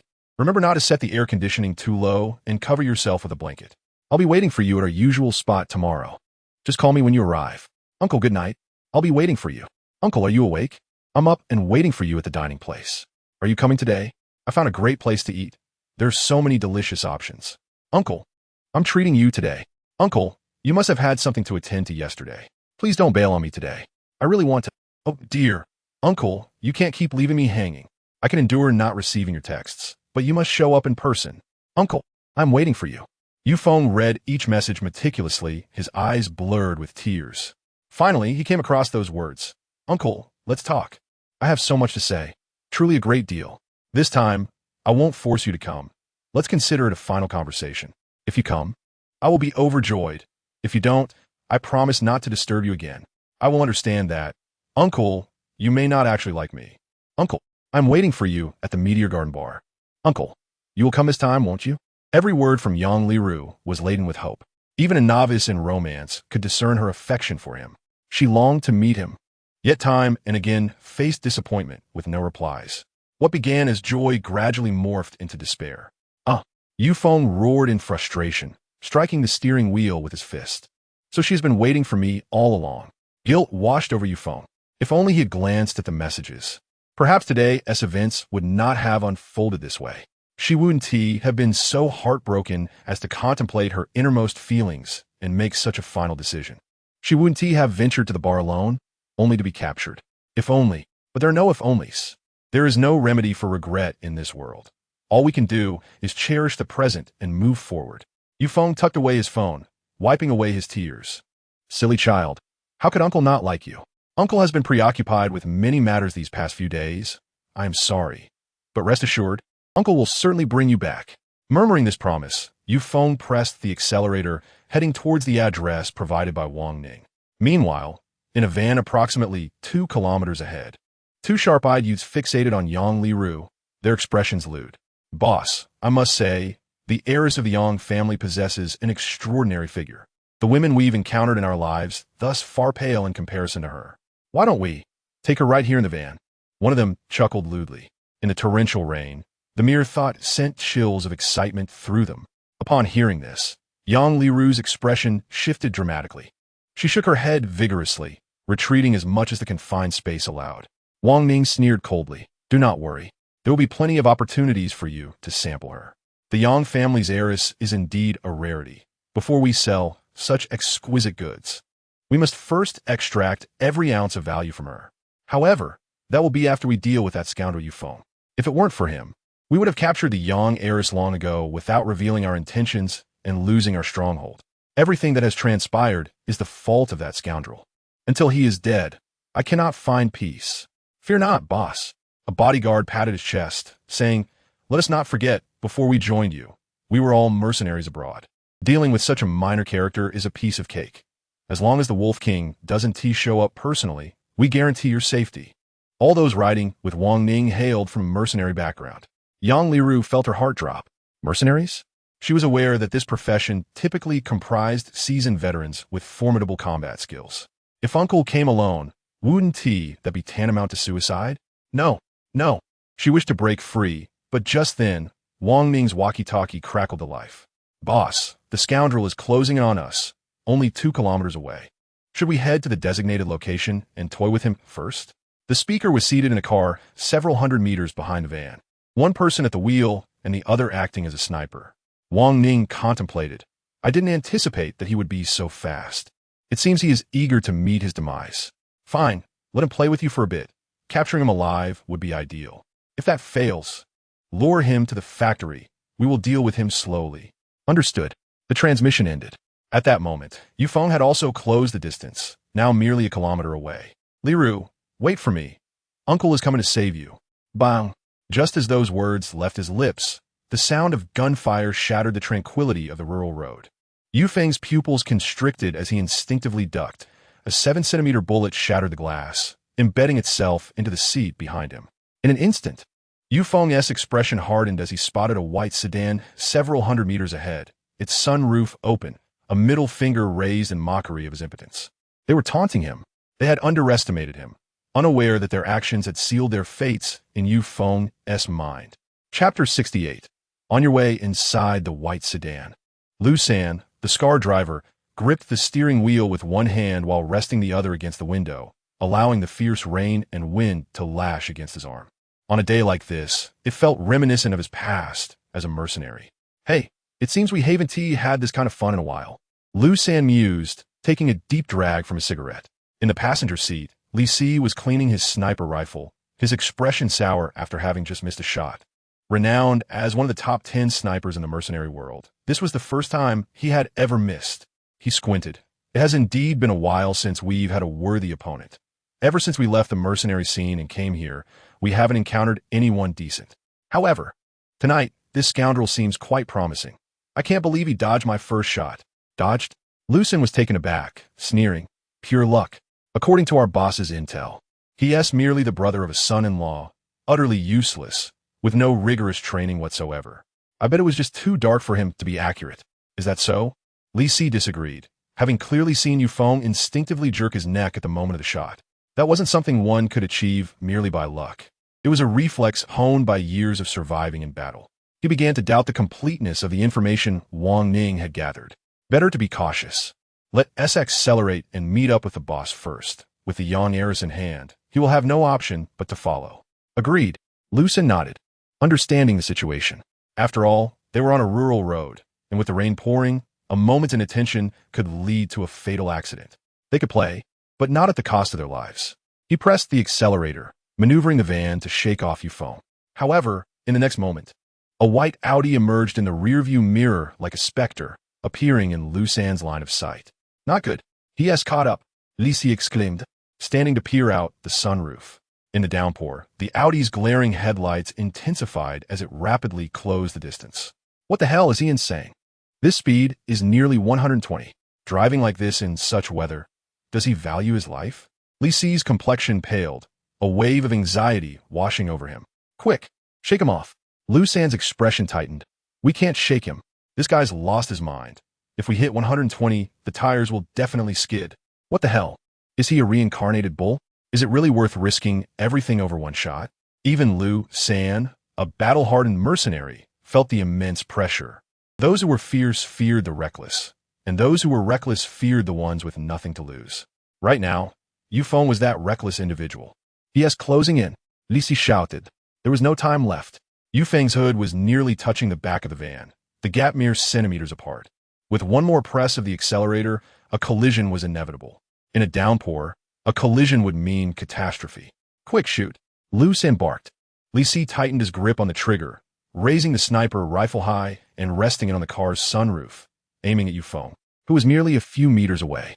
At this moment, they had but one choice: to eliminate Yufeng. It was either his demise or theirs. Yet, who did they think they were confronting? A mere country bumpkin? An inconsequential waste?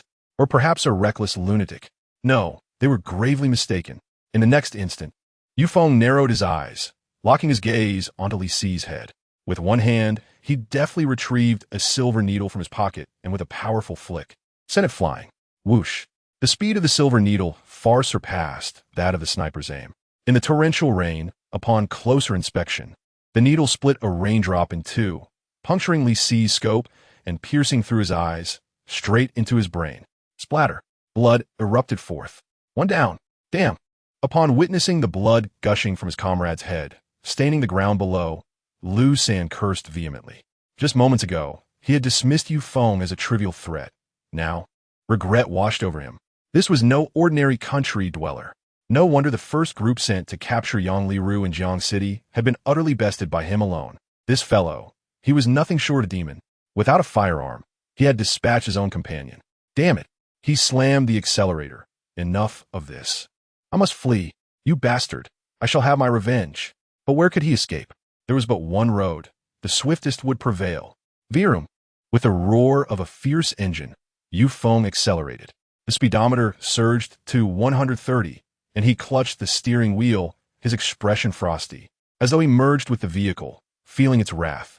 Yes, he was furious. In a mere second, Yufeng sharply turned the steering wheel left, elegantly drifting into a straight line alongside Lu San. In that moment, their eyes locked. Thunder flashed. Crackle.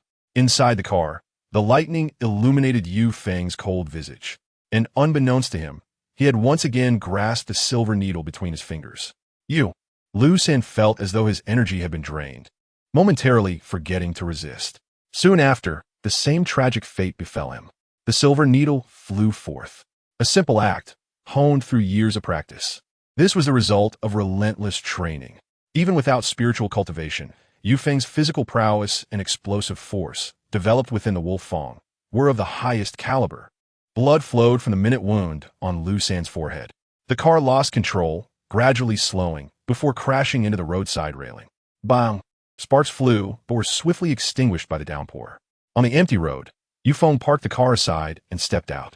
He approached the front, opened the door, and dragged the two corpses to the roadside, beginning his search. Two fully loaded handguns and a sharp dagger. Grasping the handguns once more felt invigorating. It was as if he had returned to his prime. Virum. At that moment, the intercom crackled to life, revealing Wang Ning's voice. We have arrived at the abandoned factory. All positions are secured. Where are you? Why the delay? Is that bastard Yufeng dead yet? Yufeng retrieved the intercom and placed it to his ear. Hello? Are you even listening? Is Yufeng dead yet? Do not act recklessly. Do not sacrifice yourself for a fleeting thrill. Understood? Then, a response followed.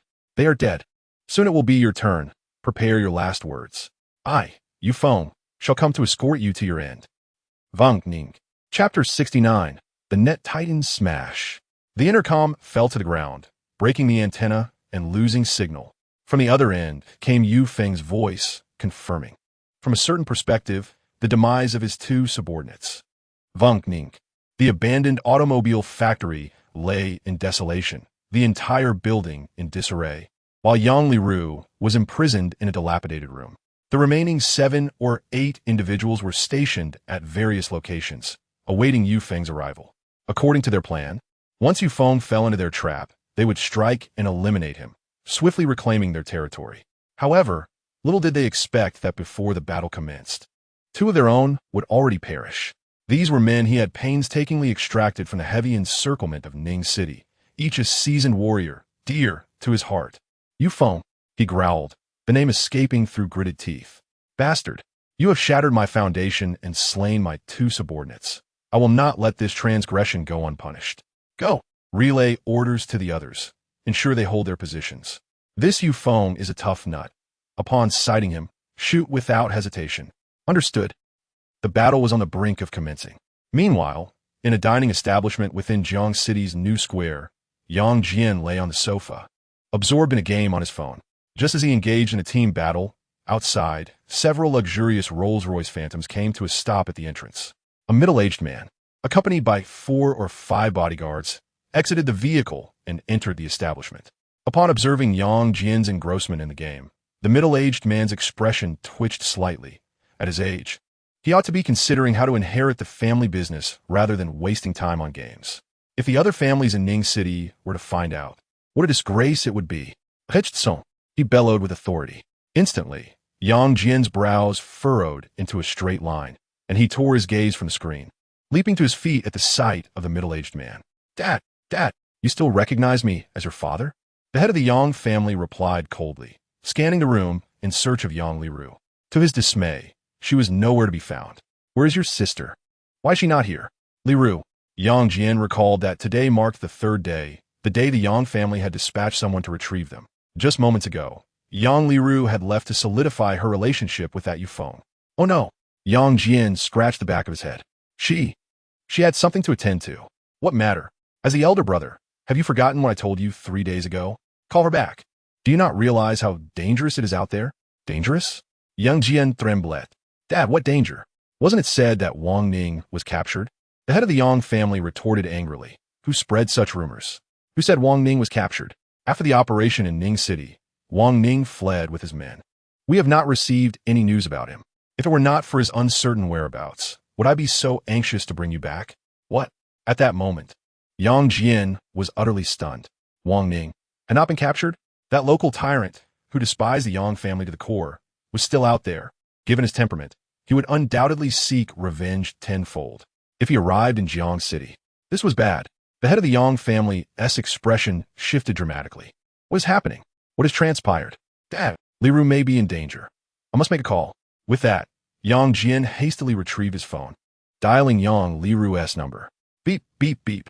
After several rings, there was no answer. Yang Jian hung up and redialed, determined to connect, but after several attempts, he finally gave up. The call could not go through. In that moment, Sir, there is urgent news. Just as Yang Jian was about to speak, a bodyguard rushed over. Speak. Half an hour ago, several vans appeared outside the Dong family's banquet. Through nearby surveillance, we located the young lady's whereabouts. She has been kidnapped by Wang Ning and his men, currently holed up in an abandoned automobile factory in the outskirts. A man named Yu Feng has chased after them. What should we do? What? In that instant, the atmosphere in the establishment turned icy. Yang Liru had been captured by Wang Ning. The outcome that the Yang family dreaded the most had finally come to pass. Evading the first day does not guarantee safety by the 15th. The head of the Yang family regarded Yang Jian with a steely gaze, clenching his fists tightly as he fixed his eyes upon him. Is this how you take care of your sister? If anything happens to Li Ru, I will hold you accountable before the entire clan. Father, there's no need to say more, Xiao Wu. The head of the Yang family shouted, as a bodyguard hastily approached him. Master, go. Take him to the car and ensure he is securely watched at home. If he dares to step out even a single inch, break his legs and send him to the hospital. Father, I will not go back. I must rescue Li Ru. It was my oversight, and I wish to make amends. Yang Jian was utterly distressed. Initially, he had agreed to let his sister leave, believing it would clarify her relationship with Yu Feng. However, he never anticipated that such an incident would occur.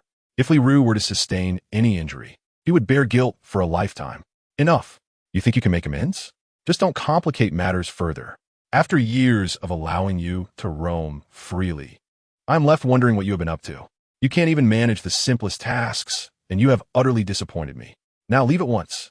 With that, the head of the Yang family turned and inquired, how many people do we have with us this time? Reporting to the master, over 10. Set off immediately for the abandoned car factory. Inform Zhang Shitao and Jiangsheng and relay the news about Wang Ning.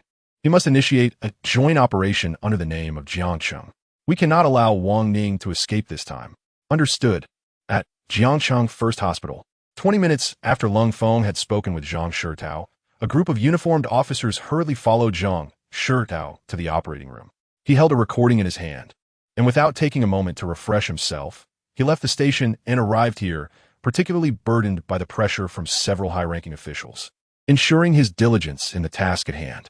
Mr. Lung, Zhang Shitao's voice echoed from the end of the corridor, standing pensively before the operating room. Waiting for news of the scoundrel Yu Feng's capture, Lung Feng's expression brightened upon hearing Zhang's voice, and he quickly turned. Mr. Zhang, has that scoundrel been apprehended? He broke my son's legs. I want him to suffer a fate worse than death.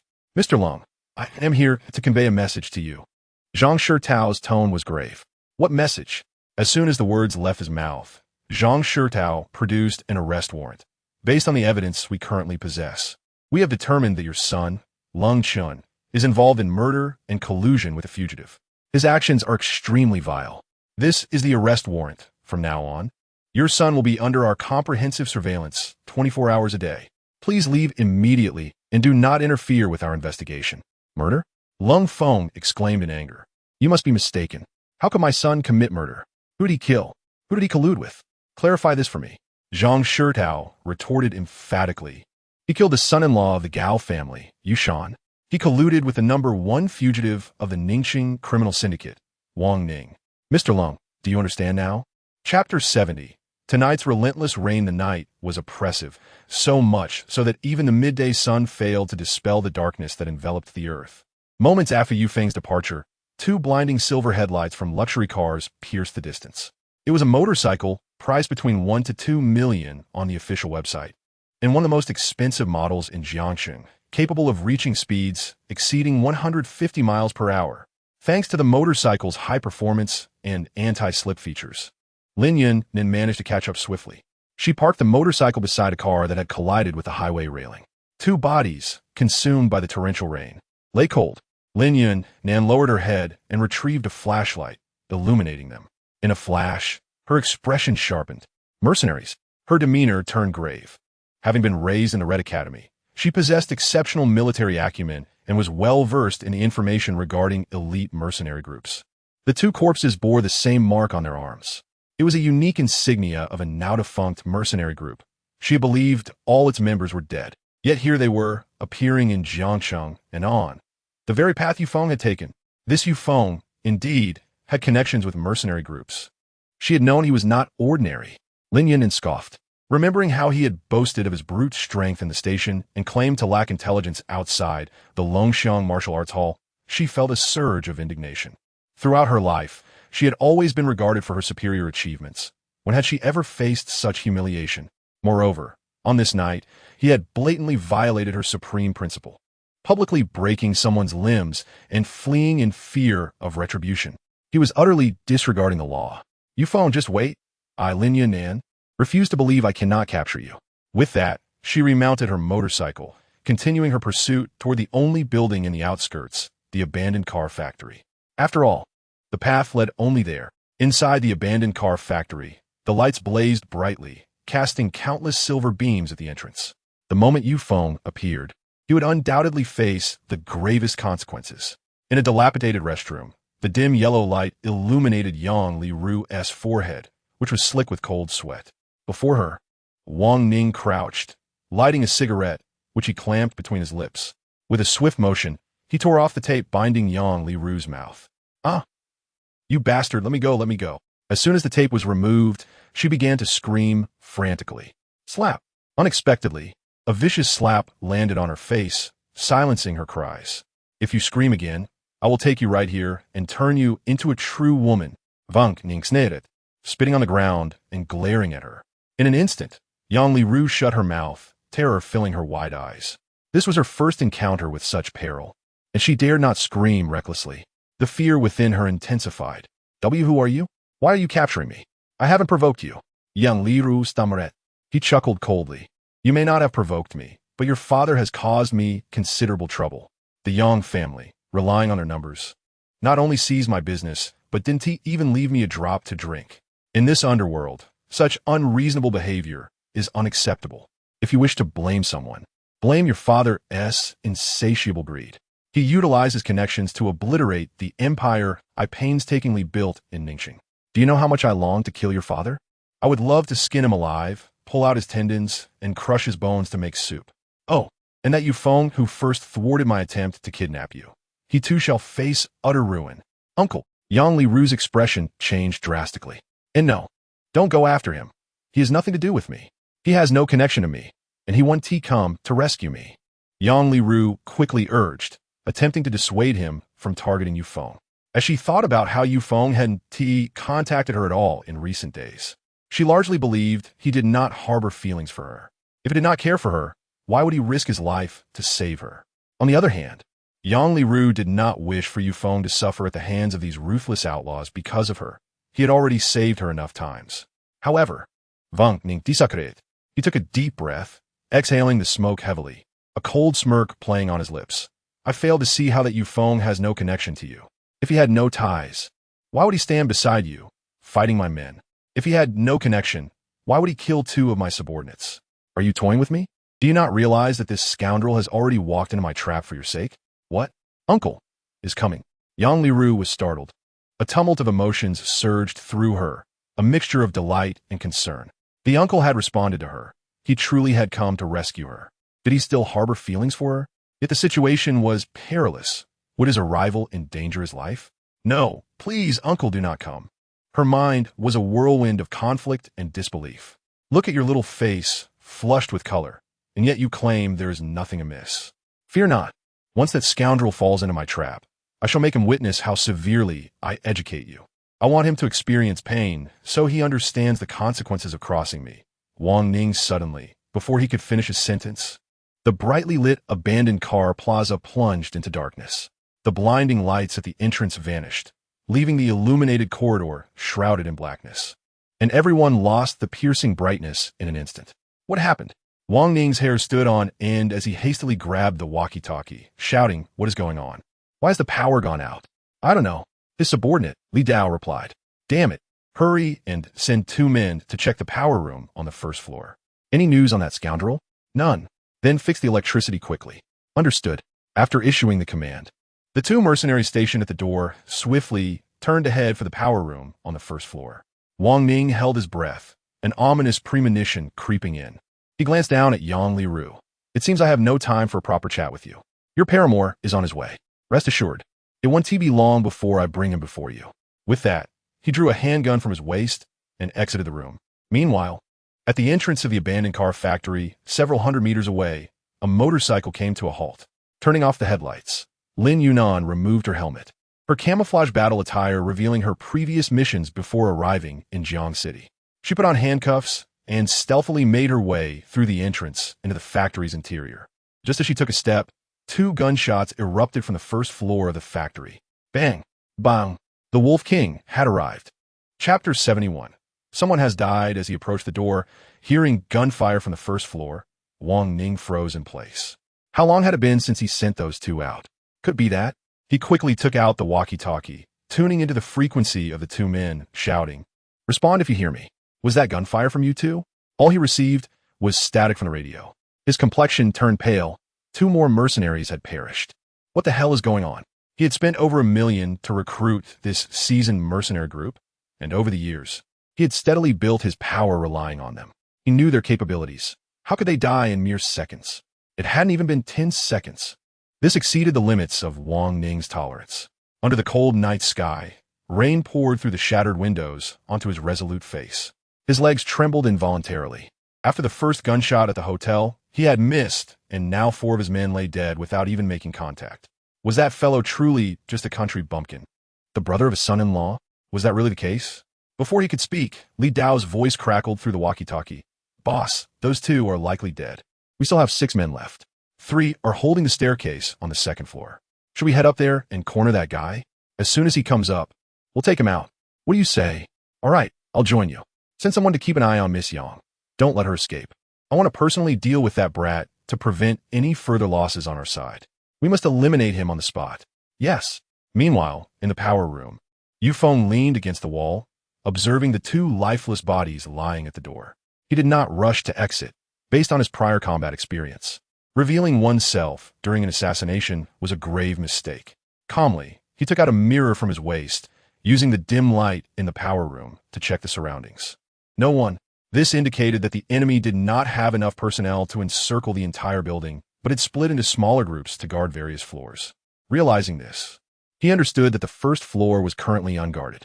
After hearing the gunshots, those stationed elsewhere would quickly converge here, or those on the second floor would be waiting for his arrival. With this in mind, Yufeng tightened his nerves. To rescue his brother from the clutches of death, he had exhausted all his skills. Now, he was merely an ordinary man, but the name of the Wolf King was not just for show. Instead of entering through the entrance, he abandoned his motorcycle 500 meters away from the factory, trekked through the forest, and circled back to the rear of the factory via the river, evading their pursuit before arriving at the power room, turning the tables from passive to active. Now, it was time for his performance. After a brief pause, Yufeng dragged the two bodies into the power room, then swapped out his equipment for firearms and ammunition. Preparing himself, he then opened the window and jumped outside, stepping into the pitch-black surroundings. The dense clouds overhead barely allowed any light to penetrate. Standing beneath the pipe, Yufeng looked up. The distance to the second floor was 7 meters, with several ledges between floors. In this torrential rain, climbing to the second floor would be exceedingly difficult for most. No one would anticipate that he could ascend from here. What they did not foresee was exactly what Yufeng intended to do. He tightly bound his hands with a rope to increase traction, then leaped, gripping the slick pipe, and began his ascent. Climb. Slowly, steadily, he ascended.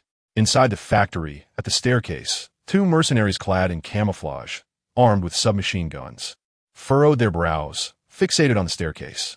Damn it. Is that guy taking a dump? YISNT, he coming up. If I see that punk S-head, I'll blow it off. Killing 4 of our brothers. He S finished. Exactly. He LL understand what true hell is. The 4 who had just perished were their comrades, hired by Wang Ning to come here. According to the intel they received, this Yufeng was merely the brother of a son-in-law, impoverished and untrained. How could he have taken out 4 of their teammates? The disdain of the strong for the weak filled them with deep humiliation. A proper mercenary brought down by a worthless fool? Huh. Suddenly, lightning flashed outside the window. The 2 men's pupils contracted as they exchanged glances. The walkie-talkie crackled with noise. What's the status now? Report. There is no sign of that scoundrel. I think he is too scared to come up, just a coward. Why don't we rush down and kill him? One of them could not contain his desire for vengeance. No, Li Dao replied coldly. No unauthorized actions. The Yufeng may not be as simple as the intel suggests. We cannot be careless. The boss and I, along with 2 others, will be there soon. Wait for me to arrive before we devise our next plan. Is that so? How frustrating. The other clenched his fists. He killed 4 of our brothers. And now we're just hiding here like turtles? Damn it, this is the first time in over a decade that I've felt such humiliation. I refuse to accept it. Yes, I refuse to refuse. Then come and take me on. Bang. At that moment, a gunshot rang out swiftly. The black bullet pierced through the mercenary holding the walkie-talkie. Thud. The walkie-talkie fell to the ground as Li Dao and Wang Ning, rushing toward the second floor, were momentarily stunned. He has arrived. How is this possible? Another mercenary reacted swiftly, immediately retreating behind the wall and tightening his grip on the trigger. The fleeting aura of impending death sent a shiver down his spine. There was not a whisper of sound, no warning, and danger loomed ominously nearby. This sensation felt akin to the so-called forbidden realm of mercenaries, the Dragon Arrow. Could it be that this individual hailed from Dragon Arrow, the very faction that had birthed the infamous Wolf Fong team?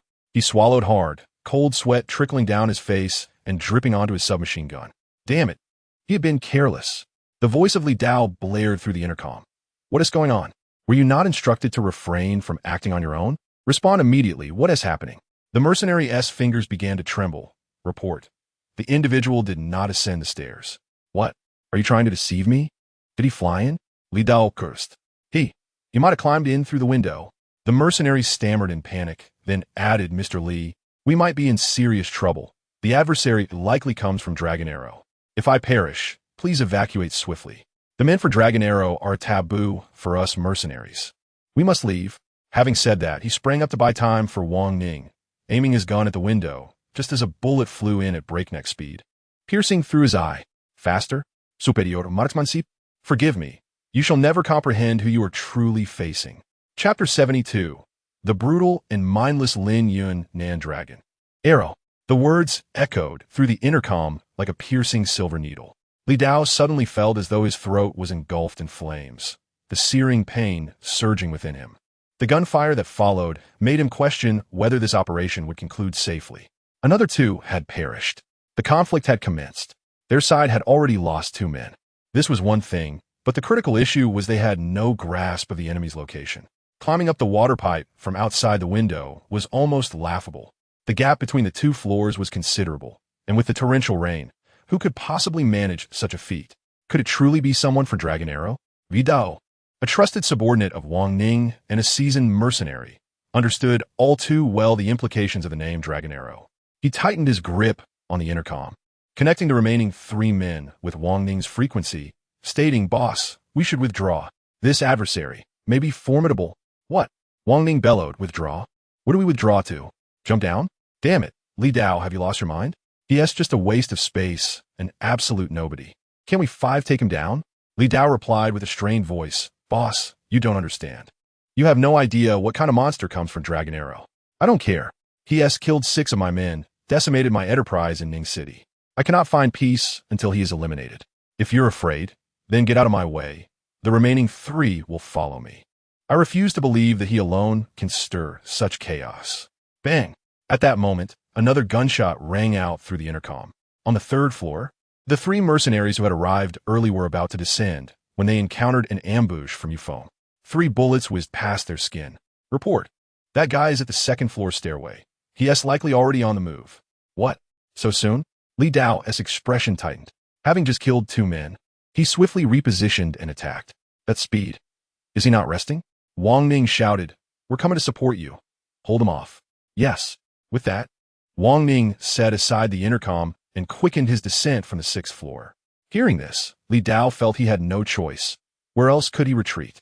This was the 6th floor. Jumping down was not an option. They were now trapped, with no option but to eliminate Yufeng. With that thought, he hastened his pace towards the 3rd floor. On the 3rd floor, the 3 mercenaries occupied different cover positions, creating 3 distinct lines of sight, firmly locking onto the spot where the gunfire had erupted. They had confirmed that the scoundrel had emerged from the stairway and was now hiding behind a wall. In that confined space, with no windows, he was entirely cornered. They only needed to find the right moment to shoot him. Zhang Ba tightened his grip on the trigger, his breath quickening. He glanced over at Wang Wu and Jack, signaling the next step of their plan. He would fire to draw out the scoundrel, while the other 2 would shoot. "Okay." The 2 nodded in agreement. Then, Zhang Ba suddenly stood up, exposing his head to the open view, and raised his gun, unleashing a barrage of fire into the darkness. In the next second, a bullet whizzed from the shadows.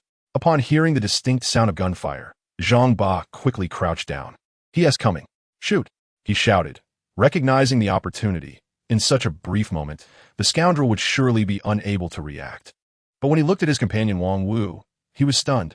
A bullet had penetrated Wang Wu's forehead like a bulldozer, blood streaming down his nose and dripping into his mouth, repeating, blood flowing out and back in.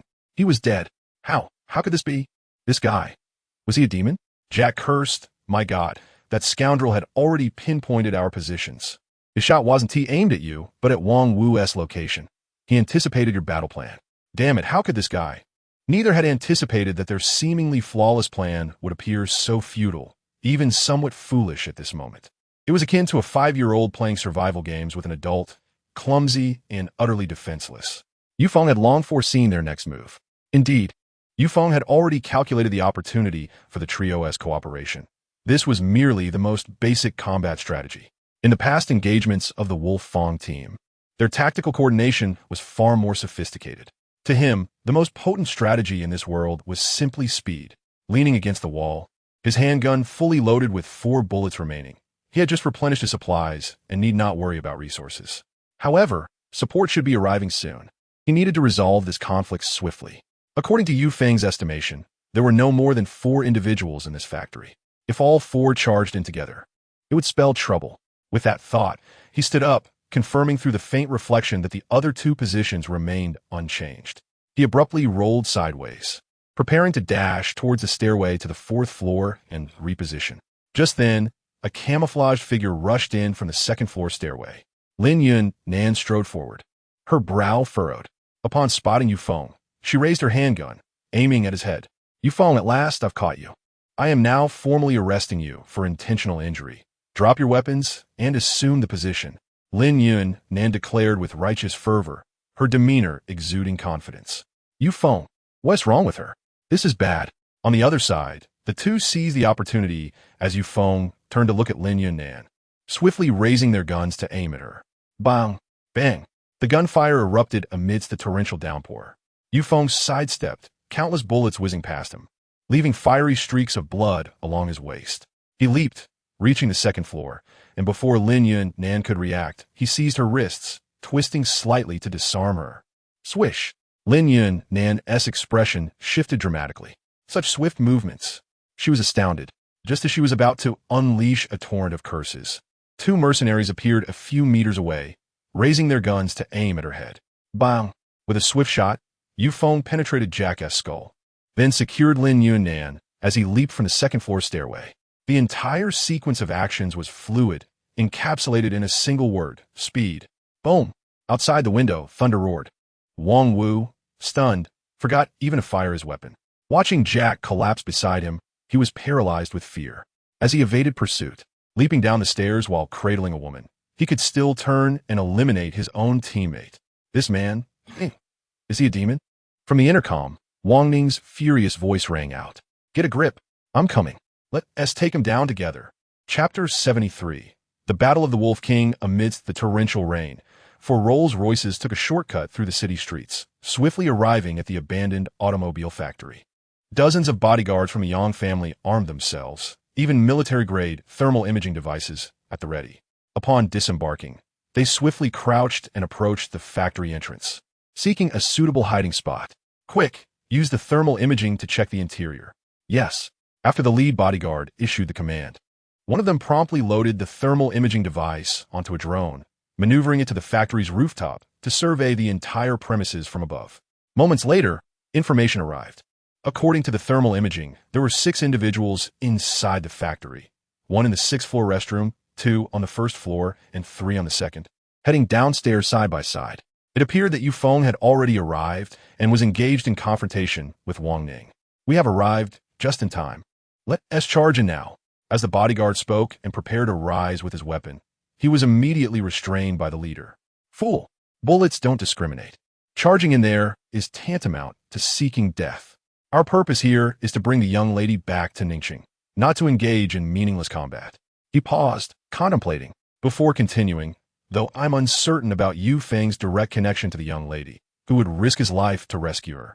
This opportunity is not one we can afford to miss. It seems the young lady is on the 6th floor.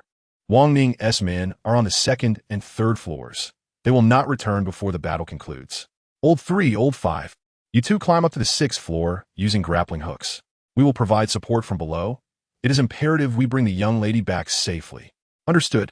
Receiving the orders, the 2 bodyguards hastily retrieved their sharp grappling hooks designed for climbing from their backpacks, locating a suitable wall for ascent. As protectors of a Yang family, they had undergone rigorous training, and thanks to a certain influential figure within the family, their combat capabilities were nothing short of exceptional, rivaling those of special forces. The 6th floor was but a trivial challenge for them. They approached the ground floor, gazing intently at the 6th-floor windows before swinging their grappling hooks and launching them upwards. With a resounding crash, the hooks shattered the window, securing themselves in a recessed corner. After ensuring the hooks would not break, they tied the ropes around their waists and began their ascent to the 6th floor, indifferent to the battle raging on the 1st floor. The sole objective bestowed upon them by the Yang family patriarch was to rescue Yang Liru and depart immediately. They saw their mission as a divine decree, one that must be obeyed. Minutes later, they swiftly reached the 6th floor, leaping through the window and following the thermal imaging's guidance to the restroom. With a forceful kick, they breached the door, revealing Yang Liru bound with hemp rope to a pillar. Ah, don't come any closer. Don't come. Upon seeing them, Yang Liru initially mistook them for Wang Ning's deranged subordinates and screamed in terror. One bodyguard shouted, "Miss, quiet down. It's us. We were sent by your father." Father. Yang Liru calmed down, observing their attire, which did not resemble Wang Ning's men. Listening to their accents, they seemed to hail from Ningxing. She was convinced. Did my father really send you? Indeed, Mississippi. Your father is waiting for you at young Master Jian's shop. We were supposed to pick you and young Master Jin up today, but with these unforeseen events, we were dispatched instead. We must leave quickly. There's no time to waste. Wait. One bodyguard moved to untie the ropes binding Yang Liru, but she hastily interjected. Forget about me. You must go downstairs and eliminate Wang Ning. My uncle is still on the first floor, and he is in danger. Hurry and save him. The gunfire echoing from below had heightened Yang Liru's anxiety to its peak. She was terrified that her uncle might be injured because of her. Something dreadful could truly happen. Now that her people had arrived, her uncle was finally safe. Yet the next moment, the bodyguard's words shattered her heart. I'm sorry, miss, but we cannot heed your request. That uncle of yours falls outside our jurisdiction. Our objective is to escort you to safety. Please, do not complicate matters for us. What? Yang Liru's eyes widened in disbelief. No, if you don't go save him, you are making me into an ungrateful coward, devoid of conscience. That uncle risked his life to come to the factory for my sake. How can I abandon him? She was unable to leave. Yang Liru was not the type to cower in fear for her life. If she had to choose between her life and Yu Feng's, she would rather sacrifice herself than let him face danger alone. Miss, this is your father's command. Please do not make it difficult for us. The two bodyguards knelt, expressing utmost respect. Difficult? Do you have no conscience? My uncle is in peril, and you want me to be a coward and flee? Do you realize he came here for me? That Wang Ning intends to kill him. Kill him, do you understand? Yang Liru screamed in desperation. Her voice, resonating in the quiet night, felt so powerless. Tears streamed down her cheeks. She did not want to leave Yu Feng behind. She had yet to clarify her feelings for him, to confess how she had fallen for him at first sight. There were so many things left unsaid. How could she simply walk away?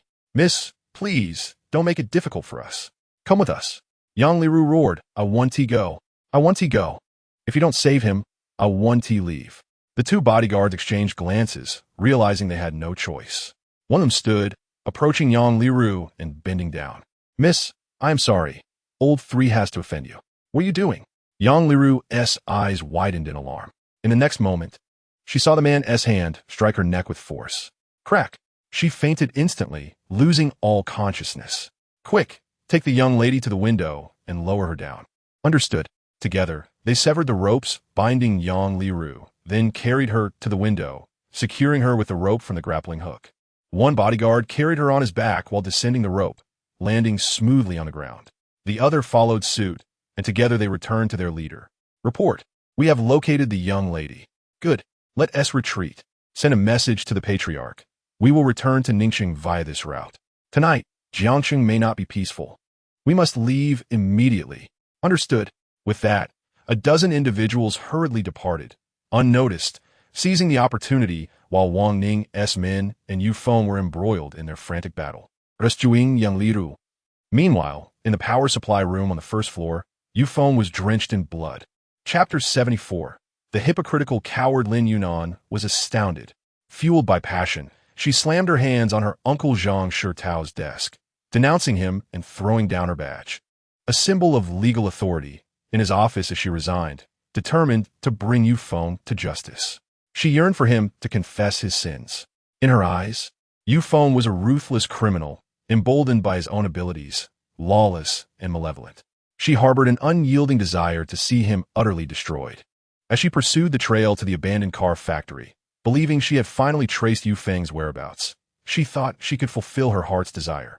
However, a twist of fate occurred the moment she drew her pistol and aimed it at Yu Feng's head. She was utterly unaware of the danger she faced. When she saw two mercenaries raising their weapons at her, she was taken aback. She never anticipated the presence of others here. Moreover, she could not fathom that Yu Feng, in a bid to save her, relinquished his chance to escape, using overwhelming strength to rescue her and even dispatching one of the mercenaries. Such prowess. Could he be from the Dragon Arrow? A sudden thought sparked in Lin Yunan's mind as she observed Yu Feng, calm and resolute, binding a bandage around his waist despite the pain. She hesitated, I'm sorry, earlier. Her words were abruptly interrupted by Yu Feng's cold voice. Do you think you are remarkable? Yu Feng lifted his gaze, his tone sharp, piercing Lin Yunan's heart. She had never considered herself remarkable. What do you mean? Yu Feng replied nonchalantly. I mean, do you believe that encountering a suspect of significant identity ignites your fervent desire to capture me? So you can unjustly accuse me and revel in your triumph? After a brief moment of astonishment, Lin Yunnan's brows furrowed in anger. You Feng, I warn you. Do not speak recklessly.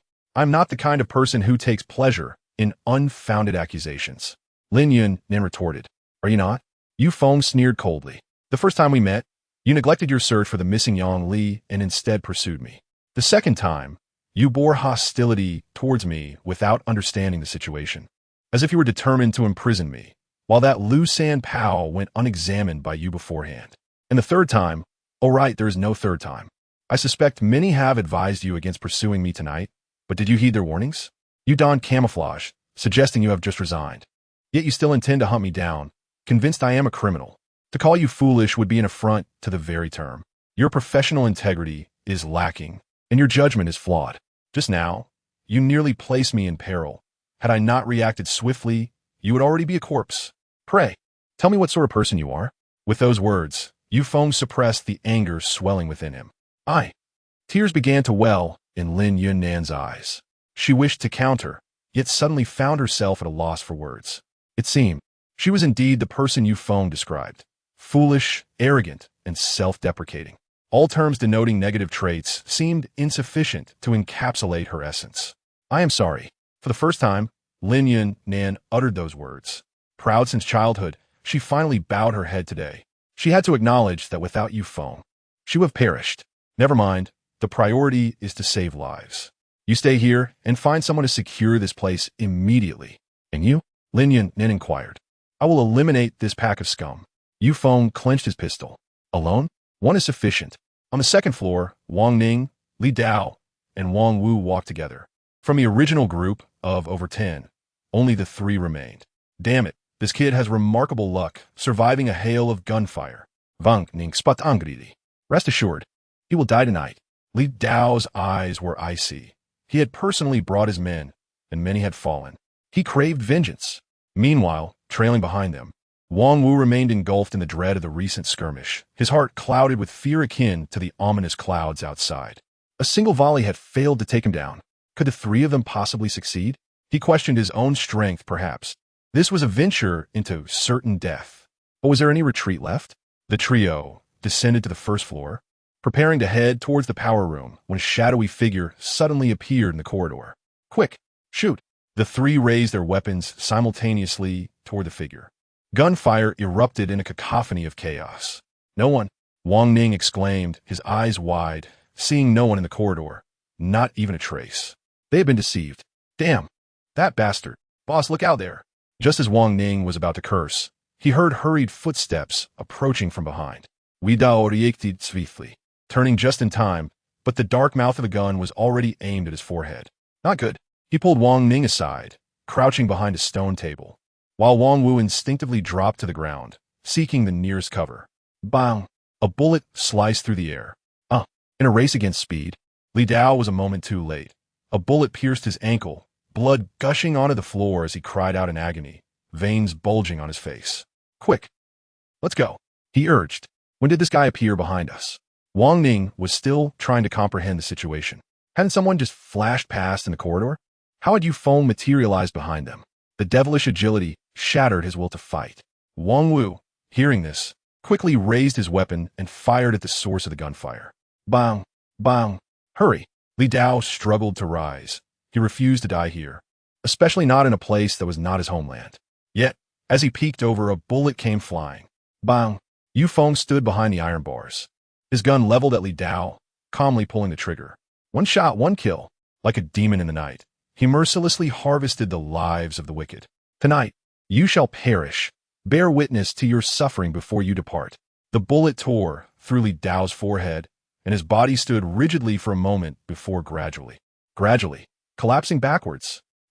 Wang Ning was petrified. He's a demon. A demon. Where is he? Where is he? Once brimming with arrogance, he was now reduced to a coward. There exists a segment of humanity that, prior to witnessing true strength, clings to their own superiority to belittle, disdain, and mock others. Yet, upon encountering genuine power, their facade of strength crumbles like paper. Such individuals can be aptly termed hypocritical cowards. Undoubtedly, Wang Ning belonged to this category. Before engaging with Yufeng, he had deemed him a worthless waste. But now, a singular thought consumed him. Run. Run quickly. Do not stop for even a moment. This guy, he is not human. How is he so formidable? Chapter 75. Another missed opportunity, but was it still possible to escape now? Wang Ning's body was drenched in sweat, cold beads trickling from his brow. As the leader of a syndicate, he had never before participated in such a fray, merely observing from a distance. He previously dismissed it as trivial, believing it merely required a flick of the finger, a steady aim, and a pull of the trigger. How simple, a skill easily learned. Yet upon engaging, he found himself utterly powerless. Moreover, he had no inkling that he was facing the king of a foreign mercenary group that had single-handedly annihilated the most elite squad 5 years prior. He gulped, his gaze falling on the only remaining Wang Wu. You shoot. He gestured with his pistol towards Wang Wu. Me? Wang Wu's face turned pale. Shooting now was tantamount to suicide. He shook his head. No way, this guy's a demon. Evil D. If you do not obey, I will send you to meet the king of hell. Wang Ning threatened as he tightened his grip on the trigger. Wang Wu wiped the cold sweat from his brow and tightened his grip on the submachine gun. Forget it, let's gamble. He drew a dagger from his waist and hurled it forward, then rose to unleash a barrage of gunfire at everything in sight. Seizing this opportunity, Wang Ning swiftly got up and dashed toward the second floor. The exit was no longer an option. He could only use the hostage to threaten him. Damn it, selling me out? Wang Wu cursed angrily. Just as he was about to turn around, a shadow darted past him in the torrential rain. He quickly ducked behind a wall. Gasping for breath, he had narrowly escaped death. This Wang Ning, at the brink of demise, actually contemplated betraying him to save himself. How vile. He cursed Wang Ning's ancestors 1,000 times in his heart, knowing it was futile. In that moment, he could only choose to confront Yufeng head-on. He pulled out a smoke grenade and threw it to the right, and the mist quickly enveloped the entire factory. Gripping his submachine gun tightly, he attempted to break through to the left, using the advantage of obscured vision to confuse his opponent. But as he stepped out, a bullet struck his finger. Bang! Sorry, I see through your little schemes. Yufeng stood just a few meters away, the dark muzzle of his gun aimed at Wang Wu's head. Crack! The weapon fell along with a finger onto the ground. Wang Wu pressed his hand against the gushing wound, his face paling as he swallowed hard. Where is he? Wang Wu pointed to the second floor. Let me go, and I will sell you my life. Bang! Without hesitation, Yufeng fired, executing him. Allowing an uncertain variable to live only increases the risk. Mercy towards an enemy is cruelty towards oneself. Yufeng could be benevolent, but when cold-hearted, the world would witness his terrifying nature. After eliminating the last man, Yufeng began his ascent to the second floor, determined to pursue Wang Ning. In a flash, Wang Ning reached the 6th floor, panting heavily as Yufeng pursued him relentlessly. Stopping meant death. Soon, he arrived at the restroom, opened the door, and intended to use Yang Liru as a hostage. But the next moment, his expression changed drastically. Yang Liru was gone. Where's she? Wang Ning distinctly recalled checking the ropes, binding Yang Liru before leaving. Could she have escaped on her own? What was happening? It's over. We taut Yang Liru. He had no hostage and no hope of survival. The mountains remain, but they are quickly diminishing. Just as he was consumed by anxiety, footsteps outside came to an abrupt halt. Wang Ning took a deep breath, his eyes wide, and raised his hands towards the door. The torrential rain outside showed no sign of letting up. The wailing of police sirens echoed along the roadside, surrounding the abandoned car factory. They were here. Wang Ning realized he had nowhere to retreat, and at that moment, the door was kicked open. Bang! Before I die, I'll take someone down with me, you bastard. You've ruined my empire and caused my brothers to perish. I want you dead. He fired desperately, the bullets firing into emptiness until he was out of ammunition. He pressed the trigger several times, panic washing over him when he realized there were no bullets left. At that moment, Yufeng's eerily calm face appeared in the doorway. Yufeng stepped inside. Where is Liru? He asked in a low voice. Are you asking about that, Miss Yang? Haha, why would I tell you? You're nothing but a bastard, a waste. Why should I inform you? Wang Ning's face contorted in rage. In this final moment, he lost all restraint. A throng of dozens surged into the factory, finding Lin Yunan still guarding the power supply room, who was promptly escorted out. The leader of the group was none other than Zhang Shitao himself. Yufeng smirked coldly, discarding his gun and drawing a dagger from his waist as he approached Wang Ning. "What do you want?" Bang! A kick sent Wang Ning crashing to the floor. "You bastard, how dare you!" As he spoke, Yufeng ruthlessly plunged the dagger into his kneecap. The blade twisted inside, tearing flesh and sinew apart. Blood gushed forth. "Ah!" Wang Ning moaned in agony. But that was not the end. Yufeng withdrew the dagger and used the same method to stab into his other leg. "Bastard! Bastard! If you have the guts, kill me. Kill me. Kill me. Kill you? That would be too merciful." Yufeng replied coldly. The knee is considered a hard joint in traditional Chinese medicine. Little do you know, on some level, it is the most torturous yet life-preserving spot. I possess 1,000 methods to torment, far more tragic than the 10 ancient tortures. Tonight is long. We can try them one by one. What do you think? His voice was imbued with a chilling coldness. Wang Ning was terrified, truly terrified. Rather than fall into Yufeng's hands, it would be better to be taken away by the Jiangxing people. At least there would be prison food to eat. He fundamentally altered his perception of Yufeng. He was no longer the country bumpkin described in the investigation. His ruthlessness, his coldness, his skill, he was anything but ordinary. "Tell me, where is Li Ru?" "I don't know. I truly don't know." He was on the verge of tears. Yufeng narrowed his eyes, pulled out the dagger, and plunged it in again, tearing apart the flesh from a different angle. "Ah! Please, spare me. Spare me. I really don't know.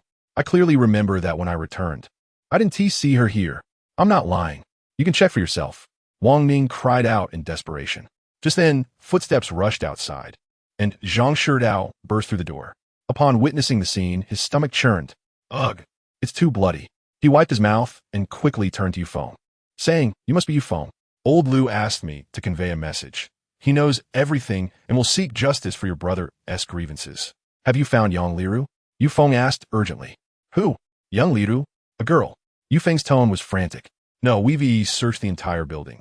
It's just you, Wang Ning, and those corpses. By the way, thank you for helping me capture Wang Ning. You truly are someone valued by old Lu." Before he could finish, Yufeng shoved Zhang Shitao aside and charged downstairs. Wang Ning's words were not false. Yang Liru had vanished, just like during the incident at the Huamei group, mysteriously disappearing. "Where are you going?" Zhang Shitao's expression changed, questioning him. Yufeng did not respond. He was not here to capture Wang Ning, but to find Yang Liru, the girl he had let down, the one who waited for him every night until dawn, the one who, since he became aware of the world, was the only girl who had ever wanted to make him smile. Last time, Yufeng did not seek her out, but this time he would find her, no matter the distance, no matter the danger, whether heaven or hell. "Liru, wait for me. Uncle will definitely find you." Chapter 76. Heading to Ning City, where could Yang Liru have gone? Yufeng was uncertain, but precisely because of this uncertainty, he felt compelled to search. Ambiguous answers require contemplation to resolve.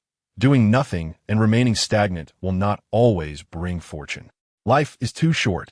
Suitable people are even rarer. When you encounter them, cherish them.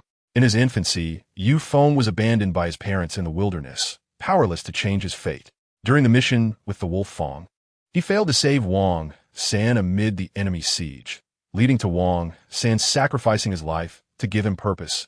He could not bring him back. Having lost his parents and brothers, he could not allow those he cared for to vanish again.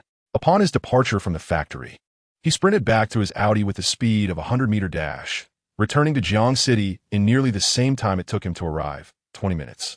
He made his way to the staff dormitory of the Gao group, recklessly disregarding the security guard at the entrance as he rushed inside to find someone. But to no avail. He then drove to the bar mentioned in the text messages, hoping to see if she had returned to wait for him. Yet, she was still nowhere to be found. Ultimately, he arrived at the square where he last met Yang Liru, standing alone in the rain at the closed restaurant's entrance. Yang Liru was not there. Liru, the thunder echoed ominously in the distance. The torrential rain continued to pour, the sound resembling firecrackers. Mocking his tardiness, he clutched his phone tightly, the illuminated screen displaying each message from Yang Liru, which he had read countless times. If only I had seen it sooner. How wonderful it would have been. Is it truly meant to be that I have missed her? Liru. Sorry. I'm so sorry. He crouched down, cradling his head, his red eyes wide open, as the rain battered him. Memories flashed through his mind like scenes from a film. Uncle, eat the buns while they're hot. Uncle, are you saving me because you like me? Uncle, young man, young man. At that moment, a street sweeper approached with an umbrella, her face etched with concern. In this downpour, a grown man squatting in front of a restaurant, crying, something must have happened. Yufeng offered no response. The woman furrowed her brow, sighed, and held the umbrella over his head while she stood in the rain, saying, young man, there are many injustices in this world. Life is not always smooth sailing. Enduring hardship and suffering is merely society's way of honing you. Ordinary people like us have no path but to strive. I understand your predicament. It must be exhausting. But remember, we are not born into wealth. We have no one but ourselves to rely on. Moreover, being born into wealth is not without its challenges. Take the owner of this establishment, Yang Jian, who just spent over $1 million to buy it. He was recently taken away by his father and a group to inherit the family fortune. It's not something to be compared. Yufeng, he froze momentarily, the images in his mind dissipating, replaced by the name Yang Jian. Yang Jian, Yang Liru, the Yang surname. He purchased this establishment just a few days ago. Just a few days ago, Yang Liru brought me here to distribute flyers, claiming she had found an excellent job. Not long ago, the owner Yang Jian was taken away by his father. Could it be? A suspicion arose in Yufeng's heart. It seemed he had found a lead. He quickly stood up and looked at the woman. What is it? Have you figured something out? She asked, her tone cheerful. Yufeng hurriedly inquired, Annie, how long ago did the owner leave? Let me think. It seems like just over half an hour. She replied. The owner received a phone call. His expression changed from serious to relaxed, and then he left with his father. Thank you, Auntie. I understand now. With that, Yufeng pulled out his phone and moved under a surveillance camera, which provided a clear view of the area surrounding the restaurant. He then dialed a number. Beep. The call connected. Lu Moshing's voice came through first. Yufeng, I'm aware of the situation at the factory. Zhang Shirtao reported to me. You did exceptionally well. Wang Ning is a vile character, and capturing him is akin to eradicating a malignant tumor. Your contributions are significant, and I will ensure they are noted. Rest assured, I will investigate your brother's situation thoroughly. Meng Hai and the Cold family scion will face severe consequences. I will uncover the truth for your brother. Lu Moshing assured, his stature and influence commanding respect. With a mere stamp of his foot, the world would tremble. His words could alter the fate of an ordinary person, potentially impacting their entire life. Thank you, but the reason I called is to ask for your assistance in tracing a vehicle. A vehicle? Lu Moshing's expression tightened. What vehicle? I don't know, but I have the address. I would appreciate your help in investigating it. This was the only lead Yufeng had, albeit speculative, yet worth pursuing. All right, send me the address. Yes. Subsequently, Yufeng sent the location of the restaurant, specifically noting the most luxurious car parked in front. After sending, he continued to hold the phone to his ear and said, All right, Lu, I've sent you the address, but I have another favor to ask. You are a key player in this incident. Capturing Wang Ning means any request you have will be fulfilled. Lu Moshing replied generously. Yufeng, feeling a surge of gratitude, pondered for a moment before speaking. I need to leave Jiang City for a while. I have secured my brother's life, and I hope you can arrange for someone to look after him. Furthermore, please keep my whereabouts and investigations confidential, and do not inform my brother. Yufeng wished for no one to worry on his behalf. He intended to search for Yang Liru alone, uncertain of the dangers his brother might still face. Before departing, he aimed to prepare thoroughly. All right, I promise you, until your return, no one in Jiang City will harm a hair on your brother's head. Thank you then. Goodbye, Lu. Take care. Goodbye, Wolf King. I await your return. Click. The call ended as Yufeng returned to his apartment. After packing his belongings, he received information from Lu Moshing's contacts that the vehicle had entered Ning City. He then arranged for a driver to return the Audi to the original hotel, returning it to Dongsheng before embarking on his journey to the train station. Ning City. Here I come. Liru, will you be there? Chapter 77. Unqualified to inquire at the abandoned automobile factory, numerous workers donned white lab coats, methodically cleaning up the aftermath. The ground was soaked in blood, filling the air with a metallic stench that made the atmosphere unbearable for anyone who entered. Each corpse bore the mark of a bullet to the head, executed during a power outage when visibility was utterly compromised. Such combat prowess was terrifying. It was unimaginable how one could achieve a one-hit kill in such conditions, especially against a multitude of foes. These deceased individuals were not mere thugs. Each had once been a formidable member of the world's oldest mercenary groups. If even they could not defeat a single opponent, who could possibly stop someone determined to commit heinous acts?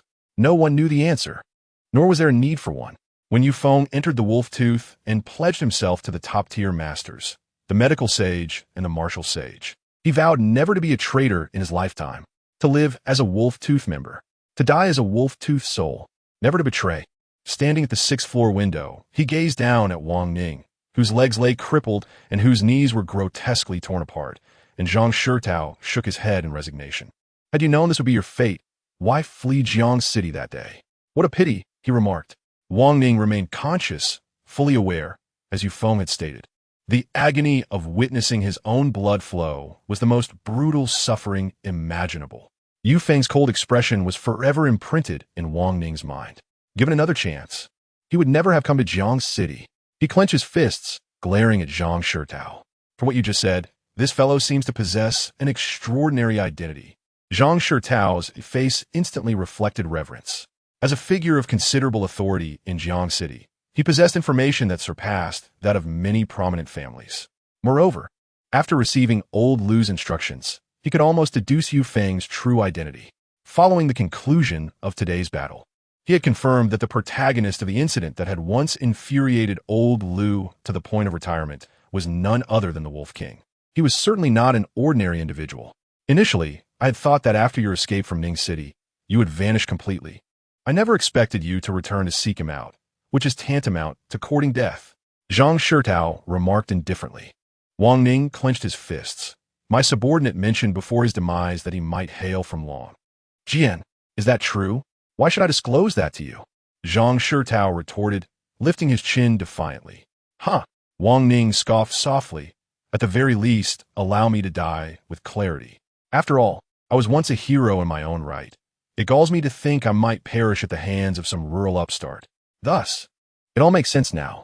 Zhang Shitao nodded, conceding that there was some merit to Wang Ning's reasoning. He turned away, pondering deeply for a considerable time before cryptically stating, to reveal his true identity to you would be a futile endeavor. However, I would liken it to this. Even if all of Long Jian's forces were combined, they would not measure up to a mere finger of this individual. What? In an instant, Wang Ning's complexion turned ashen. The entirety of Long Jian's forces pales in comparison to just one of his fingers? Could it be? Suddenly, Wang Ning recalled an incident from 5 years prior when he had returned from abroad with a cadre of retired mercenaries. Along the way, he had heard an astonishing legend. In the distant eastern border, a group claiming to be rising stars in the mercenary world had rampaged across the land, slaughtering hundreds of innocent lives and even mocking the local strongmen, only to be completely annihilated. The site of their demise was in the primordial forest, 10 kilometers beyond the border. Only one person was responsible for vanquishing the most audacious and formidable mercenaries in history. That individual, armed with a sniper rifle, stood alone in the heavy snowfall, firing countless shots into the sky. This person severed the bodies in half, collecting their heads to place before the graves of fallen comrades, kneeling in reverence for 5 days. After this incident, there were no further reports of him. Could it truly be him? This lone figure, who eradicated over 30 elite mercenaries. At that moment, he felt a profound respect, his face ashen as he finally comprehended the magnitude of the foe he had provoked. It dawned on him. I have been courting death all along. He murmured, his vision blurring until he fainted. Observing him, Zhang Shitao shook his head and gestured to a staff member. Take him back, confine him for 24 hours, and contact someone from Ning City to escort him away. Yes. After issuing the command, Zhang Shitao turned to descend to the first floor, leaving the remaining matters to others. There was another pressing issue to address. The Lung family.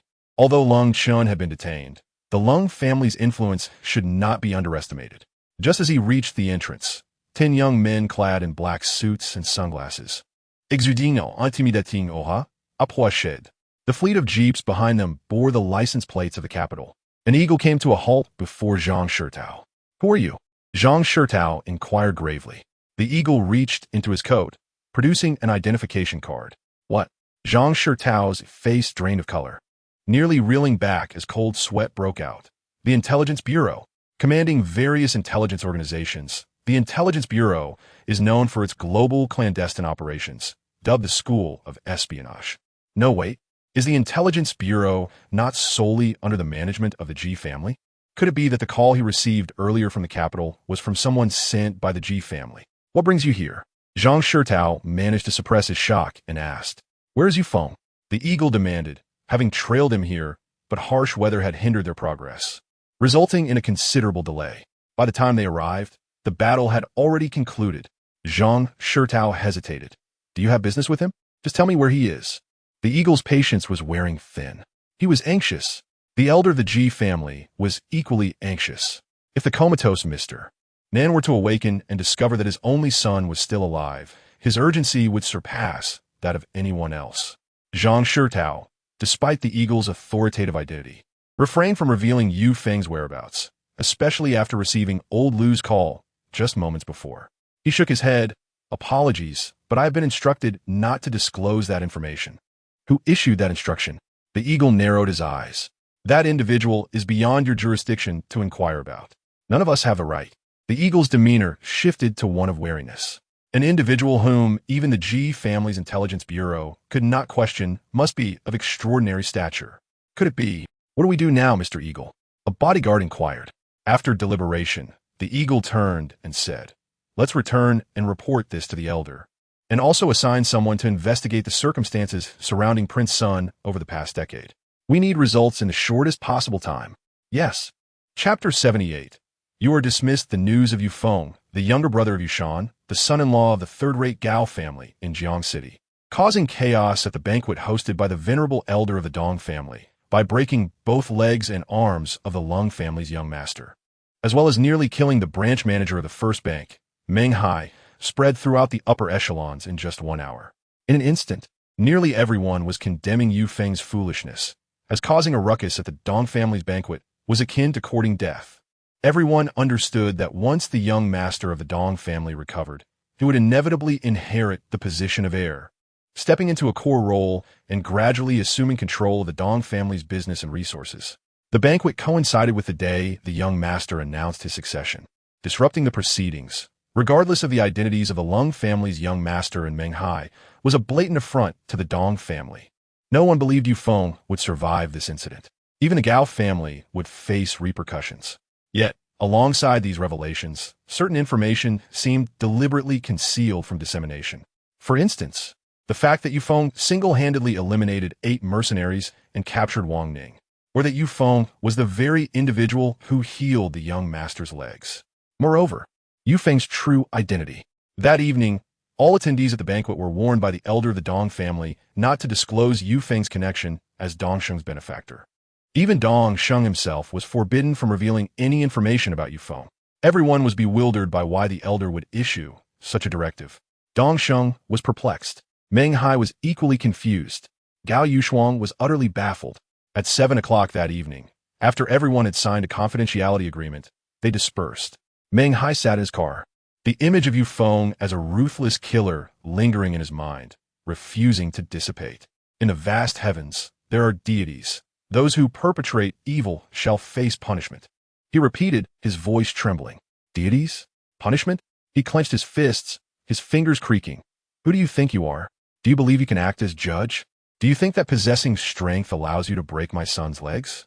He understood that after this night, the so-called master-servant relationship between him and the young master of the Dong family would shatter. The elder of the Dong family mandated confidentiality, not merely out of consideration for Dongsheng, but also to prevent Yu Feng's abilities from being disclosed and preemptively appropriated. As for his identity, in his eyes, this individual was merely the despicable younger brother of a son-in-law, a wild brat unworthy of comparison. Do not think that with the Dong family's backing, you can act with impunity. I refuse to believe that together with the head of the Lung family, we cannot eliminate you. With that, he revved the engine and headed to the hospital, returning to his son Meng Ru's room. Upon entering, he saw tears staining the corners of his son's eyes, as if it were intentional, and he sobbed, "Son, you've lost weight these past few days. You used to be so tall and robust, but now, you're nearly a mere stick. It is all the doing of that scoundrel Yufeng. Rest assured, I will ensure justice is served. I will make him pay dearly." Who? Meng Hai halted at the entrance. Dad! Upon hearing this, Wang Mei turned her head and, upon spotting Meng Hai, hurriedly inquired, "Have you found the doctor who can heal Dong Xiao's legs?" Meng Hai not dead. Found him? Wang Mei finally breathed a sigh of relief, her expression easing. That's wonderful. If he's found, then our son's legs can be treated as well. Where is he? Why didn't you bring him? I couldn't bring him. Meng Hai zip li gun li. What? Wang Mei exclaimed in surprise.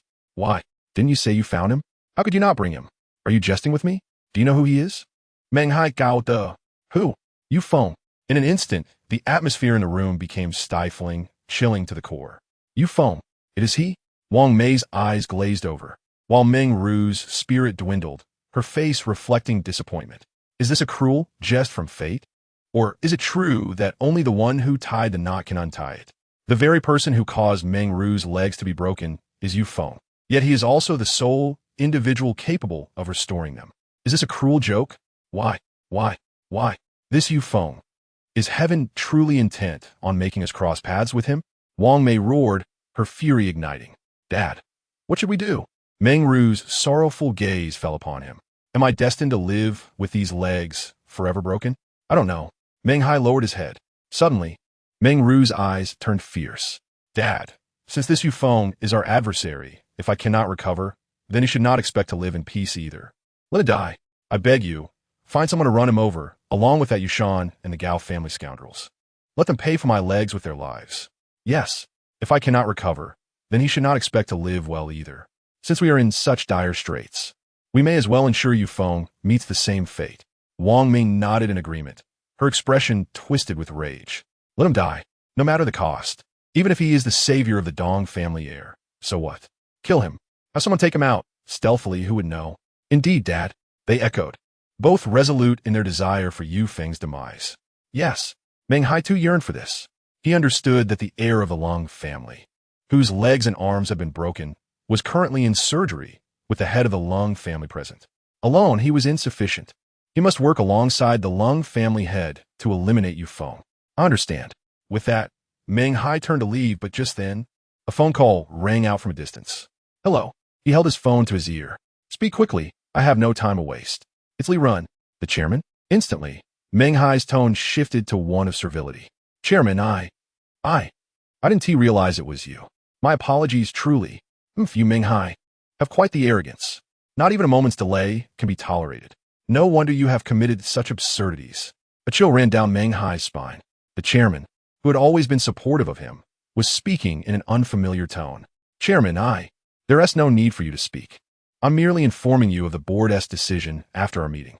Starting tomorrow, you need not come to work. A new person will take over your duties. Collect your salary for this month, pack your belongings, and leave. Our bank has no need for a selfish, unscrupulous individual like you, and you know well what you've done. Meng Hai, I need not elaborate further. With that, the call ended abruptly. I am fired? Meng Hai was in a state of panic. The Dong family sacrificed everything for this Yu Feng, utterly ruining him.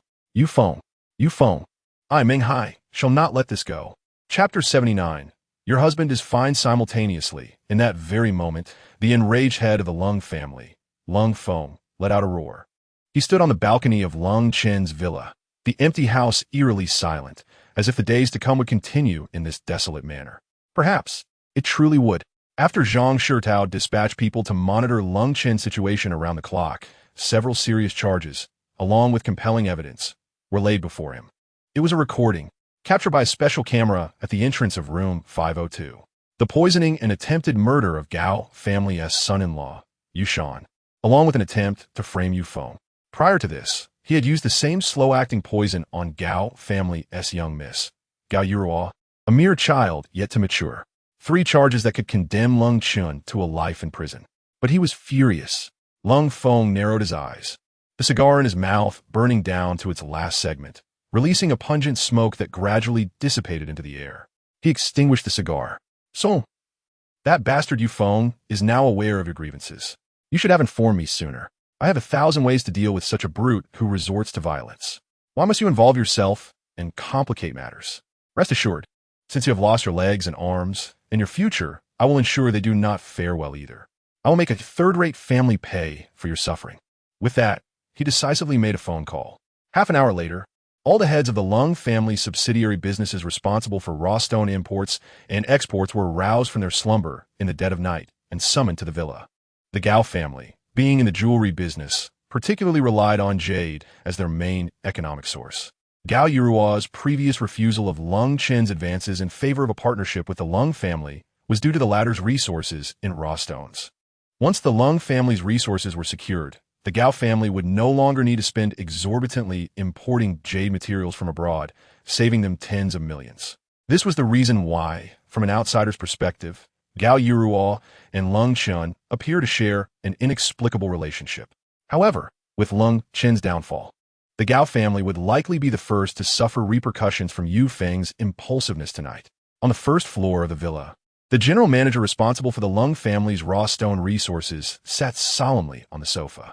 Upon seeing Lung Feng descend from the second floor, a dozen individuals stood in unison, bowing respectfully. "Good evening, boss. You are all aware of tonight's events?" Lung Feng stood at the entrance, his gaze dark. "Yes, boss. That arrogant Yushan, the Gao family's son-in-law, broke our young master's legs and arms, leading him to imminent imprisonment. This matter will not end easily." Only Lung Chen attended the banquet at the Dong family that night, and due to confidentiality agreements, no one dared to disclose the relationship between Yu Feng and the Dong family heir.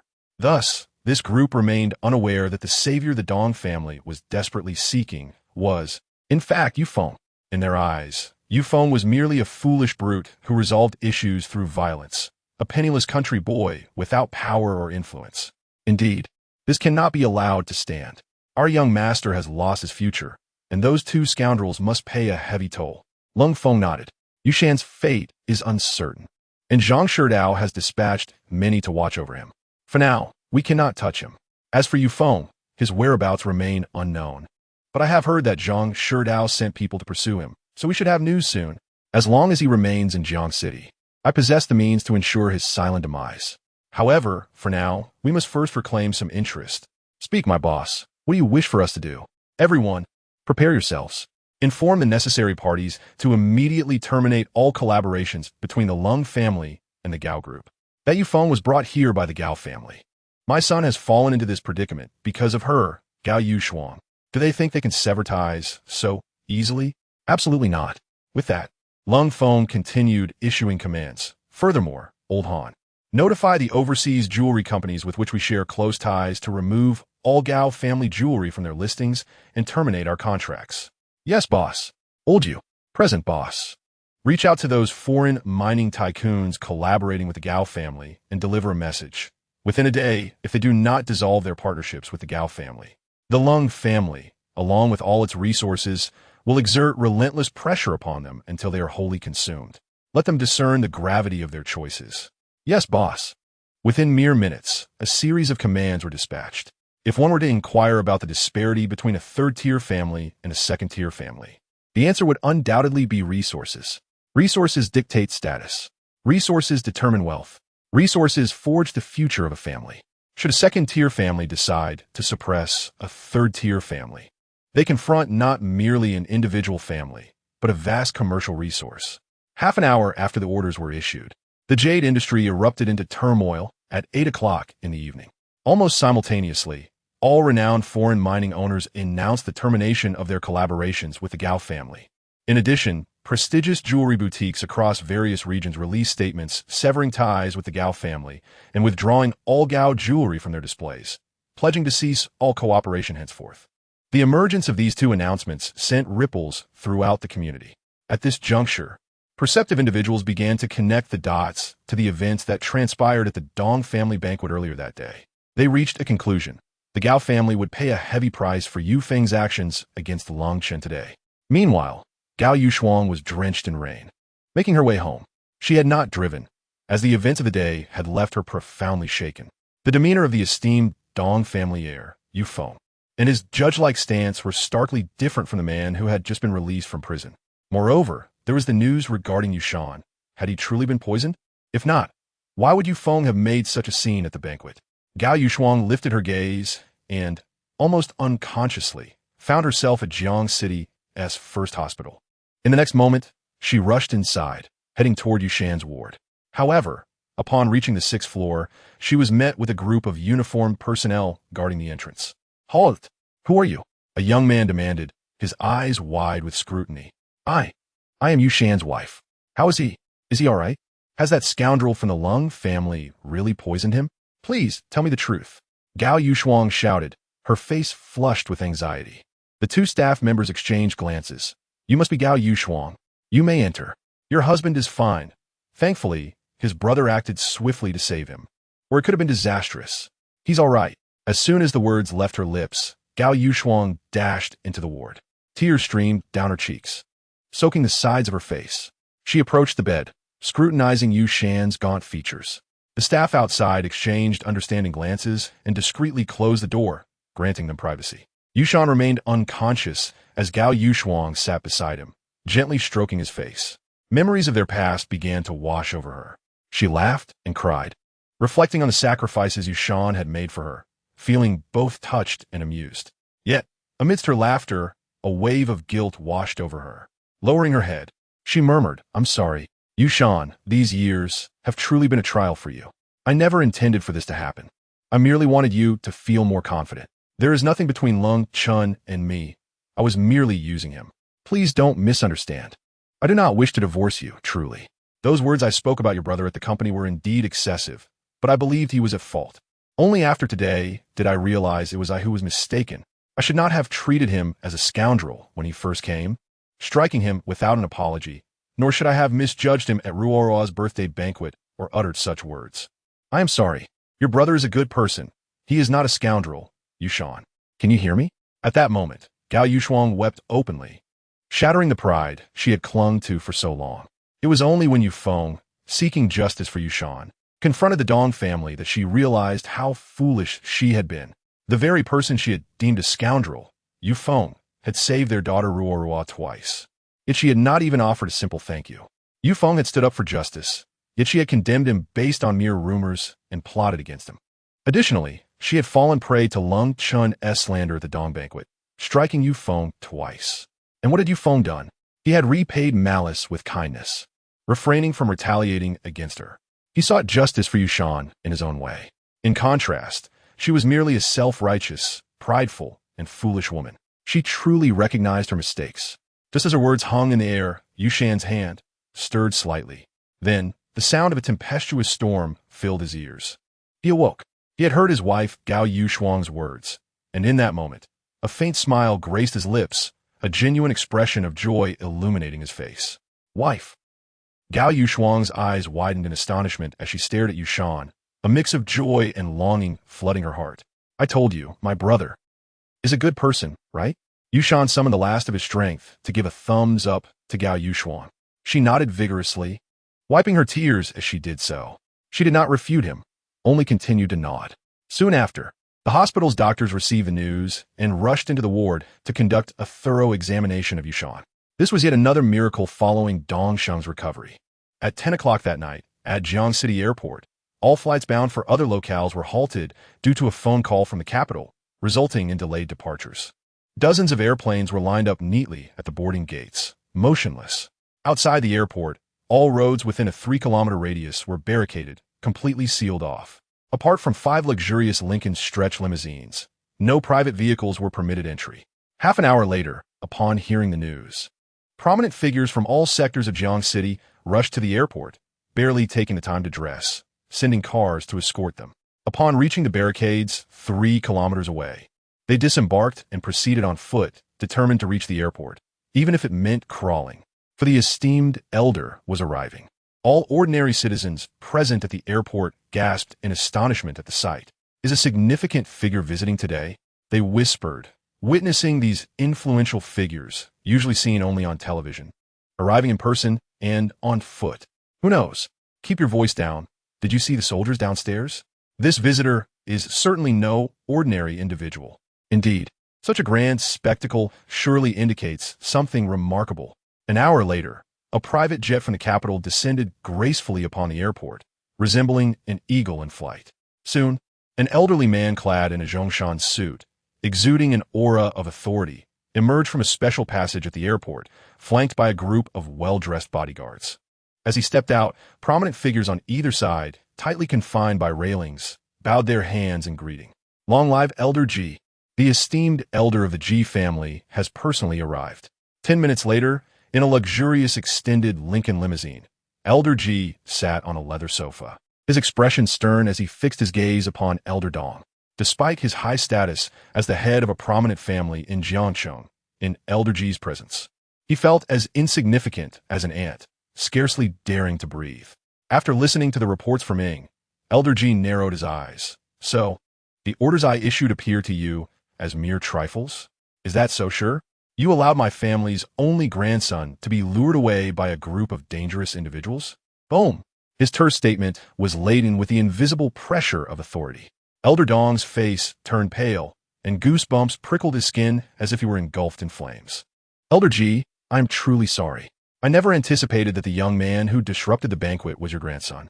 Had I known, I wouldn't have hesitated to intervene even against my own kin if they dared to lay a hand on young Master G. I assure you, it was not my intention. Please, enough of your excuses. Elder G was disinclined to listen to further nonsense. Upon receiving Ying's message in Beijing, he had promptly arranged a flight and rushed over. Ing, what is the current situation? Ing continued his report. Master, it has been confirmed that, after being taken out of Beijing, the young master was rescued by a skilled individual and subsequently adopted by the Yu family in the countryside of Jiangxing. This means that the brother of Yushan, the son-in-law of the third-rate Gao family, is indeed the young prince. Confirmed? Yes. The photograph of the young prince in the records perfectly matches that of the hospital's nurse's confirmation. However, there are some peculiarities regarding the young prince's records. Ing paused deliberately, casting a glance at Elder Dong. Sensing the shift, Elder Dong wisely declared, Elder G, if there is nothing further, I shall take my leave. Rest assured, I will dispatch everyone from the Dong family to search for news of the young prince. With that, he slipped away. Speak. Elder G furrowed his brow. Yes. Ing pointed to a document in his hand, stating, the records of the young prince from ages 17 to 25 are completely blank. No information can be found. Even with the highest level channels of the Intelligence Bureau, we have uncovered nothing.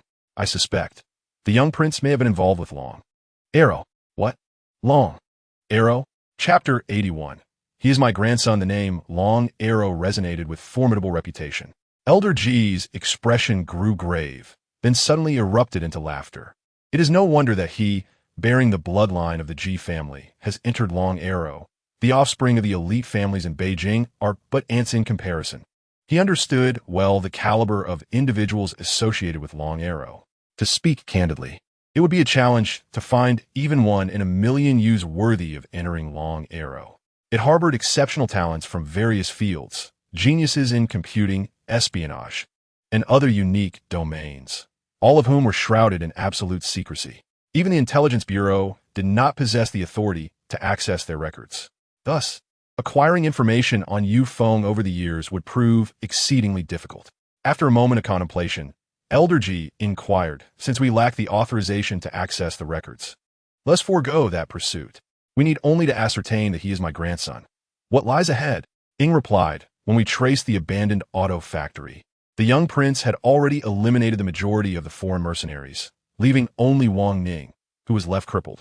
When I consulted Zhang Shitao from Jiangcheng, he claimed we had no right to inquire. I suspect an elder knows the whereabouts of the young prince and has ordered that no one speaks of it. An elder? I am acquainted with the elderly in Jiangcheng, yet they seem unrelated to Long Arrow. Investigate further, while we probe into Yushan and my grandson. Identify which forces are also investigating. Understood, Master. Grant me 3 minutes. While Yufeng's records were elusive, this inquiry remained feasible. There are only a few individuals in Jiangcheng with the necessary resources to investigate, and soon the results emerged. Ying's expression grew serious as he glanced at the message from the Intelligence Bureau. Master, we have found something, but it may be somewhat complicated. Speak. Yes. Several individuals have investigated the young prince's family and the poisoning incident involving Yushan, including the head of the Lung family, the young master of the Dong family, Elder Dong, and a secretary named Wang from that special villa. Wang, the secretary? Upon hearing the previous identities, Elder G dismissed them. But the mention of Secretary Wang conjured an image in his mind, a genius with 3 doctoral degrees. I recall that 5 years ago, a secretive elder resided in that special villa, Elder Ji inquired. Indeed, master. The elder's surname is Liu, and the documents submitted were rather vague. Thus not recorded by the Intelligence Bureau, Ing affirmed. Liu? Elder Ji's expression darkened. An elder with the surname Liu? A retiree? Accompanied by a secretary named Wang? Closely linked to Long Arrow? Could it be Liu Masheng? By all that is holy, that old curmudgeon is hiding here. Go, find him for me. In the night, by the lotus pond, the blossoms flourished, and the sounds of croaking echoed around. The torrential rain pounded the surface of the water, reminiscent of gunfire on a battlefield. During such moments, the retired Liu Masheng would don a raincoat, clutching a fishing rod, and sit by the pond he had dug beside the villa, quietly, listening to the rain, and savoring the thunder. Secretary Wang approached, holding an umbrella. Elder Liu, Yufeng has arrived at the train station, and the vehicle he requested us to investigate has returned to Ning City. Should we look into the owner of that vehicle? Liu Masheng shook his head. No need. He is a wolf, the king of wolves. Where he chooses to go and how he chooses to walk requires no interference from anyone. That is a form of respect to him. Understood, Elder Liu. However, there is one matter I wish to report. Speak.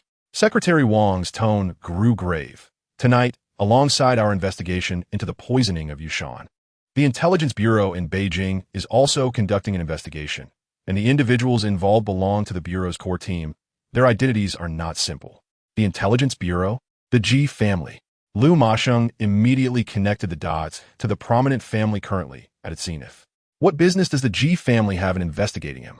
Hasn't Yufeng's record been sealed away for years? Indeed, it is puzzling, Secretary Wang concurred. Just then, a series of car horns echoed around the villa, and blinding headlights illuminated the night. The entire villa was surrounded. Liu Masheng narrowed his eyes. Secretary Wang's expression shifted dramatically. How audacious. Who dares to intrude upon such a place? I shall summon help immediately.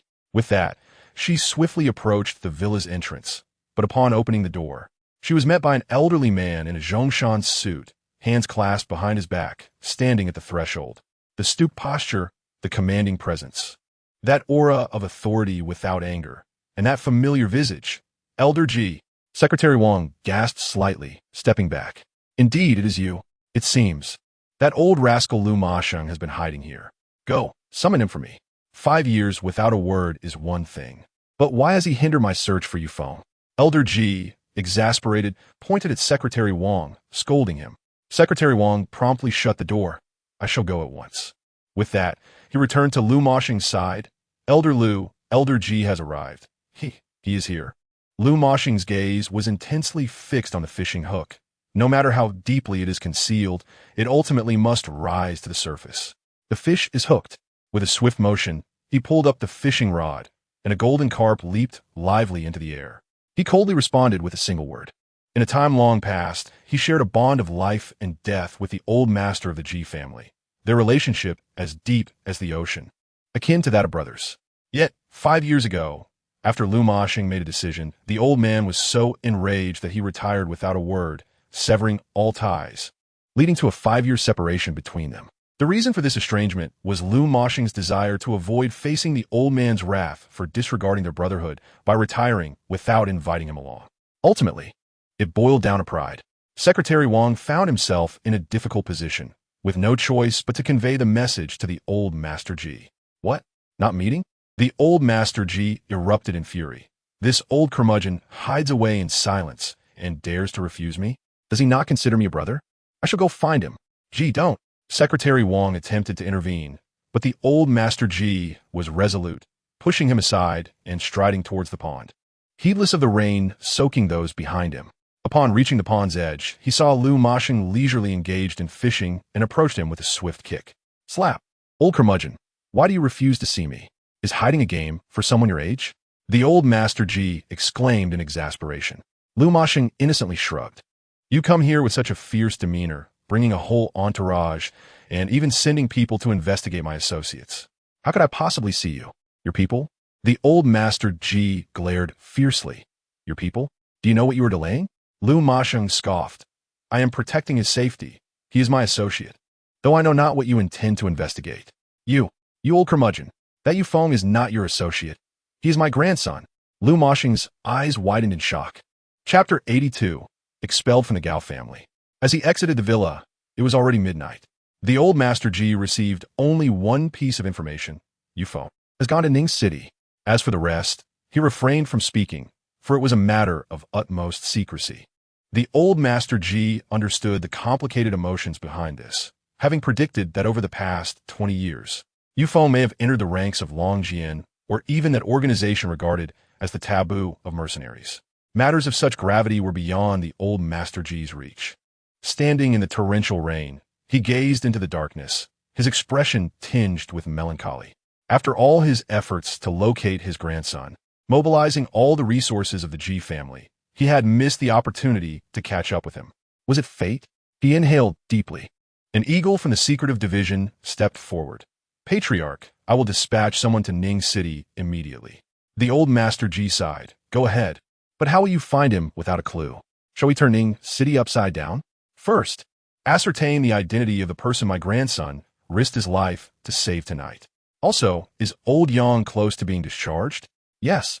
Old Yang, originally named Yang Xinhua, is a long-serving steward of the Ji family. He has been hospitalized recently due to an injury. At nearly 80 years old, it is time for him to return home and enjoy the blessings of his children. If I recall correctly, he is also from Ning City. You should take a photo of Feng to him, allowing him to return to Ning City in retirement and secretly look for him without alarming my grandson. After this search operation, the old Master Ji realized his actions were too conspicuous. Anyone with a modicum of influence could discern his inquiries. This would not only impede the swift location of Yufeng, but could also invite unnecessary trouble for him. For there are many in this world who wish to see the Ji family fall. Many resent the emergence of male heirs from the third generation of the Ji family. Before recovering Yufeng, it is imperative to ensure his safety. Understood. Patriarch, I shall attend to it immediately. By the way, do you wish to meet the elder brother from the Yu family? I just received word that he has awakened, presumably after being poisoned by that young scion of the Lung family, and was saved by the young master. The eagle inquired, the Yu family? Yushan, the one who, by coincidence, adopted the Ji family's heir and raised the sole grandson of the Ji family. The old Master Ji pondered for a long while. If I go to see him, countless eyes will be fixated on Yushan and the Gao family. Perhaps it is best to leave things be.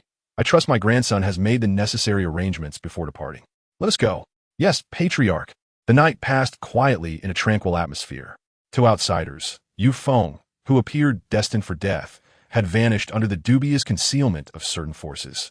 It seemed that since he had pursued that van, he had not returned. Was he dead? No. Zhang Shirtao did not disclose the existence of mercenary corpses along with others. Moreover, early the next morning, news of Lung Chen's sentencing spread throughout Jiang City via various channels, stunning everyone in an instant. That individual, who had made a spectacle at the Dong family banquet, brazenly engaging in combat and disregarding the law, had his arms broken by Yufeng. Yet the victim was the one sentenced. Everyone was left with the same question in their hearts. This was indeed the first criminal case where the perpetrator was sentenced before fully regaining consciousness, not only due to the heinous nature of the act, but also because of the immense pressure from several formidable forces behind the scenes. The Dong family needed to provide an explanation to the Ji family, unbeknownst to Dong Sheng, who was unaware of Yufeng's true identity. He sought to leverage this incident to win over this extraordinary talent. Lu Masheng intended to convey to Yufeng that he could pursue his affairs freely in Jiang City. No one could lay a finger on his family. If anyone dared, they would face dire consequences. This was the message Lu Masheng wished to impart to Yufeng. While various figures in Jiang City offered differing assessments of the elusive Yufeng, in room 502 of Jiang City First Hospital, Yushan regained full consciousness. Lying on the hospital bed, he listened intently as Gao Yushuang recounted the events of the previous night. Upon hearing that Yufeng had followed that vehicle and subsequently disappeared, panic set in. Yushuang, you mean to say my younger brother has no news? Please don't get agitated. Noticing Yushan's rising emotions, Gao Yushuang quickly poured him a glass of water. The report only states there is no news, not that he has met with misfortune. I just sent someone to inquire. The person who lured Yufeng away last night was a fugitive from Ning City named Wang Ning, who has since been apprehended. There is no sign of Yufeng at the scene, so I believe he has managed to escape and will return to us soon. Is that true? Upon hearing this, Yushan relaxed slightly his expression grave as he focused on the cup in his hands. He must be safe. My younger brother cannot come to harm, or all my previous efforts would be in vain. Yushuang, do you realize? My younger brother is truly a good person. Let me share a humorous tale. When we were young, I was bullied by seniors at school while having breakfast, and my younger brother heard about it. He picked up a brick and went to their classroom, giving each of them a taste of their own medicine. So, Yushuang, please understand. I truly do not wish for my younger brother to face any danger. He has just been released from prison, and I want him to enjoy a peaceful life. All right. Gao Yushuang smiled and nodded. I understand. I previously misunderstood your younger brother. When he returns, I will arrange a comfortable position for him in the group. He has helped us so much. It is only right to repay him. After the events of the previous night, Gao Yushuang underwent a transformation. Upon realizing that her foolishness nearly cost Yushan his life and would have left Ruo without a father, she changed. Yufeng was not the scoundrel she had envisioned. On the contrary, he was a superior individual compared to the vast majority of men. However, at that moment, a sudden phone call interrupted the atmosphere. Beep, beep, beep. Gao Yushuang took out her phone. Hello? This is Gao Yushuang speaking. I am Gao Xiong. Uncle? A frown creased her brow. Is there something wrong, uncle? How dare you ask if anything is wrong? Gao Yushuang, do you realize that because of your husband's younger brother, the Lung family has initiated a comprehensive blockade against us? Our family's overseas collaborations have collapsed, and we are facing a compensation of 500 million. Moreover, most of our domestic partners have terminated their agreements with us. The Gao family is on the brink of ruin. Do you understand? What? Gao Yushuang sprang to her feet. I will return to the group immediately. No need, Gao Xiong. Seated in the chairman's position with his legs crossed, replied. Our elder gave me a call this morning. From now on, your position as chairman is no longer yours. The board has decided to expel you from the group to appease the Lung family's anger. Additionally, the elder has issued a statement declaring that you, Gao Yushuang, are no longer a member of the Gao family. An hour ago, your name was removed from the family tree. If you don't believe it, feel free to call the elder. But you must understand, the elder's actions are for the sake of the Gao family. If you hadn't insisted on having that useless Yushan as a son-in-law, our family wouldn't be in this predicament. You know what you must do next? I will send someone to retrieve that villa. You have one day to pack your belongings and leave with that useless man. The Gao family will not allow you to stay any longer. What? In the next instant, her phone clattered to the ground. She had been expelled from the Gao family? Chapter 83, ex-boyfriend. Expelled. From the Gao family. The call ended and did not return. The elder's decision to cast her out would not be reversed. In that brief moment, Yushan felt a wave of guilt wash over him. I'm sorry, Yushuang, I have implicated you. Yushan bit his lip, never expecting that the Lung family would retaliate against the Gao family with such swiftness and severity. Tears welled in Gao Yushuang's eyes as she lowered her head, picked up her phone, and tucked it into her pocket. It's fine. I don't blame you, nor do I blame you, phone. My little brother did nothing wrong. The fault lies solely with me, Gao Yushuang, for being inadequate. She clenched her phone tightly, gritting her teeth, unwilling to let go. Yushuang, sorry. What else with all the apologies? If you remember, you must treat me even better from now on. But, perhaps after today, our lives will no longer be as affluent. Will you despise me? Gao Yushuang wiped her tears and asked. I want tea. Yushan replied firmly. We have no villa left. I'll earn money to buy one for you. Yushan raised 5 fingers in assurance. We have no luxury car left. I'll earn money to buy one. Gao Yushuang cried and laughed, her eyes turning red as she suddenly embraced Yushan. Thank goodness I still have you. Hey, be gentle. I can't breathe. Yushan feigned a grimace, yet his heart brimmed with joy, as if they had returned to their carefree university days, playfully bickering without a worry in the world. Just then, as Yushan reached out to embrace Gao Yushuang, his legs moved involuntarily. That single movement echoed like thunder in the hospital room. Gao Yushuang's cries halted abruptly as Yushan's eyes widened in astonishment. He wiggled his big toe, glancing at Gao Yushuang. His expression turned to shock as he wiggled his little toe, his pupils dilating in disbelief. Gao Yushuang, your legs. They can move. In that instant, she suddenly recalled the title of benefactor that the Dong family's young master had conferred upon Yufeng the previous night. The Dong family's young master's legs had indeed been healed by Yufeng, and now, before departing, Yufeng had also restored Yushan's legs. The phrase, in the days of hardship, one must repay the kindness received, echoed in Yushan's heart. Tears brimmed in his eyes as he gazed out the window. Little brother, you must return safely. For your elder brother, a rumble. A green train arrived in Ning City after a 24-hour journey. Due to Yufeng's late departure the previous night, he could only purchase tickets that passed through multiple cities. As the train came to a halt, Yufeng stepped off with his luggage into the unfamiliar city under the cover of night. He was unaware of the turmoil that had erupted in Jiang City because of him. He had no time to dwell on it. With Lu Mashang by his side, he was confident that his elder brother would be unharmed. That was enough. Now, he needed to find Yang Liru.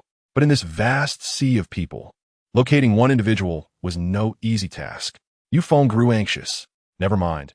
It was more crucial to find a place to stay for the night. He stepped toward the station's exit, but just as he lifted his foot, he collided with someone coming head-on. Bang! The two crashed into each other. I'm sorry. I didn't mean to. The person scrambled up, quickly donning an apologetic smile. Seeing the other party apologize, Yufeng brushed it off. It's fine. Just be careful. Thank you so much. Having said that, the person hurriedly ran away, disappearing in the turn.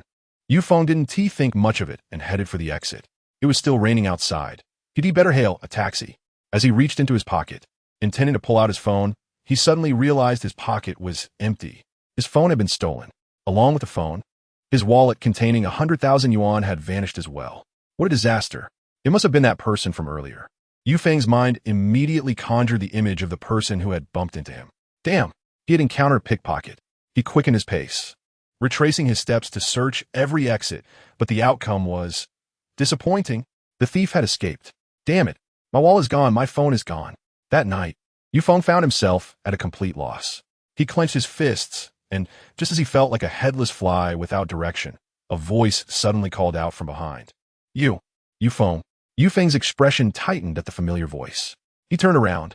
Standing before him was a woman, dressed flamboyantly in ultra-short denim shorts. Her slender figure dazzlingly eye-catching, her features strikingly beautiful, meeting all the criteria of an internet celebrity. Yet, at the moment she laid eyes on Yufeng, her gaze held an indescribable emotion. I thought I recognized that familiar silhouette. Turns out it's you pathetic loser. It's been 8 years, old classmate. It seems you haven't fared well. She was Zhao Lily, Yufeng's high school classmate. They also shared another layer of identity. Former lovers. More accurately, Zhao Lily had coerced Yufeng into being her boyfriend. After accidentally seeing her while she was bathing, Zhao Lily threatened him that if he didn't comply, she would report him to the teachers, forcing Yufeng into a corner, and he had no choice but to agree. However, there was little affection between them. It was more of a master-servant relationship.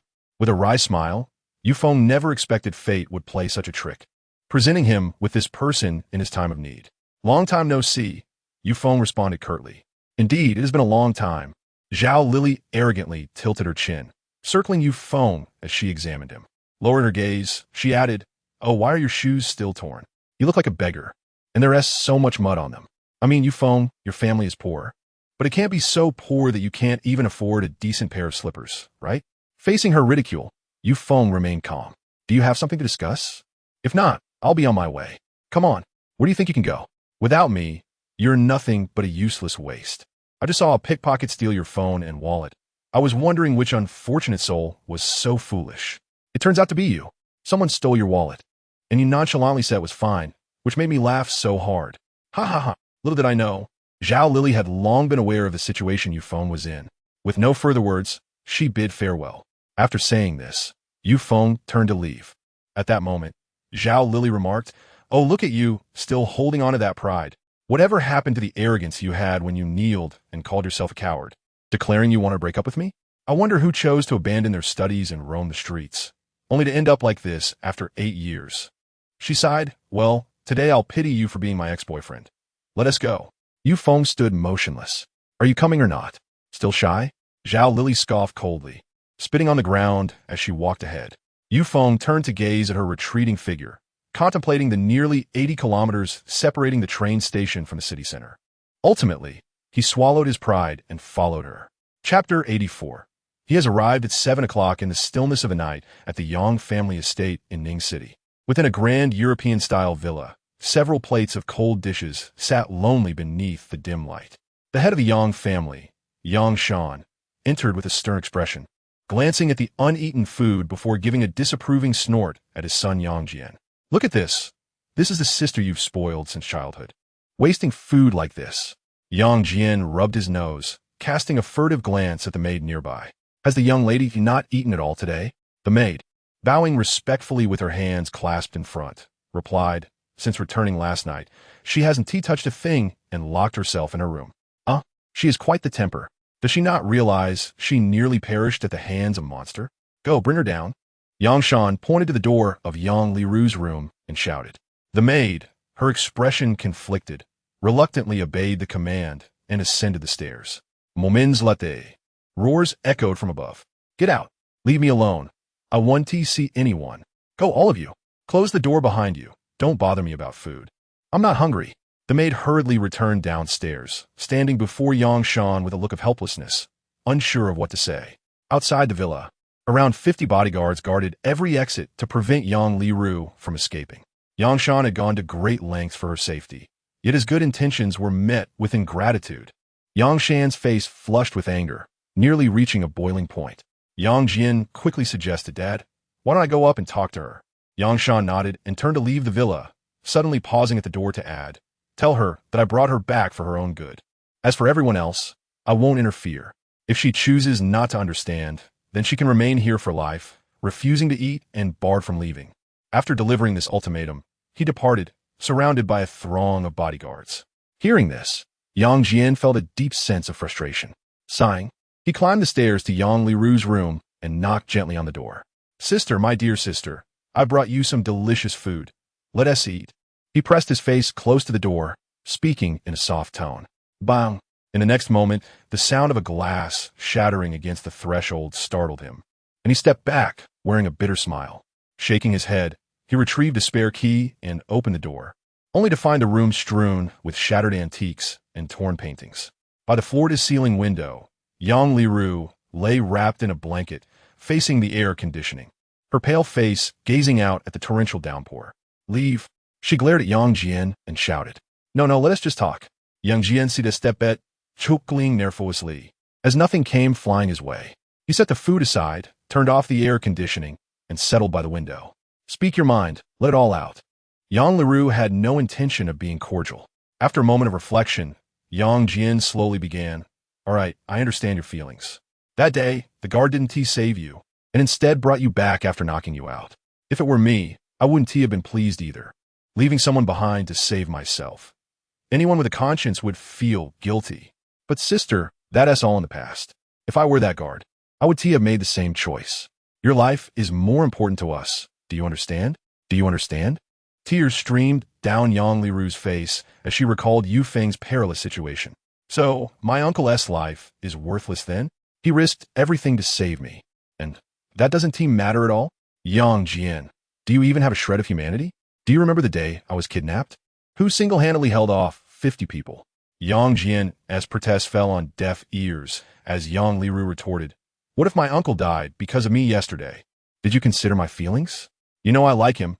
You know I couldn't sleep these past few days waiting for him. Just as I thought he was responding to me, I realized I had become a burden, bringing him danger instead.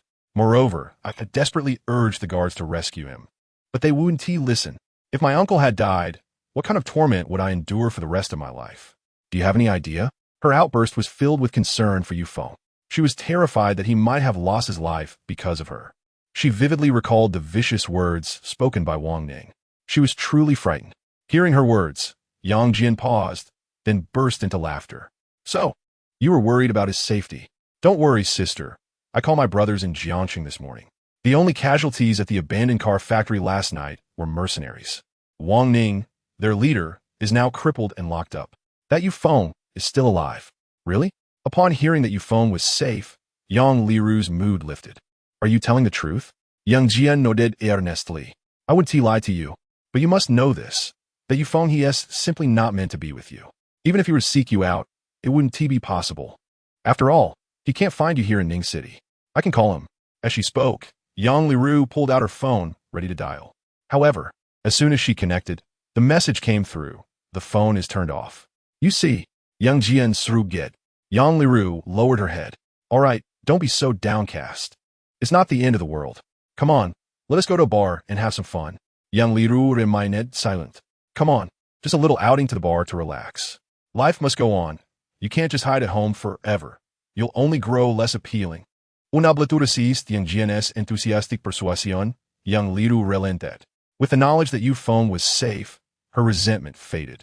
After eating, she accompanied Yang Jian out the door, albeit under her father's orders, with several bodyguards following closely behind. Half an hour later, they arrived at the entrance of a bar. Stepping out of the car, Yang Liru took out her phone to check for any messages from Yu Feng. Just then, a young man wearing a hat stumbled out of the bar, colliding directly with her. In a flash, the bodyguards, perceiving danger, rushed forward. Just as the young man's hand grazed Yang Liru's pocket, they swiftly apprehended him, pinning him to the ground. Well, look at that, a pickpocket on my turf. You're the first one. Young Jian scolded, throwing a punch at the young man's face and patting him down thoroughly, as Yang Jian pulled out a wallet from the young man's pocket to present as evidence. An identification card caught Yang Liru's eye. Wait, what happened? Yang Liru pointed at an identification card hidden in the wallet, gasping in shock.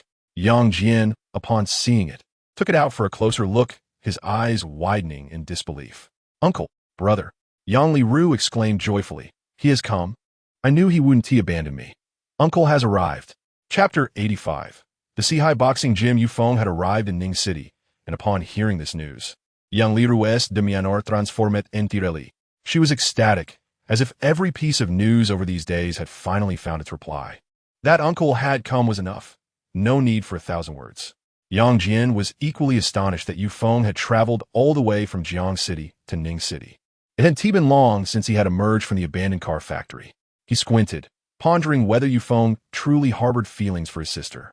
It seemed implausible to him, given that they had only met a few times before he had risked his life to save her and then rushed across such distance to arrive. As a seasoned figure in the realm of romance, Yang Jian had never believed in the fairy tale notion of love at first sight. He narrowed his eyes, fixating on a young man pinned to the ground by the bodyguards, and coldly inquired, "Tell me, where did you acquire these items?" The pickpocket, a young man in his 20s with an adept technique likely honed under some organization, quaked under Yang Jian's gaze. I forgot. Forgot? Yang Jian scoffed easily. It seems a beating is necessary to jog your memory. Before the pickpocket could utter another word, a bodyguard delivered several sharp slaps, reddening the thief's cheeks until they swelled like dumplings. I'll tell you. Speak quickly. The pickpocket, now terrified, realized he had crossed paths with someone formidable and hastily replied, "It was at the train station, stolen 2 hours ago." What did the person look like? Yang Jian presset furter.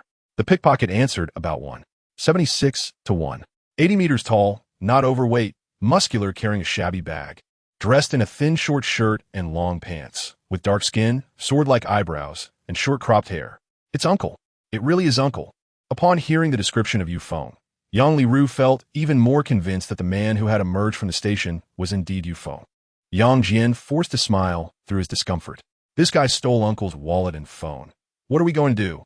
Without money or a phone? The train station is so far from the city center. Brother, you must send someone to find Uncle quickly. I know, don't worry. I will definitely help you find him. Why don't you head home first? I'll let you know once I locate him. Yang Jian reassured her. Okay, but you must find Uncle. Yang Liru reminded him, her face etched with concern. I understand. After saying this, he instructed 2 bodyguards to escort Yang Liru home, while he ordered the pickpocket to be taken away, with the rest of the team directed to the train station to search for Yu Feng. As he approached the driver's seat, he gestured for the driver to lower the window. Sir, do you have instructions? Yang Jian nodded, sighing. Locate the individual on that ID. If he is there, send him back to Jiang City and ensure he doesn't return. If he refuses, incapacitate him and return him to Jiang City. He must not be allowed to see my sister, understood? Huh? The driver paused in shock.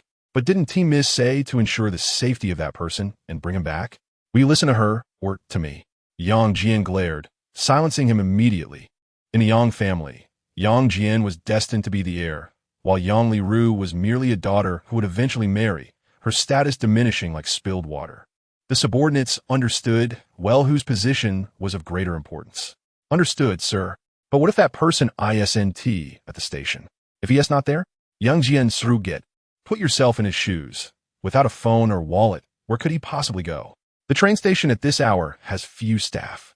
I doubt Yu Feng could make it to the city center. Right, sir, you're so wise. Enough idle chatter. Carry out my orders and find him.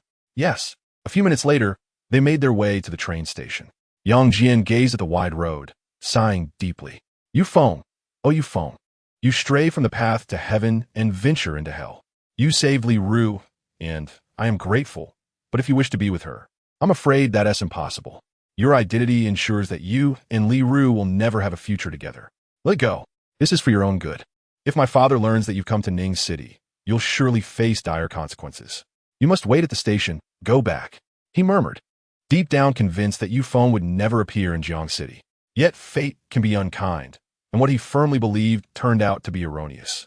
At that moment, Yu Feng was seated in a Maserati alongside Zhao Lili, arriving at a boxing gym. The gym was expansive, akin to a top-tier sports arena. Zhao Lili removed the car keys and glanced in the rearview mirror. What are you dawdling for? Get out. Yu Feng opened the car door and stepped out, expressing gratitude. Thank you for bringing me from the station. I'll take my leave now. Wait. Zhao Lili's expression shifted, her complex emotions morphing into longing. For reasons unknown, hearing Yu Feng's intention to leave caused her heart to ache. 8 years had passed since she last encountered the boy who had once captivated her, only to find him in a state worse than a beggar, leaving her feelings difficult to articulate. Is there something else? Yu Feng. Zhao Lili bit her lip. If you leave me now and meet the current me, do you regret it? Yu Feng turned back, momentarily at a loss for words. I'm sorry. He finally articulated after some thought. Unexpectedly, Zhao Lili burst into laughter. Ha ha. You poor thing, do you still think I like you? Saying sorry, so sentimentally? Yu Feng's expression darkened as he clenched his fists. That apology is for embarrassing you back then. It isn't regret. Enough. You're a saving face. You think I don't know what you're really thinking? But even if you do regret it, it's pointless. I'm married now, and my husband is a prominent figure in Ning City. Zhao Lili spoke with arrogance, continuing, don't say I didn't give you a chance. This gym is currently hiring. The owner is a friend of my husband's. I've already messaged him to arrange a training position for you. No ID required. With a monthly salary of 8,000, meals and lodging included. Once you earn enough to buy a new phone, you can handle your new ID, and then you can decide whether to stay or leave. With that, she turned back to the car, starting the engine and driving away. The cold wind mingled with the rain brushed against Yu Feng's face. The night was eerily quiet. Standing at the entrance of the boxing gym, Yu Feng looked up at the sign of Sihai Boxing Gym. His wallet was stolen. His phone was stolen. It seemed this was the only way forward for now. He resolved that if finally Ru, he could endure this hardship. What did it matter? Chapter 86. Yang Jinhua returns. He walked into the gym, where the lights were still bright despite the late hour. Numerous individuals were engaged in intense training. Sihai Boxing Gym was a recognized institution in Ning City, encompassing various traditional martial arts and integrating some of the world's finest boxing techniques. Among the attendees were boxing enthusiasts, professional fighters, and some unfortunate souls engaging in underground fights. Within the gym, aside from the head instructor, there were many students learning boxing, but the majority were sparring partners. The so-called sparring partner can be succinctly defined in just 2 words: accompanying and enduring blows. This role, often referred to as taking hits, sees a constant influx of new participants at the Sihai Boxing Gym each month. It is not due to the gym's affluence. Rather, the newcomers often find themselves battered and bruised within a month, with some even left with lifelong disabilities. Upon entering the gym, Yu Feng was greeted by the manager, who approached him with a scrutinizing gaze. You must be Yu Feng, Manager Wang remarked, nodding in approval. You possess decent physical qualities and a sturdy musculature, quite fitting for absorbing blows. It appears Lily has introduced a promising candidate. When can I start? Yu Feng inquired. Ije, aren't we? Wang replied, taken aback. Are finances a concern for you? That's none of your business, Yu Feng retorted. Very well, since you're so impatient. Let us get you settled into the dormitory. You can begin work tomorrow after a brief training session in the morning, where you'll learn the fundamentals of boxing. All right, Yu Feng acquiesced, following him without further ado. As they walked to the dormitory, the other boxers training within the gym exchanged glances, their expressions turning serious. Who is this guy? He looks like a beggar. Has our gym turned into a homeless shelter? Oh, I know. I overheard Manager Wang on the phone with a woman earlier about hiring this beggar. Can you guess who she is? Who? The question ignited curiosity among the group, weary of their monotonous training routine. Zhao Lily, the mistress of Han Lu, the second young master of the Han family. What? Zhao Lily? This beggar must have some serious connections if she personally called Manager Wang for him. My goodness, could he be? As they speculated, their imaginations ran wild. The so-called husband Zhao Lily referred to was none other than Han Lu, a rising star in the boxing community. Due to her lowly status, she could only exist as a mistress in Ning City, while Han Lu was known to be an amateur boxing enthusiast. The appearance of this unfamiliar beggar, introduced by Zhao Lily at Han Lu's frequent hangout, naturally piqued their interest. Keep it down. Remember, there's a local bully in our gym who has an interest in Zhao Lily. If he hears this, that beggar might be in for a beating. Relax.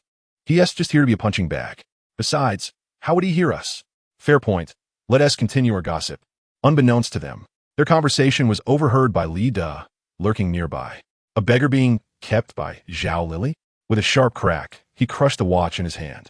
A filthy beggar doesn't deserve my Lily. Han Lu may have the Han family backing him, but this beggar? Absolutely not. Li Da mater de darkly. Tomorrow, I shall ensure you become a cripple. At midnight, Yang Li Ru awaited anxiously, while Yang Jian sat in the living room, awaiting updates from his bodyguards. 10 minutes later, they returned. One bodyguard rushed into the hall, leaning close to Yang Jian's ear. Young master, we searched the entire station, but there's no sign of him. What? Yang Jian exclaimed. Choquette. No trace of you phone? Impossible. In the dead of night, where could he possibly go? Without an ID or wallet. And the train station being over 100 kilometers from the city center, he couldn't have vanished that quickly. Have you overlooked something? Young Jian Bresset. The bodyguard assured him, absolutely not. We've scoured every nook and cranny, even the restrooms, but there's still no sign of him. The pickpocket confirmed he stole at the station. What should we do now? Unease began to settle over Yang Jian. If Yufeng wasn't at the station, it implied he had left, which troubled him. If Yufeng, in a fit of madness, sought out Li Ru and was discovered by their father, it would spell disaster. Others might not understand why their father brought Li Ru back, but he certainly did. The official reason was her safety, but the underlying motive was a potential alliance with the Han family. Rumors suggested that Han Lu, the second young master of the Han family, had risen to prominence, nearly rivaling the four great talents of yesteryear. This was precisely what their father desired. Yufeng, why couldn't you just stay at the station? The Han family is ruthless. If they learn you're searching for Li Ru, will you even survive? Brother. At that moment, Yang Li Ru's voice echoed from upstairs. She descended the stairs in a long dress. Brother, are the bodyguards back? I heard their car. Where's the uncle? Yang Jian's expression twitched slightly, sensing the difficulty of the situation. The bodyguard bowed his head and exited the villa. Brother? No luck finding him? After a moment's thought, Yang Jian decided it was best to inform her. Concealing the truth served no purpose. No luck? Li Ru's face fell. How is that possible? It's true. He may have already reached Ning City, but we don't know where. Sister, I'll send more people out to look for him. Don't worry. You must find the uncle. He can't be in danger. Li Ru insisted, stamping her foot. Understood. Rest assured, I'll take care of it. Get some sleep. I must be off. With that, Yang Jian stood and left, commanding all bodyguards to intensify their search for Yufeng. Just as he prepared to return to his villa for rest, his phone buzzed with a message. The head of the Yang family. Your grandfather is returning from the capital tomorrow at noon. Dress appropriately and accompany me to meet him. What? Grandfather is coming back? Chapter 87. Yang Jian's bold speculation. Yang Jian's memories of his grandfather were limited to his childhood. He had heard from his father that the Yang family could not have attained their current stature without their grandfather. Thanks to his presence, even as a second-rate family, they enjoyed the privileges of a first-rate family, and even the heads of first-rate families refrained from confronting his father directly. All of this was due to his grandfather's connections in the capital. It was hard to fathom that merely serving as a steward for a prominent family endowed one with the capacity to establish a top-tier family in a first-tier city. Every time his grandfather returned home, Yang Jian couldn't help but be curious about the family behind it all, wondering who founded it and what it was called. Yet, his grandfather remained tight-lipped, his eyes reflecting a deep reverence. That night, Yang Jian grappled with his unease. The following morning, he rose early, washed up, and dressed in clean attire before accompanying Yang Shan to Ning City Airport. At noon, a private jet gracefully descended from the sky. Half an hour later, an elderly man, still robust and commanding, emerged from a special passageway, flanked by several young men. Father, grandfather. Upon sighting the elder, Yang Shan and Yang Jian rushed forward to greet him. Indeed, Yang Jinhua responded simply, pausing in place before turning to glance at a few young men. He bowed slightly in gratitude, saying, "Thank you all for your escort. As I approach retirement, I am fortunate to have your care. The kindness of the old master is something I can never repay in this life. Please also convey my message to Mr. Ng, assuring him that I will fulfill the old master's instructions with my remaining years." The weight of those words stirred tumultuous waves within Yang Jian's heart. This was the true patriarch of the Yang family, Yang Jinhua. What kind of command could possibly require a commitment of one's remaining life? Moreover, what was the status of these young men? The humility displayed by his grandfather before them was striking. One of the youths nodded and said, "Uncle Yang, we entrust this matter to you. Please keep a close watch, and if you have any news, inform us immediately." "Understood. I will spare no effort in pursuing any leads that arise. I shall not relent." Yang Xinhua replied resolutely. "That is good to hear. We shall take our leave now, Uncle Yang. Please take care." After exchanging farewells, the young men departed through a special passage. Yang Shan stepped forward, offering his support to Yang Jinhua. "Father, you have finally returned. It has been 7 or 8 years since we last met. How is your health?" Yang Jinhua's expression grew serious. "Let us dispense with pleasantries. This time, I shall not be leaving again." "Really?" Yang Shan inhaled deeply. "Indeed, the old master has granted me a precious extension of life, and Xiao Shan, remember this. If anything happens to our kin in the capital, regardless of how others choose to turn a blind eye, our Yang family cannot stand idly by. Even if it costs us our very lives, we must act. You must understand who has granted the Yang family its current standing and who has enabled you, Yang Shan, to enjoy wealth and privilege. Do you comprehend?" Yang Jinhua struck the ground with his cane several times, his tone gravely serious. I understand. Yang Shan nodded repeatedly. Before Yang Jinhua, the head of the family felt like a mere pawn. In Ning City, he had enjoyed unchallenged authority, but he understood that this was all granted by the family in the capital. Yang Jinhua then turned his gaze to Yang Jian, his stern expression softening with a hint of affection. "Little Jian, it has been years since we last met. You have grown so much." Yang Shen exclaimed. "Why are you standing there like that?" "Oh." Yang Jian quickly grasped the situation and greeted, "Hello, grandfather. You, son, I have failed to educate this boy well. I apologize for any embarrassment caused to you," Yang Shan said awkwardly. "Enough of that. At your age, you were far less sensible than he is." Yang Xinhua replied. "By the way, Li Ru, where's my lovely granddaughter? I arranged a marriage for her a few years ago, and it should be time for her wedding, no?" Yang Xinhua inquired. The alliance with the Han family had been his own initiative, and being part of the Ji family, which oversaw the secretive administration, he was privy to significant news. He had once overheard praise for the Han family in Ning City from the secretive administration and hastily called Yang Shan to arrange the marriage for his granddaughter. Yang Li Ru. Hearing this, Yang Shan's expression shifted. "Father, just when we were about to announce the alliance, Li Ru ran away. She has been living in Jiang City for the past few years, and I only managed to bring her back the night before last." Jiang City. In an instant, Yang Xinhua's pupils constricted sharply. The sole heir of the Ji family resided in Jiang City. The timing seemed uncanny. Yang Li Ru had just returned the night before, coinciding with the disappearance of the heir. Could it be that the person the old master referred to was? Slap. Yang Jinhua smacked the back of his head. How audacious. What a disrespectful thought. How could that be possible? Deep down, Yang Jinhua saw himself merely as a servant of the Ji family, and the Yang family as an inconspicuous subordinate clan. The heir's stature was unparalleled, a true figure of authority among the younger generation. Why would he risk himself seeking out a mere daughter from a servant family? Fate could not be so coincidental. "Father, what is it?" Yang Shen asked anxiously, thinking Yang Jinhua was upset about this matter. "It's nothing. Now that I am back, let us continue preparations for the marriage. The second young master of the Han family, Han Lu, is a fine young man, and I believe he is well suited for Li Ru. Yes, I have already made arrangements. We just need to confirm a time to meet." Yang Shan replied with a smile. "Very well. Let us return home for a meal." With that, Yang Jinhua quickened his pace to leave. Upon returning to the Yang family, after lunch, Yang Jinhua went to his room and secretly summoned his personal guard, Li Yun, along with the 10 most capable bodyguards of the Yang family. Old Master, Li Yun, clad in black, knelt before Yang Jinhua with an impassive expression.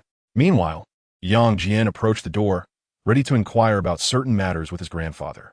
Upon witnessing the scene inside, he quickly concealed himself and eavesdropped. Yang Jinhua produced a photograph from his pocket. I will not speak much. This mission is classified and pertains to the absolute interests of the Yang family. Find a person in this photograph. Upon any news, report back immediately.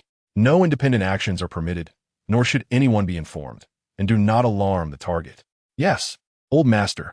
They dispersed, and as they stood to leave, Yang Jian dashed away, pretending to pass by, quietly following one of the bodyguards to an unoccupied garden. He then hurriedly confronted the bodyguard. Who is the person that grandfather wishes you to find? Yang Jian asked in a hushed tone. Young master, please don't put us in a difficult position. The old master has given strict orders not to disclose. The bodyguard's face was filled with distress. Yang Jian chuklet sle. Very well. If you want to tell, I shall inform your wife about your little secret with the girl from next door selling tofu. Hey, wait. Please don't say anything. The bodyguard, without a moment's hesitation, produced the photograph and handed it over. Yang Jian, filled with curiosity, took it eagerly, wondering who held such significance that it concerned the absolute interests of the Yang family. However, as he gazed upon the individual in the photograph, his pupils dilated in shock. The realization rippled through him as he murmured, "It's actually Yufeng. How could it be Yufeng? Grandfather is secretly investigating him? Could it be that grandfather already knows about Yufeng and my sister?" This was directly tied to the alliance between the Yang and Han families. Grandfather intended to eliminate Yufeng. This was dire. Chapter 88. The sparring partner at that moment. Yang Jian finally grasped why his father had said that the Yang family's continued prominence was solely due to grandfather's efforts. The ability to gather intelligence was formidable. They had only discovered Yufeng's whereabouts in Ning City yesterday, and today grandfather was already aware and had ordered a secret search for him. If they truly found Yufeng, would he have any chance of survival? Oh, Yufeng, this time you're truly doomed. Why did you not simply stay at the train station last night and let my people take you home? Now, Yang Jian was filled with distress, further contemplating that if his sister learned of grandfather's intentions towards Yufeng, the devastating news would leave her heartbroken. He had to find Yufeng first and ensure his safety. Clenching his fists, Yang Jian made this decision and hurriedly left the estate to employ his various resources in a clandestine search for Yufeng's whereabouts. Meanwhile, Yufeng had just awakened in the dormitory of the Sihai boxing gym. After washing up and changing into the training attire designated for sparring partners, he made his way to the gym. At that moment, the gym had officially opened, and all the professional fighters trained rigorously, while the sparring partners donned protective gear to absorb the blows. Upon seeing Yufeng approach, Wang Shi, who had been waiting, quickly came to him. "You're awake?" "Yes." Yufeng nodded slightly. "All right, let's get to work. We are short on sparring partners today." Having spoken, Wang Shi beckoned to a nearby boxer. "Shaoli, come here." A muscular man in a white training outfit strode over. "Manager." "Yes, this is our new sparring partner. Teach him the ropes of being a sparring partner, and then you can train together. I trust you know what to do," Wang Shi instructed, considering that Yufeng was introduced by Zhao Lili. He felt it prudent to brief him on the rules, to avoid the embarrassment of Yufeng being battered like the other sparring partners, which would reflect poorly on Zhao Lili. "Understood, manager." Li Deneng concealed his fierce demeanor with a calm facade. Unbeknownst to him, the moment his gaze fell upon Yufeng, the latter had already sensed a hint of malice lurking in the depths of his eyes. "All right, you two can practice now. I'll head off for breakfast." With that, Wang Shi exited the gym. Yufeng remained composed, moving to the side to select protective gear. He was no novice. During his time at Wolffang, he had undergone rigorous training. For an entire year, he had engaged in intense sparring with everyone at Wolffang, even facing top-tier boxers in unregulated bouts. That was true boxing, not the choreographed performances constrained by rules in the ring. However, just as he was about to don his protective gear, a cold voice interrupted from behind. "Wait." Yufeng halted and turned. "What's the matter?" Li Deneng's exclamation drew the attention of all the boxers training nearby. "Look, the little tyrant and that beggar are about to clash." Excitement surged through the onlookers. "Let us pause training for a moment and see who falls first." It's obvious the beggar will go down. Just a pretty boy relying on Zhao Lili for a job. How could he be a boxing expert? The crowd wore expressions of anticipation, as if they had already foreseen Yu Feng being left battered on the ground. Li Neng crossed his arms, looking down at Yu Feng. You think you deserve Zhao Lili? You're nothing. A mere follower, he coldly declared. Sparring partners don't need to wear protective gear. At this declaration, Yu Feng narrowed his eyes. No need for protective gear? He was certain that the malice he sensed was directed at him. If he recalled correctly, he was unfamiliar with everyone here. Why? He inquired. Why? You, a sparring partner. Dare to ask why? Kid, do you think you've come here to be pampered? We are the pride of this gym. You, a mere sparring partner, are nothing but a punching bag. You're expected to obey, and if you're unwilling, you can leave. Li Neng gestured toward the open door, clearly indicating Yu Feng should exit. Furrowing his brow, Yu Feng contemplated the notion of leaving. When had he ever reached such a low point? He sighed. For the sake of Li Ru, he would endure. All right, I want to wear it. He conceded and assumed a boxing stance. Li Neng smirked derisively, thinking to himself, what a pathetic leech, enduring such humiliation and still refusing to leave. However, upon witnessing Yu Feng's boxing stance, his expression turned serious. This stance was practiced. Others around began to show signs of shock. Wait, isn't that the signature move of a renowned boxer from abroad? My goodness, what does this mean? A sparring partner challenging a professional boxer? Li Neng rubbed his neck, producing cracking sounds, and then revealed a mocking smile. What is this? You intend to challenge me? Yu Feng replied nonchalantly, sparring partner. What? Sparring partner? Is this a joke? Li Neng barst into lauter, dismissing Yu Feng entirely. What do you think a sparring partner is? In the next instant, he responded with a massive punch. His fist, the size of a watermelon, bulged with veins, striking Yu Feng's chest with a force that was unstoppable, without any warning or mercy. The punch felt like blood splattering on water, causing an immediate wave of pain to spread through Yu Feng's body. Bang! Yu Feng collapsed to the ground. Despite his formidable skills, saved his elder brother in Jiang City. In this moment, he was merely flesh and blood, unable to withstand such a blow. His eyes reddened, veins bulging, as he glared at Li Neng. Li Neng shook his fist, mockingly saying, Oh, what is this? Not so tough, are you? You can't handle a single punch? Still want to be a sparring partner? Now you understand, right?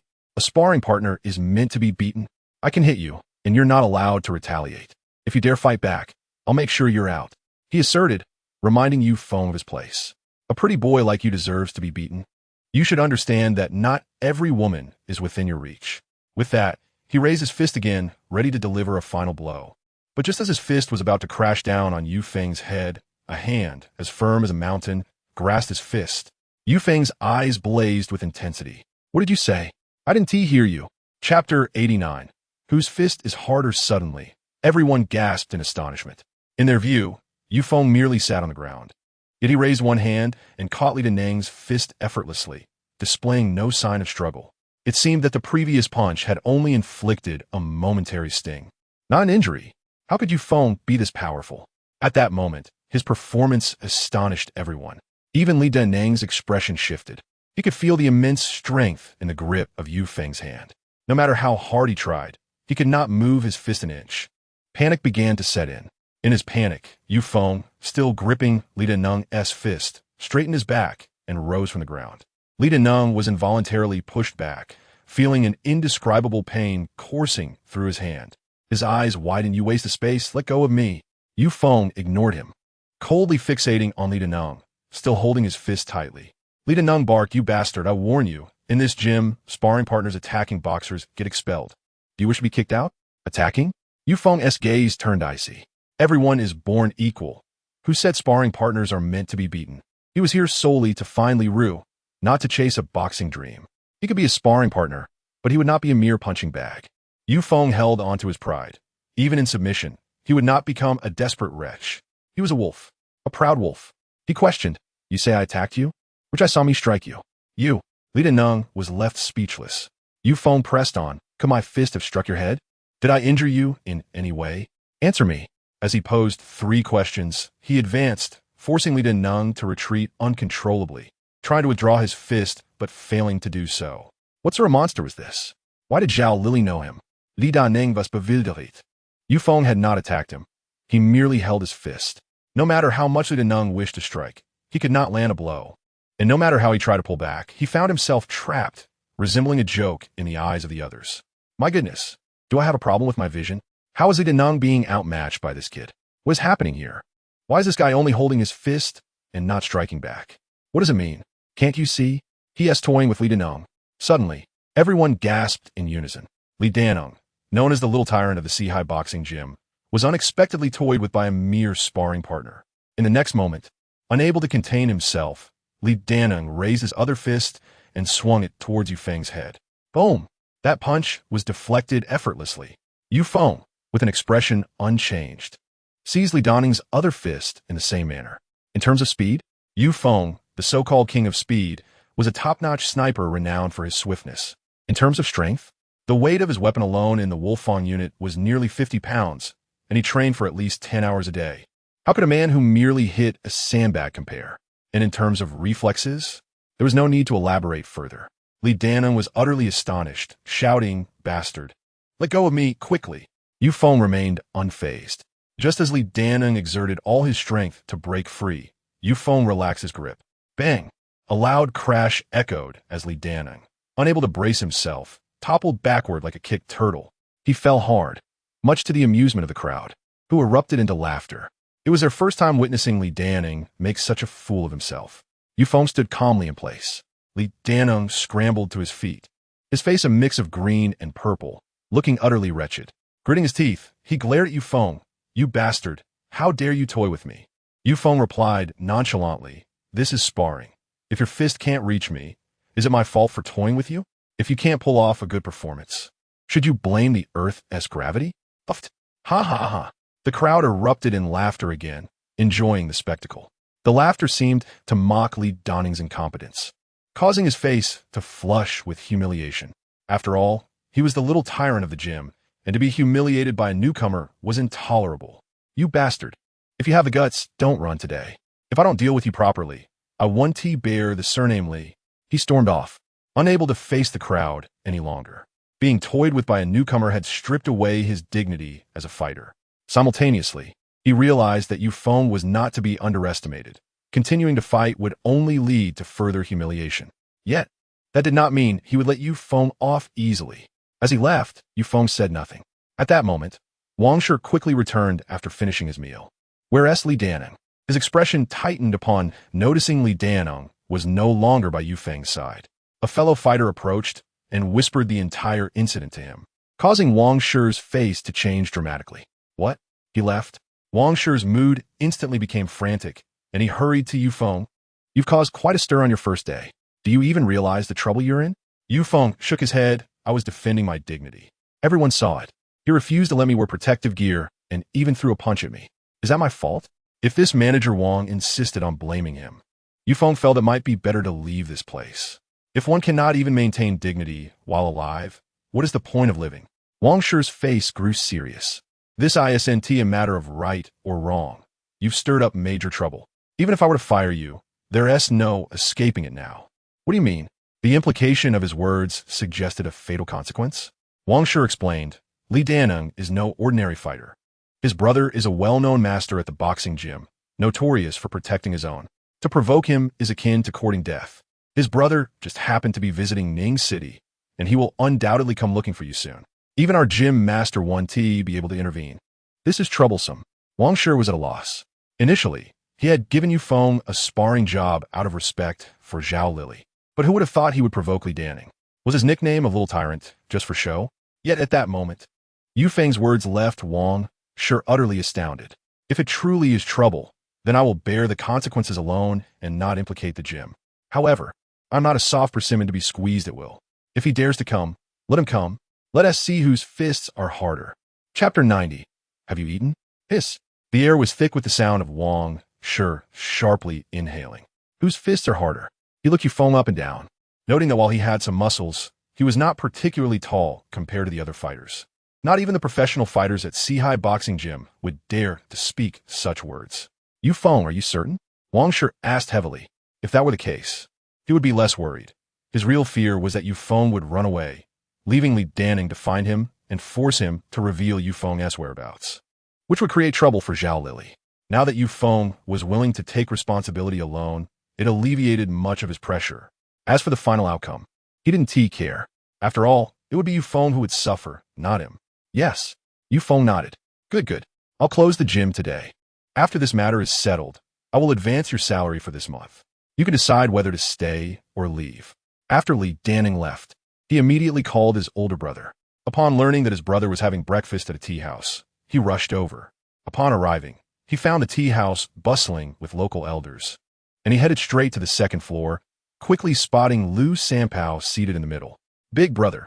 Hey, little brother, come here. Lu Sanpao waved at Li Danning with a smile. They were siblings, having taken different surnames at birth.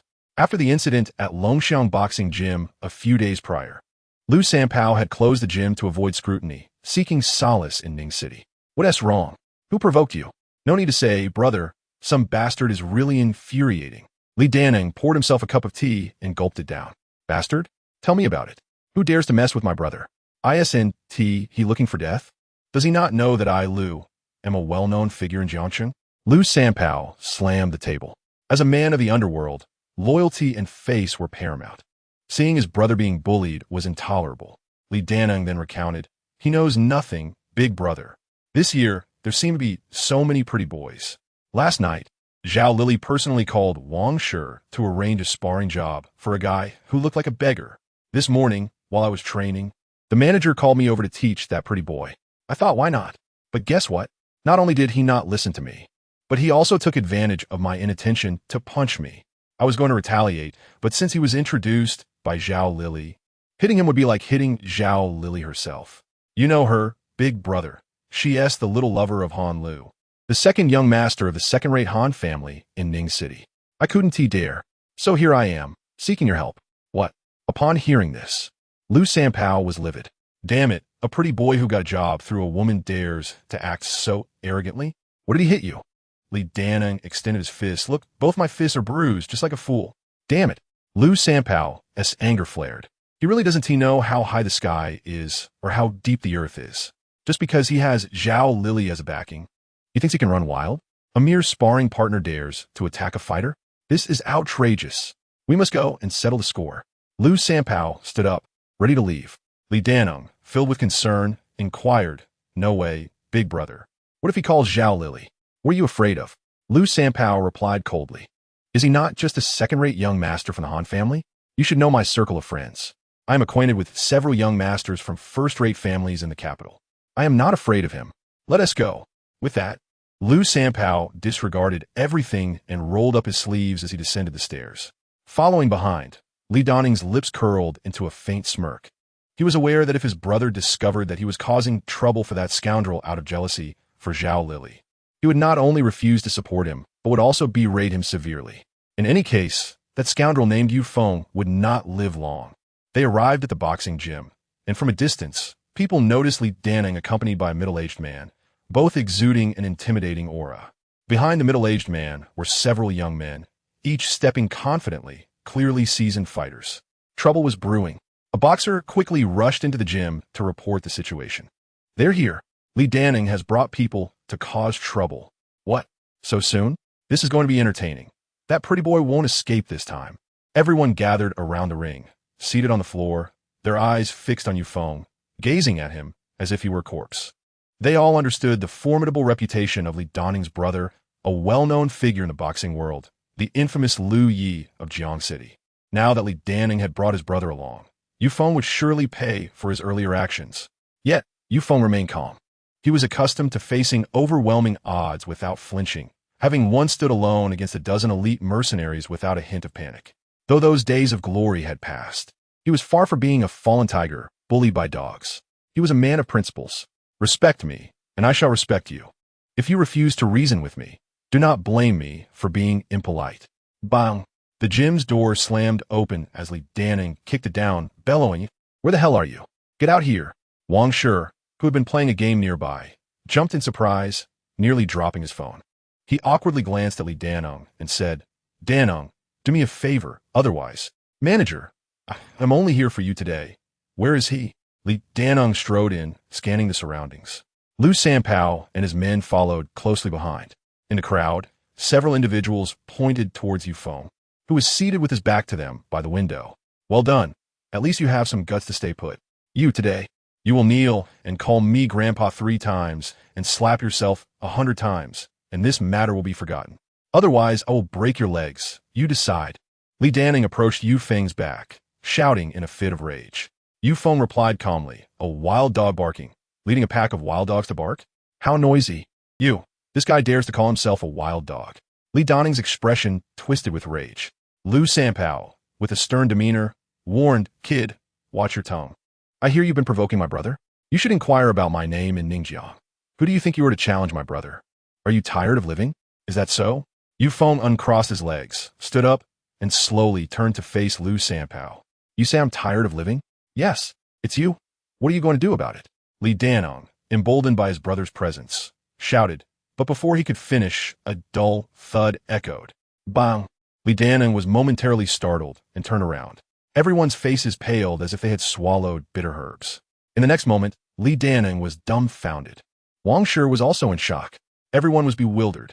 In the scene, Lu Sanpao, upon seeing Yufeng's face, knelt down on the spot. He swallowed hard.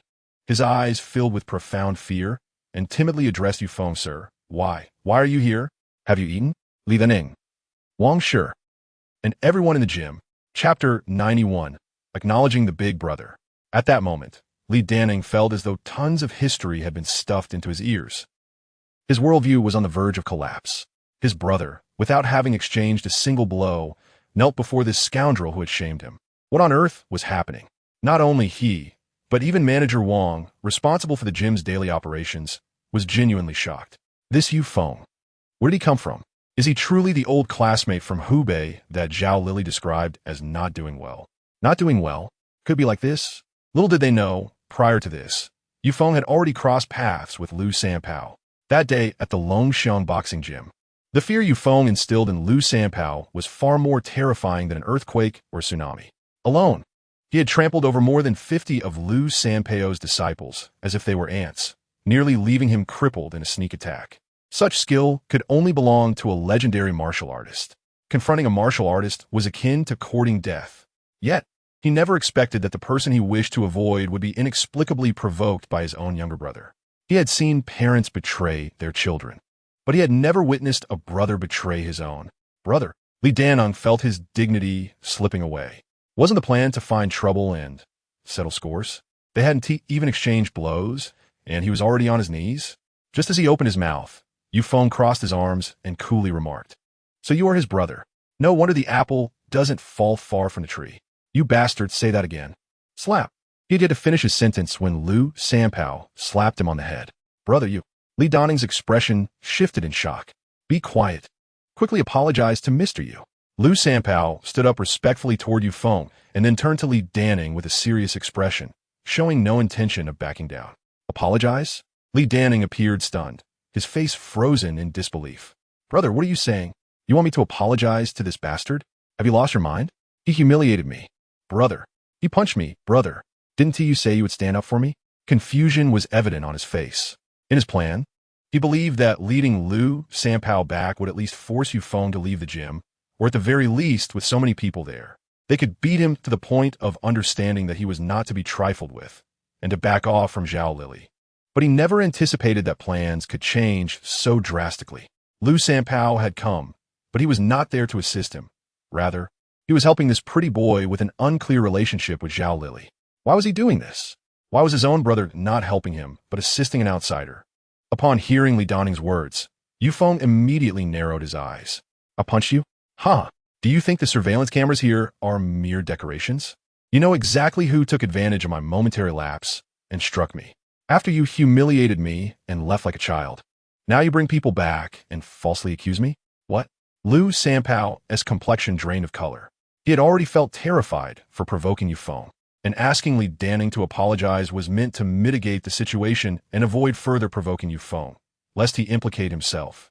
Little did he expect that this fool would actually deceive him. Lu Sanpao coldly questioned, Danning, what on earth happened? Li Danning clenched his fists, confronting his own brother, hesitating to be disrespectful. Brother, this scoundrel. Lu Sanpao, noticing his stammering and recalling Zhao Lili, immediately grasped the situation. "Ah, so you are jealous of Zhao Lily. How dare you lie to me? Has your courage grown?" He commanded, "Apologize to Mr. Yu now." The onlookers were struck by a myriad of expressions. What a ridiculous plot, bringing his brother to the scene only to be forced to apologize. Wang Shi, taken aback, hesitated for a moment before donning a friendly smile, acting as a mediator. Lu, the gym is still in training. Perhaps we should let this matter rest. After all, one must be acquainted through combat. No need for apologies, just a handshake will suffice. What do you think?" "No way." Lu Sanpao flatly rejected. "A handshake? He would never dare to do that. Li Daneng, if you consider me your brother, you will apologize to Mr. Yu." Li Daneng refused vehemently, glaring at Yu Feng with a fierce expression. "Why should I apologize to this guy? A gigolo living off women. Does he deserve it?" Smack! Another slap resounded. "Apologize, brother. You hit me?" Li Daneng covered his face, filled with terror. To strike his own brother for a stranger? This is for your own good. Apologize quickly, or we shall no longer be in contact. Lu Sanpao trembled with anger, casting a furtive glance at Yu Feng, who remained unfazed, seemingly indifferent. It was this indifference that filled Lu Sanpao with unease. Li Daneng felt helpless. What could he do against his own brother? Apologize? He gritted his teeth, his cold eyes filled with hatred as he glared at Yu Feng. "Hurry up and apologize." Lu Sanpao's voice echoed again. Yu Feng stood calmly by the window, realizing that this boxer had a hidden affection for Zhao Lily and thought he had a close relationship with her, which sparked the conflict. After a moment's thought, he spoke. "Let go." "Huh, let go." The atmosphere suddenly grew complex. How could they just let it go?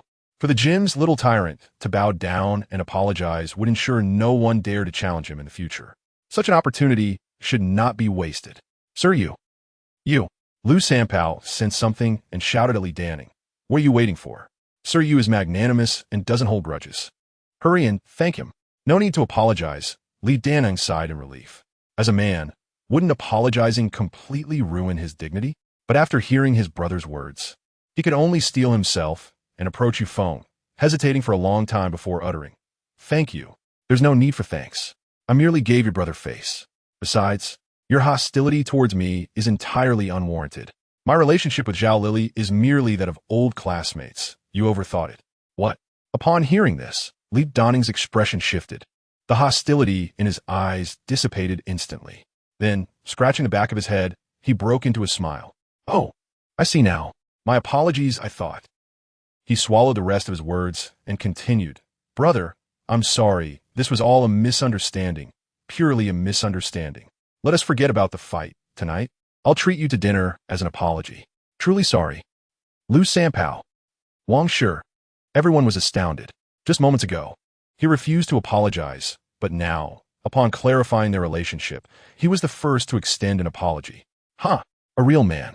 Yu Feng smiled slightly, but then his smile vanished. "Misunderstanding or not, that punch you threw at me is not over." Bang! With that, he casually threw a punch that landed squarely on Li Daneng's chest. Li Daneng staggered back several steps, collapsing to the ground, his face a mixture of shock as he looked at Yu Feng. Everyone was stupefied. A single punch could send Li Daneng reeling back. Yet to Li Daneng, while the punch was powerful, it lacked true force, causing him no pain whatsoever. This Yu Feng, he hadn't used all his strength, and certainly hadn't aimed to harm. Distinguishing clearly between right and wrong, he was neither petty nor vindictive, a person worthy of deep friendship. Then Li Daneng rose with a look of reverence, gazing at Yu Feng, and clasped his hands in salute. "Mr. Yu, I, Li Daneng, acknowledge you as my elder brother." Chapter 92. Yu Shan's determination in Jiang City. The torrential rain finally ceased in the afternoon. The streets resembled a scene of drought and flood, with water overflowing like a golden mountain. Fortunately, Jiang City, being coastal, boasted an advanced drainage system, sparing it from any substantial damage. This day marked Yu Shan's discharge from the hospital. Gao Yushuang had packed her bags early and completed the discharge procedures. Following the news of Lung Shun's imprisonment, the events of the Dong family banquet gradually faded into the annals of history. Yet, matters were far from resolved. The retribution from the Lung family continued unabated. "Wife." Yushan tightly grasped Gao Yushuang's hand. Gao Yushuang smiled gently. "I'm here. Let's go home." They drove home, but upon arrival, They were taken aback by the sight that greeted them, a scene reminiscent of a garbage dump. At the entrance of their villa, a heap of clothes lay carelessly strewn beside the trash bin. Inside the bin, furniture soaked and ruined by the rain piled high. At that moment, Gao Yushuang stood frozen, unable to comprehend the reality before her. Their home was truly gone. After receiving a call from Gao Xiong 2 days prior, informing them of their expulsion from the Gao family, they had prepared themselves for this. When the days spent confirming Yu Shan's recovery, they had no time to tidy up. Who would have thought that upon their return, the place they once called home now resembled a graveyard, suffocating in despair. After being cast out from the Gao family, they were left with no dignity whatsoever. Oh, isn't this the son-in-law who came to our door? What, discharged from the hospital? At that moment, a blue Lamborghini sped toward them, halting at the villa's entrance. A young man dressed in a casual suit stepped out of the car. Gao Yinxiao. Gao Yushuang squinted her eyes. What do you want? Gao Yushuang. Don't forget your current status. You're no longer part of the Gao family. Speak to me respectfully, or I might make you regret it. Previously, Gao Yushuang had been favored by the old master, rising to the position of group chairperson at a young age, and he had never dared to provoke her. But now, because of her brother Yushan, Gao Yushuang had completely lost the old masteress trust, and even her parents' standing in the old masteress estate was precarious. To preserve the Gao family's future, the old master had directly expelled Gao Yushuang. Now, not only could they not bully Gao Yushuang, but if they dared to harm Yushan in front of her, she could only stand by helplessly. Yushuang. Yushan grasped Gao Yushuang's hand, suppressing the frustration within him. He understood that confronting Gao Yunxiao would only provide him an opportunity to retaliate. Why are you holding me? Gao Yushuang shouted, the sight of her once beautiful home now in ruins igniting her fury. This arrogant descendant of the Gao family S branch, who had previously not dared to utter a word, now flaunted his arrogance. She felt rage. She felt wronged. She was indignant. What, Gao Yushuang? Do you still intend to strike me? Try it. Gao Yunxiao taunted, leaning his face forward, slapping his cheek, displaying an infuriatingly arrogant demeanor. He acted without restraint, simply because Gao Yushuang was no longer part of the Gao family. Gao Yushuang, you're quite clever. Yet you've been expelled from the Gao family and still throw such a tantrum. Do you really think you're still the former chairperson? You might as well learn from your useless husband. Cowardice should come with a semblance of humility, and trash should possess the self-awareness of its own worthlessness. By the way, I have news for you. This villa has been under my ownership since yesterday. Your clothes and furniture have already been discarded outside.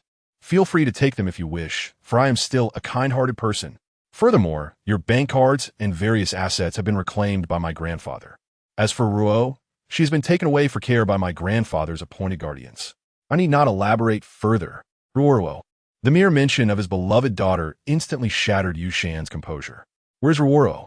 Who took her? Useless fool. Have you got worms in your ears? Didn't you hear me clearly? Gao Yunxiao feigned indifference, but as soon as he spoke, Yu Shan lunged forward, gripping Gao Yunxiao's collar with an iron grip, his eyes ablaze with fury. In an instant, Gao Yunxiao felt as though he were being suffocated, suspended in midair like a mere chick, his feet no longer touching the ground. He was bewildered. When did Yushan acquire such strength? Just moments ago, he had seemed cowardly, avoiding confrontation, yet now, upon hearing Ruo's name, he was transformed into a raging bull. What do you want? Useless wretch, if you dare lay a hand on me. I assure you your daughter will receive no kindness at the Gao family. Gao Yinxiao hastily threatened. You dare. Yushan. Gao Yushuang quickly interjected. Don't be impulsive. For heaven's sake. Yushan's gaze bore into Gao Yunxiao's, demanding, tell me, who took Ruo away? Damn it. Gao Yinxiao cursed. Haven't I told you to let me down? Do you wish to die? A resounding slap punctuated his foul language. Damn. Smack. After delivering the blow, Gao Yushuang was left in shock. Gao Yunxiao was equally stunned. This useless fool he actually dared to strike. Perhaps influenced by his brother Yufeng, Yushan had unknowingly transformed. He himself was taken aback as he stared at his own hand. Suddenly, he heard Gao Yunxiao's furious retort. Very well, Yushan, you have sealed your fate. I swear that if I do not teach you a lesson, I shall no longer bear the Gao surname. With that, he strode back to his Lamborghini and sped away. Left behind were only Yushan and Gao Yushuang, two solitary figures, expelled from the Gao family, their daughter taken away without consent. It felt as though the entire world had abandoned them. Yushuang. Yushan clenched his fists, bowing his head, his lips trembling. I am sorry. I am worthless. I couldn't take care of Ruruo. It's all right, it's all right. As long as you are here, we shall strive together. Gao Yushuang embraced Yushan. Amidst the cliffs, they held each other tightly, suddenly feeling lost in the vast uncertainty ahead. Yushan lifted his head, gazing at the misty and desolate sky. Thoughts of the missing Yu Feng flooding his mind, his determination solidifying. As a son, he had become a son-in-law, bringing shame to his elders, leaving them in this world. As an elder brother, he had failed to protect his only younger brother, leading to his disappearance. As a father, he could no longer afford to be weak. Let us go and reclaim Ruruo. Chapter 93. A qualifying father. Half an hour later, Gao Yunxiao returned to the estate of the Gao family patriarch, seething with rage. Gao Feng, the venerable founder of the Gao Corporation, was the most respected elder within the family. Although Gao Yunxiao was a collateral descendant, he held considerable standing among the younger generation, even if he could not rival the outstanding Gao Yushuang. Upon arriving at the estate, he made a beeline for the courtyard where his grandfather fished in serene repose. Grandfather, you must stand for me, he shouted as he entered, resembling a disgruntled young bride. Gao Feng, seated on the bank, furrowed his brows and asked slowly, What is the matter? Why this ruckus? Have you no sense of decorum? With a face full of grievance, Gao Yunxiao replied, What decorum? It's utter chaos. Grandfather, you must take my side this time. That useless Yushan slapped me and nearly tossed me off a cliff. What? An invisible fury surged across Gao Feng's face, his eyes narrowing as he stared at the tranquil pond, letting out a cold snort. An upstart son-in-law dared to lay hands on a scion of the Gao family? Yushan believed that having a capable brother could grant him immunity from consequences, yet he had behaved like a coward for years, only to suddenly turn bold. As he spoke, Gao Feng's eyes glimmered with disdain. He was already aware of the incident at the Dong family banquet, where chaos ensued, and the heir of the Lung family was left crippled, nearly provoking the ire of the city's leading bank manager, Meng Hai. Every mischief had been orchestrated by the notorious Yu Feng, whose elder brother was none other than the infamous son-in-law, Yushan. It was precisely due to this identity that the Lung family had unleashed their wrath upon the Gao family. To protect his own, he had cast Yushan and his beloved granddaughter out of the family, intending to compensate for their daughter's upbringing with the Gao family's resources, only for Yushan to disregard his benevolence. Indeed, grandfather, this Yushan is utterly oblivious. If we do not teach him a lesson, he will truly believe he is something special. Gao Yunxiao fanned the flames of indignation. At that moment, the estate's old steward hurriedly approached, bowing respectfully before Gao Feng. Master, the young lady has arrived with Yushan. They are waiting outside, claiming they wish to take Miss Ruo away. Take Ruo away? Gao Feng's pupils constricted, his fishing rod trembling in his grip. With his pathetic demeanor, does he think he deserves that? Master, what is your command? Drive him away. If he resists, use force. But take care not to harm Yushuang. Yes, he should be dealt with. Upon hearing this, Gao Yunxiao grinned, brandishing his fists. Understood, master. With that, the steward turned to leave, and Gao Yunxiao quickly followed, eager to witness the spectacle. At the entrance of the estate, before the stone lions, Yushan stood, gaunt yet resolute, resembling a steadfast mountain. Gao Yushuang trailed behind, filled with concern. On their journey, she had tried reaching her parents, but their phones were off. She attempted to contact her cousins, but they too were unreachable. Finally, she called her grandfather. Only to receive the same result, she realized that being expelled from the Gao family was not merely a threat. To quell the Lung family's wrath, she and Yushan had become necessary sacrifices. In such a dire situation, attempting to retrieve Ruo would be exceedingly difficult. She feared Creek. At that moment, the iron gates swung open. Gao Yunxiao's arrogant demeanor re-emerged, accompanied by the old steward of the manor and a dozen guards brandishing iron rods. In an instant, Gao Yushuang's expression turned grave as she stepped forward and tugged at Yushan's sleeve. Yushan, don't worry. Yushan's gaze was resolute. The old steward approached and said in a deep voice, Let us go. The old master will not see you. Yushan clenched his fists tightly. She is my daughter. Your daughter? Gao Yunxiao sneered from the side, retorting, Does she bear the Gao surname or the Yu surname? Don't forget, Gao Yurua's household registration is with the Gao family, not yours. Who do you think you're to come to the Gao family and demand her? I don't care. She is my daughter, and today I shall take her away, Yushan declared with determination. He could not afford to lose any more family. Yushan, just as he prepared to take a step forward, disregarding everything else, the old steward shouted furiously, Yushan, considering your years as a son-in-law to our Gao family, I will give you one last warning. This is the old master's estate, not a place for you to run wild. One more step forward, and you will bear the consequences. Consequences? Yushan's our muscles tensed. All I know is that if I cannot take Ruo today, my consequence will be despair. Over the years, he had indeed been a son-in-law of the Gao family, but they must not forget that Yu Shuang had already been driven out. And at the moment they announced this news, he was no longer the so-called son-in-law. Yushan was a man of dignity, a father. Now, as a father coming to retrieve his daughter, is there anything wrong with that? His words rang out with strength, echoing like a resounding bell. In that moment, Gao Yushuang seemed to see the shadow of Yufeng. The image of Yufeng standing before a curtain of rain, slamming a cold head to the ground, resurfaced in her mind. The brothers shared the same temperament, deeply rooted in loyalty and principles. Oomph. Gao Yinshao shrugged. Old steward, it seems unnecessary to waste more breath on this fool. Let us just take action. The old steward hesitated for a moment before asking, Yushan, do not be deluded. The old master is raising your daughter out of respect for Yushuang. Respect? Yushan scoffed. He is merely lonely and wishes for someone from the younger generation to keep him company. The Gao family need not waste resources on her. I, Yushan, may not have great means, but I can certainly provide for my daughter. He paused, gazing at the grand manor beyond the gates, and continued to shout, So please, return Ruo to me. As soon as he finished speaking, he charged into the manor like a raging bull. Attack! The old steward waved his hand, stepping aside as the guards rushed forward, raising their rods to strike at Yushan. Bang! Yushan! Gao Yushuang screamed in agony. Quick, pull the young lady away. The old steward reminded, and immediately someone blocked Gao Yushuang. Hit him hard.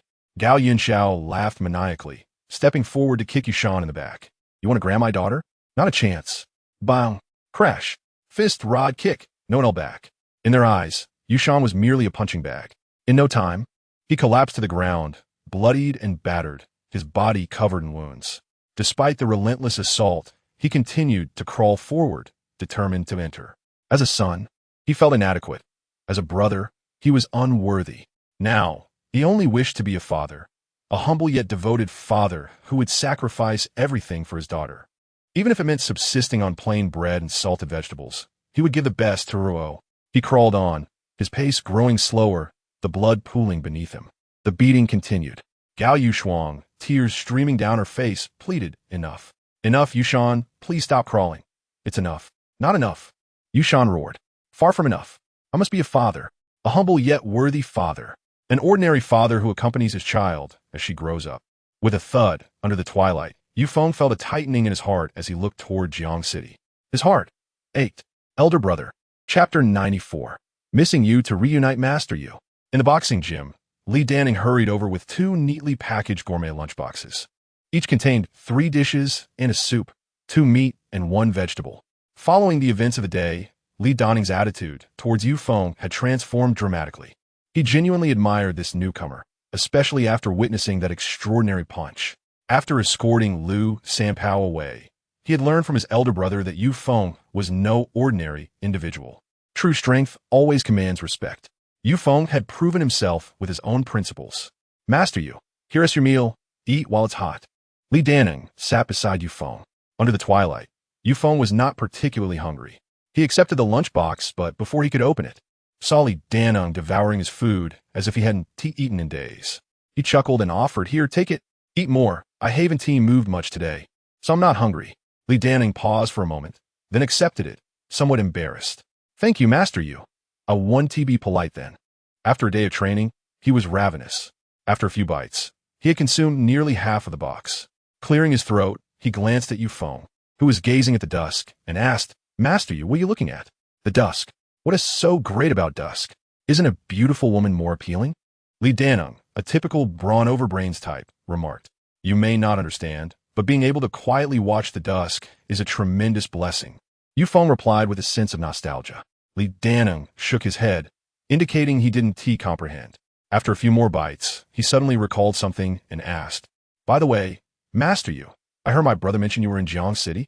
Why come to Ning City? ISNT, that a distance of 7 or 800 kilometers, almost across provinces. Looking for someone. Who? Li Danning became curious. Someone worth such a journey could not be ordinary. A girl I missed. Wow. Li Danin Shukulat, Mishiavosli. Master you, you're quite the rascal. You phone. Could you lend me your phone for a moment? I need to make a call. Of course. Without hesitation, Li Danning handed over his phone. Yufeng took it and entered his previous phone number, urgently needing to retrieve the phone stolen by a pickpocket.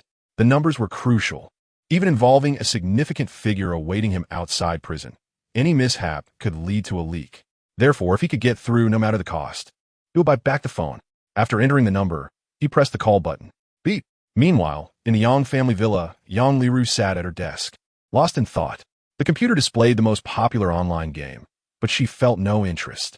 The room was filled with an array of luxurious gifts sent by prominent families in Ning City upon hearing of her return, all hoping to introduce her to their sons, including the Han family.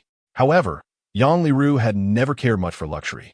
What truly occupied her thoughts was the phone belonging to Yufeng. Her eyes had been fixed on the phone since morning. She sifted through it repeatedly, finally realizing that the man she admired was indeed a simple person. Suddenly, she broke into a smile.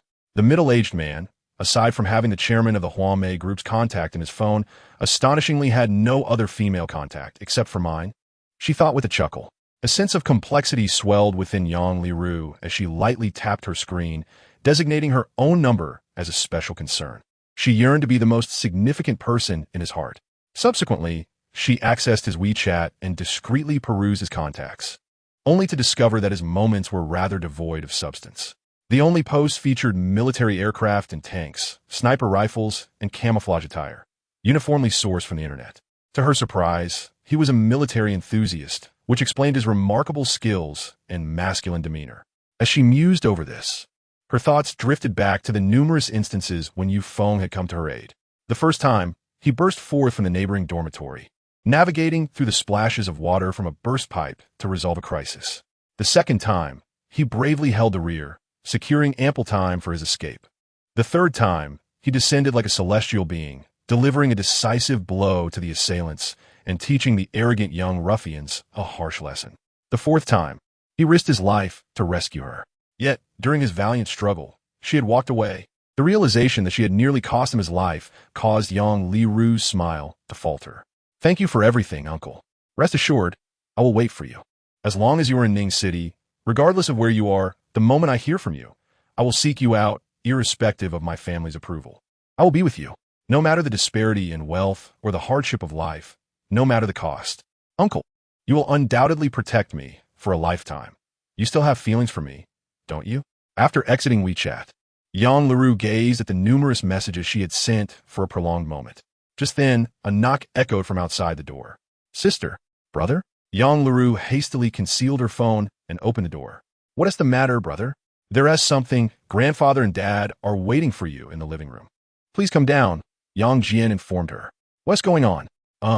Yang Jian was aware of the gravity of the situation, but felt it best for their grandfather to address it directly. It's something important. Important? Has Uncle been found? Is there news about him? Yang Liru's heart soared with anticipation. Yang Jian hesitated for a moment, not responding, and instead turned to descend the stairs. Without delay, Yang Liru followed suit, closing the door firmly behind her and ensuring her phone was well hidden before leaving. However, the moment she stepped out, Yufeng's phone began to ring incessantly. Hello. Yufeng sat on the steps. The phone had been ringing for nearly 3 minutes, yet no one on the other end answered. His expression turned serious as he sighed and hung up, returning the call to Li Danning. What is wrong, master you? Didn't get through? Not really. Someone stole my phone. I just called my number to see if it would connect, to retrieve it. Yufeng replied nonchalantly. What? Who dares to steal your phone? I swear I'll make them pay. Li Danning exclaimed, shaking his fist. Yufeng chuckled softly, patting his shoulder. Just focus on your meal. It's likely lost for good. I'll just wait until my salary comes in so I could get a new ID and replace my SIM card. For now, he could only wait. Little did he know, he had just missed yet another chance. Fate often arrives by chance, only to depart just as unexpectedly. Missed opportunities pave the way for future reunions. Meanwhile, Yang Liru arrived downstairs to find her grandfather, Yang Jinhua, her father, Yang Shan, and a young man in a suit. It was him, Han Liu, the esteemed heir of the Han family. This must be Miss Liru, truly as elegant and dignified as the rumors suggest. Hello, I'm Han Liu, the second young master of the Han family. Upon seeing Yang Liru for the first time, Han Liu was captivated. His dark purple suit was particularly eye-catching in a nightclub setting. With handsome features and a noble bearing, he exemplified the fine lineage of the Han family. To the outside world, he was the quintessential Prince Charming. Yet, upon laying eyes on Yang Liru, he was utterly entranced. Reflecting on the nearly 25-year-old Zhao Lily he had secretly been nurturing, she paled in comparison to Yang Liru. His family had truly arranged a splendid match for him. He stepped forward, extending his hand, but Yang Liru showed no inclination to respond, walking past him to take a seat on the sofa instead. Witnessing this, Yang Jinhua narrowed his eyes. Liru, after so many years, you can't even greet your grandfather? Yang Liru pouted. It wasn't he that she lacked manners, but years ago, her grandfather had been the one to propose the alliance with the Han family, and now they were presenting the second young master again. How could she possibly react favorably? Nevertheless, adhering to her upbringing, she rose and respectfully greeted Yang Jinhua. Hello, grandfather. That's right, now that is more like it. Yang Jinhua smiled approfingly. I want to introduce this young man, as he has already introduced himself. My visit with your father today is not about anything of great importance, merely to discuss your marriage to the young master of the Han family. At that moment, Yang Liru turned, clearly intent on retreating upstairs. She had no desire to hear more. Stop. Your grandfather hasn't finished speaking yet. You can't leave before the matter is addressed. Yang Shen interjected angrily. What matter? Yang Liru retorted coldly. Is it still about me marrying a fool? Grandfather, I didn't expect that my absence these past years wouldn't make you understand my feelings. Liru, please let your grandfather finish. Yang Jian Soethet. Yang Jinhua spoke slowly. Liru, I understand your feelings. I recognize it was hasty of me to propose a marriage alliance years ago, and I regret not understanding your sentiments. That's why Haven T pressured your father to find you during these years as a form of compensation. However, this time, the introduction isn't for the eldest young master of the Han family, but rather for the gentleman before you. The gentleman before me? Yang Liru raised her head to look. Han Lu wore a gentle smile as he said, Miss Liru, it is a privilege to be considered for a union with you. I'm sorry, but I'm not interested. The next moment, Yang Liru's icy response met Han Lu. In an instant, Han Lu's smile stiffened, then vanished completely. Not interested. He scoffed internally. Another one pretending to be aloof? Just like Zhao Lily before her, who eventually succumbed to my wealth. I have her in my grasp. Han Lu thought. How dare you speak like that? Yang Shan slammed the table, preparing to admonish her, but Yang Jinhua shot him a stern look. Enough. Who permitted you to bang the table? Father, Liru is being utterly disrespectful. It's clearly due to her years of wild upbringing. Enough. Yang Jinhua waved his hand. Yang Shan reluctantly sat back down, silenced. Yang Jinhua continued. Liru, I understand your sentiments, and it may seem excessive to arrange a marriage upon your return. However, I assure you, it is for your benefit. Han Lu is an elite of society, a graduate of a prestigious university. In terms of family background, the Han family and the Yang family are well matched and can complement each other. As for individual capabilities, Han Lu exceeds you in some aspects. Don't think that graduating from Capital University makes you exceptional. Han Lu has already achieved a world-class Master S degree at a young age. Thus, Han Lu is indeed remarkable. You should consider nurturing a relationship with him. What do you think?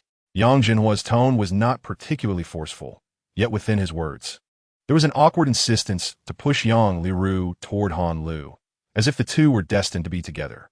Thank you for your compliments, Grandfather Yang. My father often says you have a keen eye for talent, and seeing you today, I must say, is indeed remarkable. Yang Liru flattered Yang Jinhua, subtly praising herself in the process. Internally, she chuckled. Is that all? If that's the case, I'll head upstairs now, Grandfather. You. Yang Shen glutted furiously, his anger palpable. Yang Jian hurried over, clasping Yang Liru's hand and leaning in to whisper, Sister, have you lost your mind? Speaking to the old man like that? Aren't you afraid he'll grow suspicious and investigate your life over the past few years? At these words, Yang Liru's expression finally shifted. She turned to Yang Jian and said, "Brother." Yang Jian continued, "You know how Grandpa is. If he discovers anything about you Feng, especially that he's in Ning City, it would spell disaster for your uncle." In that instant, Yang Liru recognized her oversight. Given her grandfather's suspicious nature, if he sent someone to inquire about her uncle, it could put him in jeopardy. Yang Jian stepped aside, chuckling, "Grandpa, my sister just returned and is a bit out of sorts, so please don't take it to heart." "Is this merely a matter of being out of sorts?" Yang Shen retorted sharply. "Look at how you discipline your sister." "I." Yang Xinhua interjected, "Alrig.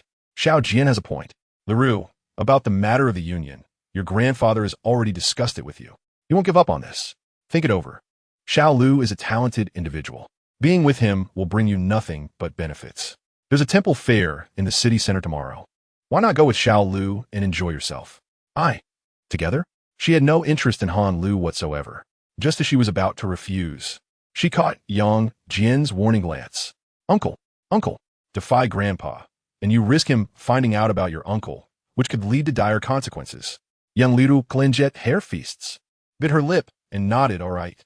Upon hearing this, Han Lu beamed, "Wonderful. Miss Liru, to stroll through the temple fair together is truly a stroke of good fortune for me. I shall come to fetch you tomorrow evening, Miss Liru. Until then, Grandfather Yang, Uncle Yang, I shall take my leave." "Very well, take care." Yang Jian stepped out to see him off. Then, Yang Liru hurried back to her room. Once the door was shut, tears streamed from the corners of her eyes uncontrollably. She cried bitterly, leaning against her desk as she retrieved her hidden phone. Longing to reunite with Yu Feng and escape, no matter the destination. But just as she turned on her phone, a missed call notification caught her attention. Was it her uncle? Chapter 96. The despicable Zhao Lily. Since acquiring Yu Feng's number from the pickpocket, she had not received a single message or call. So when a missed call came through, she couldn't help but wonder if it was her uncle trying to retrieve his phone using another device. With that thought, Yang Liru hurriedly dialed the missed call back. Beep! The ringing echoed as the call connected. Li Dan, having finished his meal, stepped out to dispose of the garbage and had just purchased a drink when his phone suddenly rang. Frowning, he glanced at the screen. Isn't this the call from Yu's grandfather just now? This pickpocket dares to call back. He thought to himself, ready to unleash his fury. With a scowl, he answered, placing the phone to his ear and bellowing, "You scoundrel! Who gave you the audacity? Did your parents raise you to commit crimes? Why not learn from the honest folks with your hands? Then taste the fruits of your labor?" His rage intensified. "You must be a vile mix of dog and wolf. Your existence is a waste of air and food, and I wouldn't be surprised if you end up in hell. Ignored by the king of hell. Who gave you the courage? I am Buffett. Instead of learning the right ways, you choose the wrong path. Listen here.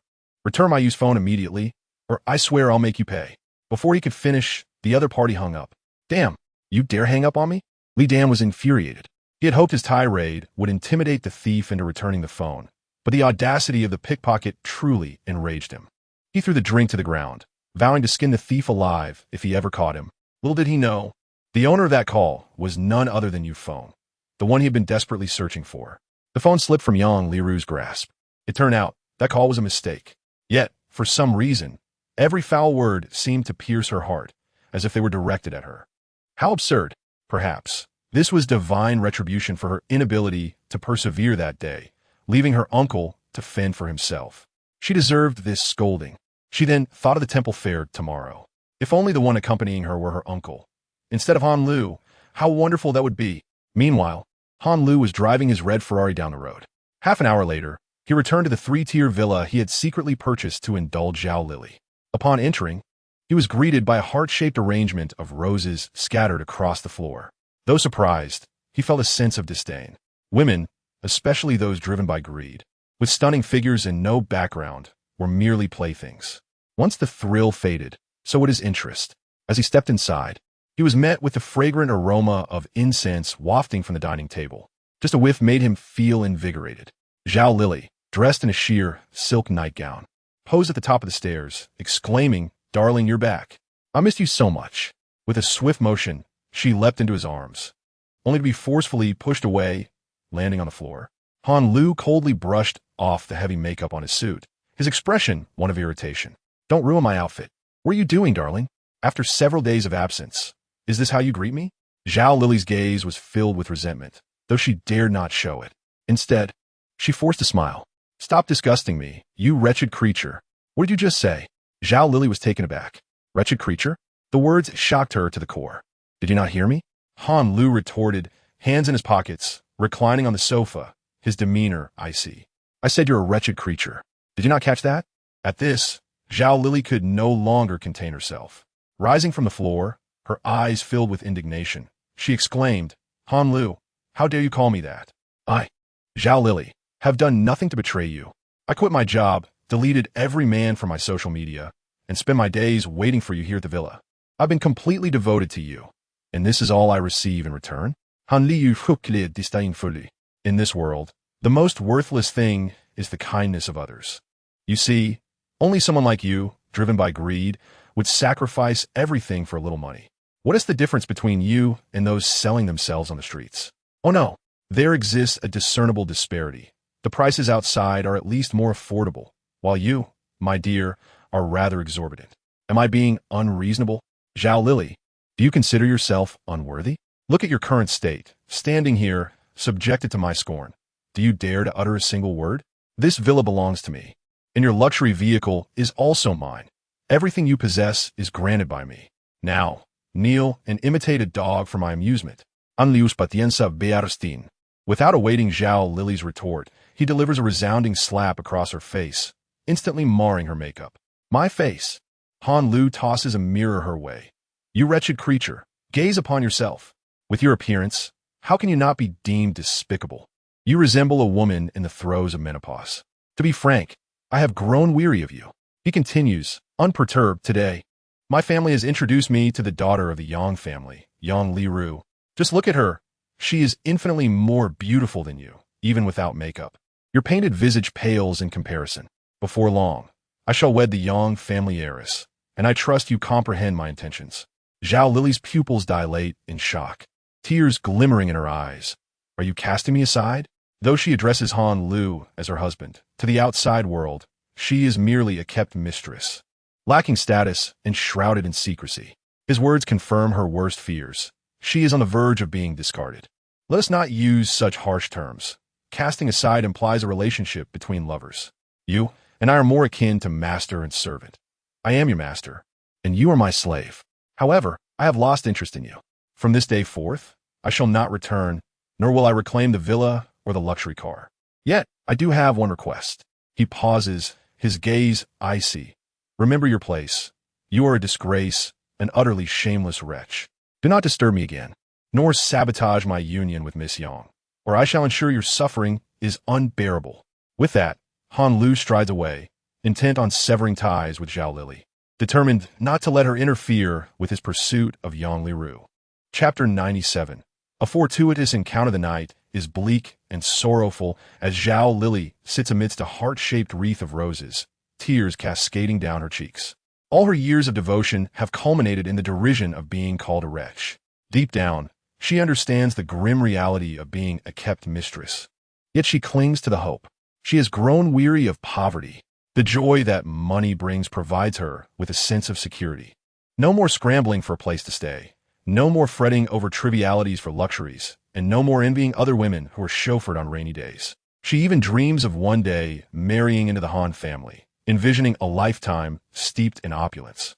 But now all of that is lost, and the culprit is none other than the Yang heiress, someone more beautiful, younger, and hailing from a more prestigious lineage. It's not fair. It's simply not fair. Zhao Lily's eyes redden. Why has fate dealt me such a cruel hand? Why was I born into a poor family? Is it merely because she is wealthy? Is it just because she is more attractive? With a furious cry, she rises and sends all the bottles and jars tumbling to the floor, tears streaming uncontrollably. The echoes of her sobs reverberate in the villa's courtyard. The night passes in a hushed tranquility.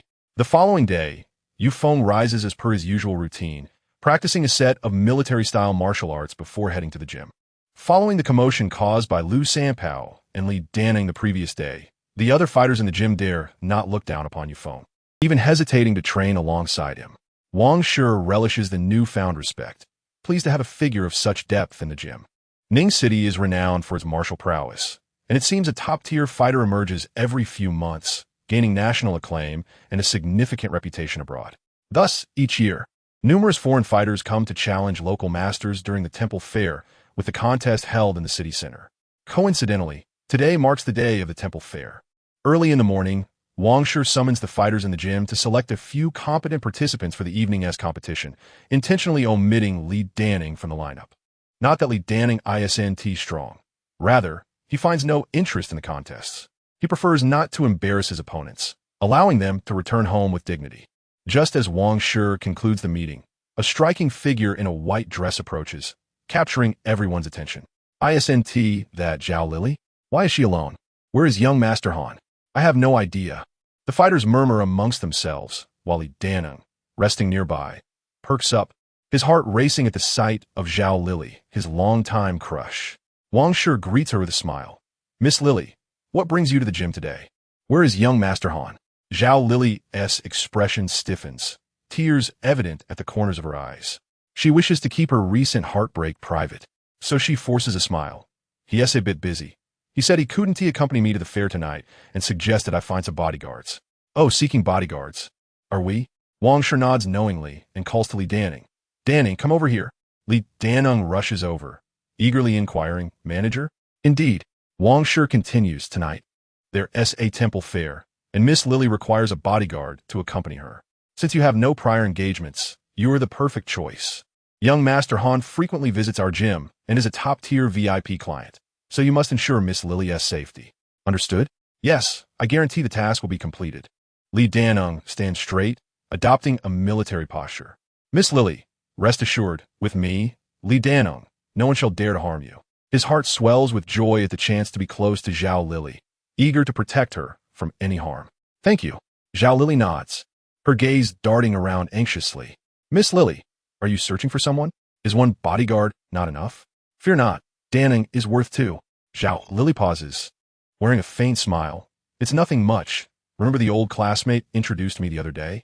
He is all alone in Ning City and quite pitiful. Where is he? Oh, you. He is in the back garden taking a stroll. You? Zhao Lili's expression shifts. She knows of Li Danning's reputation in the gym. But what makes Yu Feng worthy of such honor? Wang Shi hastily explains. Yu Feng has demonstrated exceptional skills and has assisted Danning on numerous occasions. Hence the title. Wang Shi breaks into a cold sweat, wishing to avoid the embarrassment of the previous day's event spreading. I see. Can you invite him to accompany me? This request stuns Wang Shi. How can he summon someone who commands such respect? To his surprise, Li Danning asserts, no problem. I'll go fetch you right away. Wait. Thank you. Zhao Lili beams, cutting off Wang Shi before he can respond. With no option left, Wang Shi reluctantly agrees, reasoning that Zhao Lili's connection with Yu Feng shouldn't pose any issues. As evening descends, Han Lu dons a casual yet stylish outfit he believes to be exceptionally handsome and arrives at the gates of the Yang family estate in a red Ferrari. At that moment, Yang Liru stands at the entrance, dressed in a simple, unadorned dress, without a trace of makeup, alongside Yang Jian. Liru, brother Jian. Han Lu actively lowered his posture, smiling as he looked at Yang Jian and extended his hand. Ah, good evening. Liru, since Han Lu is here, I want to keep you company. Yang Jian patted Liru's shoulder and then whispered in her ear, I know you don't like him, but for the sake of your uncle, just pretend for a while. Otherwise, Han Lu might complain to Grandpa, and you'd better watch out for his investigation. Yang Liru clenched the hem of her clothes, despite her reluctance. However, thinking of her uncle being in the city, she held back her feelings. Yet, a thought crossed her mind. If my uncle sees me with this guy Han Lu, will he think too much? No way. Uncle will understand my intentions. Han Liu, I'm entrusting Liru to you tonight. If you don't ensure she has a good time, beware of my wrath. Remember to return before 10. Yang Jian said sternly. Han Lu nodded repeatedly, smiling. Brother Jian, you can rest assured. I will take good care of Miss Liru. Then, he eagerly took the passenger seat and gentlemanly opened the car door. Miss Liru, please get in. Chapter 98. A fortuitous encounter 2 by 5 in the evening. The temple fair in the city center had already commenced. Many young people, accompanied by their girlfriends, donned new clothes and strolled through the charming alleys of Ning City. Ning City, a prominent first-tier city in Jiangnan, is quite similar to Jiang City. During the temple fair, countless captivating performances unfold, among which the most distinctive is the boxing arena, organized by the local boxing gym to welcome foreign martial arts challengers. This tradition has existed since the late last century and gained fame after a master named Hua showcased his prowess during a temple fair, defeating over 100 foreign challengers single-handedly. This year, the boxing arena is even grander than before, with many key figures from Ning City specially donning casual attire to reserve seats nearby.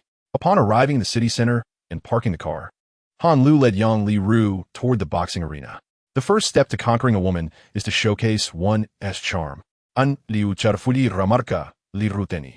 You've been to our Ning City boxing arena, right? Yang Li Ru smiled faintly, her expression somewhat detached. Not really interested. I hardly come. Oh, I see. Han Lu chuckled. Then you've chosen the perfect time to come. The challengers from abroad this time are renowned disciples of famous martial artists from the land of the rising sun, known as the Yamamoto family, holding a significant status. You know the long-standing grievances between us and the land of the rising sun. These little fellows daring to challenge Ning City is akin to courting death. This time, we have dispatched numerous experts, including about 8 fighters from the Sihai boxing gym. After saying this, Han Lu cleared his throat and continued with an air of pride. You might find it amusing, but I also have a passion for martial arts. Since returning from abroad a few years ago, I occasionally train at the Sihai boxing gym. I know the fighters there well, and today, we shall witness their prowess. As they approached the arena, the drum beats resonated, signaling the commencement of the matches. In the arena stood a muscular man in boxing gloves, while opposite him was Yamamoto Ichido, clad in a samurai outfit, eyes closed, exuding calmness as if he hardly regarded his opponent. Yang Li Ru glanced indifferently, failing to take it seriously. Prowess? The only person who embodies prowess in her heart is her uncle. If it weren't for the fear of Grandpa's scrutiny, why would she willingly accompany a frivolous scion to watch boxing? Not even a professional. Just look at this guy's physique. He clearly indulges in a life of revelry. Meanwhile, her thoughts drifted to Yu Feng, who rises early each day for military boxing training, embodying discipline.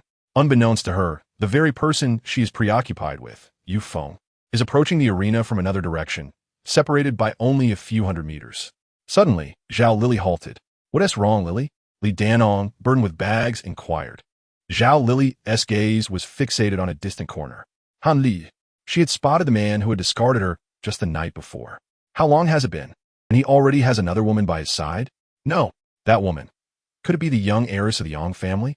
Unconsciously, Zhao Lili's fingers tightened. What are you looking at? Yu Feng, following her gaze, was about to look too, but in the next instant, a resounding slap echoed as Zhao Lili struck Yu Feng's face. Don't look, who gave you the right? Yu Feng, you are merely my bodyguard. As a bodyguard, you should know your place and stay behind me. Zhao Lili's voice pierced sharply. Upon seeing Han Lu standing with the Yang family's heiress, her anger flared, and one slap was far from sufficient for her to vent. Slapping Yu Feng was merely a reflexive act. The image of Yu Feng kneeling to break up with her fueled her resentment. She despised Yu Feng for not cherishing her and for his selfishness. If he and T left her, perhaps she wouldn't have become Han Lu's woman or fallen into this predicament. It's all your fault. Yu Feng clenched his fists, glaring at Zhao Lili. Don't you think you are being excessive? Zhao Lili sneered, crossing her arms. Excessive? Is this excessive? What about that incident in high school? Don't forget who used connections to get you into the boxing gym, who rescued you from station. Without me, you would have been a beggar. So what if I slap you? Come on, hit me. Go ahead. Zhao Lili stepped forward, her expression wild. Li Danong was at a loss for what to do. Yu Feng, however, remained unmoved, silent. Indeed, had it not been for Zhao Lili, he wouldn't be standing here. The distance from the station to the city center was over 100 kilometers, enough to choke him. Zhao Lili had done him a favor. And Yu Feng, being a man of principles, chose not to retaliate, but to endure the humiliation. What's the matter? Too scared to fight back? Weren't you just so tough? Zhao Lili relentlessly provoked, pushing Yu Feng's shoulder, hand on her hip. Do you know why I called you to be my bodyguard? You remember back in high school, how I commanded you. I can command you for a moment. I can command you for a lifetime. You think I've forgotten the past? Wrong. I remember it all too well, and I will return every ounce of hurt you caused me. You can endure if you can, but if not, you must endure. The bystanders cast disdainful glances. A man slapped by a woman without retaliating? Is he even a man? How cowardly can one be? Just then, A sharp crack abruptly interrupted Zhao Lily's tirade. Crack! That was the sound of a bone breaking. Instantly, everyone turned their attention to the arena, where a fighter from a Ning City boxing gym lay on the ground like a broken dog, his face contorted in agony. A piece of bone, mingled with flesh and blood, protruded from his knee, exposed to the air. From below, mocking laughter echoed from Yamamoto Ichido. Is this the best you have from Ning City? So weak? Are there no competent fighters left? Chapter 99. A clever encounter defeated. The fighter from Ningxing Boxing Gym has fallen. He was utterly vanquished, devoid of the grace expected from a practitioner hailing from the birthplace of martial arts. In fact, as the drumbeat resonated, the audience barely had time to register the scene before this fighter collapsed onto the ground. They didn't even catch a glimpse of Yamamoto Ichido's initial move. The opening match of the Temple Fair concluded in an instant. His defeat signified the end of Ningxing's decade-long winning streak. In that moment, the onlookers' eyes widened in disbelief. Though they hailed from Ningxing, even those lacking martial prowess felt a deep-seated pride due to their hometown's legacy as the cradle of martial arts. And the 10-year streak had been a source of their boast. However, now, that pride was shattered. How could he fall without even a proper exchange of blows? Yamamoto Ichido continued to mock. Why the silence? Wasn't he had said that it's a joy to have friends come from afar? Or my applause? Shouldn't he, the victor, receive accolades? Or is it that your Ningxing fighters cannot bear the weight of defeat? If that's the case, I am deeply disappointed. What a pity. His arrogant demeanor ignited the fury of everyone present. Li Danning rolled up his sleeves, cursing, damn, this little imp is so arrogant. I'll go teach him a lesson. Yufeng promptly intervened, halting him. Why are you stopping me? Li Danning protesta. Yufeng pointed to the enraged fighters beside the ring. The professional team hasn't stepped up yet. Wouldn't he be slapping their faces by going up now? Realizing his oversight, Li Danning scratched his head sheepishly and stepped back. Meanwhile, Zhao Lily showed no concern for the outcome. Her gaze was fixated on Han Lu, standing 100 meters away amidst the crowd. There, Han Lu squinted. This rascal is truly presumptuous. Before long, the fighter from Ningxing was carried off by medical personnel for treatment. Soon after, another fighter from Ningxing ascended the ring, cupping his hands toward Yamamoto Ichido, then striking a combative pose. I'm here to test your skills. Those who speak arrogantly must pay the price. Is that so? Yamamoto Ichido shrugged nonchalantly. The weak have no right to utter such words. You. The fighter could not restrain himself and launched an attack with remarkable speed. However, his large frame hindered his agility. Just as he approached Yamamoto Ichido, the latter subtly sidestepped, swiftly closing in at an unusual angle to deliver a powerful punch. Boom! The fighter crumpled to the ground. How fast? Yufeng narrowed his eyes. Such speed was equivalent to the baseline standard of a dragon arrow warrior. This youth from the Yamamoto clan was undoubtedly more than just a mere fighter. But wasn't he over? As the fighter fell, the referee was about to call a halt, but Yamamoto Ichido abruptly raised his foot and stomped down on the fighter's knee. Crack! The same horrifying scene unfolded once more. Instantly, gasps filled the arena. Was this truly boxing? The referee was taken aback, never having anticipated such ruthlessness from an overseas fighter. You've gone too far, you bastard. Is this how you fight? In an instant, seeing two of their teammates' knees shattered, the remaining Ningxing fighters erupted in anger from the sidelines. Unexpectedly, Yamamoto Ichido taunted. If you're dissatisfied, feel free to step up. At this proclamation, silence descended. They dared not respond, only glaring at him. Step up? Seek death? The crowd watched the Ningxing fighters, their furious expressions seemingly deriding their cowardice. Yamamoto's arrogance was overwhelming. Why weren't they retaliating? Ha ha ha. I had thought I was facing a bunch of tough characters, but it seems this lot is softer than boiled pig bones. My master was right. The people of this land, though outwardly stubborn, are truly a bunch of rubbish. I had anticipated encountering a worthy opponent here, but alas, I see the words Ningxing. Birthplace of martial arts are merely a hollow title. I suggest you refrain from holding such matches at the Temple Fair in the future. It's utterly embarrassing. Upon hearing these words, the faces of everyone in the audience turned ashen. It felt as though someone was pulling a heavy weight over their heads, rendering them powerless. Ningxing Boxing Gym's fighters hesitated. What was there to fear?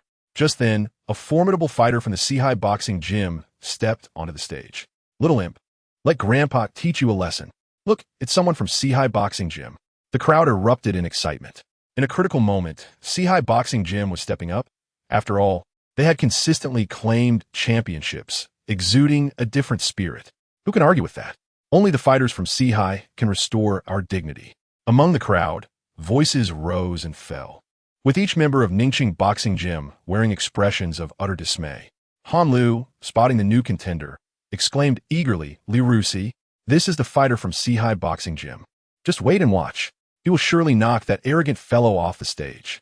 Young Liru remained indifferent. If Uncle were here, he would likely be unable to contain himself. Her thoughts were solely on Yufeng. However, just as Han Lu finished speaking, the Seahai fighter was hurled off the stage, crashing onto the floor. In that moment, Han Lu's face drained of color, burning with humiliation. Another defeat. The murmurs ceased abruptly, as if someone had seized their throats. The coldness in Yufeng's gaze intensified. The successive defeats swelled Yamamoto Ichido's confidence immensely. Ichido is truly formidable, a worthy member of our Yamamoto clan. This group cannot withstand even a single blow from him. Ha ha! How amusing! Are the fighters from Ningxing, or perhaps the Huaxia people, merely a bunch of loudmouths, utterly useless? Is that even a question? Just look at these two boxing gyms. Combined, they hardly measure up to one of Ichido's punches. You're going too far. The manager of Seahai Boxing Gym, Wang Shi, stammered in anger. Yamamoto, Ichido sneered, stepping into the center of the ring, shoving aside the referee who was about to announce the results, and giving a thumbs up to the audience, then performed a dramatic downward thrust. A bunch of rubbish. In the next second, a figure appeared on the stage.